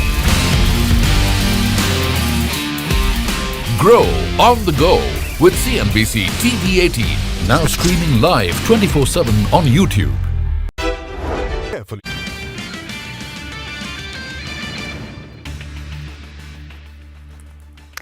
Welcome back. You're watching Business Lunch on CNBC TV18, and let's move on to the diplomatic updates that we have. India's relationship with Canada has soured further after the Canadian Prime Minister, claimed that there was no hard evidence behind allegations of India being behind the killing of Khalistani activist Hardeep Singh Nijjar. Parikshit is joining with us to give us more details on that.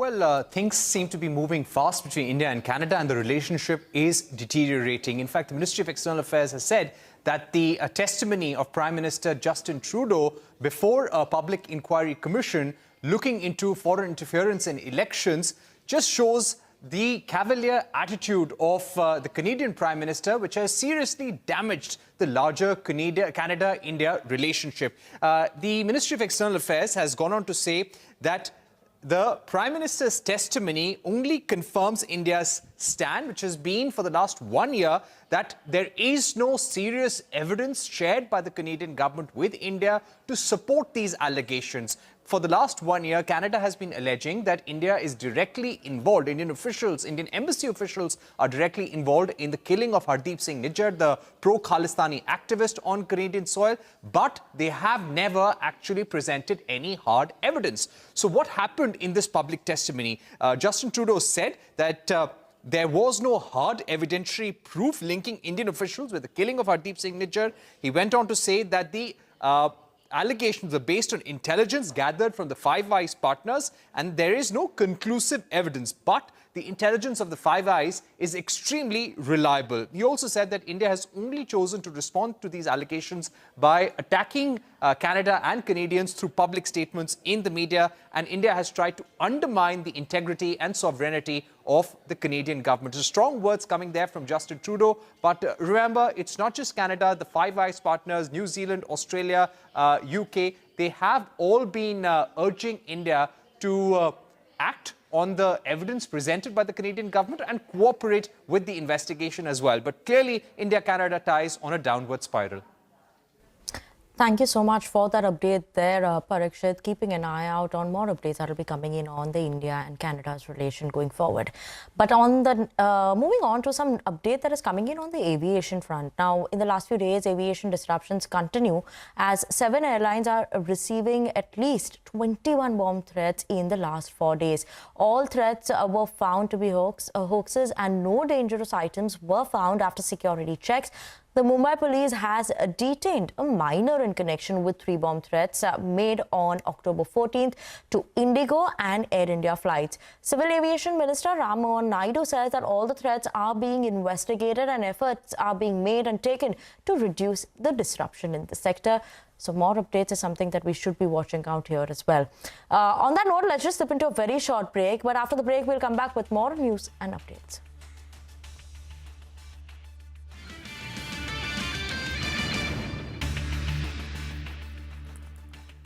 Global market maestros before crafting your investment strategy. How about getting deep insights into their businesses from top Indian honchos before putting your money on the line? How about making every trading day profitable with strategies from the market masters, macro pundits and chart wizards? Only one show gives you a head start to your trading day. Get ready to profit. Get ready for business with Bajaj at these times on CNBC-TV18 and CNBC-TV18.com. CNBC-TV18, an unending pursuit for excellence. A pioneer, a leader, a visionary, building a lasting legacy of credibility, consistency, and trust. Giving unparalleled access to global thought leaders and powering conversations that are shaping the new world order.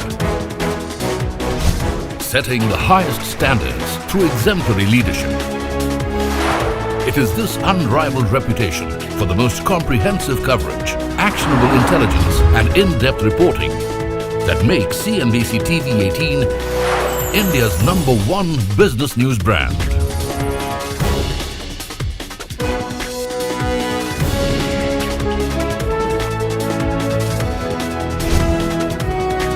Foreseeing change, growth and transformation for over a quarter of a century.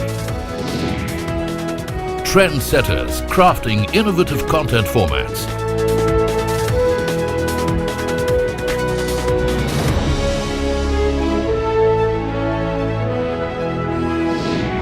And award-winning business journalism. On air, online, on social media. As we embark upon 25 years of excellence, we invite you to be a part of our future. CNBC-TV18, your trusted partner and investment ally. What does it take to build India's largest startup platform? It takes a journey of starting out as an unknown and ending up as unforgettable. It takes more than 2 decades of celebrating the most influential and influencing the most celebrated entrepreneurs.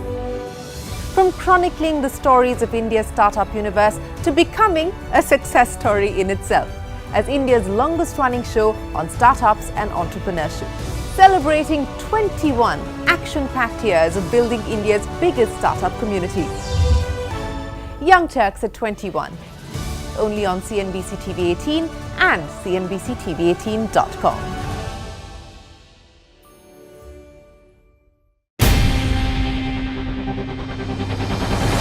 CNBC-TV18's most comprehensive and award-winning news show, India Business Hour, drops first on YouTube. So get the first access to the most influential architects of policies and politics, the key newsmakers of the day. Discover the big themes as we decode the business of markets, macros and more. Be the first to go to the heart of all the top stories that drive the day's agenda. Catch the award-winning India Business Hour live every night on YouTube with me, Shireen Bhatt. India Business Hour live on YouTube at CNBC-TV18 weeknights at 7 p.m. On the early morning of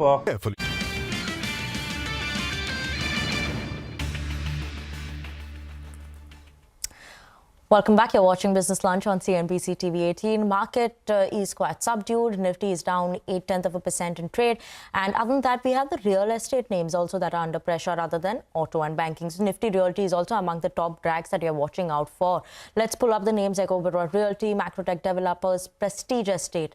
All of them under pressure in the real estate side as well, down more than 3% in trade as well. And Nestle also under pressure after its Q2 numbers, where volume growth was a miss. But let's move on and into moving on to some somber news. Now, former One Direction singer Liam Payne was found dead outside a hotel in Argentina's Buenos Aires after the 31-year-old fell from the hotel room balcony on the 3rd floor. The police in a statement said that he had fallen into the internal courtyard in the hotel and that they were investigating the circumstances under his death. Liam is survived by his 7-year-old son, Bear Payne. And moving on to some more news, and this is coming in from the state of Haryana. Nayab Singh was sworn in as the Chief Minister for the 2nd time in a row. Top NDA leaders, including PM Narendra Modi, BJP Chief JP Nadda, and UPC CM Yogi Adityanath were in attendance at the swearing-in ceremony in Panchkula. And the BJP was surprised the pollsters by winning the state for the 3rd straight time last week. Okay, and with that, it's a wrap on this edition of Business Lunch on CNBC TV18. Thanks so much for tuning in. Midcap Radar up next.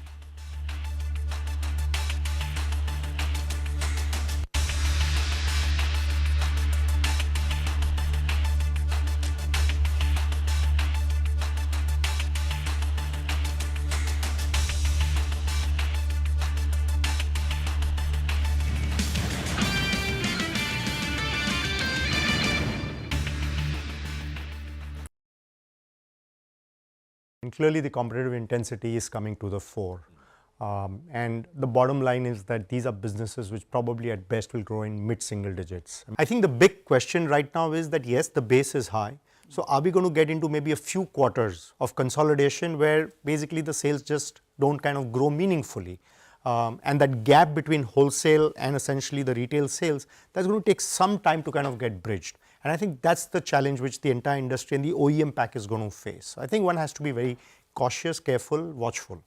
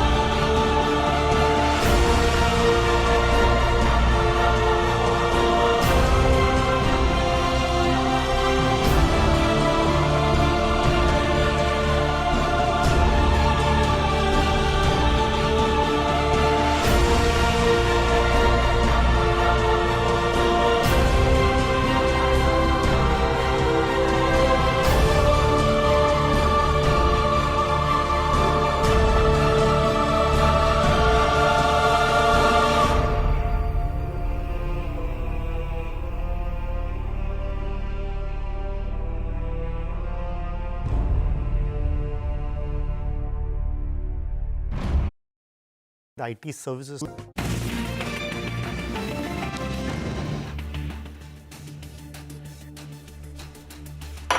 Good afternoon. Welcome to Midcap Radar. I'm Sonal Bhutra. With me, as always, is Vivek Iyer. It's a down day despite the handover that we got from Wall Street, and it has continued to see lower levels since the morning. So Nifty is down almost a 200-point cut is what we are seeing there. Mid-caps are falling further.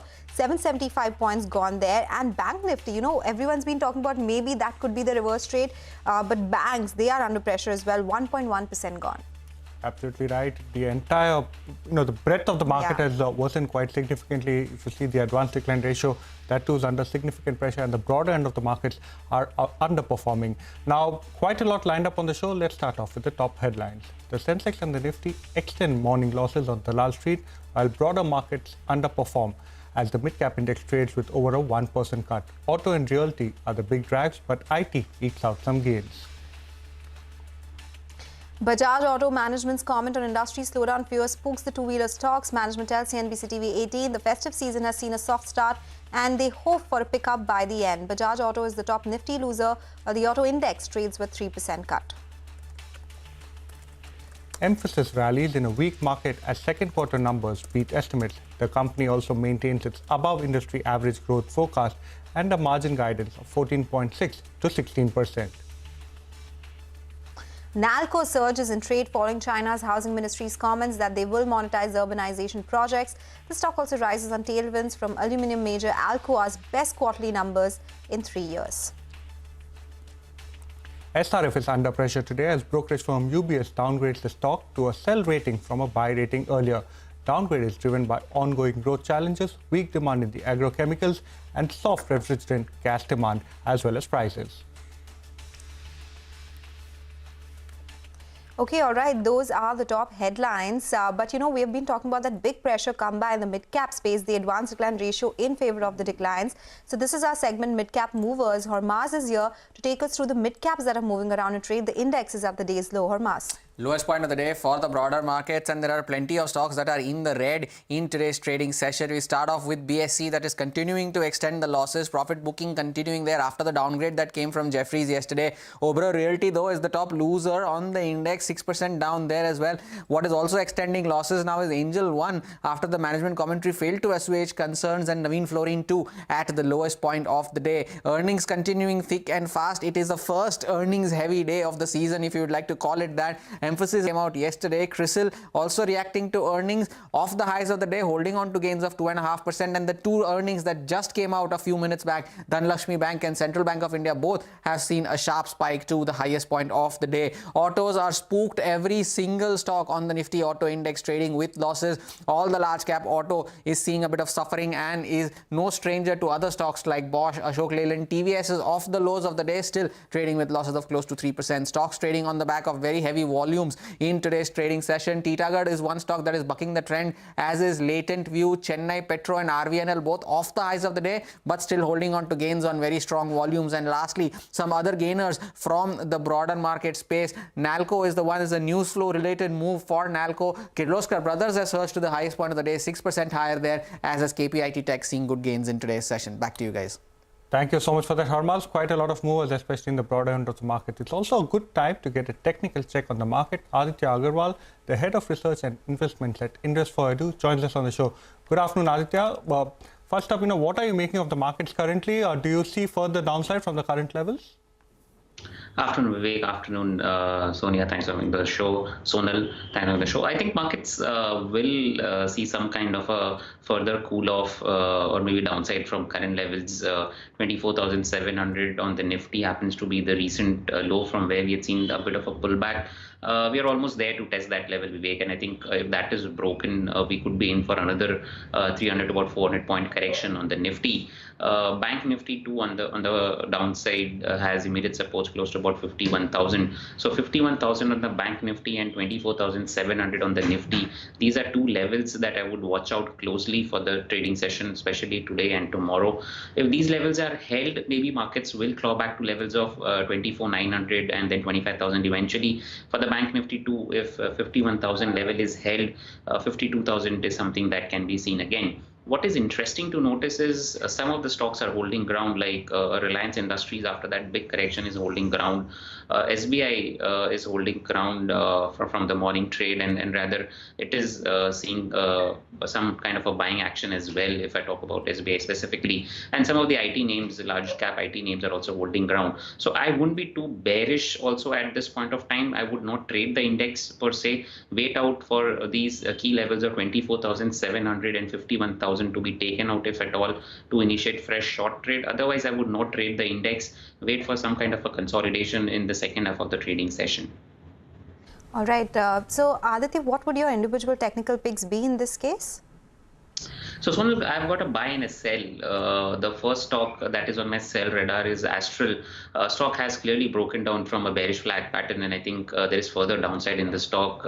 Stock is down on good volumes. So at current levels also, I would initiate a fresh short on the stock for a target of 1750 to about 1700 on the downside, with the stop loss at 1900 on the upside. Infosys is something which is definitely looking very interesting. I know the results are due for the stock, but looking at this chart setup, looks like stock is headed higher from current levels. So even at current levels, I would be a buyer in Infosys for a target of 2100 on the upside, with a stop loss at 1930 on the downside. Thank you so much, Aditya, for taking us through both your market expectations as well as your stock-specific picks. Let's now slip into a short break. We'll get you chatting with the management of Styalam Industries on their Q2 numbers on the other side. Stay tuned.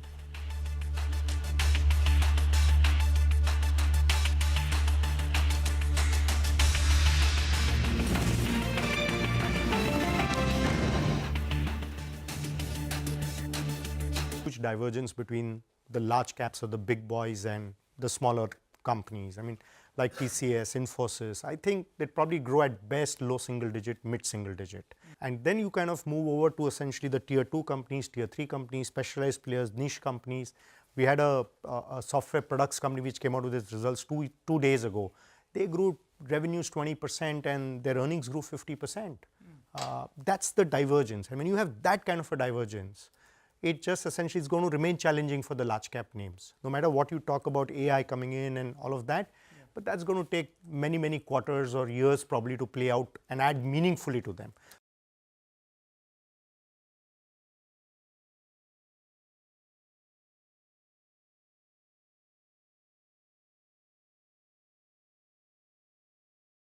On the early morning of 14th of this month, some threat messages were received on the Twitter handle of the Indigo flight. There were 3 international flights, 2 of which were delayed and 1 was diverted because of the threats. Mumbai police is questioning a miner from Chhattisgarh for allegedly sending hoax threat messages to 2 airlines on 14th of October. On that day, Indigo Airline received hoax threat messages for 2 of its airlines, that is Mumbai to Jeddah and Mumbai to Muscat, and Air India received hoax threat messages regarding its Mumbai to New York flight. We have obtained remand home custody of a miner who is suspected to have sent these messages prima facie. Apart from that, we are also questioning one major person from Rajnandgaon who is the acquaintance with the miner. According to Mumbai Police's primary investigation, this miner had a financial dispute with another individual, and in order to settle scores and frame this individual, the miner allegedly created a social media account in this individual's name and sent these hoax threat messages. The pattern of airlines receiving threat messages continued on Tuesday and Wednesday as well, and Mumbai Police has filed 3 FIRs so far.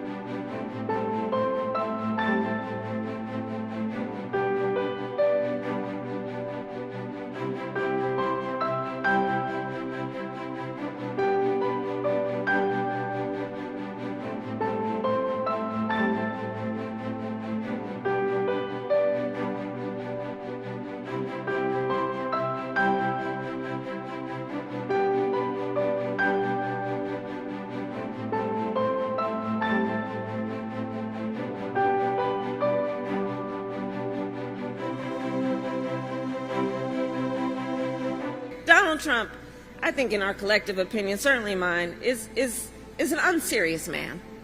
Investing.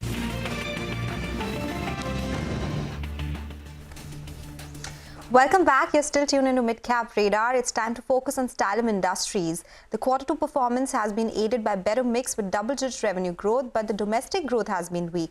Manav Gupta, whole-time director at the company, is joining in now to answer those questions. Manav, good afternoon. Thank you so much for joining in. But you know, the export portfolio has done well for you this time. But tell us, what is the trend now? The Q2 trends, will they repeat in Q3 and Q4 as well? What's happening with export and domestic volume growth? What's the target for FY25? Yeah, hi. Good afternoon, everyone. First of all, to give a brief of Styalam, it's a 33-year-old company, and we have Asia's largest plant for laminates based out of Chandigarh.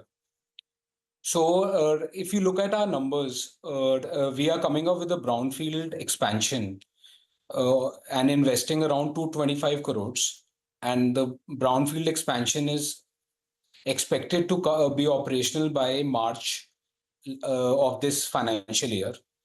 So if you see our numbers, the company has done well, and we are seeing good growth in the coming quarter.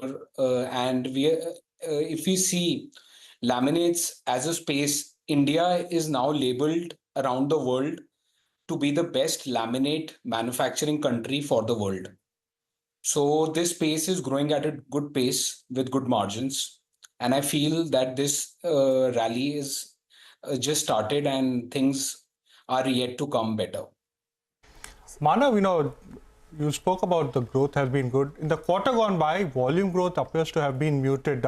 Exports have done well, but domestic industry growth hasn't done well. So is it a function of demand? You've also mentioned that there are certain capacity constraints due to which you focus more on exports this time around.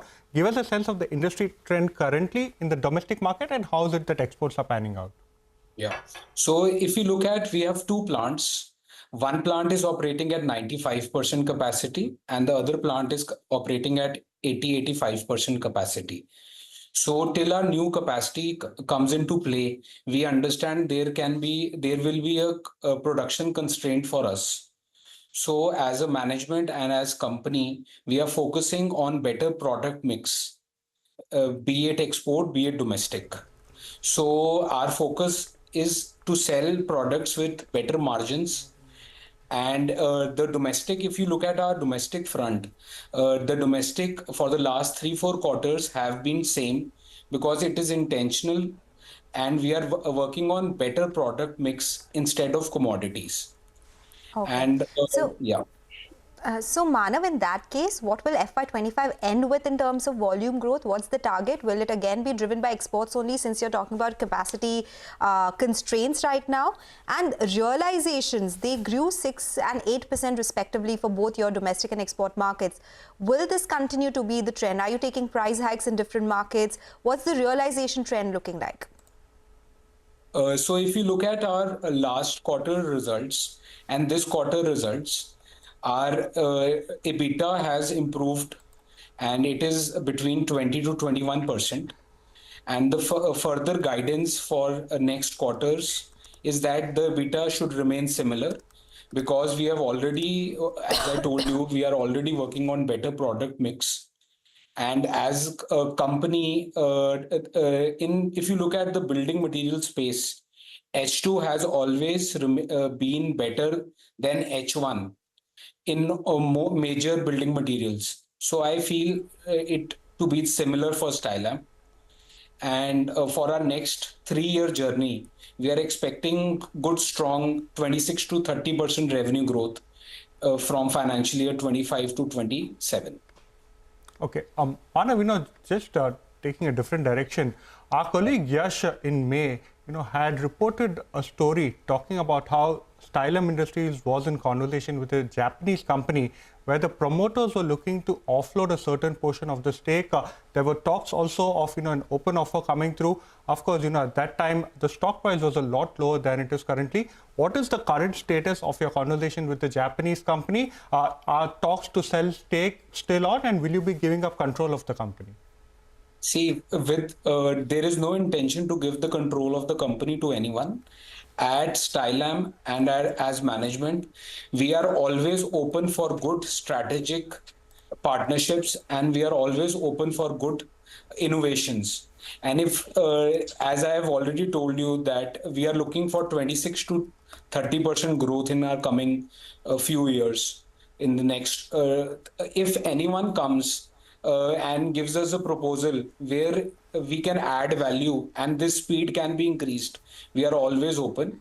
And regarding that Japanese things, the talks were on, and but we couldn't find value. Such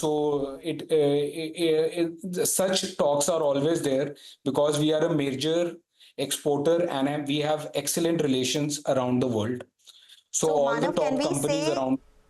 yes, so can we say with the Japanese company, you're not going ahead, but in case there is any better offer that comes in, if there is any offer which gives you more synergies, you'll be open to sell some stake?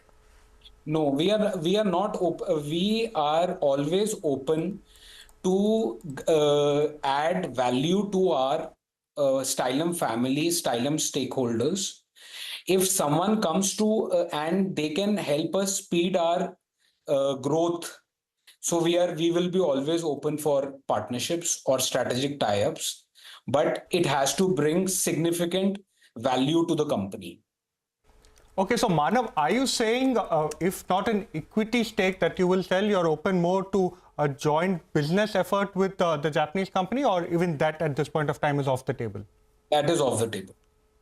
Now, to elaborate, I would say that Styalam, if you look at our relations around the world, we have very good relations, and with a new plant coming in, we have nurtured our relation, and the supply chain is an essential ingredient for all the major companies.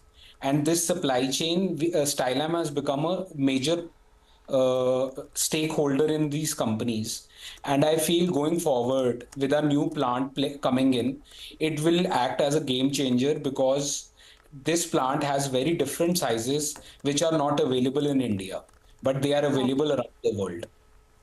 All right, we take that point. Thank you so much for joining in today and answering all those questions patiently. Hope to be speaking to you very soon again.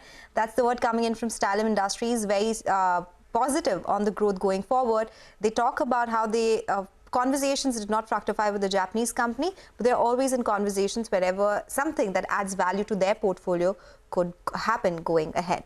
We'll slip into a short break, but before that, a small programming note as we do that. As we prepare to ring in the festivities this Diwali, tune into CNBC-TV18's Market Movers Forum 3 p.m. onwards on the 24th of October, featuring guests like Ramdev Agrawal, S. Naren, Nilesh Shah, and others to help your portfolio prosper this Diwali.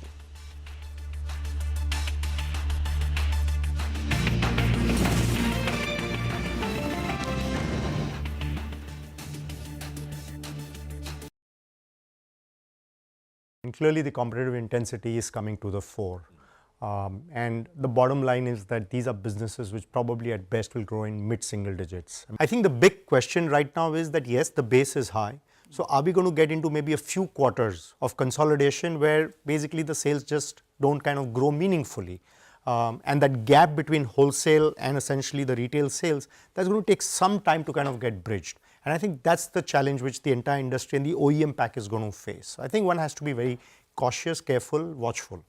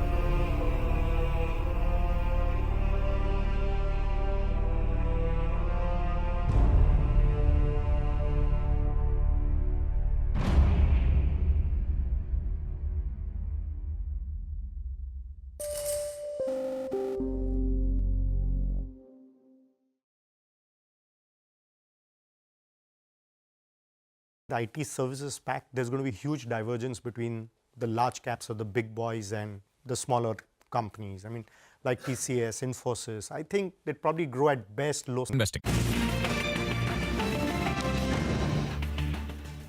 Welcome back to Midcap Radar. Well, one stock from the Midcap IT pack that's doing quite well is Mphasis. It's in focus on the back of Q2 numbers. Rima joins in with the earnings fine print. Thanks so much for that. So Mphasis Q2 revenues positively surprised. The company's revenues have gone up by 2.4%, ahead of expectations of 2%. Margins, though, in line with expectation at 15.4%, expanding by 40 basis points. Profits are up 4.5%, and growth this quarter was led by the telecom, media, high-tech vertical, that's called TMT, and it was also led by the BFS vertical. But in the conference call, which took place in the morning, the company said that they're reiterating their FY25 revenue guidance, which is basically growing above the industry, and they're also holding on to their margin guidance, 14.6 to 6%. The company said the overall pipeline has expanded by 23% on a year-on-year basis, but here's the important line. The BFS pipeline is up 43%, while the non-BFS pipeline is up 11%. They also said they are seeing an improving trajectory of TCV to deal. Remember earlier, companies were winning deals, but not all of it was immediately translating into revenue. It was a little slow in terms of moving conversion into revenue, but now the company is seeing an uptick. Also, just in the run-up to the earnings, there was some concern about the company losing out or having lost wallet share with one large logistics company. Now, the company doesn't talk about individual clients, but in the analyst call, the analysts were trying to probe the company that you did lose one client in that $150 million bracket. What happened? So the company basically said that this is a normal fluctuation quarter on quarter, nothing specific to call out on any client or client bracket or the logistics travel segment. Things could move around in 1 or 2 quarters, so that's about it. So nothing specific that the company said on that, but on the whole, the BFS recovery is on track. The pipeline is up 43%, and the street is taking comfort from that. Thank you so much, Rima, for that, and that important clarification as far as the logistics partner was concerned. Well, the one particular stock that's moved to the low point of the day is IRCTC. There appears to be a news update indicating that advance reservation has now been curtailed from 180 days to 90 days. The stock is down almost 2.5% on the back of that particular development. We'll have to wait and watch, the exact impact of this particular development. The next stock on the radar, you just saw the results on your screen. That is Karur Vysya Bank. The net NPA as well as the gross NPA have contracted on a sequential basis, and the company and the stock has seen a bit of a spike from the day's lowest point. But with that, it's all the time we have on this edition of Midcap Radar. Mutual Fund Corner when we return.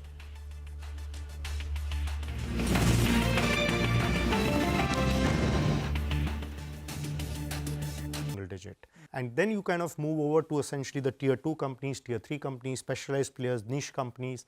We had a software products company which came out with its results two days ago. They grew revenues 20% and their earnings grew 50%. That's the divergence. And when you have that kind of a divergence, it just essentially is going to remain challenging for the large cap names. No matter what you talk about AI coming in and all of that, but that's going to take many, many quarters or years probably to play out and add meaningfully to them.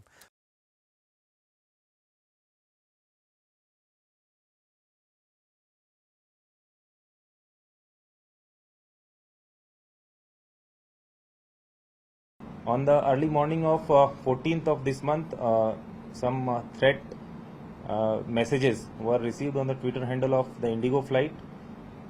There were 3 international flights, 2 of which were delayed and 1 was diverted because of the threats. Mumbai police is questioning a miner from Chhattisgarh for allegedly sending hoax threat messages to 2 airlines on 14th of October. On that day, Indigo Airline received hoax threat messages for 2 of its airlines, that is Mumbai to Jeddah and Mumbai to Muscat, and Air India received hoax threat messages regarding its Mumbai to New York flight. We have obtained remand home custody of a miner who is suspected to have sent these messages prima facie. Apart from that, we are also questioning one major person from Rajnathgaon who is the acquaintance with the miner.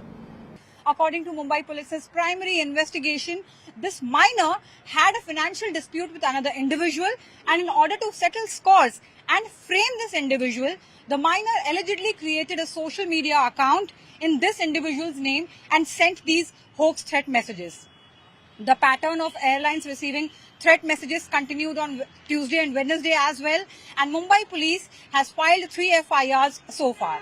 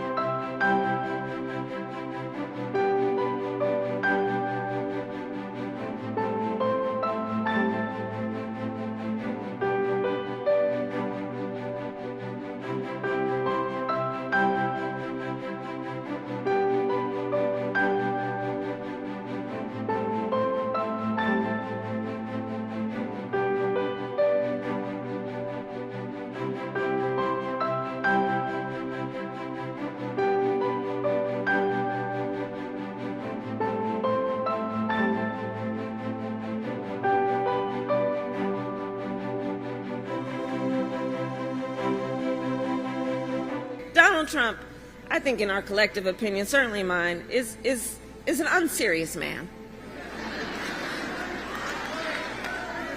But the consequences of him ever being president again are brutally serious.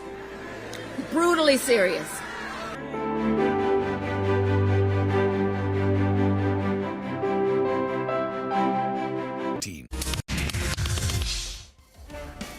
Hello and welcome to MF Corner. I'm Sonal Bhutra in the Mumbai studio. And today we are going to discuss something very interesting, the types of index funds and how can investors go ahead, choose between say a broad index fund, a sectoral fund, and the passive versus active debate, that we keep talking about, but how to basically take exposure to index funds. We are going to discuss this and more with Varun Fatehpuria of Daulat Finvest and Nisreen Mamaji of MoneyWorks.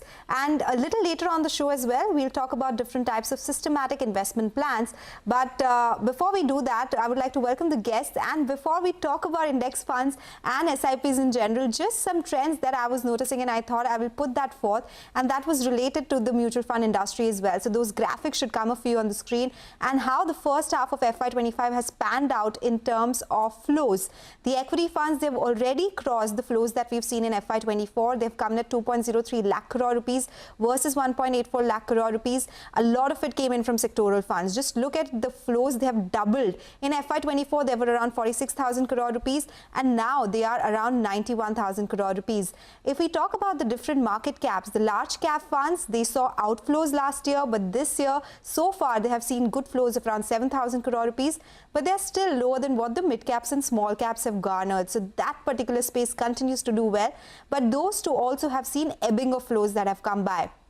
Now let's go across to the NFOs, because NFOs were a big part of flows this time. They came in at 71,854 crore rupees so far in FY25, which compares with 64,538 crore rupees in FY24.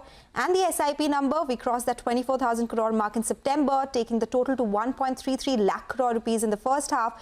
This is followed by 1.99 lakh crore rupees, which we saw in FY24. So trends definitely seem to suggest that the equity flows have improved and they have crossed the FY24 levels already, and a lot of it has come in from sectoral funds and NFOs. So interesting trends there, but that takes us back to the conversation that we're going to have today, and that's first up about index funds. So Nisreen, let me start with you. Let's talk about the basics. What are the main types of index funds available in India, and how do they differ in terms of their underlying benchmarks? Sure.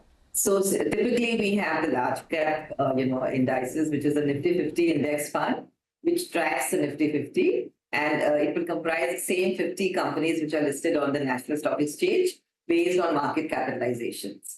Then we have the Sensex index fund, which tracks the BSE Sensex. which is about 30 of the largest and most actively traded stocks on the BSE.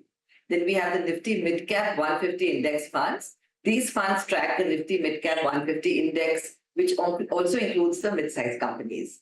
Then after that, we have the Nifty Small Cap 250 Index funds, which typically follows and tracks the Nifty Small Cap 250 Index. Then we also have the Bank Nifty, which officially is known as the Nifty Bank Index. It's a stock market index that represents the performance of the banking sector in our country. Then we also have the Nifty 100, which includes the top 100 companies by market capitalizations across various sectors. This offers a broader view than the Nifty 50 because it incorporates, more large cap stocks. Then we also have the Fin Nifty, which officially known as the Nifty Financial Services Index. It's a stock market index that tracks the performance of companies in the financial services sector on the National Stock Exchange in India. So these are some of the index funds that we have, which are commonly known by retail investors. And there, follows so we have the benchmark and then we have the index. That's some of the commonly known ones. Okay, and we can of course drill it down to different segments as well. You spoke about the benchmarks and then of course the index. Varun, come in on this. How would you categorize those? So I think Nasreen has pretty much covered all the ground, but I would categorize them into three broad buckets if you're looking at domestic equities. Number one, on the market cap side, so where you have the popular market cap based indices, the Nifty 50, the Nifty Midcap 150, the Nifty Small Cap 250. So all of those effectively track the top 50 companies, the top 150 mid-cap companies, and the top 250 small-cap companies. Then if we move down a ladder, you have the sectoral and the thematic-based index funds, which track a particular sector. That could be a banking sector, that could be the pharma sector, that could be the IT sector. So all of these the constituents of the indices are decided by the index committee, and the fund manager effectively just goes and select those stocks. And finally, the third category is something that we are seeing becoming more popular as we speak today, are the smart beta indices, which is sort of a tweak on your traditional plain vanilla index fund. But these indexes actually are formulated based on an objective rule-based formula which the index committee follows. So investors today would have heard commonly about a low volatility index, alpha-based fund or momentum-based fund. All of these come under the category of a smart beta index fund, which happens to be an index fund, but there is some tweaking based on the constituents depending on what the formula is that each of these indexes are actually formulated on. So these are the three broad categories on the domestic side. And then on the international side, you have the standard plain index funds tracking international indices like a NASDAQ 100 or an S&P 500. All right, so these are the different buckets we could put it in. Thank you for making it simpler for the viewers to understand what different kind of index funds are. Now, Nasreen, if somebody understands the differences, but they want to understand and decide between, say, a broad market index fund like Nifty 50 and a sectoral or thematic index fund, how do they go about it? So typically, that question would depend on, their own financial goals. It would depend on the risk tolerance and the investment horizon. So these are some of the factors that one needs to consider before you go in for a sectoral or a thematic fund. So one is the concentration risk. So a sectoral or thematic fund would be true to label and would have probably comprised more stocks in that particular sector or theme. Like if you're talking about pharma or IT, a theme would be like a healthcare kind of a theme, which would include pharma as well as diagnostics, as well as hospital chains. A pharma theme would be typically a sector fund, which is only investing in, pharma companies, DG Labs or Sun Pharmaceuticals, Glenmark, etc. So here you need to understand whether, your risk tolerance allows you to go concentrated, or you'd rather be in a broad-based sector market where the volatility, of various industries would be included. So therefore, the over a period of time, you would face less volatility as an investor. Because, for example, if the, right now the IT and digital space is very hot and buzzing. If it does not perform the next 3 years, then you will obviously see, your portfolio not performing so well if you're largely exposed to a sector or a theme. But if you're in a diversified category by investing in a broad-based market, then you would get the general expected return and not be sector dependent on any particular performing, not too well or outperforming the broader market index. So that's very important for you to be, sure about the time frame, your own risk tolerance, and your goals. Like, for example, if you're meeting a goal in the next 5 years, you obviously should not be in a sector fund because, your particular sector that you have taken a bet on may not be performing. So going for the diversified or the broad-based market in that case. Also, if you're new investing, you should not, you should try to build a diversified portfolio. If you're a mature investor, you've already got 80% of your portfolio in a diversified category. For the balance 20%, definitely you can try out certain sectors and themes and, take a slightly shorter term view, because in the sector investing, your view should be shorter. So you're taking like a tactical view for a sector investing. In a diversified or broad-based category, you're taking a more strategic view. Also look at the fund management and the tracking error. So these are some of the things that you should be keeping an eye on. So be informed about the sector that you plan to go in for, whether it is pharma, whether it is digital, whether it's infrastructure. Be a little more knowledgeable and empowered about the sector before you take a call on a sectoral or a theme. Okay, all right, take that point, and that's very helpful as well. So Varun, coming in this, what are the key differences, say, between a market cap weighted index fund and an equal weighted index fund? And is there a way to differentiate which could be better for long-term investment? Sonal, as the name suggests, market cap weighted index fund, something like a Nifty 50, which is a market cap weighted index fund, gives higher weight to larger companies since the constitution of the entire portfolio is based on the market capitalization of each company, right? So across the top 50 companies today, I think top 5 companies in Nifty 50 make up close to about 40% of the portfolio. If we compare that to, let's say, an equal weighted index fund, all the 50 constituents of Nifty 50 are given an equal weight, as the name suggests. So approximately 2% of your portfolio is diversified across all of the 50 companies, right? If you look at how both of these indexes have performed over a 10-year, 15-year period, in fact, an equal weighted index fund has slightly outperformed a market cap weighted index fund like a Nifty 50 over a 5-year, 10-year period.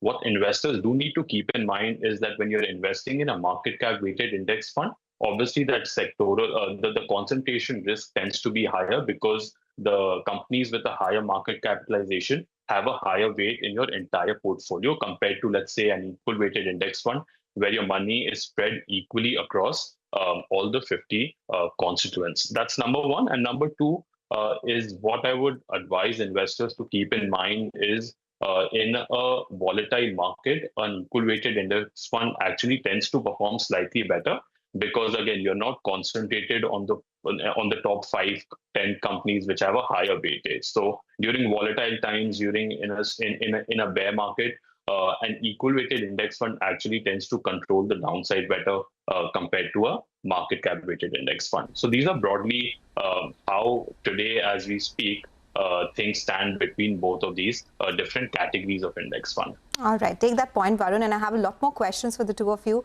but we have to get into a quick commercial break. We'll do that on the other side. We'll continue talking about index funds and also about different systematic investment plans with our guests, so stay tuned for that.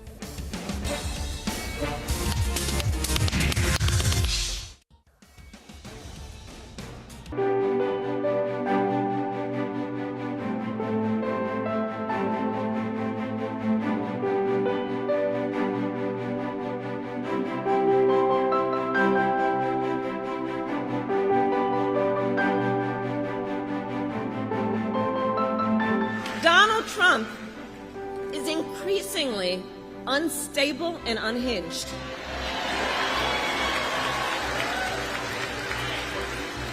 And he is out for unchecked power. That's what he's looking for.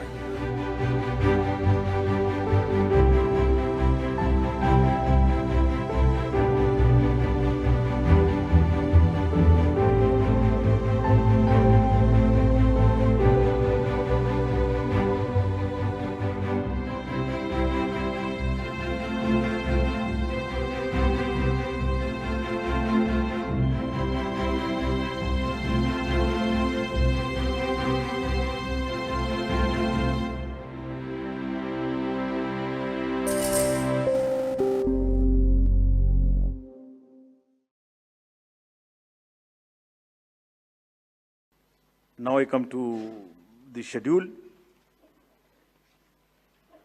for Maharashtra. This will be in single phase. The notifications, date of notifications are in front of you. 22nd October would be date of notification. Last date of making nomination would be 29th October. Scrutiny on 30th October. And last date for withdrawal 4th, and date of poll in Maharashtra would be 20th 11. Counting would be on 23rd 11/24, and you will notice that date of poll is Wednesday. This is deliberately, which lot of scheduling, whatever goes into scheduling, we have tried that it is midday so that issue of urban apathy is handled. Jharkhand एक बहुत ही समृद्ध state है, बहुत ही उसकी विरासत है, और वहाँ पर हम फिर से अपील करेंगे कि सब वोटर्स अधिक से अधिक मात्रा में वोट दें. Schedule would be like this. Jharkhand would be in 2 phases. The date of poll, first phase would be on, date of poll would be on 13th November, and the second phase would be along with Maharashtra on 20th November. So the date of issue of notification for Jharkhand phase 1 would be 18th, and for phase 2 would be 22nd, along with Maharashtra. Nominations for phase 1 would be till 25th of October, and for phase 2, 29th. This slide we will share with everyone. And date of poll would be 13th November and 20th November, both Wednesdays. And date of counting would be 23rd 11, that is Saturday. With this, we end our presentation with the request that through you, that all the voters of Jharkhand and Maharashtra कृपया बाहर आइए, कृपया vote करिए. लोकतंत्र के उत्सव में आपकी भागीदारी कि हम बहुत ही रिक्वेस्ट करते हैं, अपील करते हैं आपसे. Thank you very much.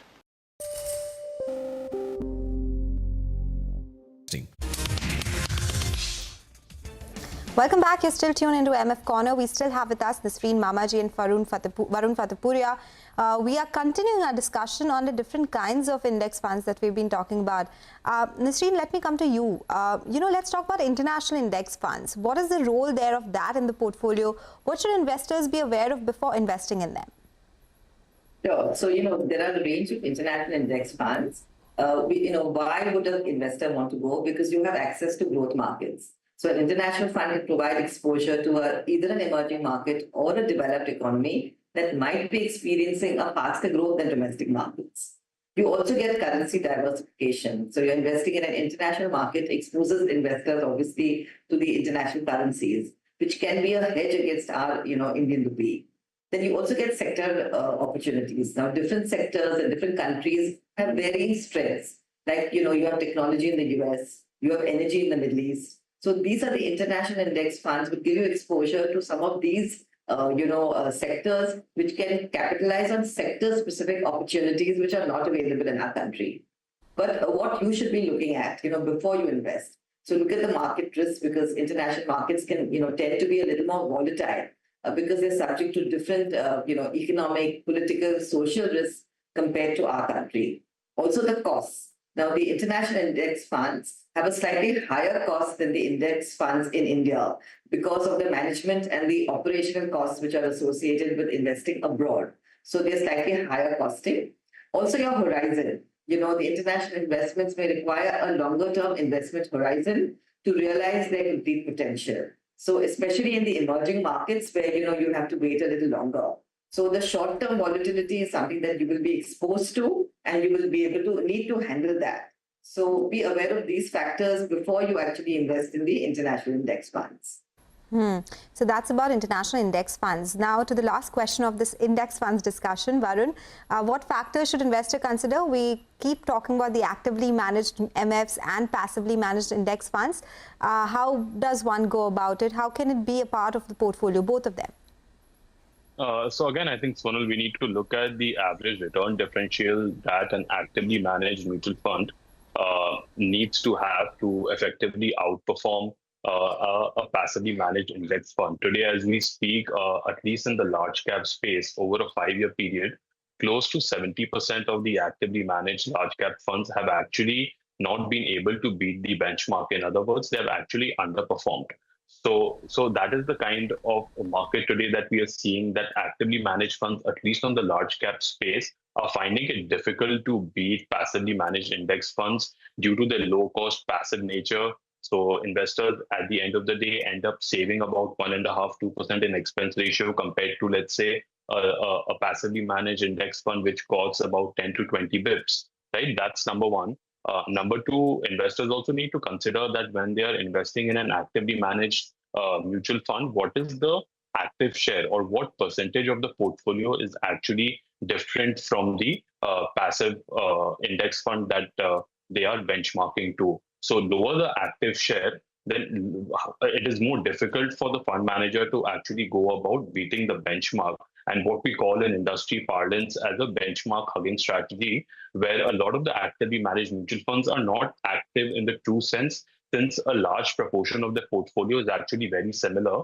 And when that tends to happen, the alpha that is needed to actually beat the benchmark significantly increases. So investors need to keep in mind both the average return differential that we are seeing over a 5-year, 10-year period, and what is the active share that an actively managed mutual fund has compared to the benchmark that it is tracking. These are the 2 points that I would recommend investors to think about when they are considering choosing between an actively managed fund and a passively managed index fund. All right, that is very helpful. And now that we've spoken about index funds, let's talk about SIPs and the different types that one can go ahead with while investing. Nisreen, let me start with you. Again, the different types of SIPs available for investors today, and do they differ in terms of risk and returns? Yeah. So we have a regular SIP, which is the fixed amount which is invested every month on the same date into your target investment. Then you also have a flexible SIP. So you can have an investment amount that can be changed, or investment can be skipped also in that particular month. So in a flexible SIP, the returns possibility is higher, because in any month where you feel that the volatility is not in your favor, when the market rates are higher, you can just skip that month. So the option and control would lie with you. We also have a top-up SIP, like in a particular month, if you feel that your SIP has already gone through, but you still have a further, liquidity, or you have surpluses, as well as the market is supporting you in terms of returns or rates, you can always top up your SIP additionally. We also have something called a trigger SIP, where the investments are trigger based on a specific date. So it could be at an NAV level or at an index level. Here again, the higher return is possible. Then you have a perpetual SIP, which will just continue for the longest time possible. It doesn't have a fixed date or time of stopping. Then you have a multi-SIP, where a single SIP is used to invest in multiple mutual fund schemes. And you have a step-up SIP, where every year or every 6 months, if you feel your income is increasing, then automatically your the SIP will be increased by that level. Suppose your SIP is 5,000 rupees and your step-up is 10%. In the first year, it's 5,000. In the next year, it's 550. So these are the possible options of SIPs. As far as the risk goes, in the flexible SIPs and in the trigger SIPs, the control will lie with you. So the returns possibility is higher and the risk is lower. Typically speaking, you take advantage of rupee cost averaging if you're investing in an SIP. So it is an instrument made for, reducing your risk and increasing your returns. So a regular SIP is also perfectly fine for a retail investor to, take advantage of. All right. Take that point. Varun, let me come to you and request to keep your answer a little short. We are running out of time. But does the frequency of SIPs impact investment returns? Can investors choose the right frequency and the right date when SIP should be debited? So in simpler terms, no. I think there has been a study which has been done which shows that if you do, irrespective of the frequency of the SIP, whether that is a daily SIP, a weekly SIP, a monthly SIP, whatever permutation combinations that you can put to it, a study had shown that over the last 25-26 years, irrespective of your frequency of SIP, the return that you would have generated by just investing in a simple BSE Sensex total return index fund would have been close to 14%. So to your question, no, it does not matter what is the frequency of the SIP. I would just request investors to keep keep your investment simple, since the entire concept of SIPs is to just invest money on a predetermined basis.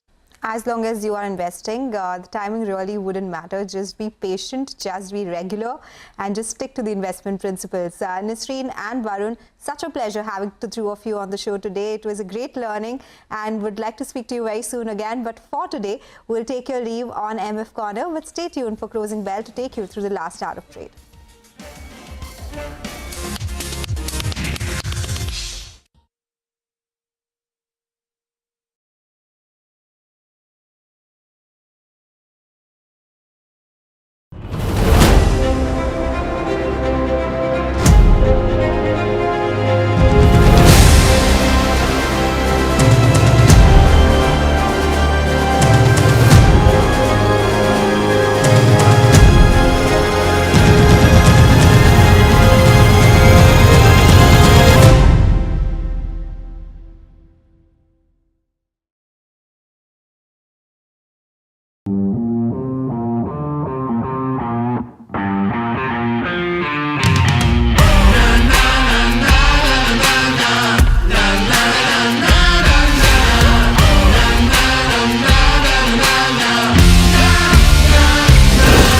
Make informed decisions with comprehensive analysis on the go.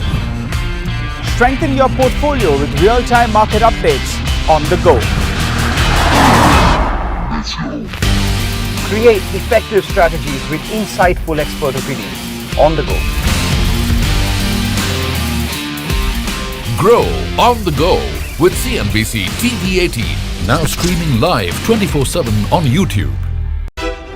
How about listening to global market maestros before crafting your investment strategy? How about getting deep insights into their businesses from top Indian honchos before putting your money on the line?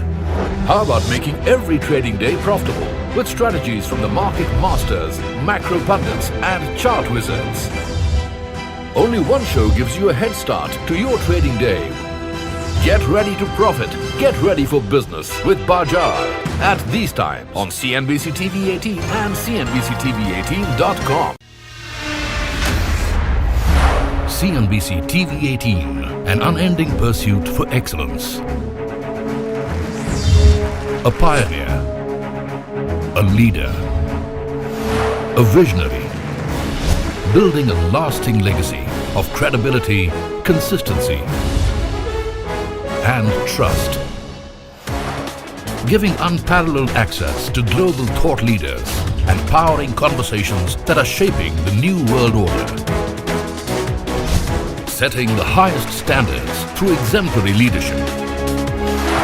It is this unrivaled reputation for the most comprehensive coverage, actionable intelligence, and in-depth reporting that makes CNBC-TV18 India's #1 business news brand.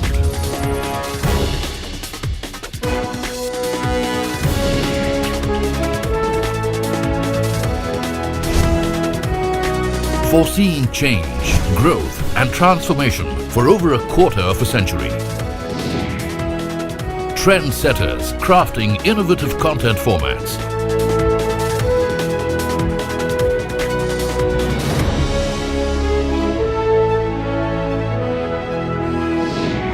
And award-winning business journalism. On air, online, on social media. As we embark upon 25 years of excellence, we invite you to be a part of our future. CNBC-TV18, your trusted partner and investment ally. What does it take to build India's largest startup platform? It takes a journey of starting out as an unknown and ending up as unforgettable. It takes more than 2 decades of celebrating the most influential and influencing the most celebrated entrepreneurs. From chronicling the stories of India's startup universe to becoming a success story in itself as India's longest running show on startups and entrepreneurship, celebrating 21 action-packed years of building India's biggest startup community.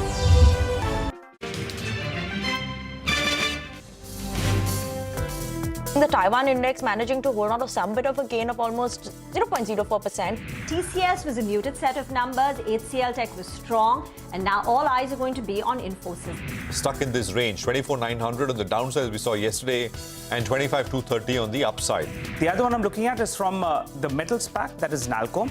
Trust the board will need to decide who the new nominee will be. 0.25% higher, 25,030. And the Bank Nifty starting absolutely flat. Clearly think at this stage, I think the large caps are a big avoid. Domestic revenue at its highest and LATAM breaking its own record. The benchmark indices are nearly down 1%. The Nifty Auto Index is down 3%. 899 odd crores is where we've come in at. So that's a growth which is above what the street was anticipating. It's a down day despite the handover that we got from Wall Street. Sharpest strategies, top market trends, unmatched perspectives. The trading day's most comprehensive roundup. Stay ahead with NSE Closing Bell. Broadcasting live from the CNBC-TV18 Motilal Oswal Studios in Mumbai.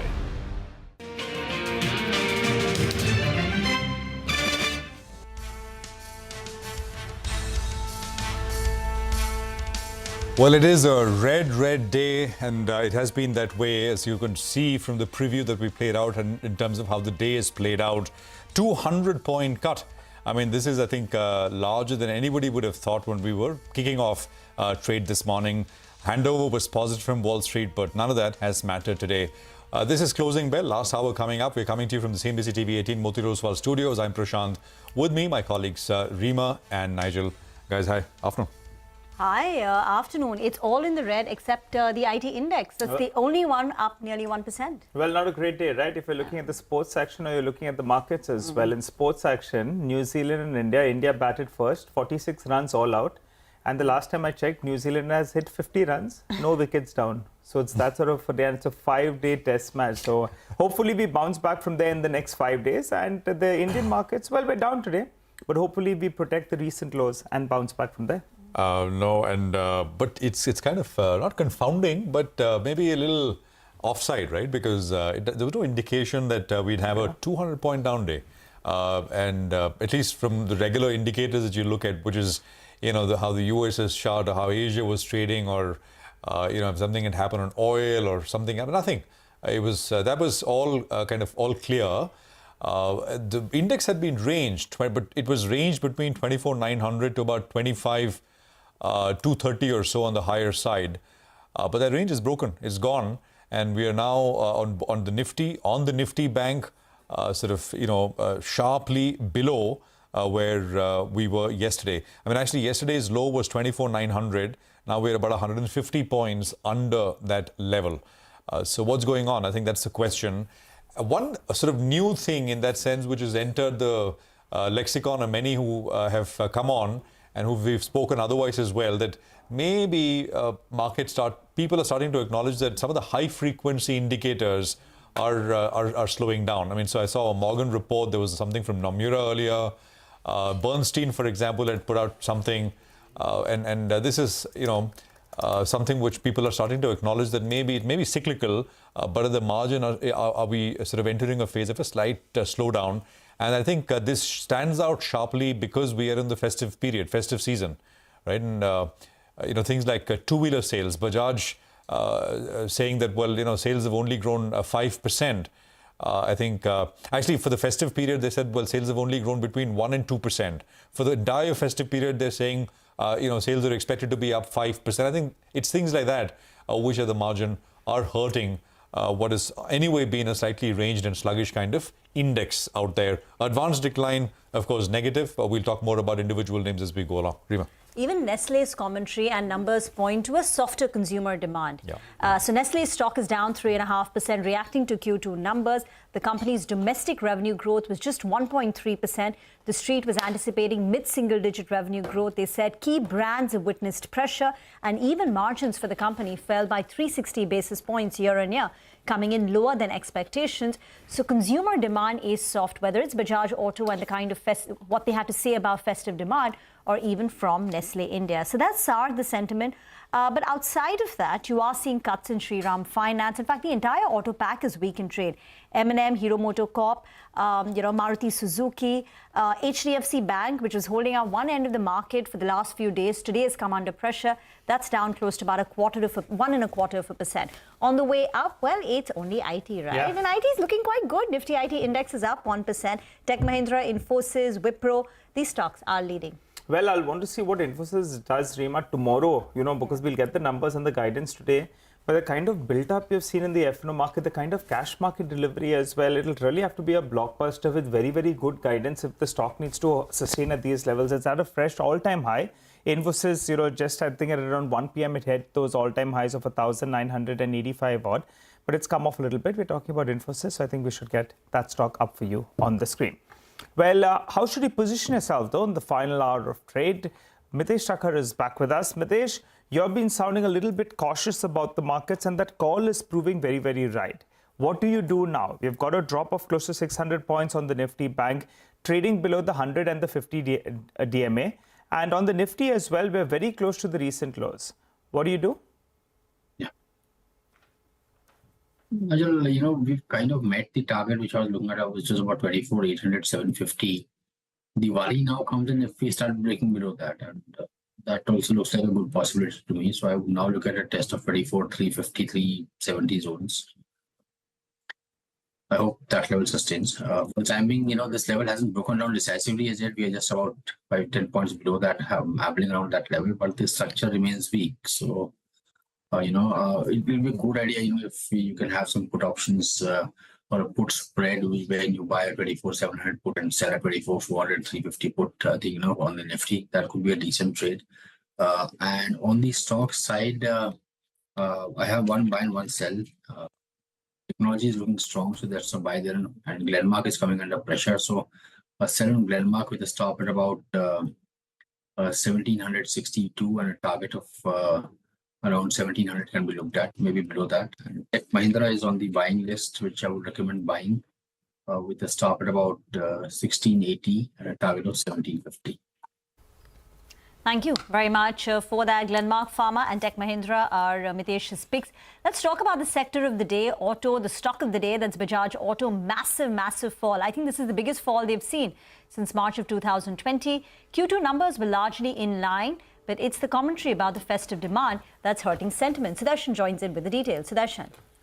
So Bajaj Auto today has faced a sharp 12% drop in its stock price, the largest decline since the COVID market crash that we saw in 2020. And this sharp fall is after Bajaj Auto's earnings for Q2 FY25. And those earnings were in line. What has surprised the market is commentary related to festive demand. But first, let's look at stock performance this year.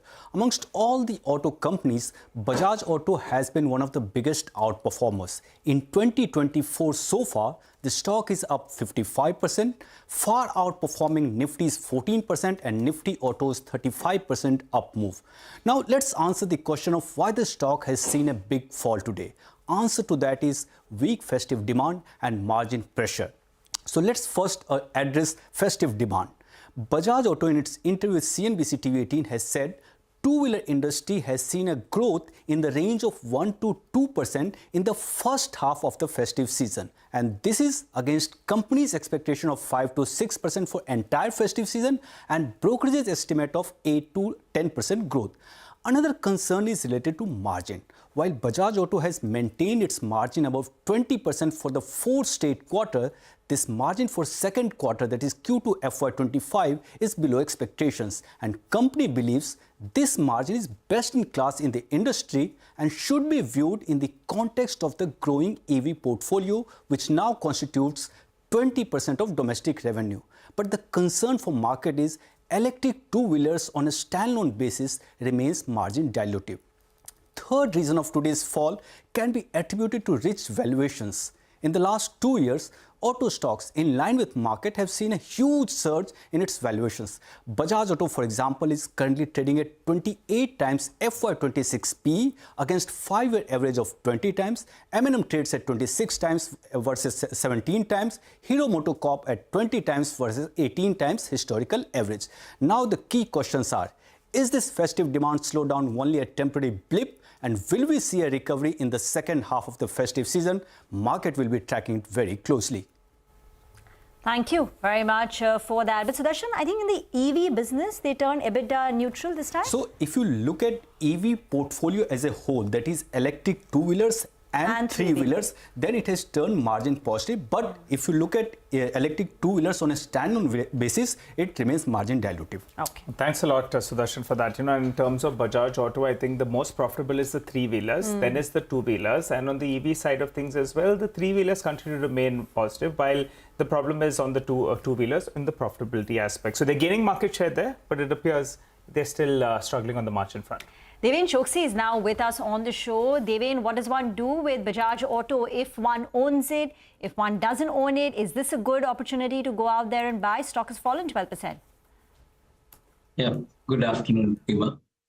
Well, I think the market has priced in significantly high amount of growth for most of the companies, including the auto companies like Bajaj Auto. And slightest of not meeting the targets could possibly result into this kind of sharp fall. So let one be prepared about that kind of a situation. However, as I see it, I think things do not change much for Bajaj Auto. In a particular quarter, even if I think the volume growth has not met the expectation, I believe that post-monsoon, the demand is expected to surge, and probably I think you are likely to come back to the normal rate of growth in the markets. And given the kind of possibility that the company is having with the range of vehicles that they have brought in, particularly the CNG vehicle, where the margin is absolutely expected to be higher and positive. Even in the electric three-wheeler space, where the company has turned profitable, I believe that I think these are some of the product portfolios could possibly also sustain the higher amount of growth in the rupee value terms. So from that perspective, one can definitely look forward to the company with positive mind. However, as I said, that everything is priced into the valuation today. Unless I think market gives time correction stroke price correction, I'm not seeing, I think, too many early run up, I think, in this kind of a company, even though I think the sales comes to a little normal level. So maybe it's a range-bound trade continuing for this company going forward. All right, that's about Bajaj Auto. We'll discuss that in greater detail once more. But for now, let's talk about the city gas distribution companies. Now, sources tell CNBC-TV18 that APM gas allocation to city gas distributors has been cut, and it's cut sharply from 72%. It's now down to nearly 50%. Sonal joins in with the implications. Sonal. City gas distribution stocks, they are in focus. Remember, these stocks are already down around 5 to 6% this week so far. Sources are now suggesting that the allocation to these companies in terms of APM gas or the domestic gas, it has been cut to around 50% versus the 70% levels that they were seeing earlier. GAIL has sent out a notice to all these companies indicating the cut that was effective from yesterday, that is 16th of October. The industry, however, will see some pressure because of this, on the back of which some of the private players have gone ahead, spoken to the government as well, asking for an increased allocation. Now remember, this is something which is a routine practice where the gas allocation changes, but this time around the cut has been sharper than what was expected. So the analysis suggests that yes, there could be some margin pressure, on the back of which these stocks have come under pressure as well. Remember, the APM allocation at the start of FY24 was around 85%. So cutting it to 50% is a very steep correction, and that's the reason why the stocks are sulking in trade. This would imply a hit of around 1.1 to 2.3 rupees per SCM on their margins, because now they will have to use imported gas or LNG, which is priced at around $11 per MMBTU versus the domestic gas price, which is capped at around $6.50 per MMBTU. This would mean that the companies will have to go ahead, they'll have to take price hikes, and the calculation suggests that it should be anywhere between 5 to 6 rupees per kg. If they do that, margins will be under control, margins will be at similar levels to what they were making earlier. However, conversation with industry experts and analysts suggests that because of the upcoming assembly elections, maybe it would limit the ability of city gas distribution companies to go ahead and pass on these price hikes to customers, thereby impacting their margins. And that's why Q3 could see margin pressure for these companies. And that's why this is something which is impacting all the city gas distribution stocks today. Thanks a lot, Sonal, for putting that into perspective. So they get lesser amount of allocation, then in fact when the input cost goes up, and if they go ahead and take prices, which is a big if, then their volumes go to get hit. So irrespective, it appears their profitability could come under pressure. Devin, what's your view on these companies? All of them under pressure, and they've already seen a bit of a cut in the run-up to today's news itself. Yeah, Nigel, I believe that I think these kind of companies are always dependent on the government policy and their decisions. Someday I think it affects the supply, someday it affects the pricing. And as a result of which, I think the vulnerability in the movement of the stock price is something which is most unpredictable. To me, I think we basically don't have much exposure into this particular space, largely because of this reason which I explained. At this point of time, I think given the number calculation that one is seeing, around 2.5 to 3 rupees per kg kind of a cost increase is not ruled out, provided I think they are buying from the spot market and possibly supply the requirement which the customer is asking for. Most likely the price gets passed over to the customer in most situations. So to an extent, I think the impact should not be very negative on the books of the company. But I think if some percentage of the price passover is not taking place, definitely I think it's not a good sign. But nonetheless, I think the stocks are not likely to get rated well at this point of time. So stay out, I think, as far as the call is concerned on the investment.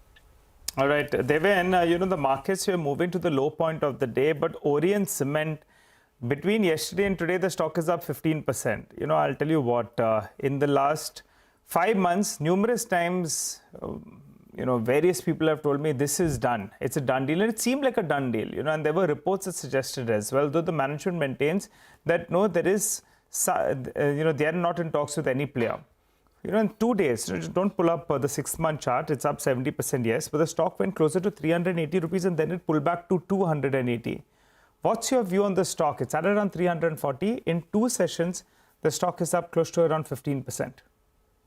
It's more of a trader's call. I don't think much of an investment idea that we can talk into this kind of stable activities. To me, I think cement as a sector as a whole, I think definitely in the second half of the year, we are likely to see the higher amount of offtake. And at the same time, I think the larger players who have the ability to supply, I think the bulk segment, maybe I think are going to be beneficiary. Whether we are going to see the price increase in the cement, I'm not too sure. But whether the cost will remain under control, the answer is yes. So to an extent, I think it's more of a play for the larger player and maybe smaller companies like the one which we are talking about. I believe that I think it's driven more on the news. So no call on the investment side as far as this company is concerned. All right. And, Devin, I've made a couple of calls earlier, and I believe that not talking about this asset, but before the end of this fiscal, there could be a couple of more assets that do get folded into. By the way, we have Tata Communications. There's numbers are flashing for you on the screen. The net profit is up marginally, close to around 3%, but I think we're waiting for the other set of numbers as well on Tata Communications. For the time being, the stock has moved for the low point of the day. On a quarter-on-quarter basis, profits are down nearly 32%. Oh. So year-on-year, it's up, 2.87, about 3% on a year-on-year basis. But quarter-on-quarter, there is a drop in the company's profitability, and quite significantly, close to about 30%. The stock has also corrected from its peak that it hit in the beginning of October, and in the last 6 months, as you can see, it's not given any return. The stock has been absolutely flat, down 1%. Awaiting more numbers now. Okay, all right. So we'll get back to analysis on that. But the stock that we mentioned earlier today, the start of the trading session was Nalco, and we said it could relatively outperform. Let's run you through details on why exactly was that call.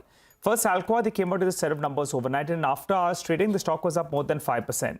The reason that the stock was up is because the numbers look quite good, and they attributed it to 2 factors: lower costs and higher alumina prices. And their commentary on the alumina market is something that that investors have read through very, very positively for Nalco, because they said that they expect the alumina supply to remain tight for the next 6 to around 9 months. And that's what's depicted even if you look at the aluminium realizations. Just in the previous quarter, it was around $400 per ton. And now it's moved closer to around $500 per ton. And at current spot, it is more than $600 per ton. So if you just pull up those pricing, that will tell you the way that alumina prices have moved very, very strong. What's the problem then? Why are alumina prices moving in this manner? Because there are production disruptions at various parts of the globe at refineries. There's some maintenance activity going on. There's also lack of domestic bauxite in China, which is causing bauxite prices to move up, which is in turn pushing up alumina prices as well. Remember Rio Tinto earlier this year, they went ahead and they cut their alumina production guidance for this year itself. So both, you have a deficit in alumina production because of these shutdowns, and bauxite is in short supply. Nalco, that's the pure play with regard to alumina. And the Nalco management has joined us here on CNBC-TV18, and they gave us their take on both the factors. One is on prices. They said that prices should be at around $600 per ton. And also, if you look at alumina prices as a percentage of aluminium, it's at around 23%. But the Nalco management believes, yes, it should hold at these levels because of the deficit that's prevailing in the market.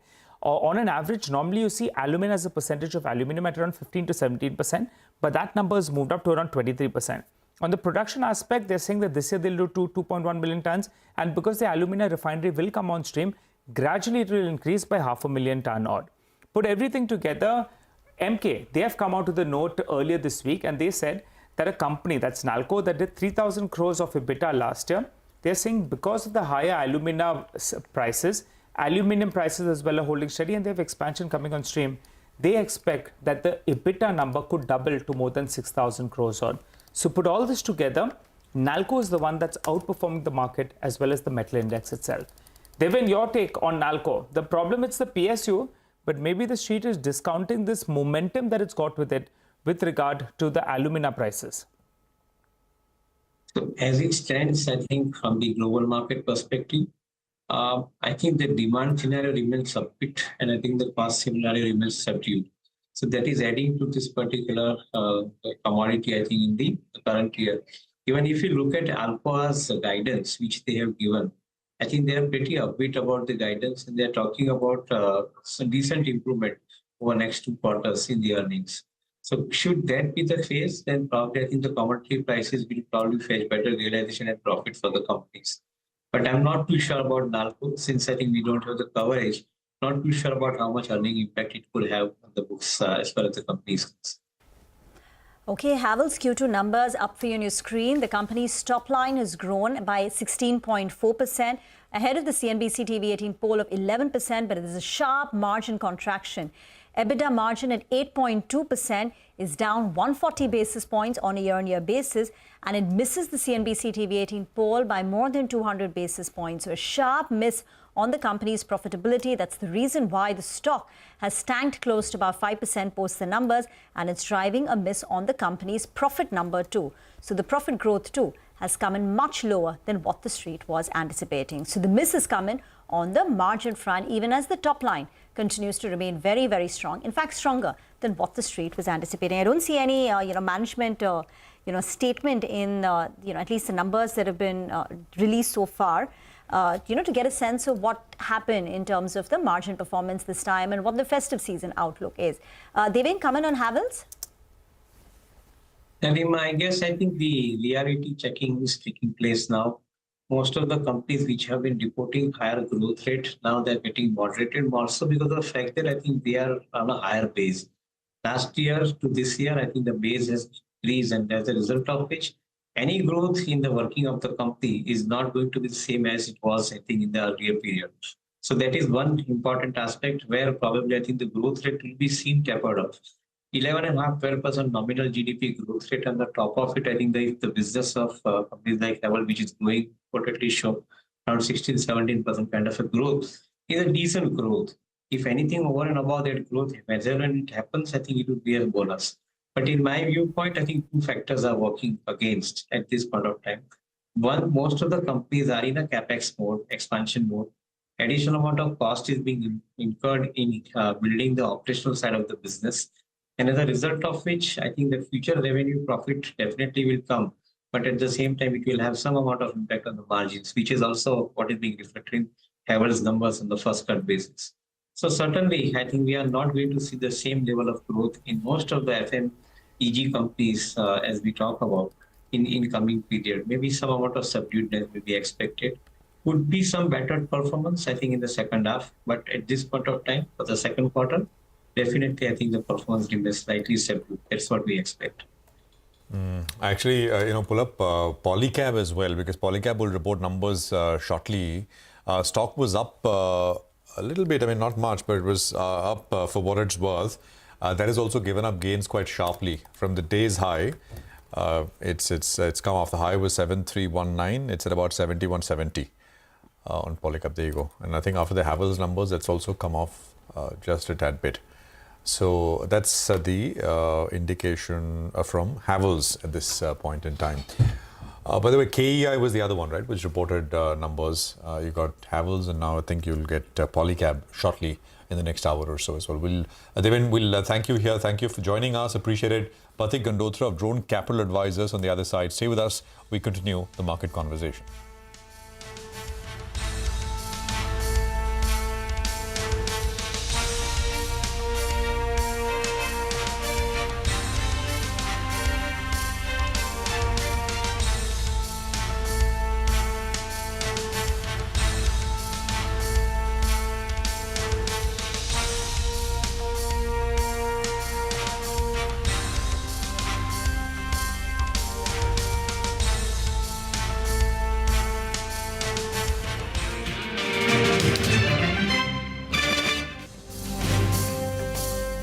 At 21, only on CNBC-TV18 and CNBC-TV18.com.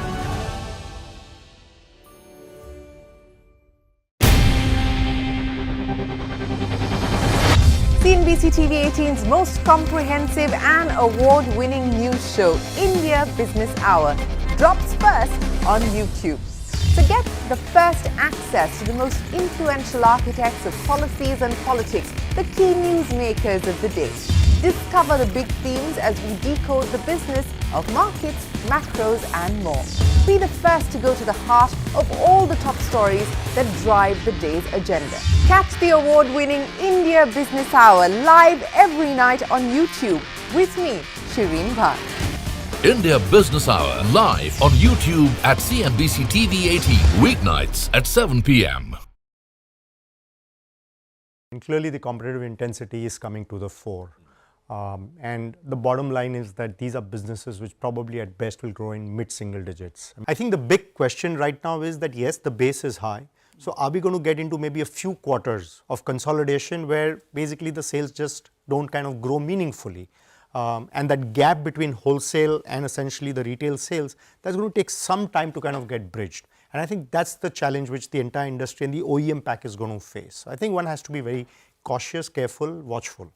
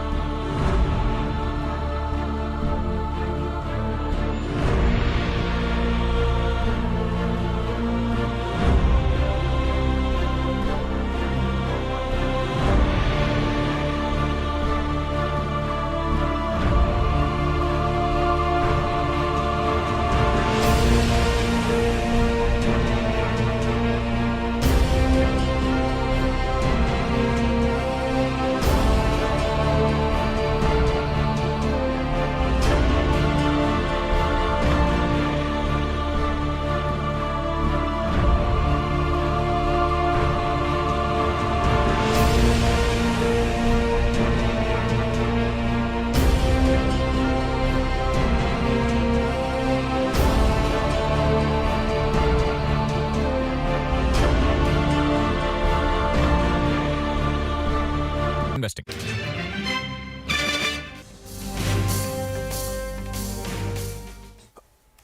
Welcome back. Markets down 220 points. We're at about 24,750. We have Pathik Gandotra joining us, partner of Drone Capital Advisors. Pathik, good afternoon. Good to have you back on the program. You know that Bollywood dialogue which you usually use, right? Topi Sambhalo. Is it Topi Sambhalo time or is this temporary? No, it's just that you just gotta stay put and wait. गाड़ी बैंगलोर तक रुक के जाएगी. So what is going on? What's the primary driver for this weakness, in your opinion? I think the earnings season was expected to be lackluster, I guess, and I guess it has been proved to be that. There are other factors like the China weightage going up, which has led to FI selling, and all those factors which are impacting the larger caps. And among the mid caps, I guess the valuations have become a bit stretched. So there's a time for a pause. I mean, it's not as though the rally can continue unfettered, given the fact that a lot of the earnings growth has been very spectacular in the mid cap space in the past 2-3 years. So I guess the market just taking a pause till the earnings catch up. All the earnings in every sector may not be the same. I think it's time to now pick. It'll be a more difficult to make returns from here on. And so bottom-up investing, I guess, should do well if you're invested in long-term growth stories. So we remain pretty much invested. We've taken some chips off the table, but largely we are invested. Sorry, where have you booked profits? And if you could give some indication of the bottom-up ideas, even if you can't name the stocks, but tell us the themes. What is the driving force behind, liking the individual stocks? What's the trend?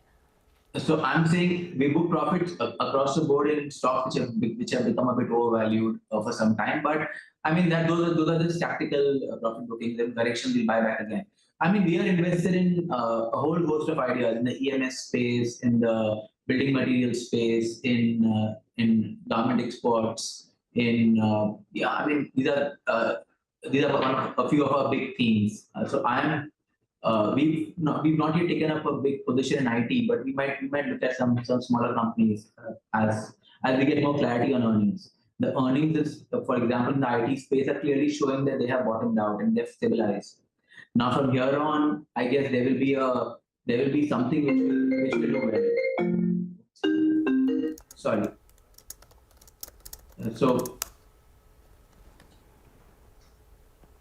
Yeah, Pratik, please go ahead. Can you hear me? Yes, we can hear you. IT earnings have bottomed out, so that sector could look up. Please go ahead.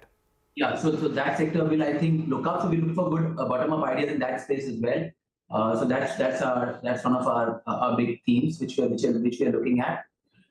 Next is also the real estate sector has done extremely well for the past 2 years. So building material space is also a place where you might get some ideas. But the point is, everywhere valuations are stretched. Earnings have yet not come in all these spaces. Valuations are stretched. So I think the sideways correction might actually be a very good idea. I mean, it might just help bottom-up investors like us. Indeed. Hi, Pratik. Good afternoon. Nigel on this side. So we're having a bit of a subdued Q2 earnings. But would you be optimistic that we see a recovery in the second half of the year, and then for the year we do pretty okay on the earnings parameter, because that's the one that will drive the markets ultimately? Yeah, I guess so. I think earnings should revive across the board in the second half. I think in the first half, the first quarter got a bit washed out because of the elections in a lot of sectors, and companies are still recovering, getting the distribution in place. So I think they're still recovering from that, the aftermath of that. But I guess the budget and the fact that there's a stable government and the government is spending aggressively will work through earnings in the next in the 18 to 24 months. So I think our outlook for earnings is pretty strong. It's just that valuations have gone a bit ahead in most sectors, but earnings should actually revive. So, for example, like we are saying in the IT space, earnings will revive. I think we'll do better as in successive quarters. Actually, all export-facing sectors, because if you see, the US economy is holding on pretty okay. It's not really gone through a deep recession, despite the huge interest rate hikes and the liquidity tightening that the Fed has done. The economy has held up pretty well, and now the Fed is back to cutting rates because inflation has fallen. So I think the impact of both falling interest rates and a stable economy, it's a kind of a Goldilocks scenario that's happening there. And so if that works through, then you might have export-facing sectors doing extremely well, which is where our theme of technology and textile exports and in any other sector, I mean, which is big on exports, I think we'll do pretty well. I think Gokuldas exports has been a big bet for you for a while. Garment exports, when you're talking about. But I think, although I'll just tell you, there was a note from Bernstein, and it was interesting. They said, well, the thesis basically was when you're coming off a pretty euphoric phase, looking at consensus earnings forecasts is of limited use because, you know, you're not able to correctly predict what earnings will be 15% or could actually slow down to 10% because you're coming off this strong momentum in a very euphoric phase. That was their contention. And increasingly at the margin, one is starting to, many are quoting a lot of the high frequency publicly available data and saying maybe there's a bit of a cyclical slowdown, which is underway. I was mentioning earlier Nomura, Morgan, I think I quoted Bernstein earlier. Do you think perhaps we are in one, a slightly softish patch? I think you're coming towards the end of it because the data has been soft for 6 to 8 months already. You can see based on the elections and all that, as I've just said some time back. I think you know, as the government spending continues, if again revives, I mean it's also taken a bit of a hit. So once it revives, I think the cyclical slowdown could be very, very short-lived. Also, the fact that interest rate cuts around the corner and then they'll work their way through. So I don't know whether it'll take 1 quarter, 2 quarters, but I think you are you are past the hump. So I think from here on, things should look up. I mean, you might have a very good festive season, is what we expect. The rains have been, the monsoon has been pretty decent, and that will also work through farm income. There's also the fact that the government has done pretty lot of schemes, I mean, across the board to boost rural income. So I think if you look at all that, the income part of is getting stronger, and so I think you know, earnings should logically revive. I just one more thing, and this is slightly stock specific, but I just want your thinking, not whether you're buying or selling. So Sula is something that you liked at one point, right? Now alcoholic beverages are doing well, and the case for Sula has been, I think, it's well known, wine penetration and you know, very low levels, and eventually it should. The stock's not performed at all. I just wanted your thinking around this. Is it a matter of time, or you think there's something amiss? So I wouldn't like to comment too much on company, but since you're asking, the point is, I think there the growth has been a tad slower than what was expected. I think the management might be needing a bit more aggression on expanding their distribution because it's a very good franchise. It's amongst the dominant franchises in wines today. The big theme of wine consumption in India is secular. So I don't think that theme changes. So I think it just requires a bit more aggression to the management to, you know, increase distribution rapidly. I guess that's where the problem might be. That's why the growth is not as strong as one would have thought. Otherwise, if you see, all the building blocks of growth are in place. So I think an aggressive distribution strategy might do them well. You spoke about IT earnings acceleration, and that's a theme that you would look at. Now, in IT, what would you prefer? Would you prefer the large caps? Would you prefer large caps where there is earnings comfort or some management change? Mid caps with the BFSI exposure, or these auto R&D companies? You know, where does your preference lie when it comes to IT? So I'm saying that I'm not sure what space we'll eventually look at. I'm saying that there'll be a broad-based acceleration in IT earnings, and we look for our spaces. We look for stocks which are beaten down where there's strong earnings growth potential. So I really don't have an answer to that question. What specific sector portion of that space will I look at?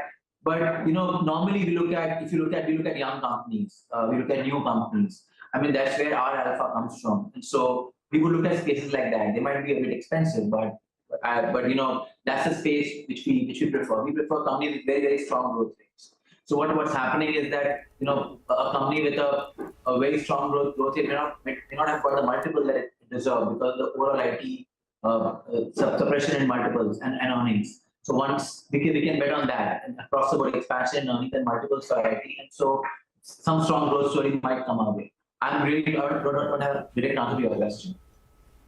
All right. No, you don't have a company in mind, or you don't want? I mean, just no. You don't have that. Actually, I don't have a company in mind. I'm saying that's a space. The question is a space to look into. Yes. The question you put to me was where will you look into for new ideas? So I said I'll look into the IT space for new ideas. All right, the sector of the day, Pratik, today has the two-wheeler space. Bajaj Auto's numbers, it missed what the street was working with. The commentary the street didn't like too much. And the problem is that valuation-wise, it's trading at a big premium in comparison to its 5-year average. What do you make of the two-wheeler players? Anything looks exciting enough for you out there, or do you think it's run its course?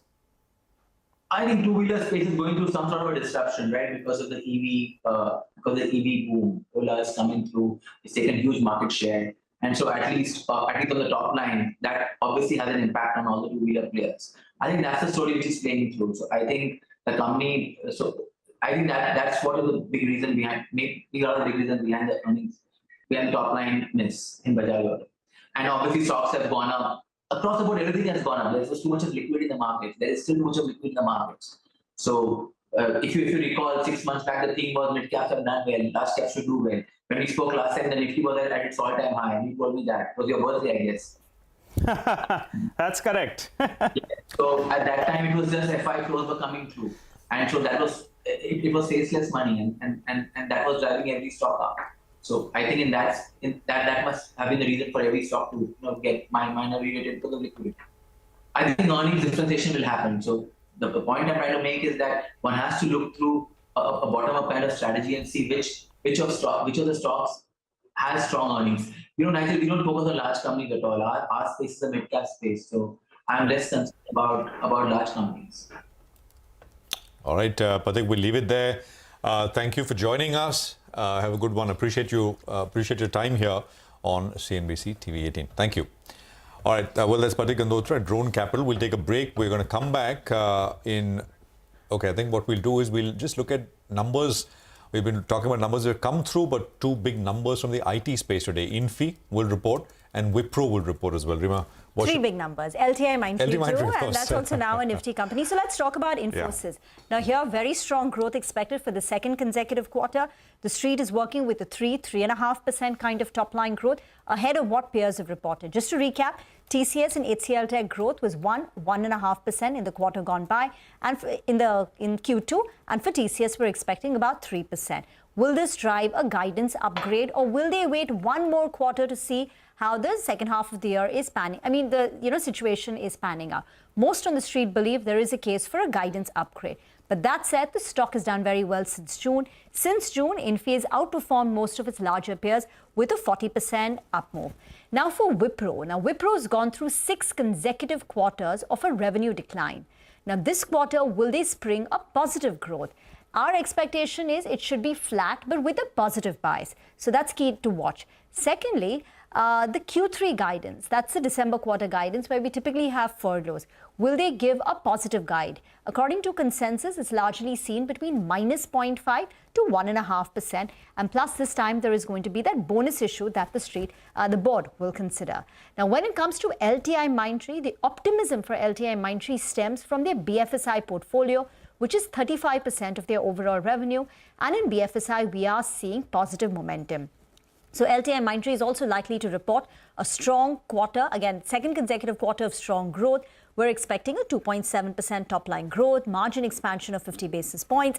But here for LTI Mindtree, the street will watch how do they get back to industry leading growth that they used to report till about a year back. So that wraps up in a nutshell on what the 3 big IT companies are likely to report and what the street is watching. But Axis Bank will be reporting numbers later in the evening. Vamakshi joins in with the key expectations. Vamakshi.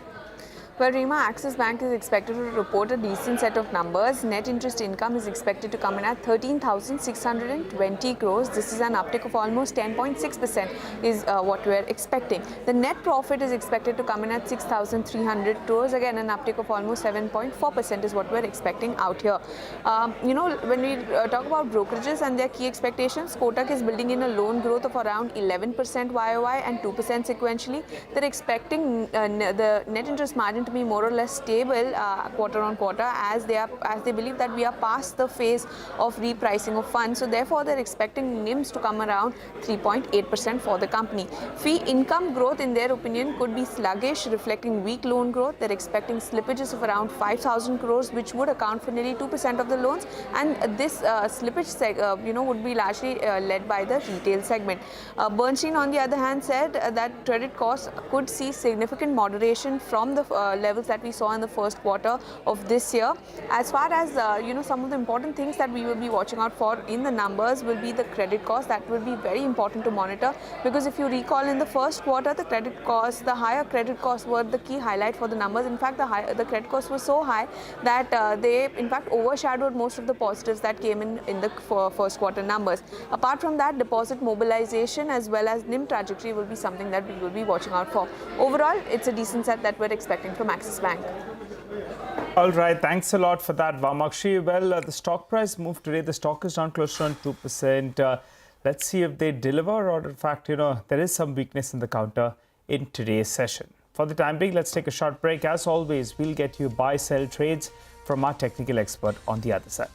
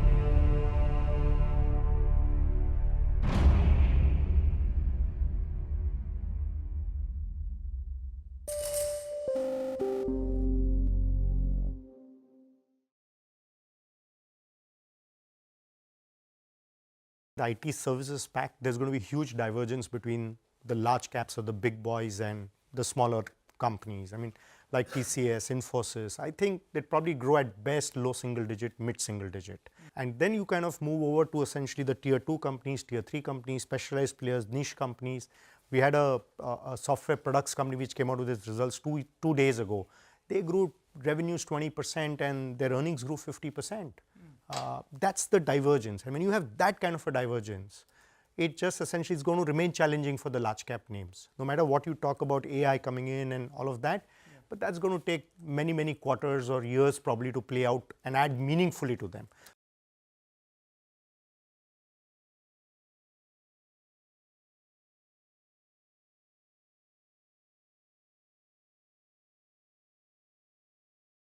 On the early morning of 14th of this month, some threat messages were received on the Twitter handle of the Indigo flight. There were 3 international flights, 2 of which were delayed and 1 was diverted because of the threats. Mumbai police is questioning a miner from Chhattisgarh for allegedly sending hoax threat messages to 2 airlines on 14th of October. On that day, Indigo Airline received hoax threat messages for 2 of its airlines, that is Mumbai to Jeddah and Mumbai to Muscat, and Air India received hoax threat messages regarding its Mumbai to New York flight. We have obtained remand home custody of a miner who is suspected to have sent these messages prima facie.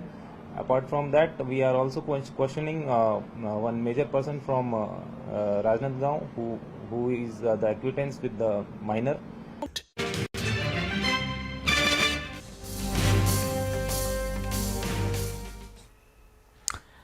Welcome back. Let's get in a handle for a few last trades. About 15 minutes left to wrap up what's been a very weak trading session.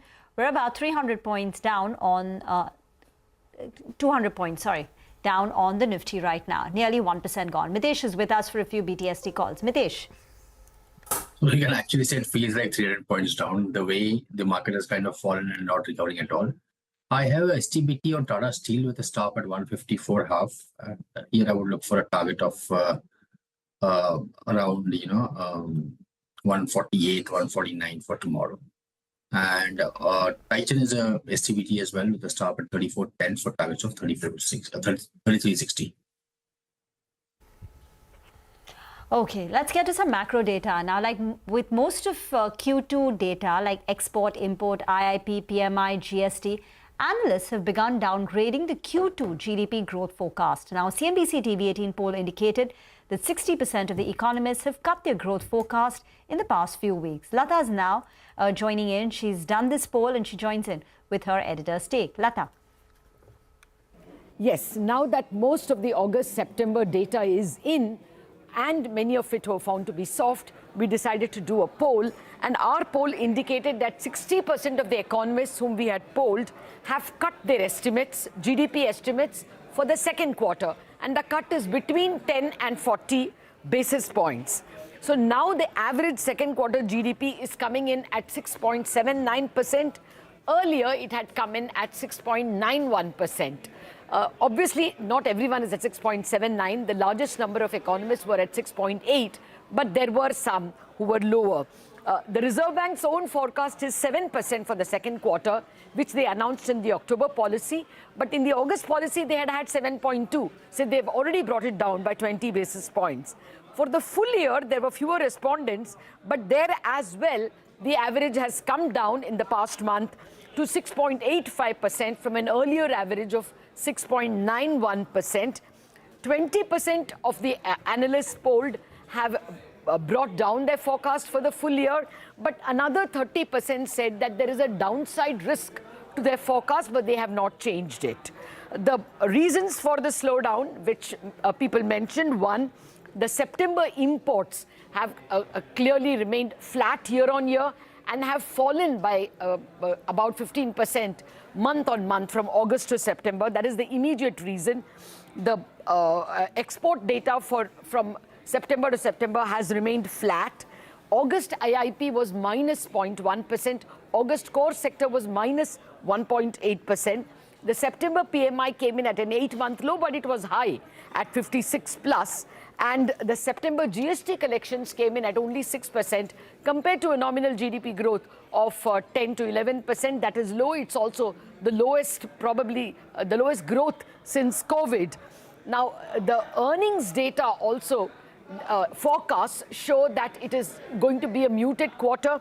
Motilal Oswal says that the Q2 Nifty earnings growth will be only 2% and that the margin tailwinds are also declining. This impacts the GVA, and MK also says that the Q2 Nifty EPS is likely to grow at only 5%. Put all this together and you can see why economists are lowering their Q2 GDP growth forecasts. Got it. Thanks a lot for that, Lata. Well, for the time being, we slip into a short break. We come back, final 10 minutes of trade. We'll get you some more market talk.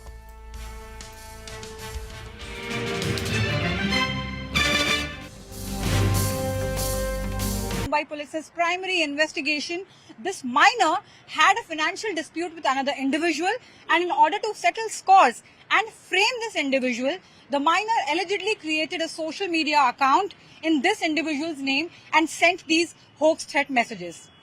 The pattern of airlines receiving threat messages continued on Tuesday and Wednesday as well, and Mumbai police has filed 3 FIRs so far.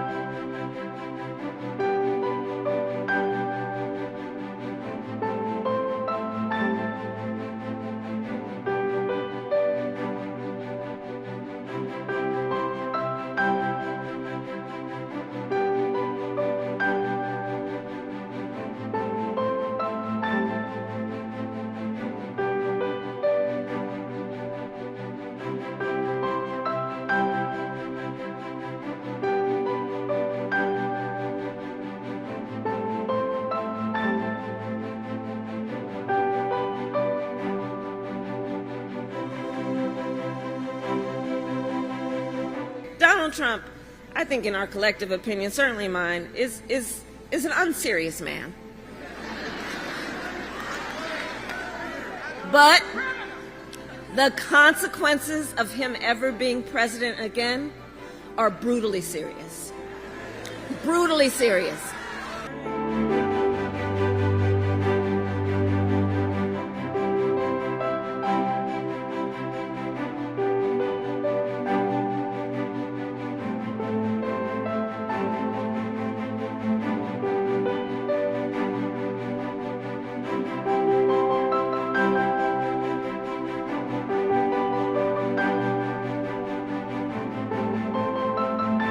Donald Trump is increasingly unstable and unhinged.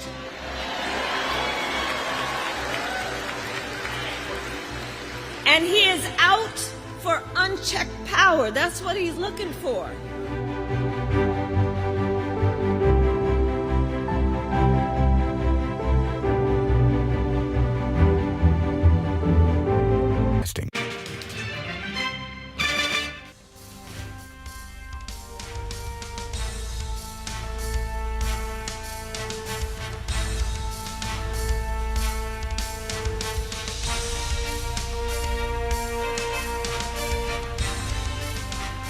Well, 5 minutes to the close of trade, and the stop loss today comes in at around 3:30 p.m. It seems, at least for today.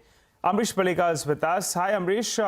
Havells numbers, they are the latest casualty. Today, quite a few earnings disappointments is what we got. Bajaj Auto, no signs of recovery all through the trading session. And now Havells, the stock is down close to around 7.5%. It's a large cap name. Your view on the stock? I think the sort of earnings which is coming clearly is disappointing the markets because at the level the markets are, clearly you require super earnings to keep that momentum on. And what we are seeing is the reverse. In fact, whatever we saw in Q1, I think Q2 is, at least as of now, seems worse than what we have seen in Q1. So with this slowdown, clearly will have most of these stocks correcting because I think they had become multi-baggers in the last 2 to 3 years. So it's quite natural that we will see decent correction wherever the earnings fall short. And I think that's what has happened with Havells. Okay. By the way, Europe is trading with strength. It's up about 0.5 to 1%. The CAC DAX and the FTSE. Today is the European Central Bank meeting, and they're widely expected to deliver their third interest rate cut. So just pull up that's CAC for you. That's up nearly 1%, but the DAX is up by a little more than 0.5%. You were saying? Well, that's right. Well, we'll keep an eye out on that. Amrish, normally when you join us, you give us a stock that you're tracking. Which one is it this time? Today's pick is Bata. It's the largest retailer and leading manufacturer of footwear in India across segments, which is men's, women's, and kids. 3 years back, they got into the sneakers segment, targeting the millennials. And this is a huge segment, and now they have 739 sneaker studios across the country. Distribution network is super, about 50 towns covered through 2,089 retail stores. And they're expanding into Tier 3, Tier 4 through the franchisee route. And every quarter, they are adding about 40 to 50 exclusive brand outlets. And e-commerce also is witnessing super growth. We have seen that over the last 1.5 to 2 years. However, overall, FY24 earnings was flat. Q1 FY25 earnings also disappointed. So because of which we have seen the stock underperform in a good market. But looking at the balance sheet, which is very healthy, decent cash on the books, negative working capital cycle, and input costs also have been rationalized. So margins are expected to improve. And the management has been upbeat on its prospects in the recent investor con call. So for FY27, my expectation for EPS is about 38. And this should result in a target price of 1,900. No, absolutely. Bata is Ambarish's pick today. Ambarish, PSU banks, right, which have reported numbers so far, not a bad look. Bank of Maharashtra, I saw Indian Overseas Bank, and I think there was one more. Of course, the biggies are yet to report. Exactly. But numbers have been decent. Any thoughts here? These numbers have been decent, and among them, surely I would still look at Bank of Maharashtra. And we've seen Bank of Maharashtra, in fact, correct in the last, 2 to 3 months. And I think at the current levels, looking at the earnings, I think there should be a decent upside. In fact, the upside, like I'm talking of, is closer to about 74, 75. But then it could take possibly 6 to 8 months from here. As far as the other PSU banks, especially the larger ones, which should come, I think the NIMs, we should see a drop, at least a marginal drop. And as far as the loan book is concerned, especially the retail loan book, I think we should see some amount of issues there. So I think that could be one of the reasons why we could see underperformance going ahead, especially from the larger PSU banks. Got it. All right. We had the numbers of Jindal Stainless as well that were flashing on the screen. Top line more or less flattish. And the EBITDA number was ballpark closer on 1,200 crores. I think that was a broad estimate that Nuvama had put out as well. Stock has seen a bit of a downtick, but I think in the last 18 months, it's moved from around 200 rupees to around 750 rupees. Amrish, any view on JSL Stainless? It's the only pure stainless steel player, and some on the street would argue that it's actually a converter because it's getting its nickel and then, in fact, converting it into stainless. And stainless steel usage itself would go up drastically here in India as well as in different parts of the world. Your view? Yeah, Nigel, but I don't track this closely, so a bit difficult to really comment on it. All right. Anything you like from the metals pack? What stands out today is Nalco, if you have a view on that one. In fact, Nalco, I've been positive, and the other one is Tata Steel. If we see some correction there, I think one should look at buying into Tata Steel. Clearly, I'm looking at it from the China recovery point of view, and with that, we should see most of the metal stocks doing well. So Tata Steel would be my pick, where in fact I have a target price of about 210. Again, this is long term, about 9 to 12 months. Okay, counting down to the close, we're ending with a cut of more than 200 points on the Nifty ending pat at 24,750. Virtually at the day's low, the mid-cap index struggled more. The mid-cap index seeing a brutal fall of more than 1,000 points, down 1.7%. In terms of the big sectoral losers, auto right on top, 3.5%, but realty was bruised in trade. Banks underperformed. You had FMCG under pressure. The only space where there was buying today was IT. The Nifty IT index up 1.5%, with Infy Tech Mahindra leading with gains of about 2.5%, closer to 3%. Even Emphasis by the end of trade up nearly 5.5%. But on the way down, Bajaj Auto deserves mention, 13%, the biggest single-day loss since the COVID fall. That's down, and Nestle too, 3.5% gone on the back of subdued margin performance and a weak top-line growth. Absolutely, and it's been tough today. Just look at a few other names in the broader market which were lower. So BSC sharp cut once again. It should come up on your screen. So recent high was not quite 5,000, but almost there. Stocks at about 42.60 today. KEI Industries continues to dip as we sort of close this session out. Actually, look at Polycab as well. Polycab, when we started at 230, had 0.5% gain, ends 2% lower. Reports numbers, I think should report numbers shortly. So maybe some positioning into the earnings. Havells, of course, reported numbers in the last hour. Stock ends sharply down, 8% Havells. So that was a big cut. BHEL was a sharp loser today.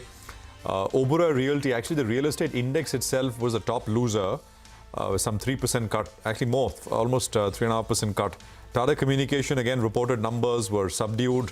That lost quite a bit, so from the highs. Pyramid Enterprises, Jyoti Structures, Newland Laboratories had run up some 15% in 2 days quickly, but that gave back some gains. And Goldium, which is the artificial diamond play, that also, by the way, lost after having a pretty large run. I think that's the context for many of these that we've seen outsized gains come through very quickly and some profit booking coming in today. So 0.9% loss on the Nifty, 24,750 is where we finally close the day out at. Well, it's a wrap from all of us here on Closing Bell. Thank you very much for staying with us, but don't go anywhere. I'll take you through markets forward on the other side. Stay tuned.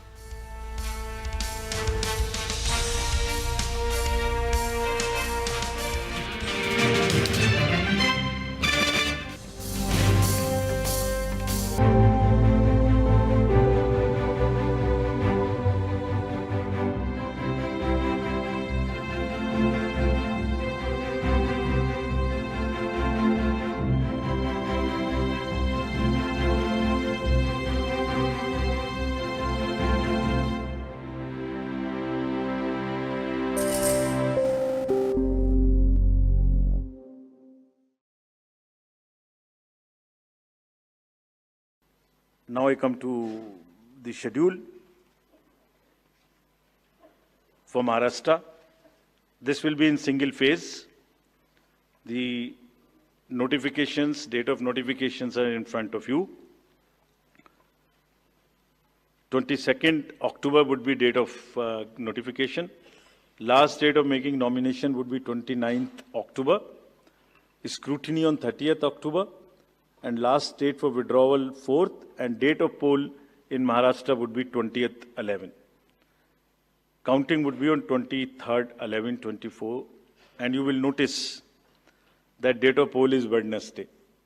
This is deliberately, which lot of scheduling, whatever goes into scheduling, we have tried that it is midday so that issue of urban apathy is handled. Jharkhand एक बहुत ही समृद्ध state है, बहुत ही उसकी विरासत है, और वहां पर हम फिर से अपील करेंगे कि सब वोटर्स अधिक से अधिक मात्रा में वोट दें. Schedule would be like this. Jharkhand would be in 2 phases. The date of poll, first phase would be on, date of poll would be on 13th November. And the second phase would be along with Maharashtra on 20th November. So the date of issue of notification for Jharkhand phase 1 would be 18th, and for phase 2 would be 22nd along with Maharashtra. Nominations for phase 1 would be till 25th of October, and for phase 2, 29th. This slide we will share with everyone.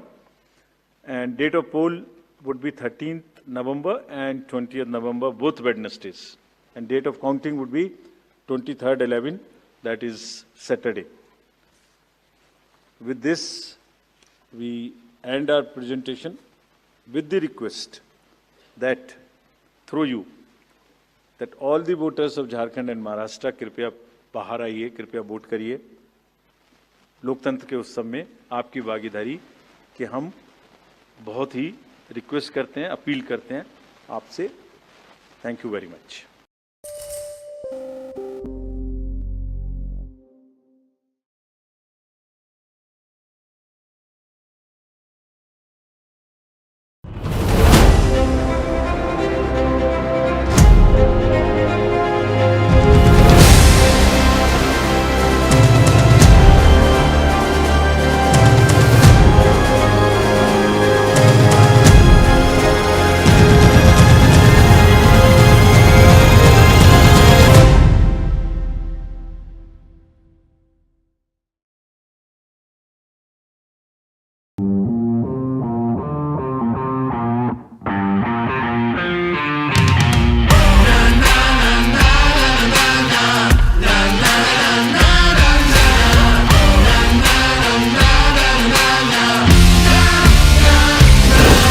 Make informed decisions with comprehensive analysis on the go.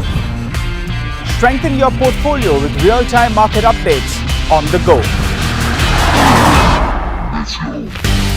Create effective strategies with insightful expert opinions on the go. Grow on the go with CNBC-TV18, now streaming live 24/7 on YouTube.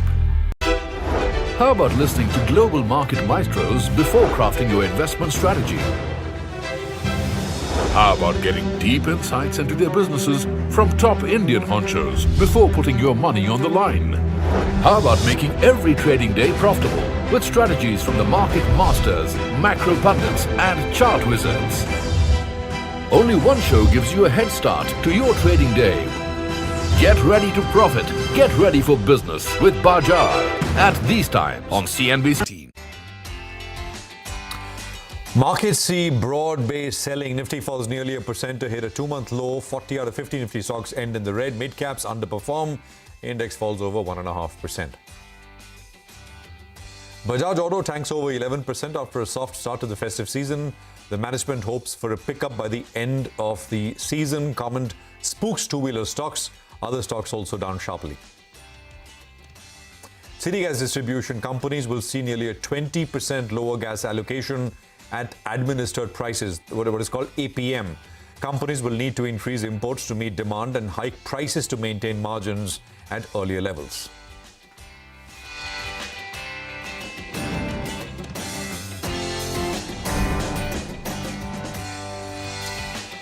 Hello and welcome to a fresh new edition of Markets Forward, your go-to program where we aim to get you everything you need as we look forward into the next trading session. I'm Prashant. Well, we've got you covered for the next 20 minutes with all the big news of the day, the key developments on Dalal Street, earnings, top corporate voices and events to track ahead as well.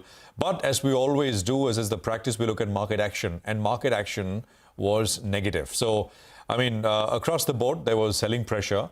And the thing about this 200-point fall was that it was in a way unexpected, because it was not as if US markets were down or that oil had spiked or there was some negative news flow out of Asia. It was all very steady. Asia actually was up. Europe later in the session here for us was in the green, but the market did not recover. So, I mean, you know, the market started selling off early and then just kept getting weaker, although we ended 200 points lower. So by close, the Nifty finally left off about 150 points below yesterday's low. And yesterday's low was about 24,900. Earnings, well, they're not doing any favors as well. Some of the well-tracked mid-cap companies have disappointed. So you had companies like Bajaj, of course, which we will get to with Sudarshan in just a bit from now. That was weak. Havells was another one which reported numbers today. There was KEI Industries which reported numbers 2 days back. It continues to sell off. And these are well-owned and stocks which have done very well. Actually, I mean, if you want to see what's done well, it's still very, very early in the earnings season. IT companies at the margin maybe have held up better. And PSU banks, I mean, names like IOB, Bank of Maharashtra, they've not exactly done all that badly. So that's been the sort of earnings part of the story. And I think at the margin, and the Bajaj commentary kind of brought that to the fore, at the margin, there are some fears that perhaps the festive season is not going all that well. Remember, markets have pretty much written off the second quarter earnings season. They're looking and they're betting on a second half recovery. And this festive season is an important piece of that second half recovery thesis. So we'll have to see if that really works out. Top losers, sectorally speaking, real estate was down, autos were lower, and the consumer sector, which was down as well. So, I mean, that's the long and short of in terms of what we saw today, but a down day with 200 points in terms of cut. But let's tell you stock-specific action, both up and down, more down than up. Vivek is standing by with that. Vivek. Good afternoon. Like you mentioned, more down than up today. Quite a few winners also, some of them that actually stood out. First on our list, like you mentioned, the IT pack relatively held out today. Look at an Emphasis, good set of results, a marginal beat to estimates, management commentary quite strong, up by almost 5.5%. The next stock on the radar, like you mentioned, actually some of the banks did quite well. Karur Vysya Bank, this particular stock ended at the day's highest point, over 6% higher today, profitability higher by 25%. You're talking about NALCO, within the metal pack, National Aluminium did quite well. Overnight strong cues coming in from the results of Alcoa. Supply, the demand situation quite tight, ended by almost 3.5%. And lastly, Larsen & Toubro, that held out even in a weak market. Earlier today, we told you about how the company had emerged as the lowest bidder in quite a large thermal order project. So Larsen too held out quite strong. Now, on the other hand, when you're looking at the list of losers, quite a long list today. We have to start off with the auto pack. Bajaj Auto weak set, and that dragged down the entire sector today. Bajaj Auto, TVS, M&M, Hero, Maruti, all of them well in the red today. The next set of stocks, that saw quite a bit of selling pressure. We'll have to talk about Havells. The earnings were a big miss in terms of the EBITDA as well as the margins. And along with that, a lot of the consumer durable companies too fell quite significantly. SRF today, down quite significantly.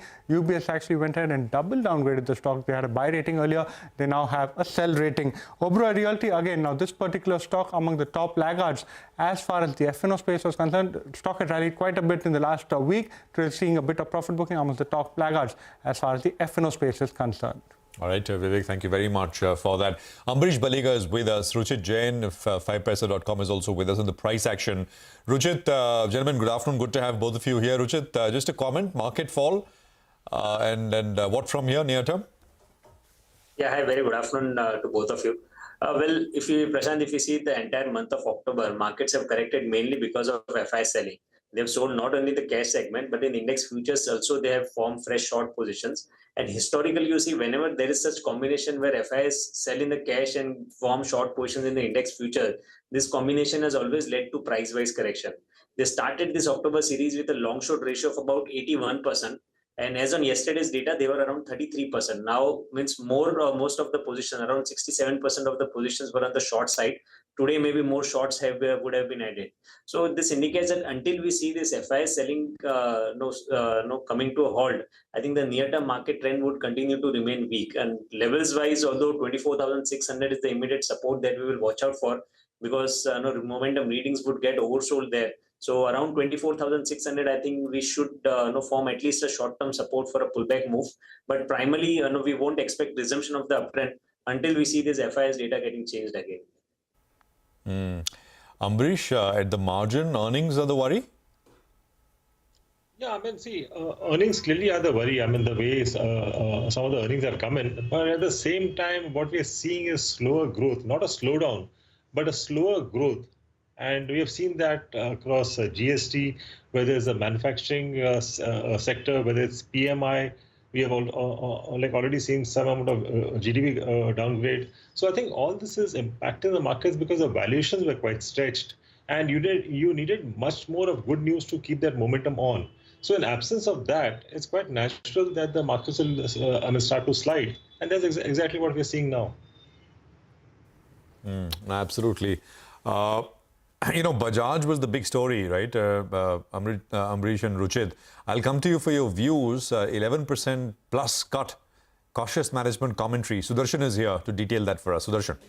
So not only Bajaj Auto, all the auto constituents were sharply lower in trade today, and this after Bajaj Auto reported earnings, and those earnings were largely in line. But what has surprised market is Bajaj Auto's commentary regarding the festive season demand. But before that, it's not just after Bajaj Auto's Q2 earnings. Even before the earnings, all the auto stocks were in a continued fall. If you look at auto index, it's down almost 10% from the record high that it hit on September 27, and all the constituents are down this month and even this week as well. For example, Bajaj Auto is down almost 15%, Hero is down 6%, Maruti is down 5%. Likewise, most of the stocks were down.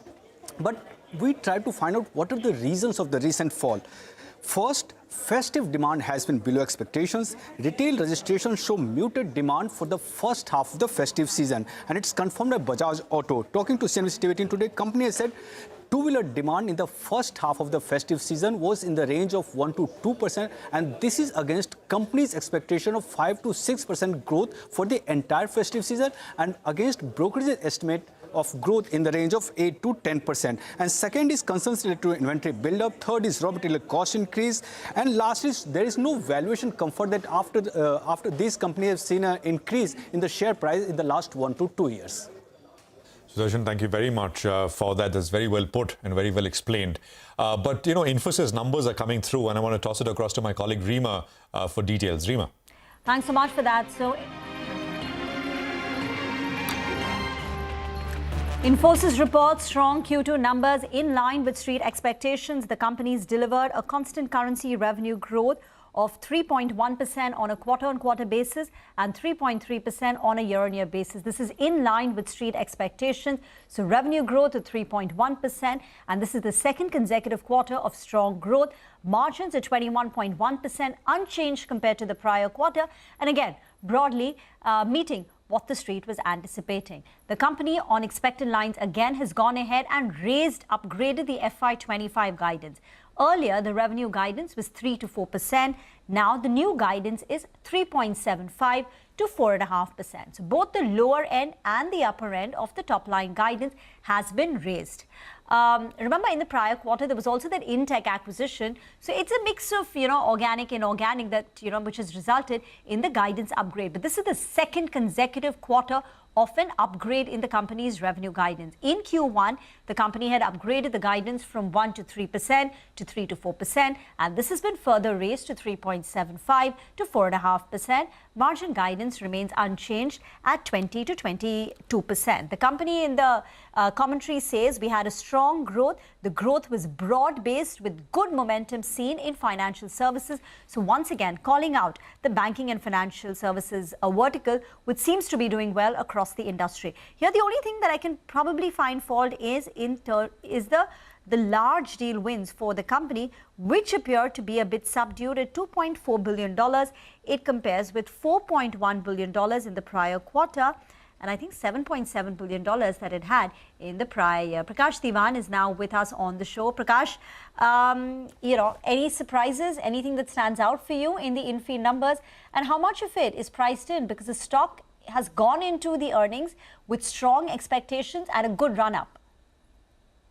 Yes, I do agree. It's positioned very favorably when it went into earnings, but these numbers will probably give it a further leg up for the simple reason this seems to be the best-in-class numbers on the top four. Of course, we don't yet have Wipro numbers yet, but between HCL, TCS and Infi, these numbers tell you that Infi is doing something very right. And I honestly will not be very disappointed with even the lower new contract wins for the simple reason that this was a quarter where nothing much was expected to be offloaded in terms of newer contracts for most large players. That will happen probably after December, and I'm sure they'll be in a position to catch up. But the efficiency rate and all seem to be absolutely in place, and the stock will see a further upside from here. Indeed, there are a few managements who've told us that on account of the US elections, some of the decision-making got deferred. So, for instance, L&T Technology said that, decisions which were expected to be signed and closed in September got pushed forward, but the starting date of the transaction, of the deal in terms of ramp-up still remains very much intact. But maybe the US elections has had a part to play in terms of the deal wins being a bit subdued. So, $2.4 billion is the large deal win TCV. In terms of financial services, which is what the street is watching, the company has reported a 2.3% revenue growth on a quarter-on-quarter basis. Sorry, this is on a year. Okay, this is on a year-on-year basis. I'll try and find out what the quarter-on-quarter numbers are for the individual, verticals. If you had to, Prakash, so top 2 or 3 questions, because the press conference will be starting at 4:30. What would be the top 3 things that you'd want to hear from the management? So I think the first thing is whether there is any sort of a plan to anticipation to build strength in terms of the bench strength, whether there's any new addition to the workforce that they are planning or building up from the HR side. The second is digitization. What's the breakup across digitization and AI? In terms of the growth engines will be separate. Now we know that BFSI has done well even for TCS marginally. So are they expecting the other verticals to also start contributing maybe with a quarter of a lag? So these are, I think, 2 or 3 areas that we need to get. So we know what is the mechanism for which the up guidance will probably be met. Both the lower and the higher band are fairly impressive.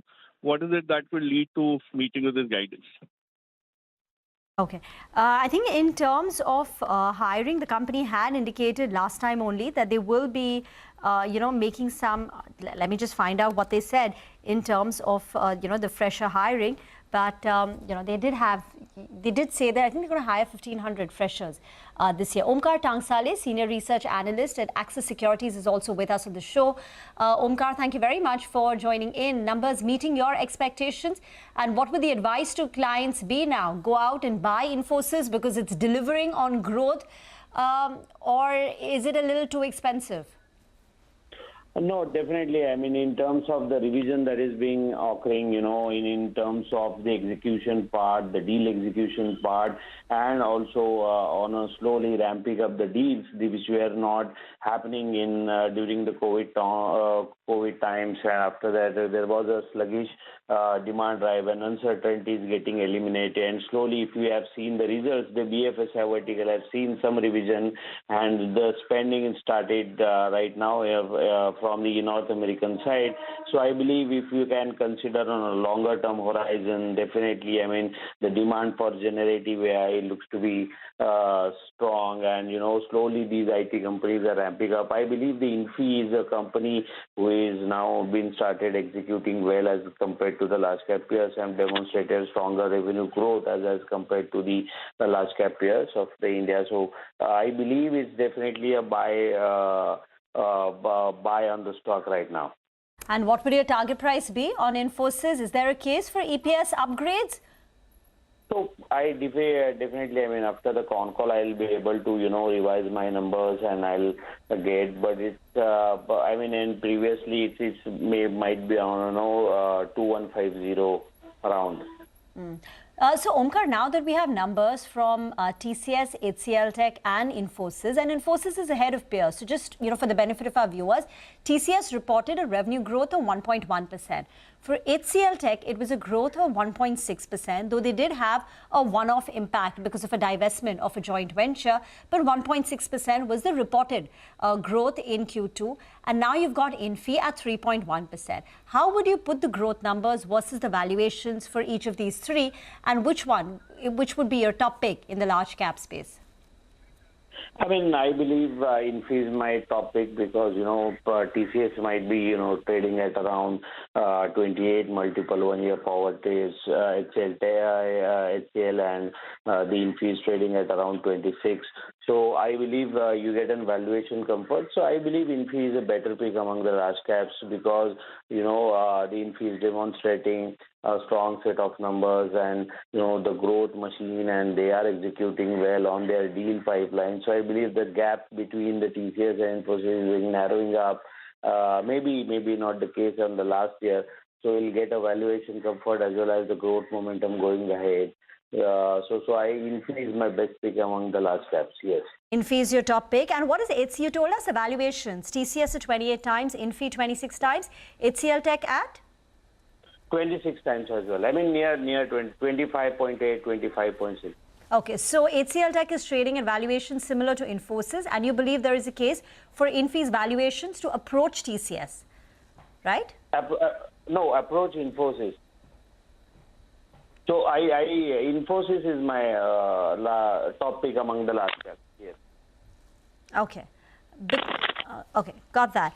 Press conference will be beginning shortly in about 30 minutes. What would be the top three things you'd like to hear from the management? Yeah, I believe in the outlook on the BFSI vertical, the ramp up on the large deal wins, that must be also key things to be thing, and the guidance on the hiring and the utilization levels if the ramp ups are going out. So that three things one should be looking for the outlook purpose. Omkar, is this guidance conservative, 3.75 to 4.5%? No, I believe, slowly, the pickups are there. So the next quarter, maybe, we will have the furloughs and maybe, a weak seasonality of weak quarters among the years. So might be, but still I believe they are going to ramp up and some deals in H2 of FY25, and they are considering that also because the elections are still there for the next quarter. So might, balance it out in the growth terms. So you don't believe the guidance is conservative and there should not be any more upgrades? Growth for Infi should be within this band of about 4.5%, according to you? Yes. Okay. And what would the growth of peers be for FY25? So if Infi ends up with 4.5%, what's your own estimate for TCS, HCL Tech and Wipro? See, TCS and Wipro being a laggard, and TCS might, complete it with around CC revenue growth of around 3 to 4% of FY25. But Infi will be the top growth company for FY25, yes. Okay. Prakash, do you want to come in on the discussion? Any more thoughts you'd like to add on? Yeah. Yes. So I wouldn't be surprised if post-December Infi revises the guidance a bit upwards because right now, the visibility might not be enough for them to take a full view for the next 2 quarters. One quarter down the line, they could probably be in a better position, and I would anticipate some improvement on the guidance. It's still possible. I think last year, Infi had downgraded their guidance 3 times. So analysts were wondering whether this time we will see 3 guidance upgrades. 2 are already done in Q1 and now Q2. Will we see a third? Is one still, due, and is that something that will happen? But, I think from, the management this time, we'll want to know a little bit more on the wage hikes. Remember, wage hikes are effective 1st of October. The company had said in Q3 we will give. So the quantum of wage hikes and the impact it's going to have on the company's margin. So that's going to be something to track. Secondly, on BFSI, the company had called out a recovery in North America BFSI. But as the management of HCL Tech said, that this time in the banking and financial vertical, we've started seeing the recovery being more broad-based. So in Q1, HCL Tech also said it's largely North America driving the financial sector recovery, but now even the other geographies are seeing that recovery and upward momentum. Is that something Infosys also has to say? So BFSI recovery, considering it contributes close to 30-35% to the company's top line, BFSI recovery is something the street will watch out for very closely. Thirdly, is the guidance still very conservative at 3.75 to 4.5%? And what are furloughs in the December quarter looking like? Now that momentum is finally picking up, decision making which was delayed, maybe slowly started picking up, do you think this time the furloughs could be a little less than usual? So seasonality that plays out in Q3, will it be less or more? That's another watch point. Retail has been a bit subdued. Retail and high-tech were two verticals which were under pressure for the company in the prior quarter. Are we seeing a rebound? And also remember, the company has this Project Maximus where they are looking to improve. It's a margin expansion program. So what's the progress that we've made on margin expansion? The hiring target was 15 to 20,000 freshers for this year. Do they continue to maintain the hiring target? So these are some things. And of course, AI, generative AI, and even why the deal pipeline at $2.4 billion, the large deal pipeline, is lower than what we've seen in the prior quarter. Is that an election impact? Is that something which is a bit of a worry? So these are some things that we'll want to hear from the management. But just to wrap up, Infy's Q2 number meets Street's elevated expectation. The company delivers a strong 3.8% dollar revenue growth, 3.1% constant currency growth, in line with consensus expectation and ahead of peers. Margins maintained at 21.1%. For the full year, the company has raised the revenue guidance. They're now expecting revenue growth to come in at 3.75 to 4.5%. The management calling out a BFSI recovery and margin guidance, though, remains intact at 20 to 22%. We'll take your leave on this coverage of Infosys. Thank you very much for watching. Don't go anywhere. News and updates will continue.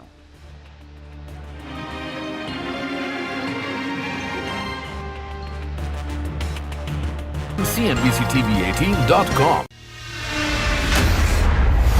CNBC-TV18, an unending pursuit for excellence. A pioneer, a leader, a visionary, building a lasting legacy of credibility, consistency, and trust. Giving unparalleled access to global thought leaders and powering conversations that are shaping the new world order. Setting the highest standards through exemplary leadership. It is this unrivaled reputation for the most comprehensive coverage, actionable intelligence, and in-depth reporting that makes CNBC-TV18 India's #1 business news brand.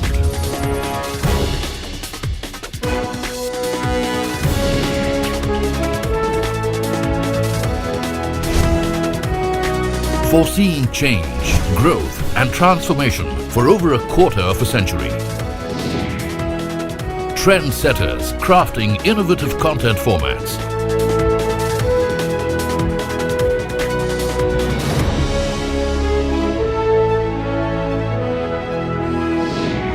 And award-winning business journalism. On air, online, on social media. As we embark upon 25 years of excellence, we invite you to be a part of our future. CNBC-TV18, your trusted partner and investment ally. What does it take to build India's largest startup platform? It takes a journey of starting out as an unknown and ending up as unforgettable. It takes more than 2 decades of celebrating the most influential and influencing the most celebrated entrepreneurs. From chronicling the stories of India's startup universe to becoming a success story in itself, as India's longest-running show on startups and entrepreneurship, celebrating 21 action-packed years of building India's biggest startup community. Young Turks at 21, only on CNBC-TV18 and CNBC-TV18.com.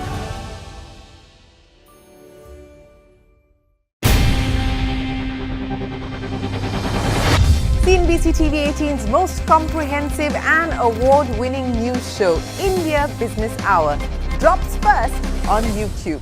So get the first access to the most influential architects of policies and politics, the key newsmakers of the day. Discover the big themes as we decode the business of markets, macros and more. Be the first to go to the heart of all the top stories that drive the day's agenda. Catch the award-winning India Business Hour live every night on YouTube with me, Shireen Bhat. India Business Hour live on YouTube at CNBC-TV18 weeknights at 7 p.m. And clearly the competitive intensity is coming to the fore. And the bottom line is that these are businesses which probably at best will grow in mid-single digits. I think the big question right now is that yes, the base is high. So are we going to get into maybe a few quarters of consolidation where basically the sales just don't kind of grow meaningfully? And that gap between wholesale and essentially the retail sales, that's going to take some time to kind of get bridged. And I think that's the challenge which the entire industry and the OEM pack is going to face. I think one has to be very cautious, careful, watchful.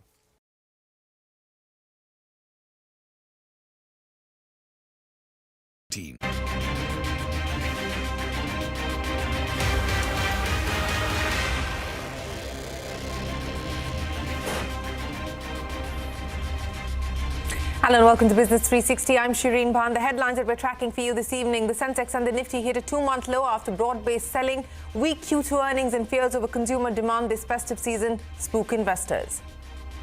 Infosys meets estimates in Q2 with a 4% revenue growth, raises the revenue guidance for the full year and maintains the margin outlook. A flurry of hoax bomb threats continue to disrupt Indian Airlines. At least 22 hoax bomb threats in 4 days have hampered international and domestic flights.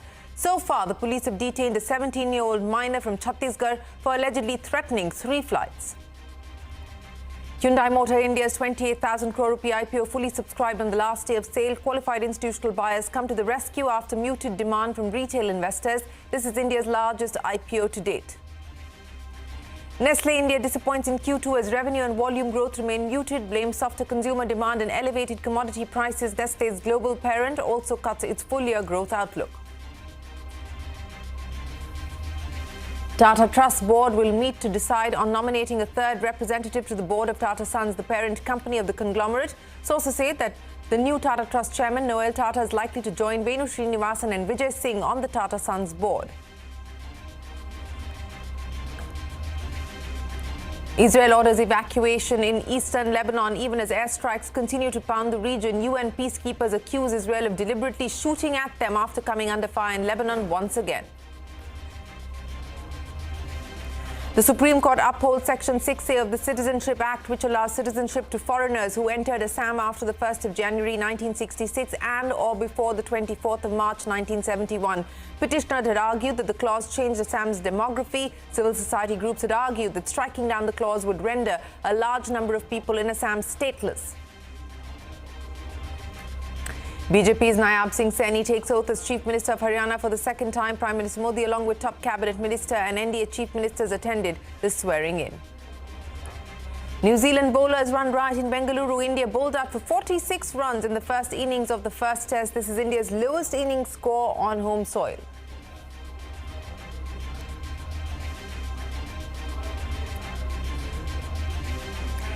Well, not a great day there on the pitch and not a good day for the markets either. The Sensex and the Nifty hit their lowest level in 2 months as markets see broad-based selling. Mid-caps have seen sharper cuts. The Sensex down almost 500 points. The Nifty lost 200, 985 points down. That's the mid-cap story. And look at the Nifty Auto bearing a large part of the pain today, down by about 3.5% today, taking it on the chin. And on the back of the fact that festive cheer seems to be evasive. Prashant is standing by now to take us through the market action. Prashant, what's weighing on the market? It was a tough day and it was unexpected because nothing from overnight all the way Asia was trading between 8 and 9 in the morning suggested that we will get a 200-point drop on the Nifty, but that's exactly what we got. The market kept getting worse through the course of the day, stabilized for the last 1 hour with no incremental cuts, but we left off about 150 points below yesterday's low, which was 24,900. So that's the kind of day we had. Not very much by way of help from banks coming through, either mid caps, small caps under a little bit of pressure. Broader market breadth as a result, of course, was negative as well. Our declines far outnumbered advances. If you want to just look at pockets of which saw pressure, real estate as an index lost 4%. That was number one. Autos was down 3.6, outsized impact from Bajaj. And there was MNC index, which was down about 2.5%, but smaller there. In that sense. The IT services index was the only one large index which ended up with gains of over 1% today. Now let's get to stocks. In terms of large caps, Bajaj, Mahindra, Hero, autos really had it rough today. Bajaj, of course, with a comment on slower festive sales, really spooked the markets. Financials, Shriram Finance and Bajaj Finserv were the others which did poorly. Nestle, Ultratech and BPCL were some of the other large stocks which came under selling pressure. Infi stood out in terms of gains. Tech Mahindra and Power Grid, these are the three sort of nifty names which were up over 1.5% each. Now, I'll start with what was down, broader markets. In terms of stocks, there was BSC, which was down for the second day running. So 2 days, almost 8-9% gone. KEI Industries, something similar happening here. Lost again. Havells was down sharply. Numbers came through in the last hour. BHEL, Oberoi Realty, Tata Communications, Piramal Enterprises, these are some of the names which were losers in terms of trade. Now, in terms of what was up, there was enough. Emphasis was up 6%. Colte Patil was up 4%, both earnings related. Orient Cements has long been a potential deal stock. 4% today after yesterday's sharp up move. IFB Industries 15% yesterday, 5% today. Kirloskar Brothers, and a few others, Ikra, Crisil, etc., which also popped higher. All in all, a disappointing day, more down than up, all told. Back to you. Yes, that was clearly the case. More down than up. Prashant, many thanks for joining us. Let's head straight to earnings corner. Lots of earnings in today. Infosys meeting estimates in Q2 with a 4% revenue growth. The IT major has raised the revenue guidance for the full year and it's maintained its margin outlook. Rima is standing by now with more. Rima, strong showing there coming in from Infosys. Indeed. So just to recap the numbers, the company reported a revenue growth of 3.8% quarter-on-quarter in dollar terms. In constant currency terms, it was a growth at 3.1%, in line with street expectations and ahead of peers. Now, given the strength the company has reported in Q1 and Q2, the company has gone ahead and upped its full-year guidance. The earlier revenue guidance was 3 to 4%, now stands at 3.75 to 4.5%. So this is not the most aggressive in terms of a guidance upgrade, but the guidance upgrade is welcome and was anticipated by the street. Now, third point is growth was led by manufacturing. It saw more than a 10% revenue growth quarter on quarter. Energies had a strong quarter, and BFSI recovery continues. We're singling out BFSI because it contributes more than 30% to the company's top line, and BFSI growth was 2.7%. And the fourth positive in the number was that hiring, after 6 consecutive quarters of a drop in the company's employee base, this quarter, the company has gone ahead and hired 2,456 employees on a net basis. So the net headcount has gone up by about 2,500 after 6 consecutive quarters of a decline. But where does it miss street expectations? One, the total deal wins have come in lower. At $2.4 billion, it's down, I think, 42% on a quarter-on-quarter basis and 69% on a year-on-year basis. Secondly, the street was hopeful of a margin expansion because there was no wage hike this time. So margins, contrary to street hopes of a little bit of an expansion, have remained flat at 21.1%. And the third thing is the stock has already run up in anticipation of strong numbers. The stock today was the top gainer, a 2.5% rally, and from early June, it's moved up nearly 40%. So perhaps a lot of the good news is already in the price when it comes to Infosys. So lots of good, but all in all, I think if you have to summarize, it's a good quarter, largely in line with street expectations. Okay, good quarter in line with what was expected. But Rima, what about Wipro also reporting its numbers today? How do those numbers stack up? So Q2 for Wipro is ahead of street expectations. So the company's revenue growth has come in at 0.6% on a quarter-on-quarter basis at the upper end of their own guidance. But this 0.6% growth also needs to be seen in context with what the company has been doing. For the past 6 quarters, the company's revenue growth has been negative. So this time, at least they've managed to clock in a positive growth. So 0.6% is also ahead of the CNBC-TV18 poll, which was about 0.1, 0.2%. So there is a clear revenue beat. Secondly, margin performance at 16.8%. It's up 30 basis points on a quarter-on-quarter basis. And the third positive in the numbers is the deal wins. The deal wins are strong for Wipro under the new CEO. So total deal wins have gone up to $3.5 billion, but the large new deal wins stand at $1.5 billion, the highest in the last 10 quarters. And the fourth positive is, I mean, it's not a positive, it's on expected lines, but the good news is the bonus issue of 1:1.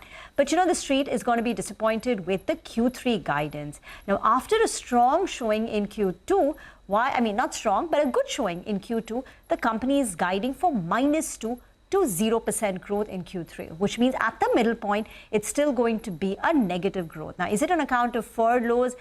Is momentum waning, or are they just being a little bit cautious? But again, the sad part is that in Q3, the company is likely to report a negative growth with a -2 to plus, to a 0% guidance for Q3. So Q2 is strong for Wipro. There is a bonus issue, but the Q3 guidance is lower than what the street would have hoped for. Back to you.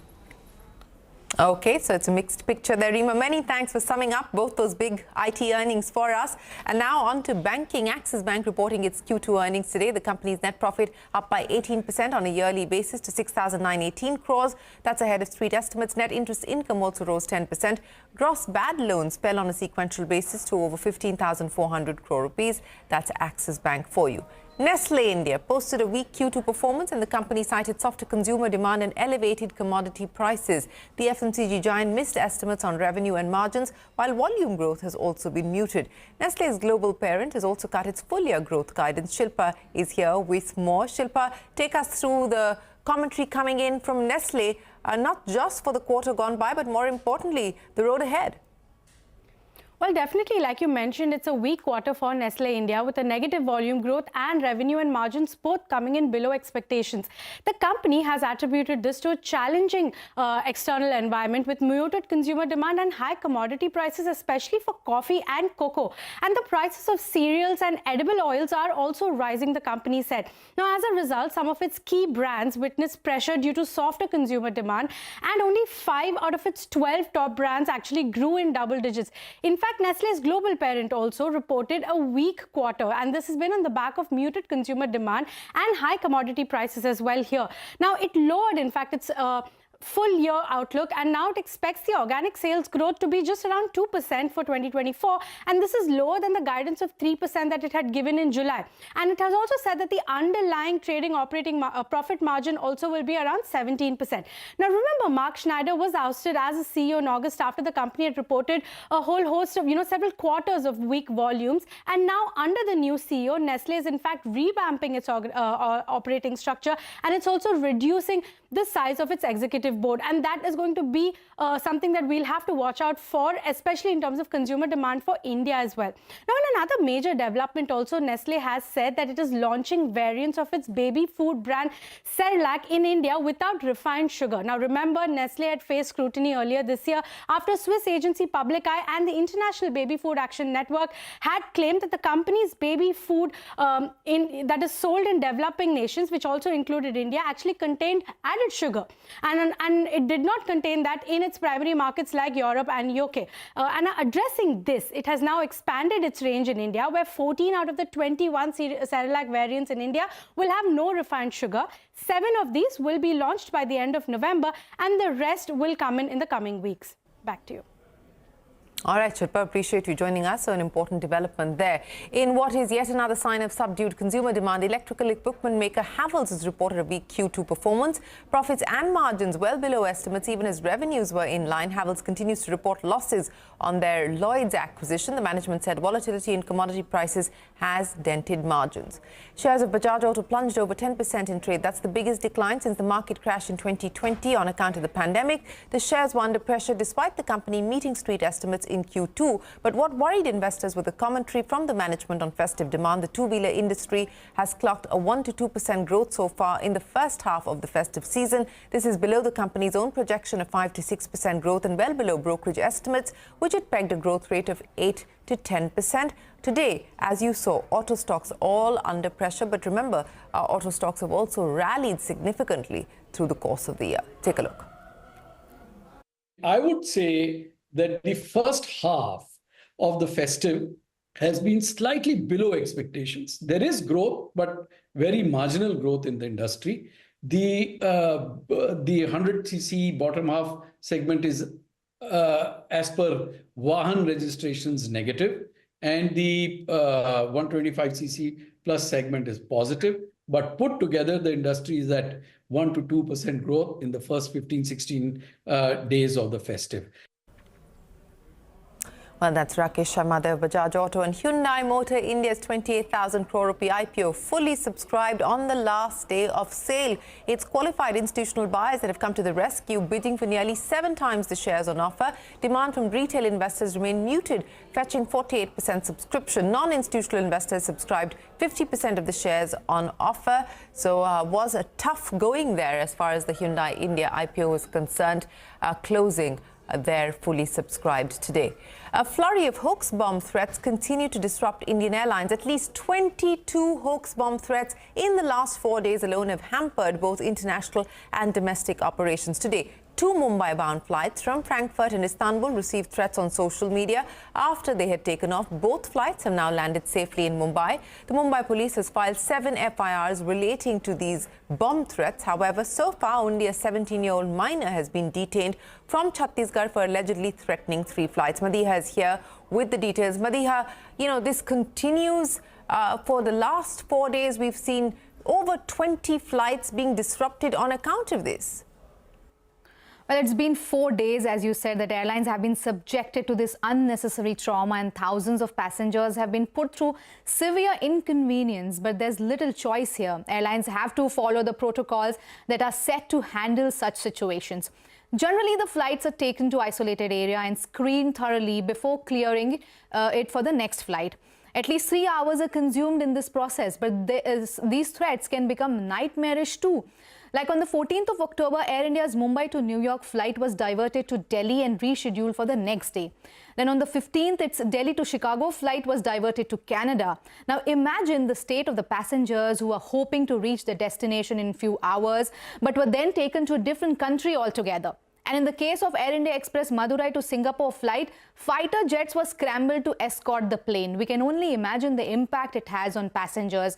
There could be elderly people on the flight, people with ailments, infants, or those traveling for an emergency. A mischievous act can have such grave consequences. The authorities are acting to address the menace. The aviation minister chaired a high-level meeting with the Directorate General of Civil Aviation, Bureau of Civil Aviation Security, the CISF and the Home Ministry. The Mumbai police, meanwhile, has filed 7 FIRs, have detained 1 minor for the 14th October bomb threats. The BCAS DG told CNBC-TV18 that all SOPs have to be followed, considering that passenger safety is paramount. He said all agencies are working in tandem to nab the miscreants and the guilty will be dealt with as per law. All right, Madiha, many thanks for joining us. Meanwhile, disruptions continue. Now, from aviation to railway, shares of IRCTC fell in trade today after the Indian Railways announced that the advance reservation period for trains will be reduced from 120 days to 60 days. The change will come into effect from the 1st of November.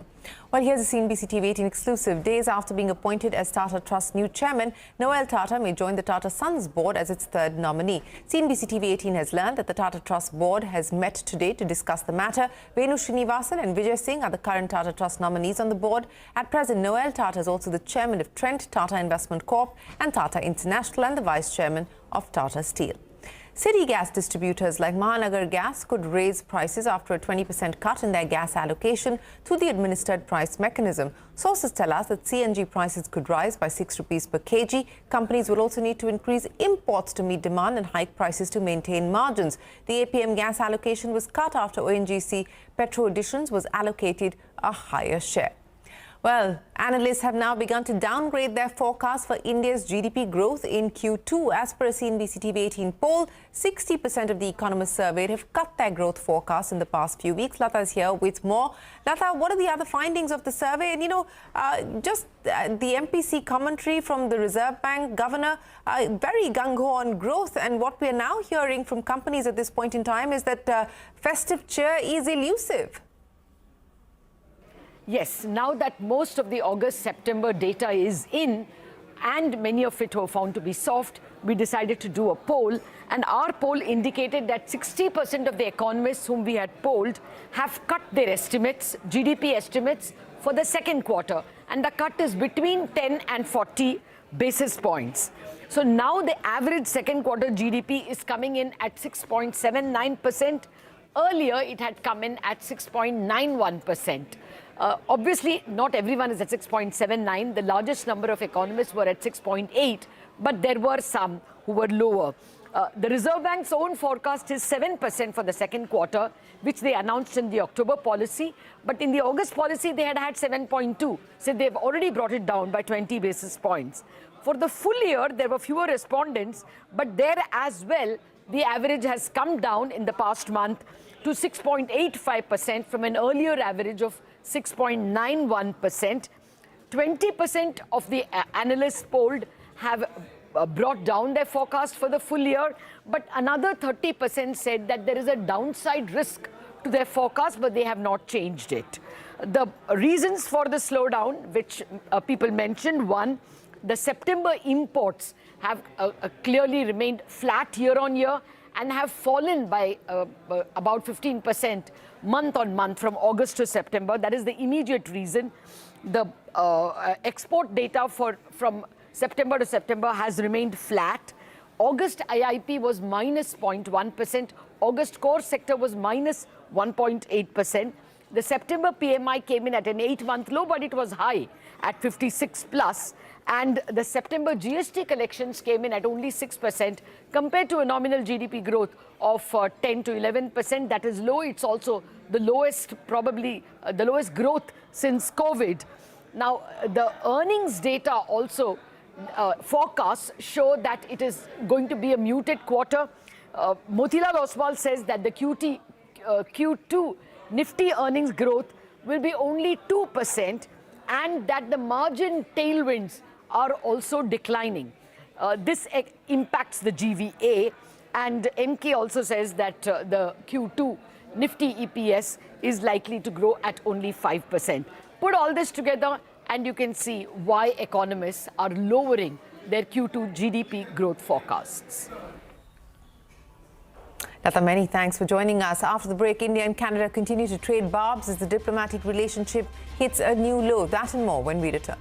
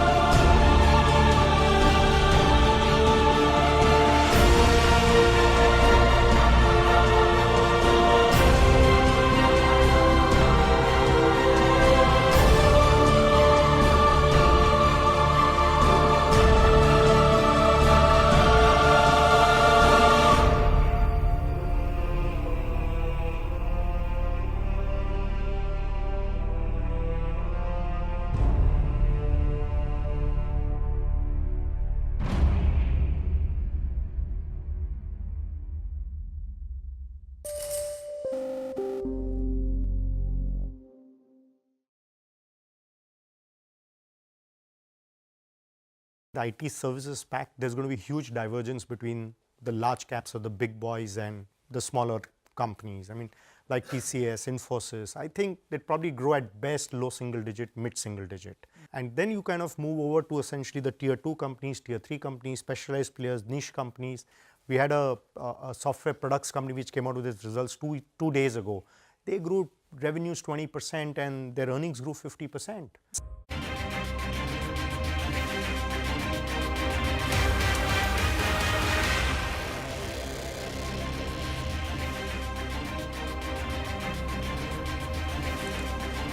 You're watching Business 360. Let's go across to Infosys. The press conference is underway. We are given to understand that a tribute is being paid to Ratan Tata. And of course, then the Infosys management will take us through the commentary. Let's just check in on the Infosys management.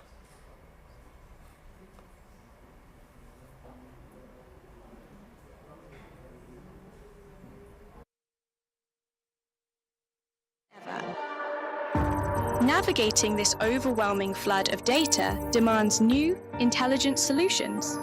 So we asked ourselves, what if interfaces became intelligent?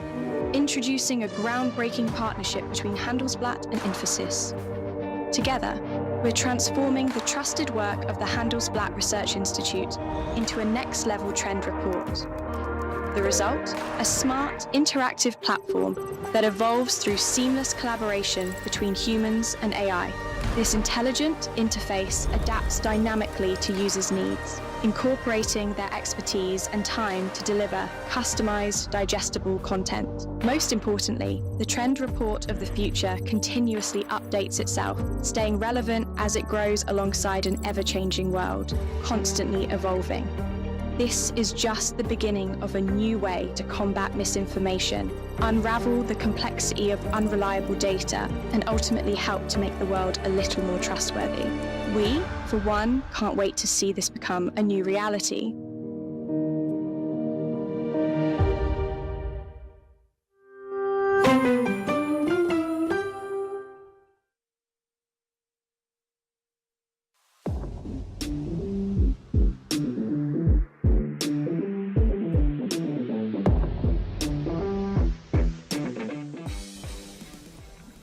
While we're waiting for the Infosys management, meanwhile, the Indian government has taken potshots at the Canadian government, yet again adding fuel to its already strained diplomatic ties over the killing of Khalistani separatist Hardeep Singh Nijjar. The latest missive comes after Canadian Prime Minister Justin Trudeau told an inquiry commission that there was credible intelligence but no evidence to support allegations of Indian diplomats' involvement in Nijjar's killing. Parikshit is standing by with more. Parikshit, we'll get to Parikshit in just a second.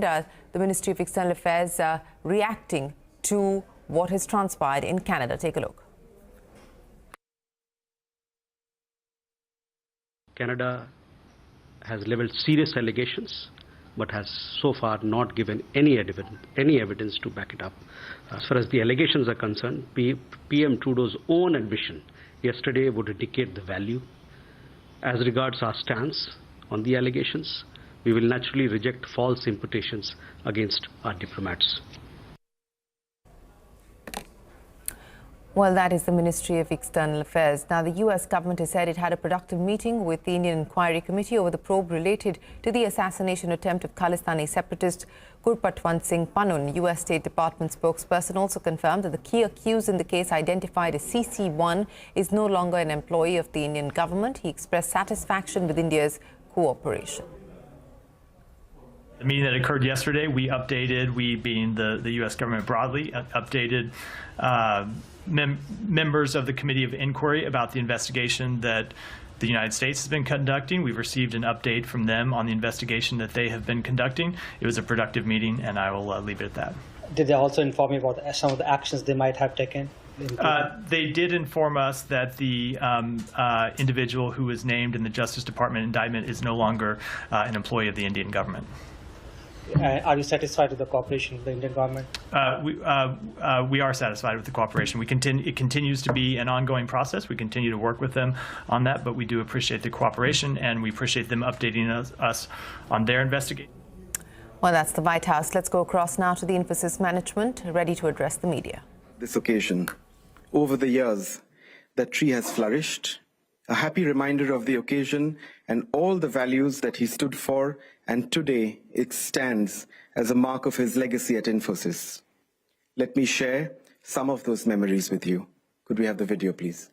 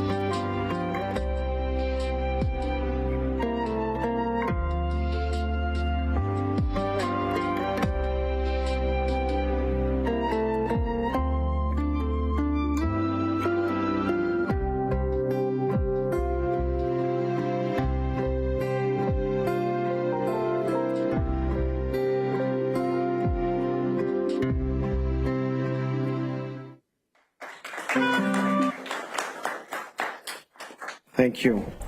I now request all of you to join us for a minute's silence in memory of Mr. Ratan Tata, a titan of Indian industry and a leader who exemplified the spirit of India through his life and work. I request you to put your mobile phones on silent, and I request you rise.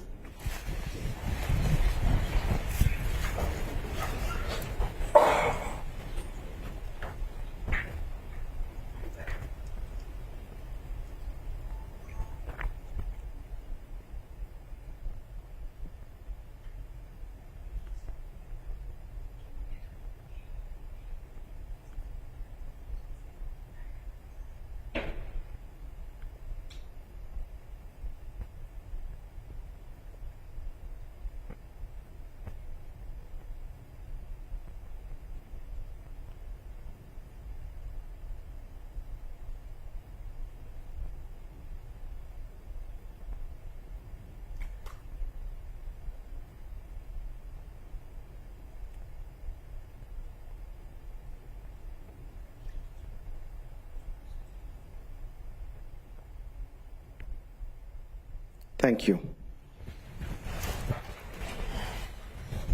I would now like to invite our Chief Executive Officer, Mr. Salil Parekh, for his opening remarks. Over to you, Salil. Thanks, Rishi. Mr. Ratan Tata has left an indelible mark on our country, and really for each of us to be able to dream large and to stay grounded. He will be missed by all of us. Let me now share with you an update on our results. We had a strong performance in Q2 with robust and broad-based growth, stable operating margins, strong cash generation, strong large deals, and increased employee headcount. Our revenue grew 3.1% quarter-on-quarter and 3.3% year-on-year in constant currency terms. Financial services grew at 2%, manufacturing double-digit, energy, utilities and services at 5.8%, all quarter-on-quarter. We saw growth in all geographies quarter-on-quarter. Our operating margin for Q2 was 21.1%. The financial services segment in the US continues to see discretionary spend increase in capital markets, in mortgages, cards and payments. We've seen slowness in the automotive sector in Europe. Apart from these verticals, demand trends remain stable, with clients continuing to prioritize cost takeouts over discretionary initiatives. We are deepening our work in generative AI. We are deploying enterprise generative AI platforms, building our own small language model, and developing multi-agent solutions for our clients. With our strong performance in Q2 and our current outlook, we have revised our revenue growth guidance for financial year 25. The new guidance is 3.75% to 4.5% growth in constant currency for the full year. Our operating margin guidance remains the same at 20% to 22%. With that, let's open up for questions. Thank you, Salil. We will now open the floor for questions. As always, we request one question from each media house to accommodate everyone over the next hour. Joining Salil is Mr. Jayesh Sangharajka, Chief Financial Officer, Infosys. We have the first question from Ritu Singh from CNBC-TV18. Hi. First on the guidance revision, if you could break down for us, how significantly altered is the demand environment now versus what you saw a couple of quarters ago? And how much of this revision upwards is organic versus the contribution that you're seeing because of the Intech acquisition? One, if you could begin by telling us that. Also, there have been 7 revisions in the revenue guidance in the last 8 quarters. Could you tell us what you have in terms of visibility now, in terms of the turnaround that you're speaking about?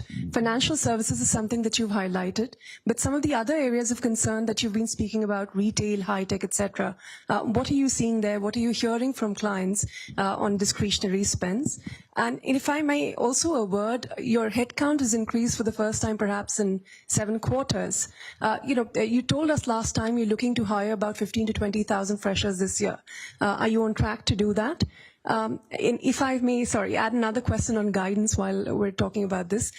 You've maintained the guidance for margins at 20 to 22%, but you've deferred the wage hikes to the 3rd quarter. How much will be the impact from that? And there was no real expansion despite this Project Maximus that you've undertaken. Just give us a sense of why, despite what we saw with the rupee, why that didn't happen, and how much of a hit do you anticipate in the coming quarter because of the wage hikes? Thank you. So let me start off with some of the ones that you asked, and then Jayesh will add a little bit on the margins and also on the revenue growth guidance. So first on the revenue growth guidance, the way we look at this is based on what we've done in the quarter. Then we look at our pipeline and look at what we anticipate. And based on those factors, as we sit today looking out for this financial year, that's Q3 and Q4, we've looked to increase the revenue growth guidance. Now, part of it is the second question you asked on the industries. So we see financial services, the discretionary spend is looking stable, strong, especially as we highlighted in capital markets, cards and payments. We also shared that in automotive we see slowness in Europe. In the other verticals, the discussions with clients are similar, so we don't see any change. There's no new discretionary, and especially the verticals you mentioned, retail or high tech. What we do see is more focus on the cost takeout elements there itself.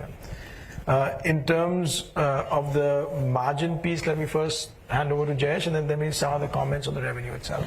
Yeah, so just to add to the guidance piece that Salil was talking about and to your question on Intech, if you recollect, last time when we announced the guidance, we had clarified that Intech is now completely included in the last guidance. So there is no additional impact or additional benefit this quarter on account of Intech. It was already baked in the last quarter's guidance. Having said that, there are multiple factors that we look at when we give guidance. A strong H1 performance, the pipelines in terms of large deals, and less than 50 million deals that we have. Our less than 50 million deals have also increased double digit this quarter, so that has also contributed to increase in our guidance. Coming to your margin question. If you look at our margin this quarter, our margin has remained steady at 21.1%, similar to last quarter. And if you look at the puts and takes, we got 80 basis points of benefit from Project Maximus, 10 basis points from currency. That was offset by 30 basis points on account of acquisition because of the amortization of intangibles. And the 60 basis points is on account of the salary and the variable increase that we provided, as well as the other costs. So Project Maximus has been contributing. It's offsetting the comp increase in the variable additions that we are doing. So that's baked in our guidance. We have guided for 20 to 22%, for the full year. At this point in time, we are confident of our guidance, with the wage hike that we are planning in Q4. the wage hike is going to be in the phased manner. Some part of that will be effective January, and the balance will be effective April. Thank you.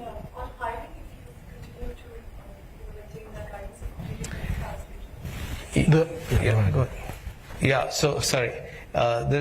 We are on track to onboard the 15,000 plus freshers that we talked about last time. We have onboarded many of them in the first half, but we are on track to onboard 15 to 20,000 at a group level in FY25. Thank you. The next question is from Haripriya Suriban from NDTV Profit. Hi guys. Salil, if you could give us a sense on the budgets opening up, right? The US Fed decision and the elections also coming to a close now. More stability is expected, at least in the US markets. So how do you see that in your conversation with the clients? Do you see more budgets opening up? Does this mean that, Q3 and Q4 will be significantly better? Also give us some sense on the growth you're seeing in the emerging markets, because we see that it's an up-and-coming opportunity for other players as well. So how is it panning out for you? And on the margins, just to double tap on that, you have been on the lower end of your guidance consistently now. So do you think with the markets getting better, demand coming back, that should also translate into better margins, and you probably reach the higher end?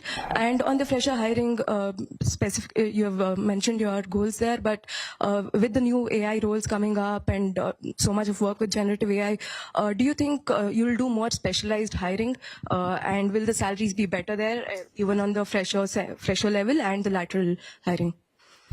So let me start off, I think, first on the budgets, and then a little bit on the emerging markets, and then Jayesh will add on the margins, and he'll come back on what's going on with generative AI. On the budgets, what we see today is, in financial services, we're starting to see the discretionary spend improving. We shared that last quarter, and we see that continuing as we saw this Q2 rollout. In the other industries, in automotive, we still see the slowing in Europe, which we referenced before.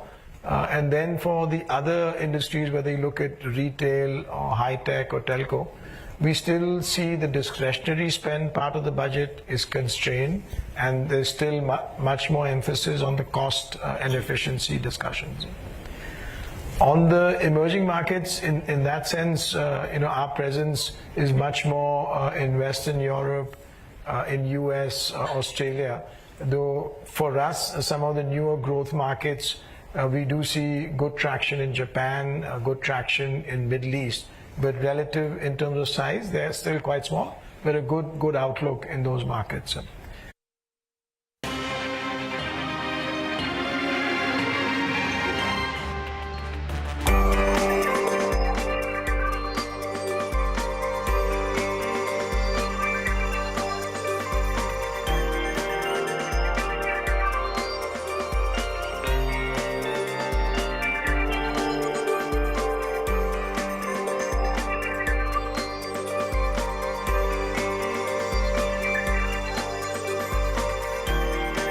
The only reason we would want to IPO is because we are at the forefront of this, right? As in, we are a stockbroker. I would say 50-50, more leaning towards no IPO today. More leaning towards no IPO, Kailash? I would lean heavily towards no IPO.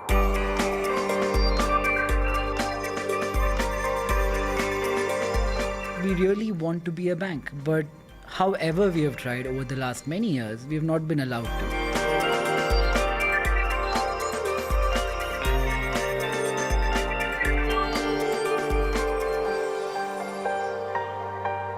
The divergence. And when you have that kind of a divergence, it just essentially is going to remain challenging for the large cap names. No matter what you talk about AI coming in and all of that, but that's going to take many, many quarters or years probably to play out and add meaningfully to them.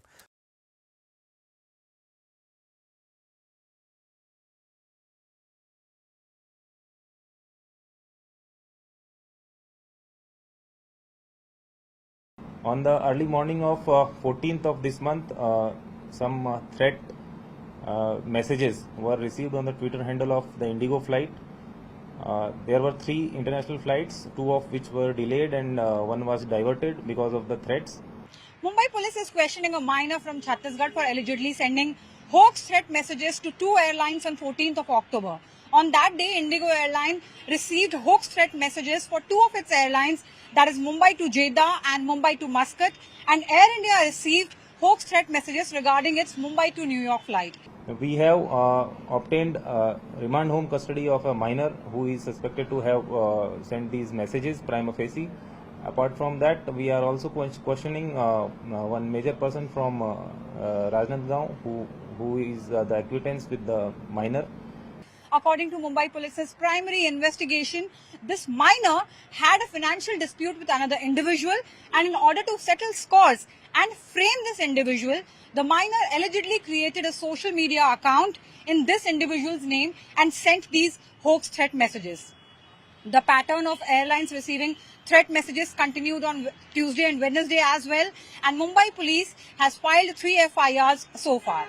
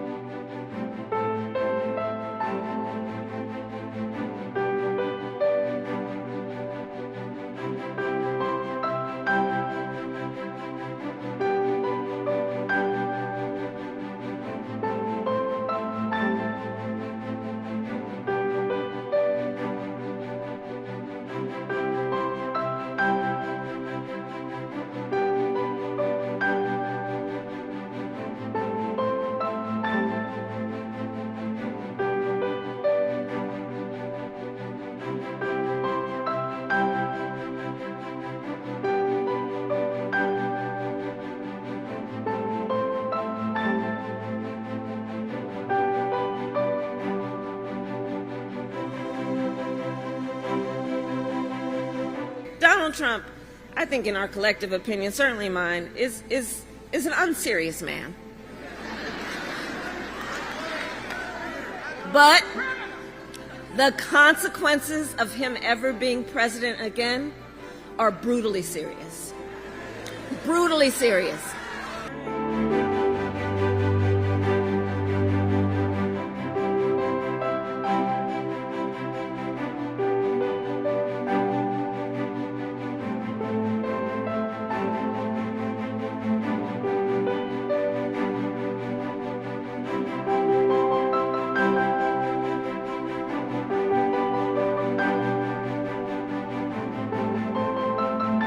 Donald Trump is increasingly unstable and unhinged.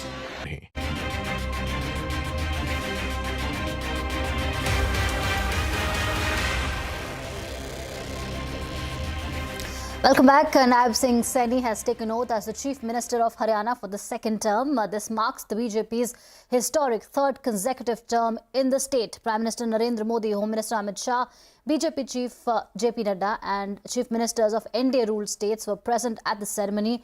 BJP leaders Anil Vij, Krishan Lal Pawar and Rao Narbir Singh were among 13 other cabinet ministers who took oath today.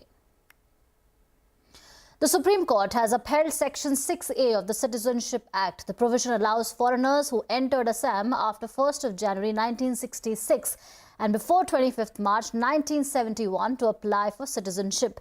Petitioners had argued that the clause changed Assam's demography, while civil society groups had said that striking down the clause would render a large number of people in Assam stateless. Ashmit Kumar is standing by with the details on the ruling.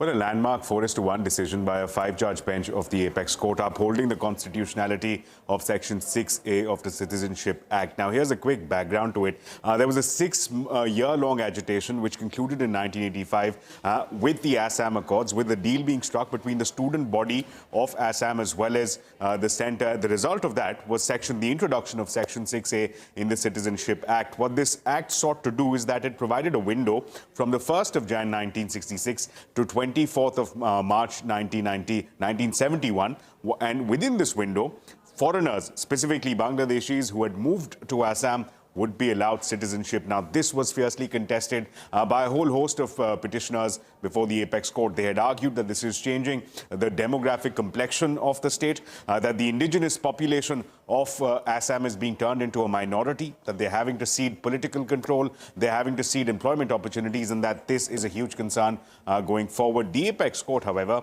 not in agreement with that. The Supreme Court upholding the constitutionality of Section 6A, talking about harmonious coexistence, talking about not being able to pick one's neighbors, and then going on to say that the Parliament did indeed have the legislative competency to go ahead and to pass such legislation. And importantly, the Supreme Court also remarking that this was a political solution which has been effected through these means and therefore needs to be respected, needs to be upheld by the apex court. The only caveat, however, that needs to be borne in mind is that the apex court, the majority view that was authored by Justice Kant, very clearly says that illegal immigrants, that foreigners coming in after this deadline of March 24th, 1971, are in fact illegal immigrants and that they need to be acted against, they need to be deported.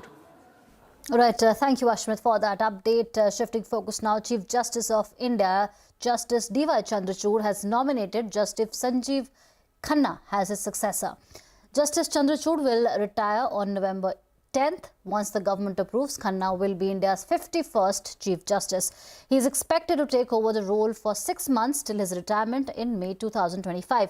Khanna was elevated as a Supreme Court judge in January 2019. He was part of the 5-judge bench that declared the electoral bond scheme as unconstitutional and upheld the abrogation of Article 370 in Jammu and Kashmir. On to global headlines now. Israel has ordered evacuations in eastern Lebanon even as airstrikes continue to pound the region. The UN peacekeeper accused Israel of deliberately shooting at them after coming under fire in Lebanon once again. However, Israeli army claimed that it was not targeting UN peacekeepers. Fresh job cuts at Meta. The social media giant is laying off employees across several teams at WhatsApp, Instagram and Threads. However, the exact number is unknown. A Meta spokesperson said that the company is making changes to ensure resources are aligned with their long-term strategic goals. This is the third straight year of job cuts at Meta after around 11,000 in 2022 and 10,000 in 2023. With that, it's a wrap on this edition of Business 360. More news and updates continue right here on CNBC-TV18.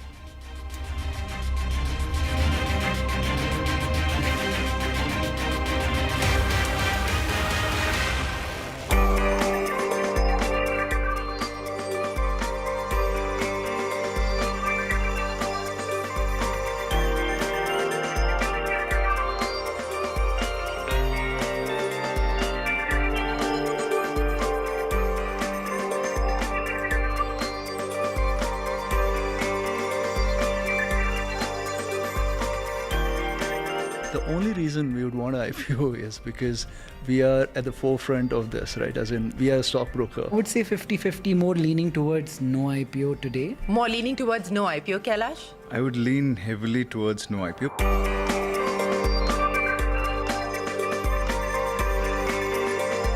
We really want to be a bank, but however we have tried over the last many years, we have not been allowed to.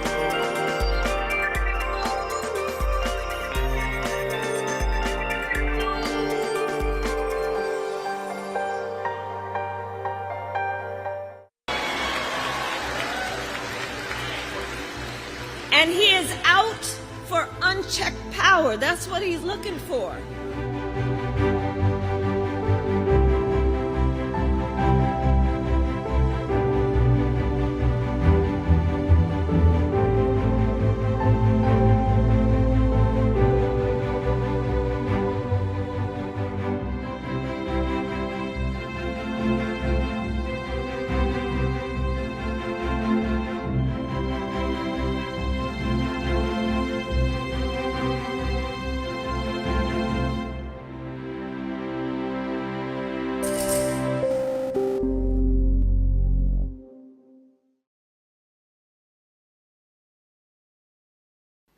Now I come to the schedule for Maharashtra. This will be in single phase. The Notifications, date of notifications are in front of you. 22nd October would be date of notification. Last date of making nomination would be 29th October. Scrutiny on 30th October. And last date for withdrawal 4th. And date of poll in Maharashtra would be 20th 11. Counting would be on 23rd 11 24. And you will notice that date of poll is Wednesday. This is deliberately, which lot of scheduling, whatever goes into scheduling, we have tried that it is midday so that issue of urban apathy is handled. Jharkhand एक बहुत ही समृद्ध state है, बहुत ही उसकी विरासत है और वहां पर हम फिर से अपील करेंगे कि सब वोटर्स अधिक से अधिक मात्रा में वोट दें. Schedule would be like this. Jharkhand would be in 2 phases. The date of poll, first phase would be on, date of poll would be on 13th November. And the second phase would be along with Maharashtra on 20th November. So the date of issue of notification for Jharkhand phase 1 would be 18th and for phase 2 would be 22nd along with Maharashtra. Nominations for phase 1 would be till 25th of October. And for phase 2, 29th. This slide we will share with everyone. And date of poll would be 13th November and 20th November, both Wednesdays. And date of counting would be 23rd 11, that is Saturday. With this, we end our presentation with the request that through you, that all the voters of Jharkhand and Maharashtra कृपया बाहर आइए, कृपया vote करिए. लोकतंत्र के उत्सव में आपकी भागीदारी कि हम बहुत ही रिक्वेस्ट करते हैं, अपील करते हैं आपसे. Thank you very much.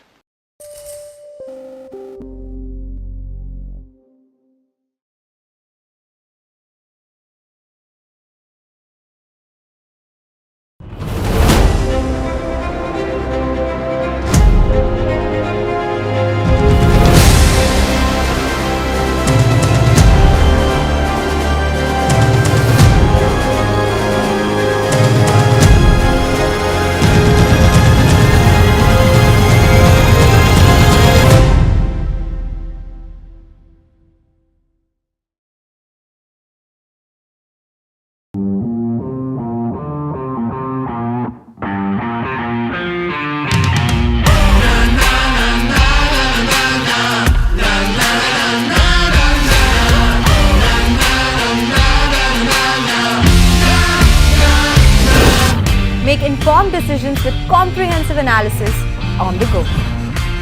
Strengthen your portfolio with real-time market updates on the go. Create effective strategies with insightful expert opinions on the go. Grow on the go with CNBC-TV18, now streaming live 24/7 on YouTube. How about listening to global market maestros before crafting your investment strategy? How about getting deep insights into their businesses from top Indian honchos before putting your money on the line? How about making every trading day profitable with strategies from the market masters, macro pundits and chart wizards? Only one show gives you a head start to your trading day. Get ready to profit. Get ready for business with Bajaj at these times on CNBC-TV18 and CNBC-TV18.com. CNBC-TV18, an unending pursuit for excellence.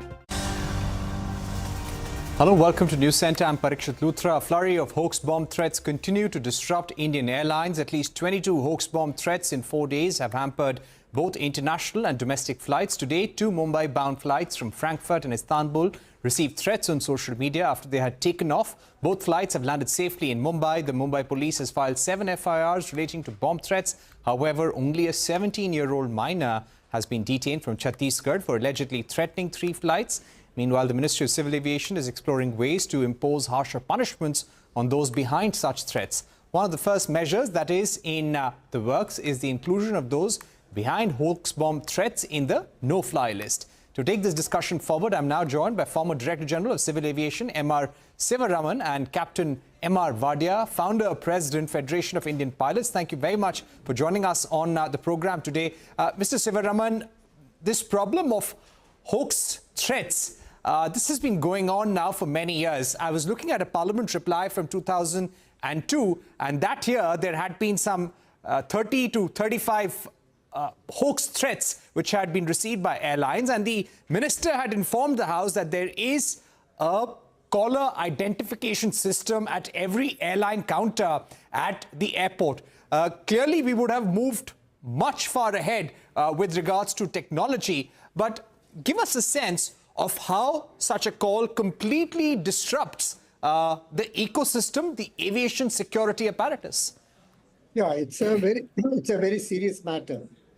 Primarily, it causes panic all the way around to the passengers, to the airport authorities, to the police authorities, everyone. Because one doesn't know the veracity of these calls which come to the various authorities or to the airlines.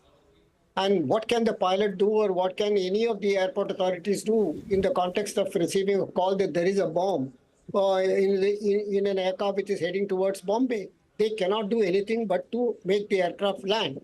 Now, this causes not only unwarranted panic or panic amongst the flight crew and everyone. Nobody can take such a threat lightly, even if maybe it turns out to be false.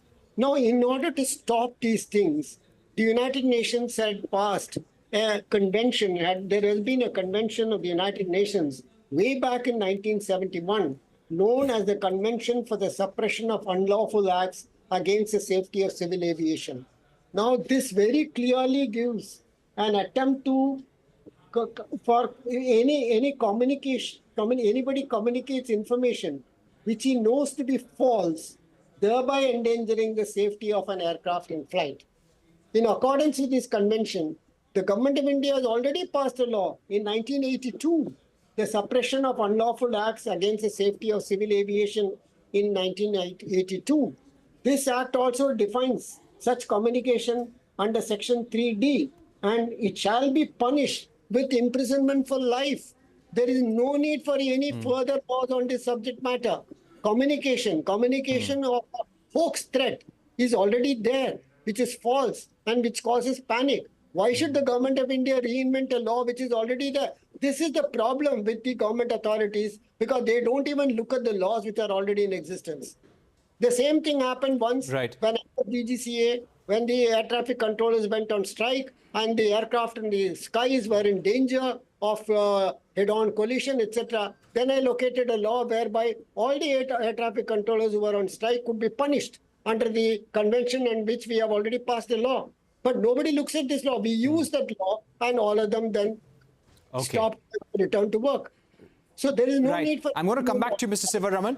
Captain Vadia, if I were to ask you, what is the economic cost of such a disruption? If you get a direct flight threat, a specific flight threat where a flight number is mentioned, the route is mentioned, the airline is mentioned, what is really the economic cost of such a flight being diverted, getting all the security officials in place, checking, putting the passengers at rest somewhere in the airport, accommodating them on another flight? What is the cost involved and the cost of fuel? It's not only the cost is phenomenal, but more than the cost, the reputation, the inconvenience, and all the airlines and the country loses a lot of money. So let us not refer to money at this point of time. In the way I would look at it today, see, earlier when there were bomb threats, there were one-odd threats to start with. Now this looks more like a weaponized, it's a weapon that some agencies or individuals are using against the very foundation of India, against India itself. Therefore, it is far more serious than just an isolated bomb threat. And I would put them in two separate categories. One is exactly what Mr. Sivaraman just told you about, is the legality of it and how it needs to be addressed. The second portion is the law which was made earlier, that in case of a threat to an airline, the aircraft had to take action. The airline had to take action. You had to divert. You could not take it lightly at all. Now, maybe it is time to revisit this clause Let the security agencies debate, discuss it with the government authorities. Because if this spreads far and wide, if you have hundreds of calls, maybe thousands of calls, what are you going to do? Divert thousands of aircrafts or hundreds of aircrafts? Therefore, it needs a revisit to this issue itself. And as Mr. Shivaraman rightly pointed out, the action needs to be very swift. On some other channels, there was a report that the airlines are putting extra sky marshals to avoid these bomb threats. Now, this is totally ridiculous because the issue of sky marshals was invented and used for preventing hijacking of aircraft when there were hijackers on board the aircraft. And to deal with those, that's why sky marshals were put on board the aircraft. This bomb threat is totally different. The bomb could be hidden in someone's baggage or in the cargo compartment anywhere on the aircraft. And therefore, sky marshals can do very little about it. So that is certainly not the solution in this. Absolutely. That's a very important point. Mr. Sivaraman, do you also believe that somewhere you can put a mechanism to filter these calls? Of course, every airline would get to know what is the caller ID, where is the call coming from. Like in 3 of the cases, there was a juvenile traced to Chhattisgarh by Mumbai police who was responsible, who was taking out an enmity against a particular friend, and it played out in a very ugly manner. And a lot of this is happening through social media. Is there any mechanism that can be placed where we filter such threats? Because the volumes will be very high. Earlier, you used to do it with a telephone, then with the mobile phone, and now it can happen a lot through a social media post. No, I think I'm afraid there won't be any way in which you can filter these calls because the calls will come through in any case. But whenever the calls are recorded, and they can be passed on to the Central Forensic Laboratory and other laboratories where voice spectrum analysis can be done very easily. And if there is any pattern in these calls, or if these calls can be easily identified, whether a single person is making these calls or a group of persons, they can very easily be identified if these calls are properly recorded by the person who is receiving the call. Otherwise, I don't think there is any way by which you can filter the calls. I don't think there can be any way you can say this call is hoax and this call is not hoax. As Captain Wadia said, if you are in a flight and 200 passengers are in the aircraft and you get a call that there is a bomb on the aircraft, what can the poor people do? I have handled a hijack situation in April 1993 when the hijacker was killed. I was doing the anti-hijack operations. The hijacker was killed in the Amritsar airport. We took a very strong decision at that time. Prime Minister Narasimha Rao was in charge and he asked me to take over the anti-hijack operations as soon as I had become Revenue Secretary. Took a very tough stand and Mr. Narasimha Rao completely supported us at that time. We took down the hijacker, we killed him.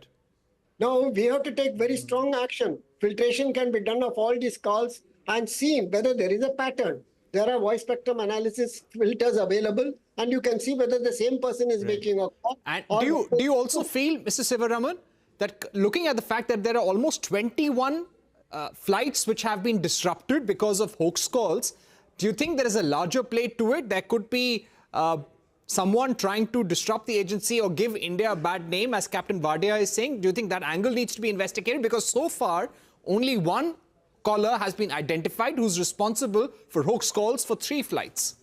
No, as Captain Wadia stated, that it is not possible to estimate the amount of loss by diverting one flight. It may run into millions of dollars, depending upon where you are diverting the aircraft. Now, one aircraft is diverted to an unknown small airport in Canada. How much of money it would have cost the airlines to accommodate the people to bring in another aircraft or position some other... No, what I meant, sir, what I'm trying to say, do you agree that it's possibly someone trying to give India a bad name? I am coming to that. Because of this, I am reasonably certain it's a group which is acting at the instance of somebody else so that India suffers a major economic loss, disruptions in its economic activity, because the airlines provide the medium of transport to all business activities now. So you disrupt the airlines, you're disrupting the economic activities in India. And if you're disrupting airlines that are going abroad, you're disrupting exports or export deals, etc. So therefore, there is clearly a design pattern. There's a design pattern over here. Captain Wadia, if I can get you in. So there is clearly on the table a discussion as to how to strengthen rules even further. Currently, passengers who behave in an unruly fashion on an airline can be put on a no-fly list. Would it serve the purpose if we start placing hoax scholars also on a no-fly list? Or can there be more stringent punishment for people who make such calls?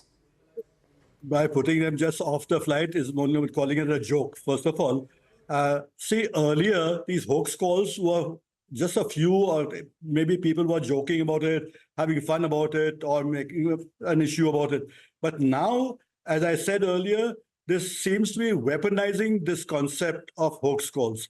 As countries or group of people, and most probably I think most of us think today, these calls may not be generated from India. They could be from abroad, from all over the world. And some agencies could be using this as an anti-India issue. So it could be used as a weapon now. So therefore needs to be addressed clearly. Right. Clearly, Mr. Wadia, thank you very much for joining us. And we'd like to thank Mr. Sivaraman as well. It's a worrying thought and something that we need to address on an urgent basis. Yes, Mr. Sivaraman. One point. Hoax callers cannot simply be put on no-fly list. Hoax callers can be punished with life imprisonment. That is what the law says. Communication information which knows to be false, thereby endangering the safety of an aircraft in flight. This is what is happening in the case of hoax calls. These people should be punished with imprisonment, not put on the no-fly list. It's ridiculous, as Captain Wadia stated. Absolutely. So you are saying that there is a law already available and we need to implement that. Thank you very much, Mr. Sivaraman and Mr. Wadia, for joining us. On that note, we take a break. But up next, India is looking to expedite talks with Australia over a free trade agreement. Details when we are back.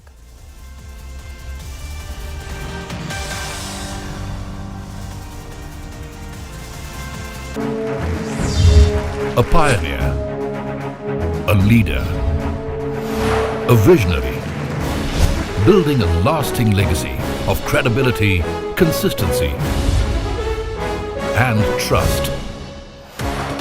Giving unparalleled access to global thought leaders and powering conversations that are shaping the new world order. Setting the highest standards through exemplary leadership. It is this unrivaled reputation for the most comprehensive coverage, actionable intelligence, and in-depth reporting that makes CNBC-TV18 India's #1 business news brand.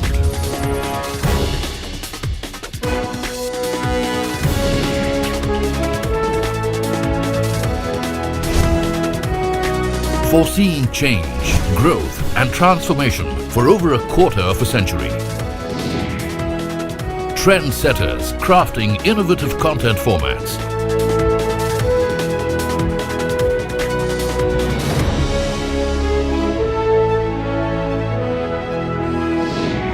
And award-winning business journalism.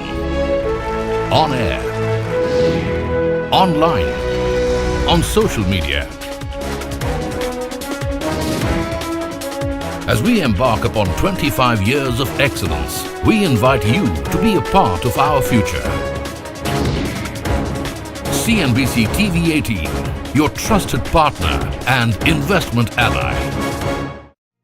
What does it take to build India's largest startup platform? It takes a journey of starting out as an unknown and ending up as unforgettable. It takes more than 2 decades of celebrating the most influential and influencing the most celebrated entrepreneurs.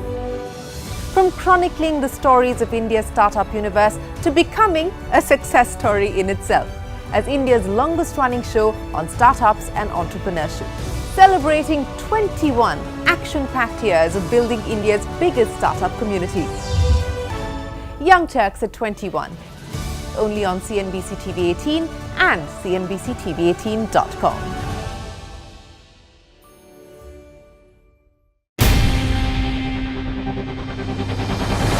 CNBC TV18 Welcome back. You are watching News Centre. India is looking to expedite talks with Australia over a free trade agreement. Abhimanyu Sharma is here with the details. Australia's Foreign Affairs and Trade Secretary had recently met officials from India's Commerce Ministry as both the countries are looking to upgrade their existing trade pact from the existing Economic Cooperation Trade Agreement which had come into force in December 2022 to a more comprehensive economic cooperation agreement which both the countries are looking to sign.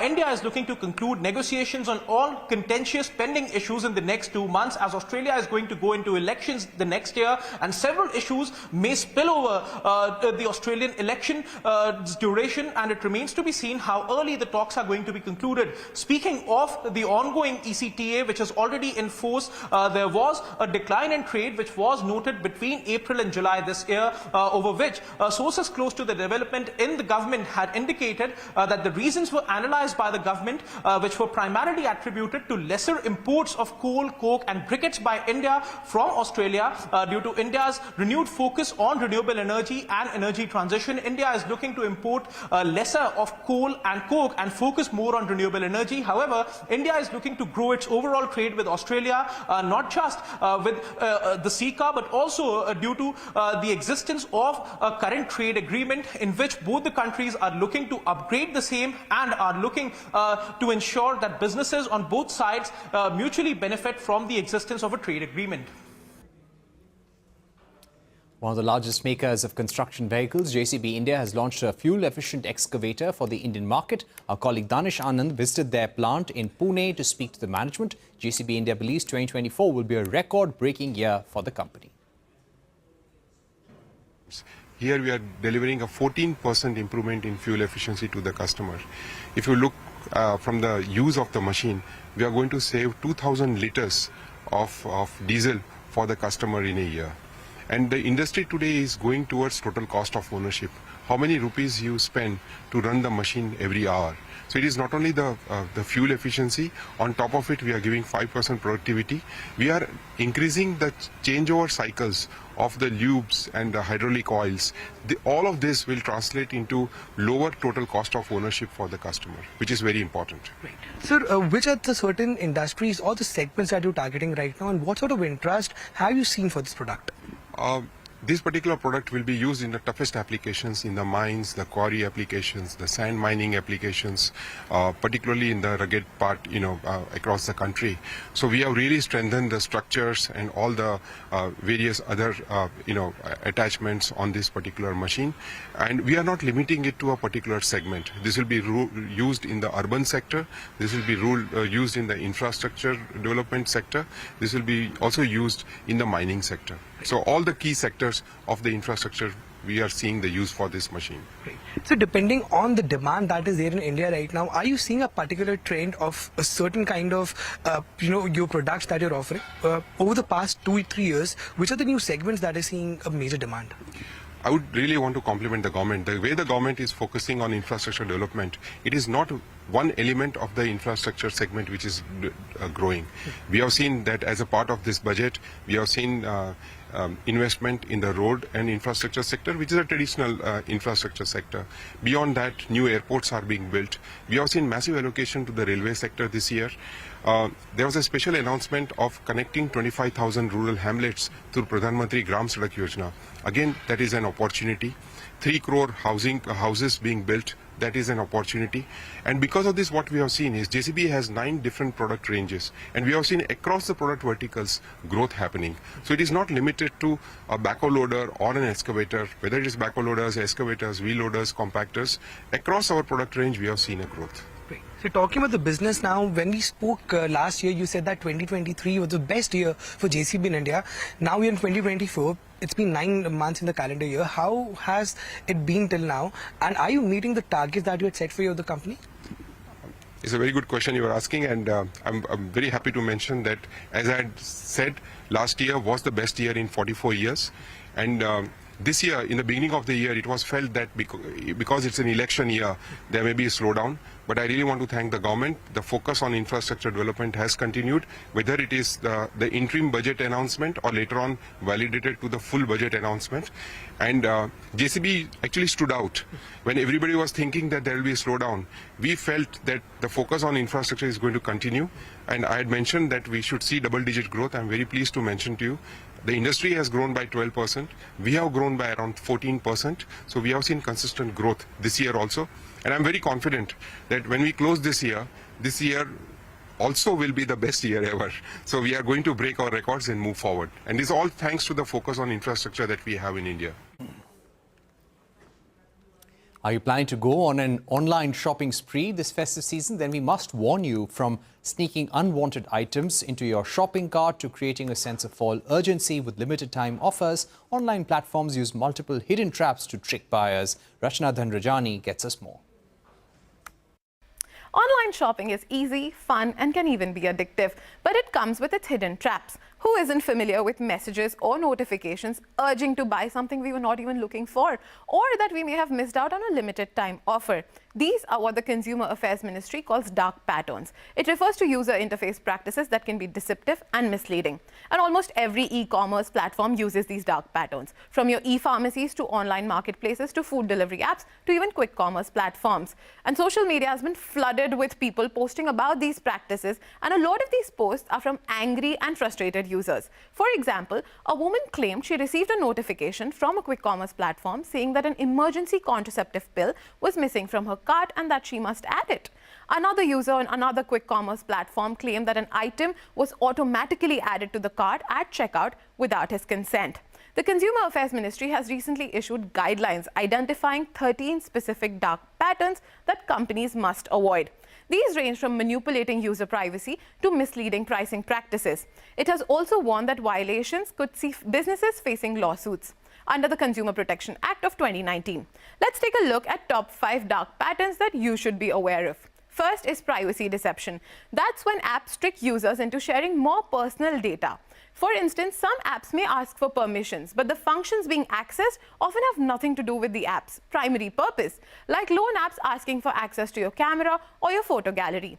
Second is basket sneaking. This is when an unwanted item is added to your shopping cart without your consent, often just before the checkout, and in turn increasing your total bill.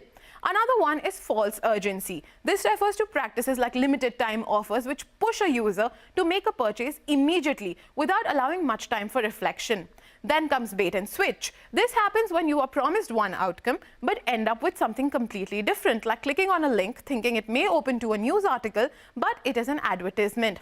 Then there's also subscription trap. This is when users unknowingly sign up for recurring services and then find it difficult to cancel these subscriptions or get a way out of it. So be careful when you're using an app. Read the terms and conditions to understand what you're signing up for, and double check your carts and keep your private information safe.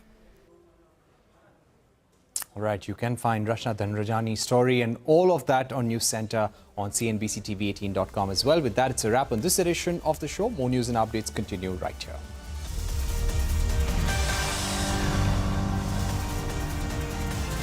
Extensive and award-winning news show, India Business Hour, drops first on YouTube. So get the first access to the most influential architects of policies and politics, the key newsmakers of the day.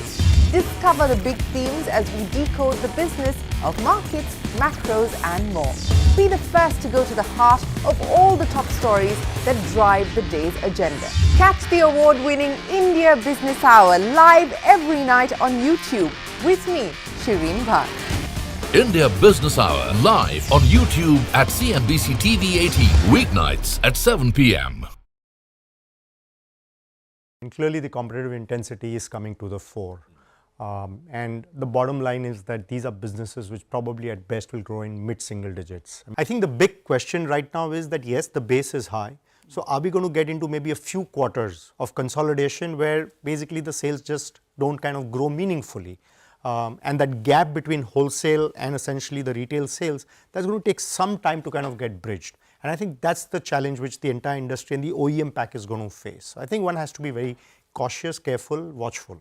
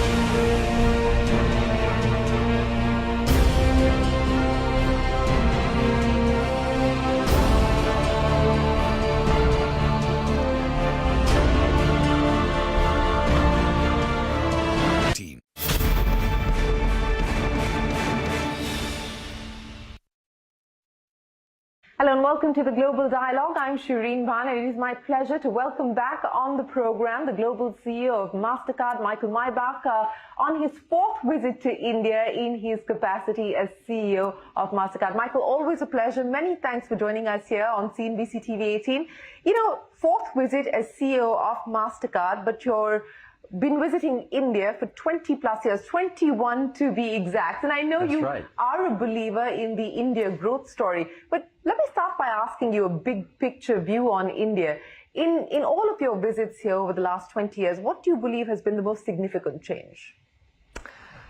So when I look at India, first of all, in the broader global ecosystem, I sense the sense of optimism about the India opportunity. So MasterCard isn't a standout from that perspective. You know, we're deeply involved in the market, so we might have a deeper view than others. And from that perspective, what I've seen, particularly over the last 4 or 5 years, when, you know, previously at product in MasterCard and now at the CEO role, is this tremendous growth of the digital economy in India. So as India leverages technology to pull more people into a more inclusive digital economy, that's a real standout. That obviously is a tide that lifts everybody's boats, including MasterCard's, and we're happy to be on that journey. So I like that. Yesterday, we launched a very big facility in India. One of our 7 tech hubs has been launched in Pune.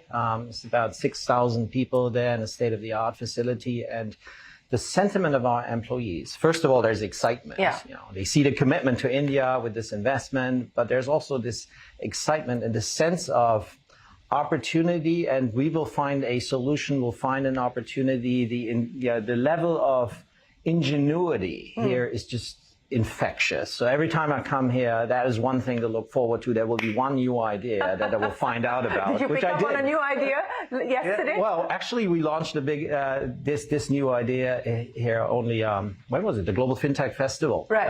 A few weeks back here, which was passkeys, which is basically biometric authentication for online commerce. Might not sound very exciting to most people listening to this. I find it personally very exciting because it makes something very complex very easy and very safe. You're online and you know it will just work. And you just can rely on that. I thought that is a very exciting idea. And it was first launched in India. Well, I will come to the launches in India and what India is likely to do for MasterCard in terms of powering your global solutions. But coming back to Pune, as well as your aspiration for India, you know, you talked about the 7 global tech hubs that you have. I believe this is going to be your largest facility for MasterCard globally. You know, as you were allocating resources, what made you want to double down on India? Right. So we have been in India for 40 years as a company. We've been, you know, bringing our payment solutions here. We set up our initial facility in Pune 10 years ago. So we have 10 years of experience with our ability to attract the best talent in the country, to attract talent that allows us to co-innovate out of India, you know, catering to some of these special situation, you know, where everything in India has to work at scale. Now, this makes it a very unique market. We're a business that's all about scale. You know, we're in 200 plus countries, so learning about scale and having employees that, you know, have that mindset sets India apart versus some of our other tech hubs where we do other things really well. You know, we've learned over 10 years on how these tech hubs can work with each other. And it is a global network of innovating tech hubs, follow the sun model, you know, spanning the globe.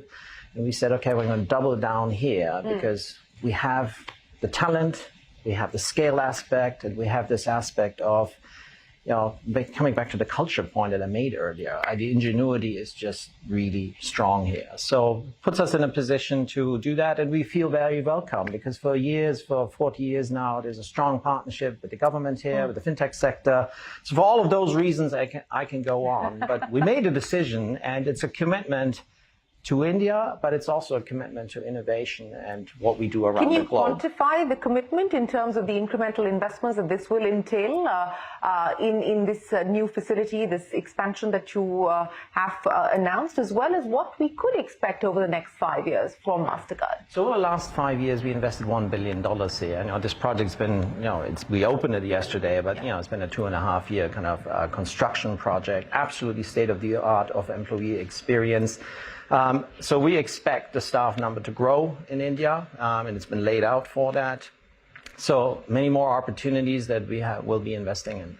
Well, speaking of opportunities, and you talked about collaborating with the thriving fintech ecosystem in India, take me through what excites you about what's happening there. Also, what worries you? Because, the pace of change is significant and the pace of innovation is pretty remarkable as well. So both from an opportunity point of view, but also a threat point of view, how do you look at that? So we started off talking about us being bullish, me personally being bullish on the India opportunity.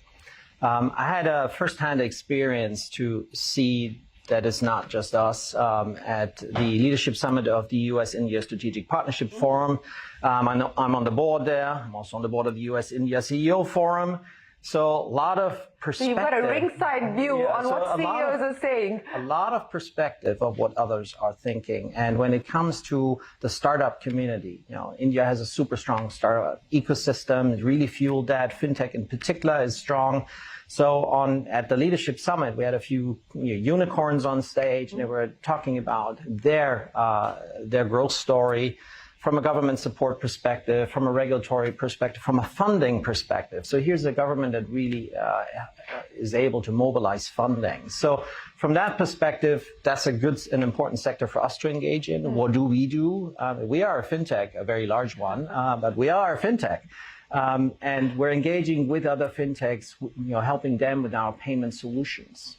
So giving you an example, take the world of credit-based solutions. So in India, there's a tremendous opportunity to further democratize the access to credit. There's a lot of businesses that innovate around that. In the end, money has to flow. Payment solutions are needed for that. Data is needed for that to assess credit and make that easier for banks. So we provide those solutions. There's a whole opportunity in the world of commercial payments. There's a lot of fintechs that focus on helping businesses digitize their processes, enable reconciliation of data, engage their customers in a better way. Those are all solutions that we provide for years on consumer engagement, on customer engagement, on data management, and all of this, everyone in this sector needs one thing. In an ever more digitizing world where the digital economy becomes like the economy, cybersecurity rises to the top. And that's a big part of how we engage with the ecosystem as well. That's a strong suit of MasterCard for many years. I also want to understand from you, how you look at UPI. And I know that when we've previously spoken about it, you've always said that you don't consider it as a threat because you believe that it's actually opening up India's digital economy, so that it's widening the pie or deepening the market, so to speak. That might be the picture now, but as you look out into the future, how do you brace yourself? How do you create moats around yourself as UPI becomes more and more ubiquitous? Right. I don't personally like the term moat that much, but it comes to the notion of who makes a decision. A consumer makes a decision, a business makes a decision, what kind of payment solutions they will use. And there will be different use cases. I want to get money from A to B in a very quick and fast and cheap and efficient way. That might be one set of solutions. On the other hand, I might want to have a data-rich solutions. I might want to have a solution that works across borders. I might want to have a solution that works for me as a business vis-a-vis me as a consumer. All of those are a whole different set of use cases. And we want to provide for each and every one of these instances that I just gave the best solutions, and people choose MasterCard. That's competition, that's choice, that's what we do. And, with the digital economy in India opening up, UPI has done a tremendous job. Aadhaar, everybody has an identity. This is all used. The passkey solution I mentioned earlier is based on the fact that there is a biometric identity to start with. We're now using that, and we're putting it across different use cases, including e-commerce. So what I see in the end is a much larger pie, And within that much larger pie, there will be UPI transactions, there will be card transactions, there will be transactions we can't even think of today. So we kind of keep innovating and keep competing. So I stick to my point that I said to you last time, that it is an opportunity because the pie keeps growing. The private sector over the years hasn't solved that. With the rise of UPI and Aadhaar and the India tech stack, the opportunity did get bigger, and we feel welcomed. We're part of the India journey.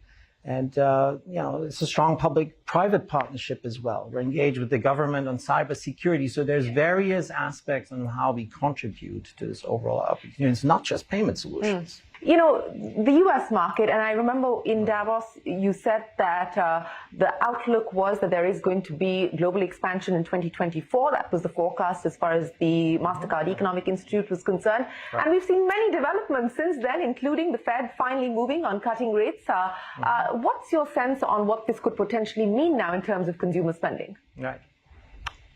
So what I said in January at the World Economic Forum was that we see a resilient consumer, which is the base of a lot of our business. And that's held true throughout the year. So in our last earnings call, second quarter earnings call, yet again, we saw a resilient consumer globally in aggregate in the key markets. You know, it's a discerning consumer. What does that mean? People make decisions, non-discretionary, discretionary spend, they balance, but in aggregate, we see pretty steady spending. This morning, I woke up to earnings from major U.S. banks. Yeah. A lot of investors look at the U.S. economy and see that as a bit of a barometer, and we see strong consumer spending continuing as far as those banks are concerned. So overall, the macro picture on the consumer side is pretty benign, but it's also true that, rates still remain elevated, prices still remain elevated. So we have to see what the various landing paths are in the major economies around the world. So we keep monitoring central bank reactions and moves as they're trying to get back into the target range for inflation. But overall, the consumer yet again has adjusted over those last 2 years or so and made those trade-offs. One thing that was exciting to see this summer is, so this was the summer of travel, the summer of experiences. We have different categories of spend that we can aggregate and where we can see that. Travel, very strong this summer. Europe in particular, very strong. Singapore, very strong. So you look across that, people want to go and do exciting things, do that trip, go and see a show and all of that, and it's showing in our categories of spend. 2 years ago, it was all about goods. Now it's all about services. The service economy is booming. That is a fundamentally global trend.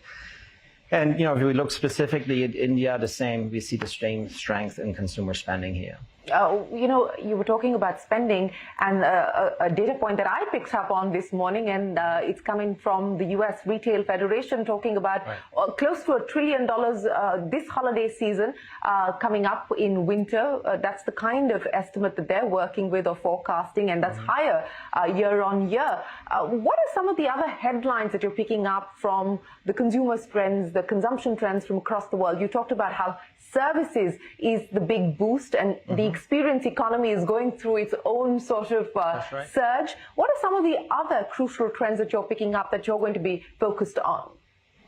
So the MasterCard Economic Institute projected holiday spending this year, very much in line with the retail report that you just said. So that's an exciting headline as we look ahead.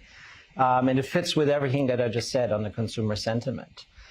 We believe the services economy and the spending on experiences will continue. Travel will be continuing. I think the other thing to look at, it's a picture in aggregate. So if you look at different countries around the world, it's not exactly the same situation because central bank reactions will be different across income bands. Pressures are felt in different ways at lower income bands. So those are just things that one needs to monitor and look for. But the headlines are fundamentally positive around consumer spending. And I think that's the one key point to keep in mind, because if the consumer is doing well, I don't think we have to worry that much about the economy overall.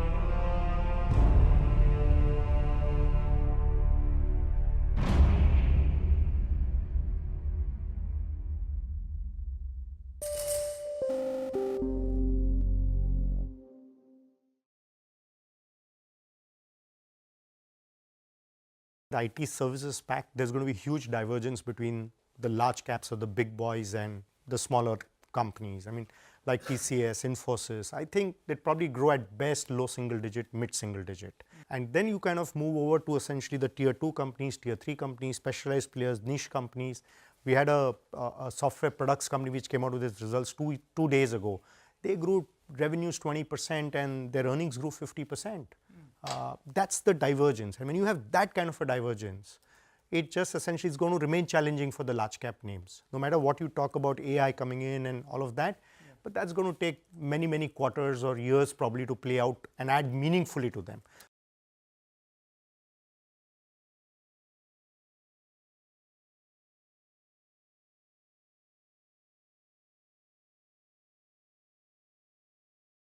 On the early morning of 14th of this month, some threat messages were received on the Twitter handle of the Indigo flight. There were 3 international flights, 2 of which were delayed and 1 was diverted because of the threats. Mumbai police is questioning a miner from Chhattisgarh for allegedly sending hoax threat messages to 2 airlines on 14th of October.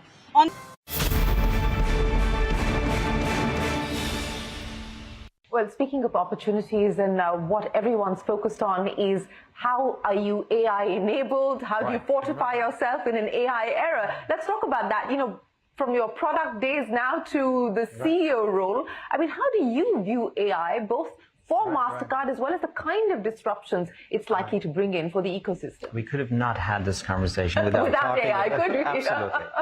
So here we are. Here we go. You know, it's interesting. Machine learning, it's been around for a long time. Yeah. So we've been a leader in machine learning, I think, for the better part of the last decade. It sits at the core of how we keep 143 billion transactions safe for consumers and businesses out there. How do you even do that? Well, you do it with models and then you predict. What's exciting about artificial intelligence, you know, as you step forward from machine learning, is what it can do in terms of transforming the lives of consumers and businesses. Think about small business. So as a small business, you have a set of data in your business, and you generally, it's very difficult to make sense of that because it's not structured. There's not an easy way to help you run your business. And you don't really have a CFO, a lot of staff, because you're busy running your business. So we're excited about solutions that take such data, structure it, and provide input to a small business owner or a medium-sized business owner and say, here's how you can optimize your working capital. Here's a better way to reach your customers because we can use this data to personalize your offers and so forth. So we believe in making commerce smarter, leveraging AI, and we have been very busy keeping commerce safe, leveraging machine learning. So it all will converge into one. Who cares about the difference? In the end, it's a better digital economy, and that's a tremendous opportunity for us. So the compute power that we can put into more people's hands to use their own data more effectively, I think it's transformative. Whatever we say today will be probably an underestimation of what will actually happen. So I'm bullish on it, but we also have to, consider that this cannot be one of those technologies where we start to have an unlevel playing field and we don't take everybody along. So all the work that we've done, has been done in India to create an inclusive digital economy. We have to do the same for AI.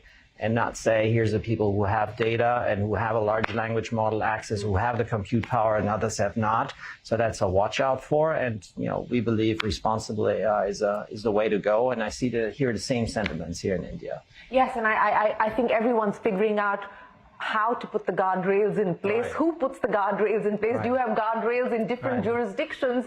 And what that will mean eventually in terms of the ease of doing business and the ease of compliance as well. Does that worry you?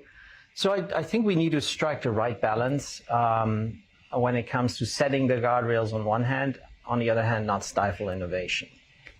And the private sector, technology companies like MasterCard have a responsibility here. I think starts off with a very principled approach. We've long used to this in MasterCard through our data principles. So we would tell you as a consumer, it's your data, you benefit from it, you control it. and we keep it safe. Pretty simple. But that's GDPR. That is actually the GDPR legislation in 4 simple sentences. The same logic we apply to AI with a set of tech principles where we say it has to be inclusive, it has to be unbiased. You got to be transparent in telling people they're using AI, etc. Yeah. That's one building block. I think when it comes to regulation, it's really important that we don't regulate the technology, we don't regulate the innovation process as such, but we get to the use cases and say, when it is in the hand of a consumer, here's, why don't we take those principles and put them into a regulation? Europe has moved forward with the AI Act. So we'll see where everybody else is going, as it's important that we don't have fragmentation of regulation, because then it's going to be very hard, because in the end data exchange will matter. So there's got to be a bit of interoperability of regulation that needs to be kept in mind. Yeah, interoperability, harmonization. I think India's point of view is that given where we find ourselves, not just in the tech space, but, population as well, that we ought to have a voice in global regulation. We need to have a seat at the table. We should, in fact, be part of the rule making. How would you, respond to that? It's a very true point, and it comes back to the uneven or even playing field. I think India has taken a position at the global stage. I was involved here at the B20, actually, as the last time we spoke. So that was a good example where exactly those points were on the table. And if you look at some of the recommendations that came out of the B20 in India, was exactly around those spaces. So I was involved in some of the work around small business, where we said, okay, we've got to create a level playing field, and this is what everybody else should be doing. It's very encouraging to see that the suggestions that came out on exactly the points we discussed now made its way to the B20 in Brazil, which is actually getting together next week. So India has a voice, the Global South has a voice, and I think that's important in the world of setting global standards and interoperability. Where does that leave the growth algorithm that you've laid out for the company? What does it mean now in terms of future launches? What does it mean in terms of further expansion? And, any new ideas that you're working towards taking forward? Any announcements that we should expect globally or here in India? So, our timing is in a way good, but it's also not that good, because on the 13th of November, we have our Investor Day coming up, and I don't want to preview the Investor Day with you today.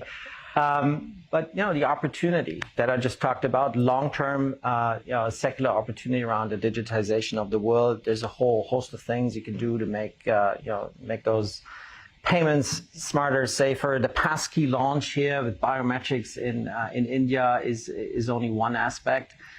It's interesting, that one, I'll just dwell on that for a moment, because it's a global opportunity.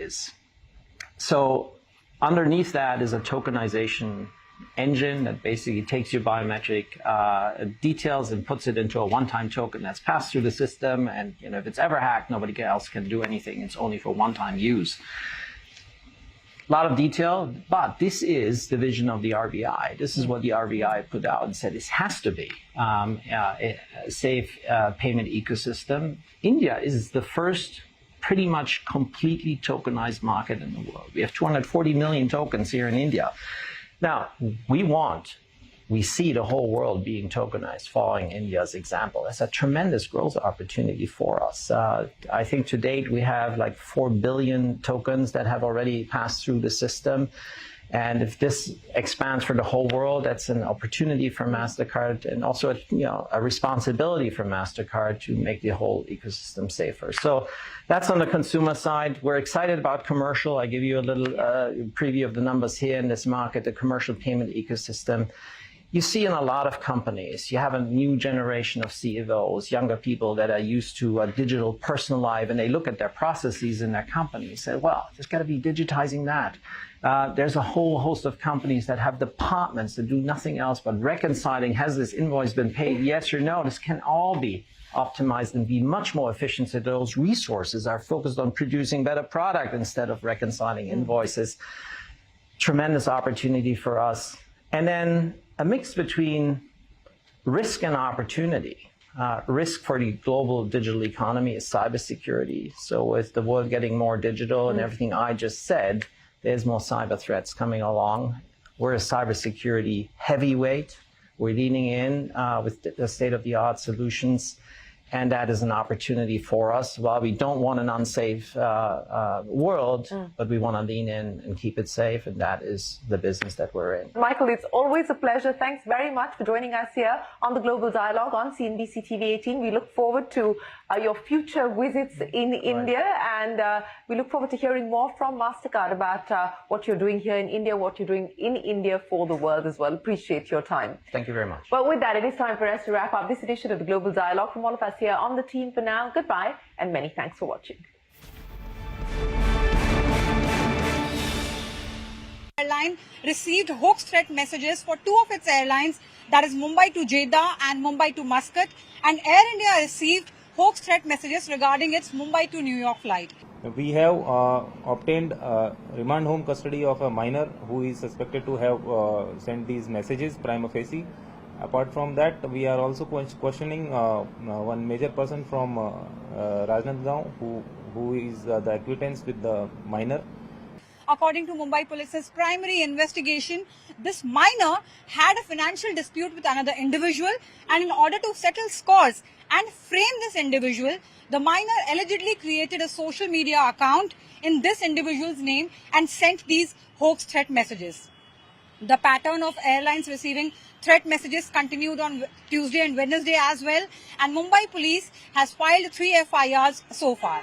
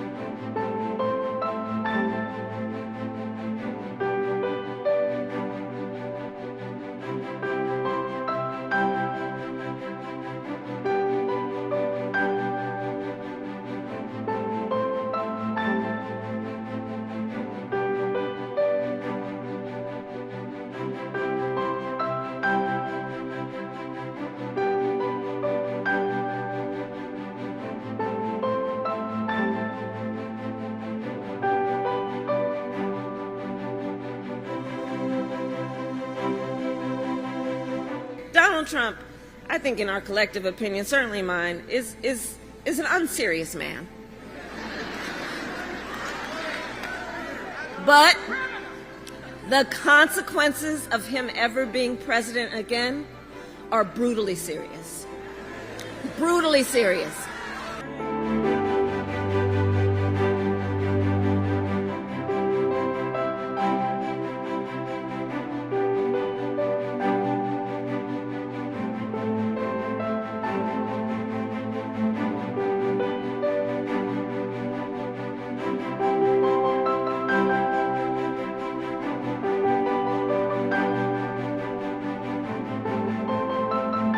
Donald Trump is increasingly unstable and unhinged.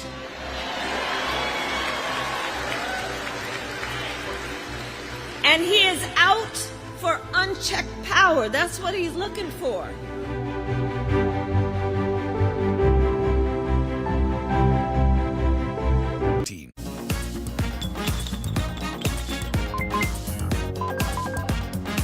Let's talk money.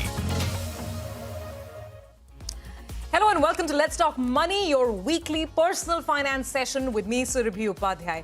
Now, the festive season is in full bloom.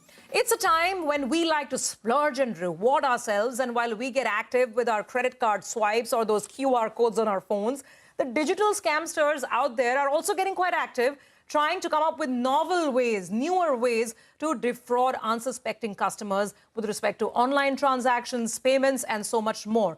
Today, we have two experts, two bankers joining us on the show who will help us sort this out, who will give us some advice, some tips on how we can keep our hard-earned money protected and what to do in case, in the event, unfortunate event, that the fraud actually happens. Manish Agarwal, Head of Credit Intelligence at HDFC Bank, is joining in. And we have Mr. Durgadas Rege, Chief of Internal Vigilance at RBL Bank, to help us wrap our heads around this whole concept of preventing bank frauds and also what to do, as I said, in case that unfortunate event actually happens. And a little later on the show, we will give you some smart festive spending advice as well.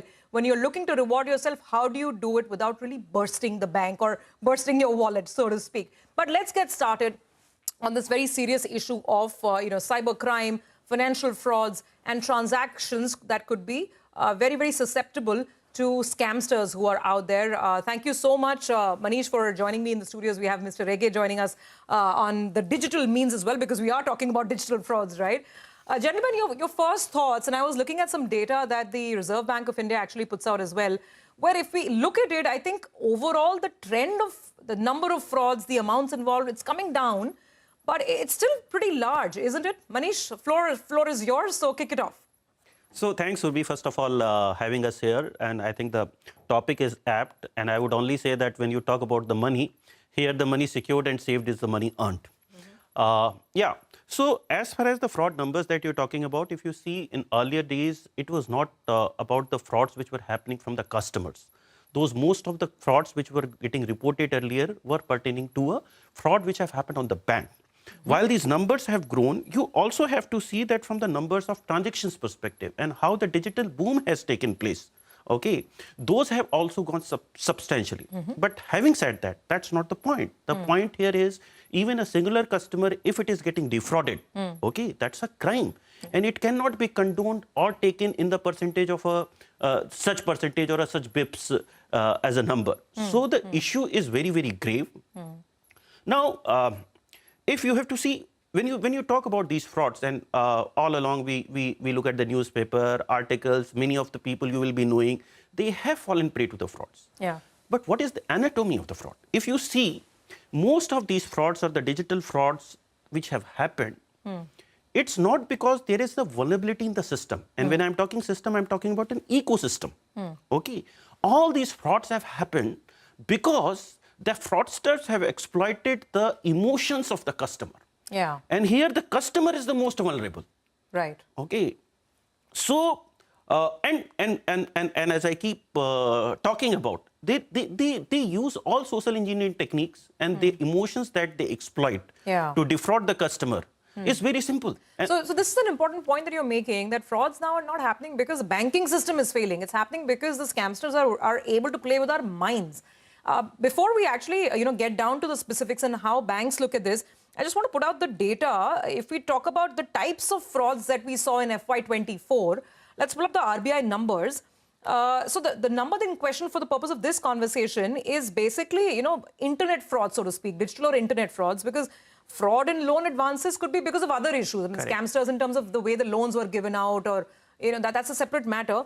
But if you look at it, card frauds or internet frauds, that number in FY24 was just under 1,500 crore rupees. That's still a large number, 1,500 crores. That would be impacting lots of customers out there.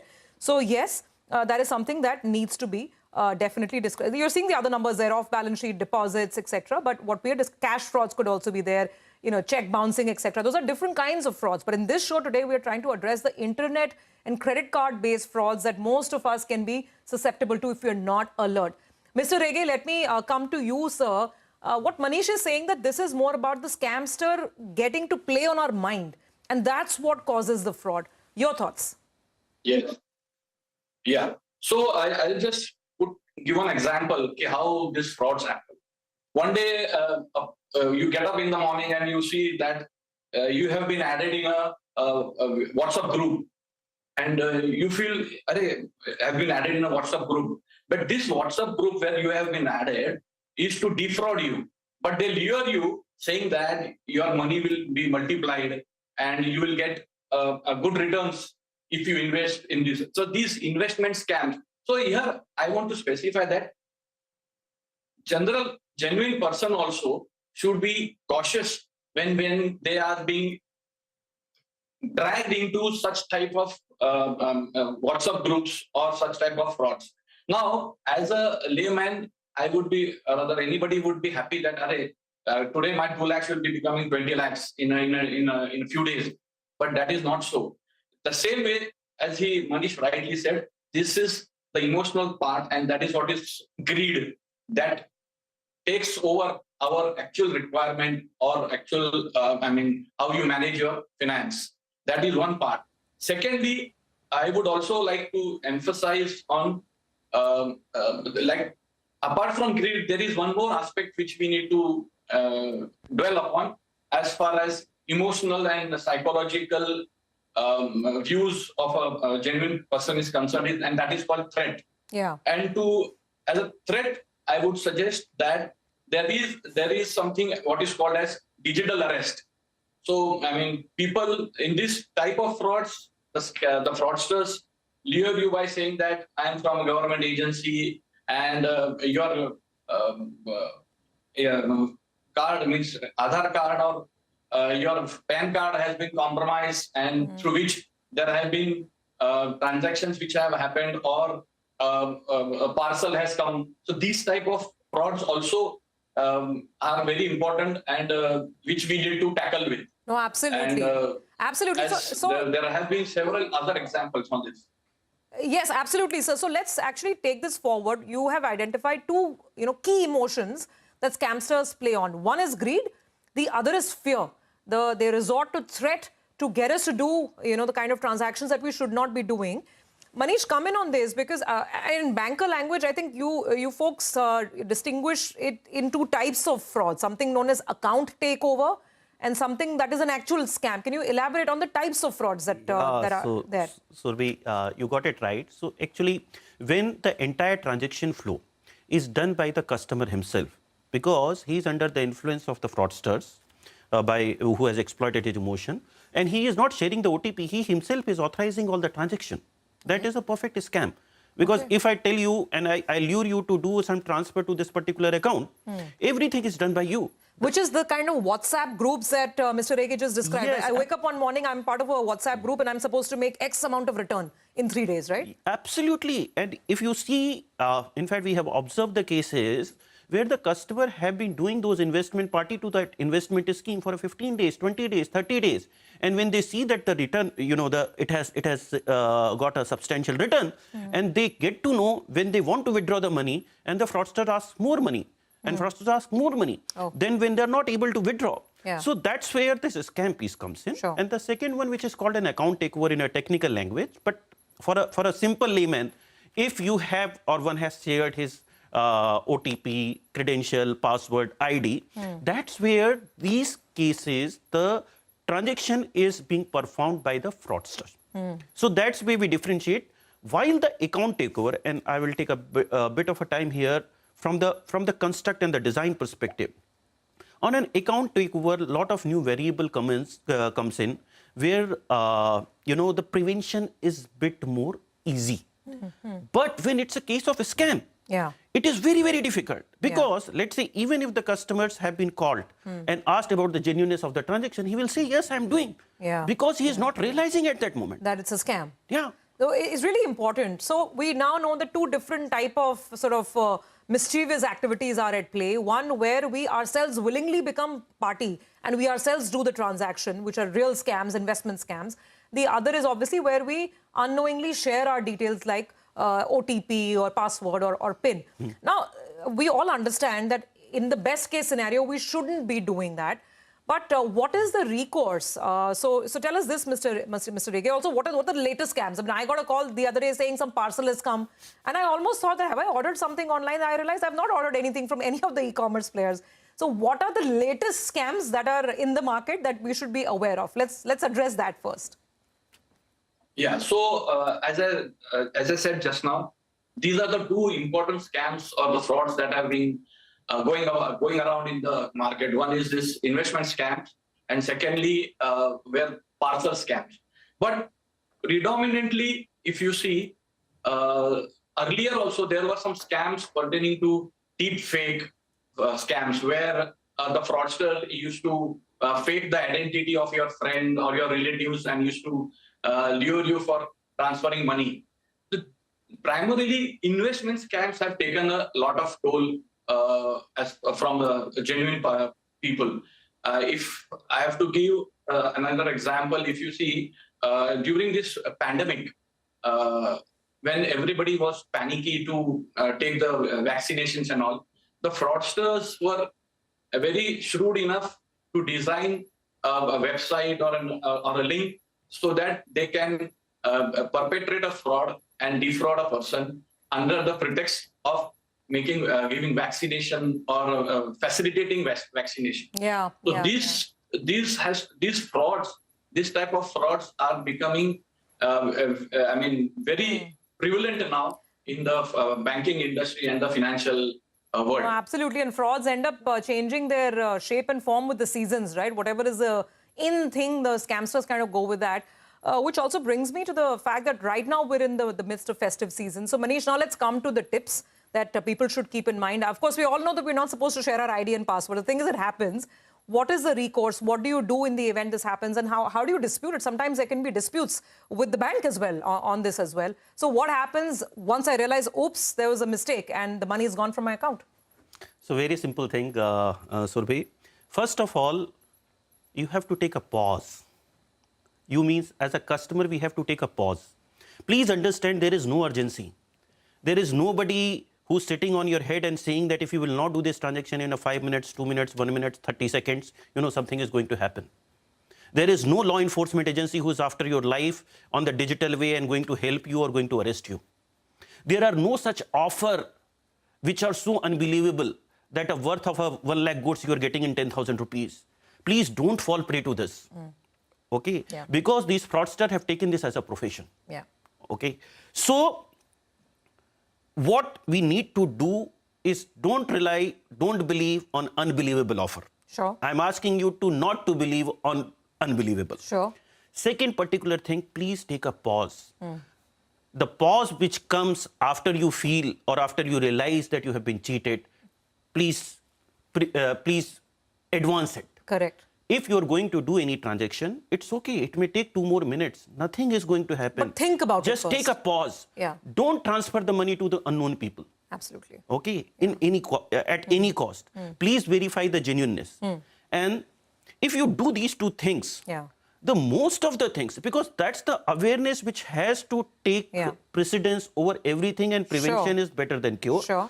The last one, once you have been defrauded, I think the two simple things which I would strongly advise our customers and every citizen of the country to do is first call up your bank, ensure that your account card is blocked. Right. Immediately. Right. And then call up 1930. It's a cyber security helpline. Okay. A lot of work has been done by RBI and the government. Ministry of Home Affairs has put in a lot of efforts on this. They have created a portal, log in a complaint, use that golden hour, golden 30 minutes, first 30 minutes, because that's where probably your money can be saved if it has already been departed from your account. If you could just elaborate on the number and how this mechanism works, why it's so important to call in that 30-minute window on this number. Ministry of Home Affairs has instituted this Cyber Security Coordination Center, which is called I4C. They have launched this particular helpline. This helpline 1930 is equipped by 24/7. If you call up those numbers, your communication or a complaint is immediately recorded. They will ask certain information regarding what account, where the frauds have happened, what is the information that the customer had, where the money had gone. Then they relate on a real-time basis to the respective banks where the money would have gone. And the respective banks take an immediate action. That is where this channelization, because once the fraud is done and money is out from the customer's account, what can be done is only to stop the flow of money. Okay. And that's where this system has been working fantastically well, and the government is doing a lot of efforts and putting a lot of efforts on this. Okay. All right, gentlemen, I think this was a very, very helpful conversation. Thank you for joining in and enlightening our viewers on how they can prevent fraudsters getting the better of them. And of course, in case this actually happens in that unfortunate event, what's your immediate recourse and what you should keep in mind. Thank you for joining in. We do have to take a very quick break on the show right now. But now that we've understood how to keep ourselves safe while transacting online, the other part is how to spend responsibly. So you enjoy the festive season, but don't burst your wallet. Back with that in just a minute.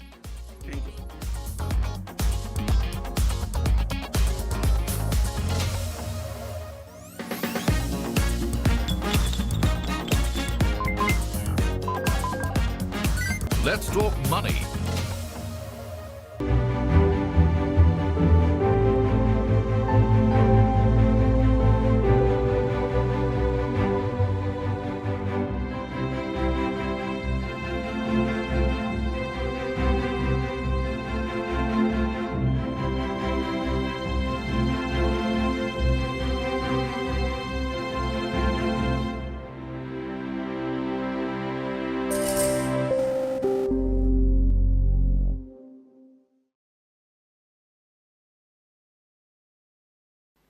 Now I come to the schedule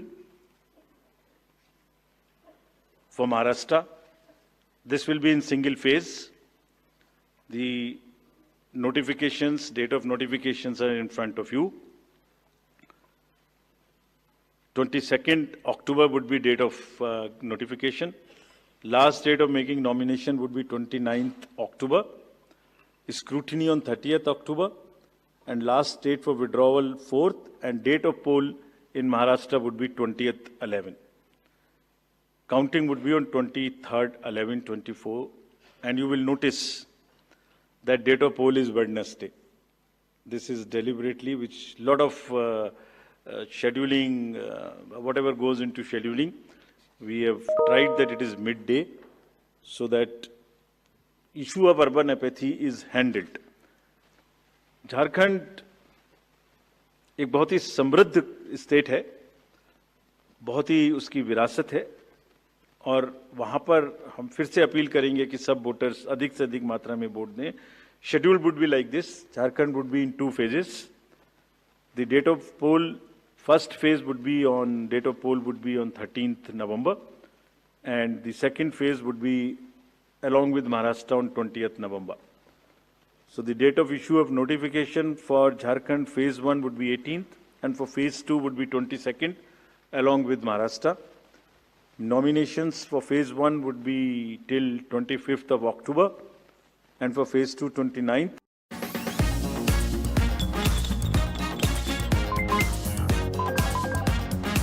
Let's talk money.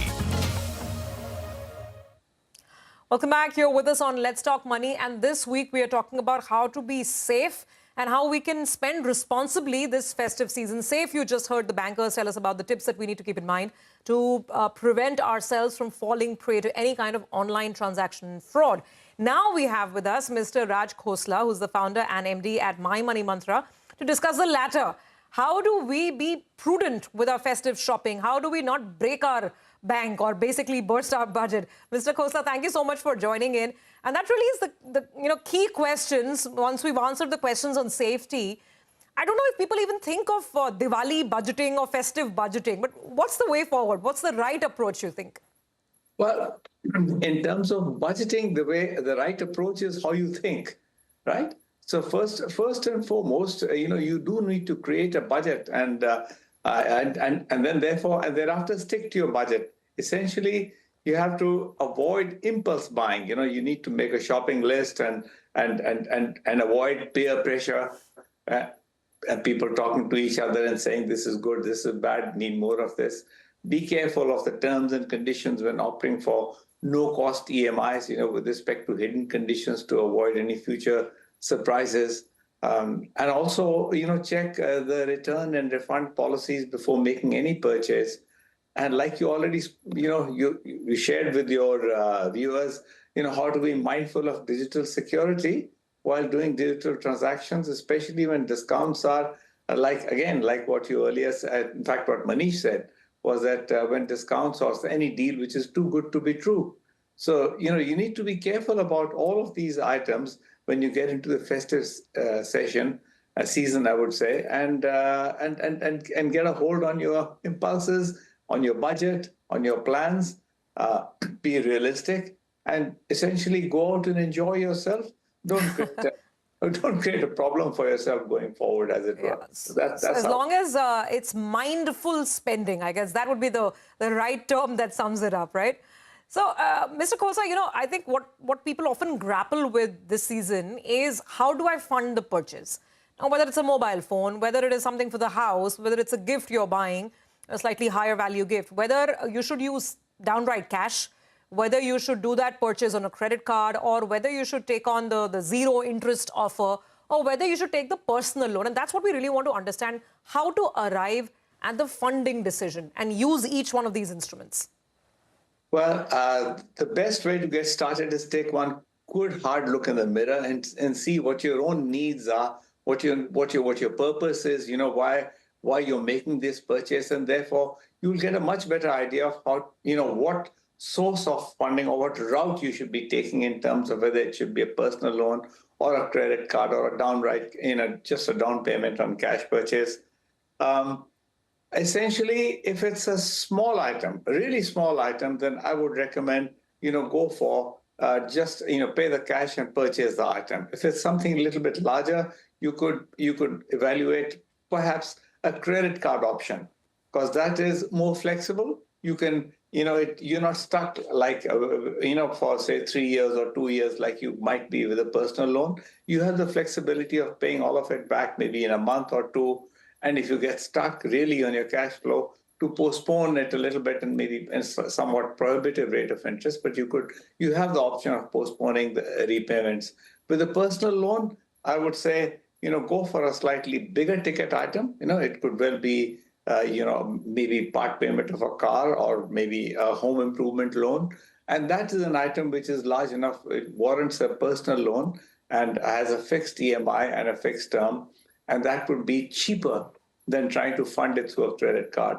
But, as far as affordability and repayment is concerned, it's really so personal that, you have to align it to your own budget and to your own debt to income ratio. You can't take on debt which is essentially more than 30 to 40% of your net disposable income. The minute you start hitting 60, 70%, that's a debt trap and it's a downward spiral.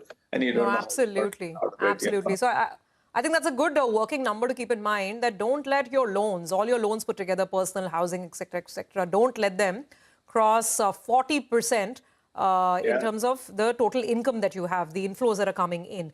Got that, Mr. Khosla. I think another question that a lot of customers grapple with is whether, let's say you're buying a mobile phone, right? I mean, and that the cost could be anything between 30,000 to 75,000, maybe even a lakh in cases. And the question is whether I should just swipe my debit card, do a straight cash purchase, not bother with the whole, paying the monthly cycle, etc., or whether I should look for a zero cost EMI or a zero interest EMI where my debit card or one of my bank cards will get involved. And this tends to get a little confusing. So if I have the money, should I just pay it off in cash? Or should I look at these zero cost EMIs? What's the benefit? And are they really zero cost? Well, a good question to start with, because, the impulse is always, for people who have the money on hand is to say what you just did, Surabhi, in terms of, can I just pay it off and get on with my life? Can I just use a debit card? I would say take a pause, especially in this, in the festive period. At that point in time, you've got platforms, I won't take any names, but we all know who they are. They run huge sales, discounts, and offers. Also, the bank themselves on a particular credit card of a particular bank, there may be a good offer of a particular item. So also the manufacturer himself, can come up with a saying that if it's an EMI related scheme, it will end up costing, the consumer less. So you do need to do a little bit of research, and as opposed to the first instance of, let me just pay it off and get on with my life. I would rather recommend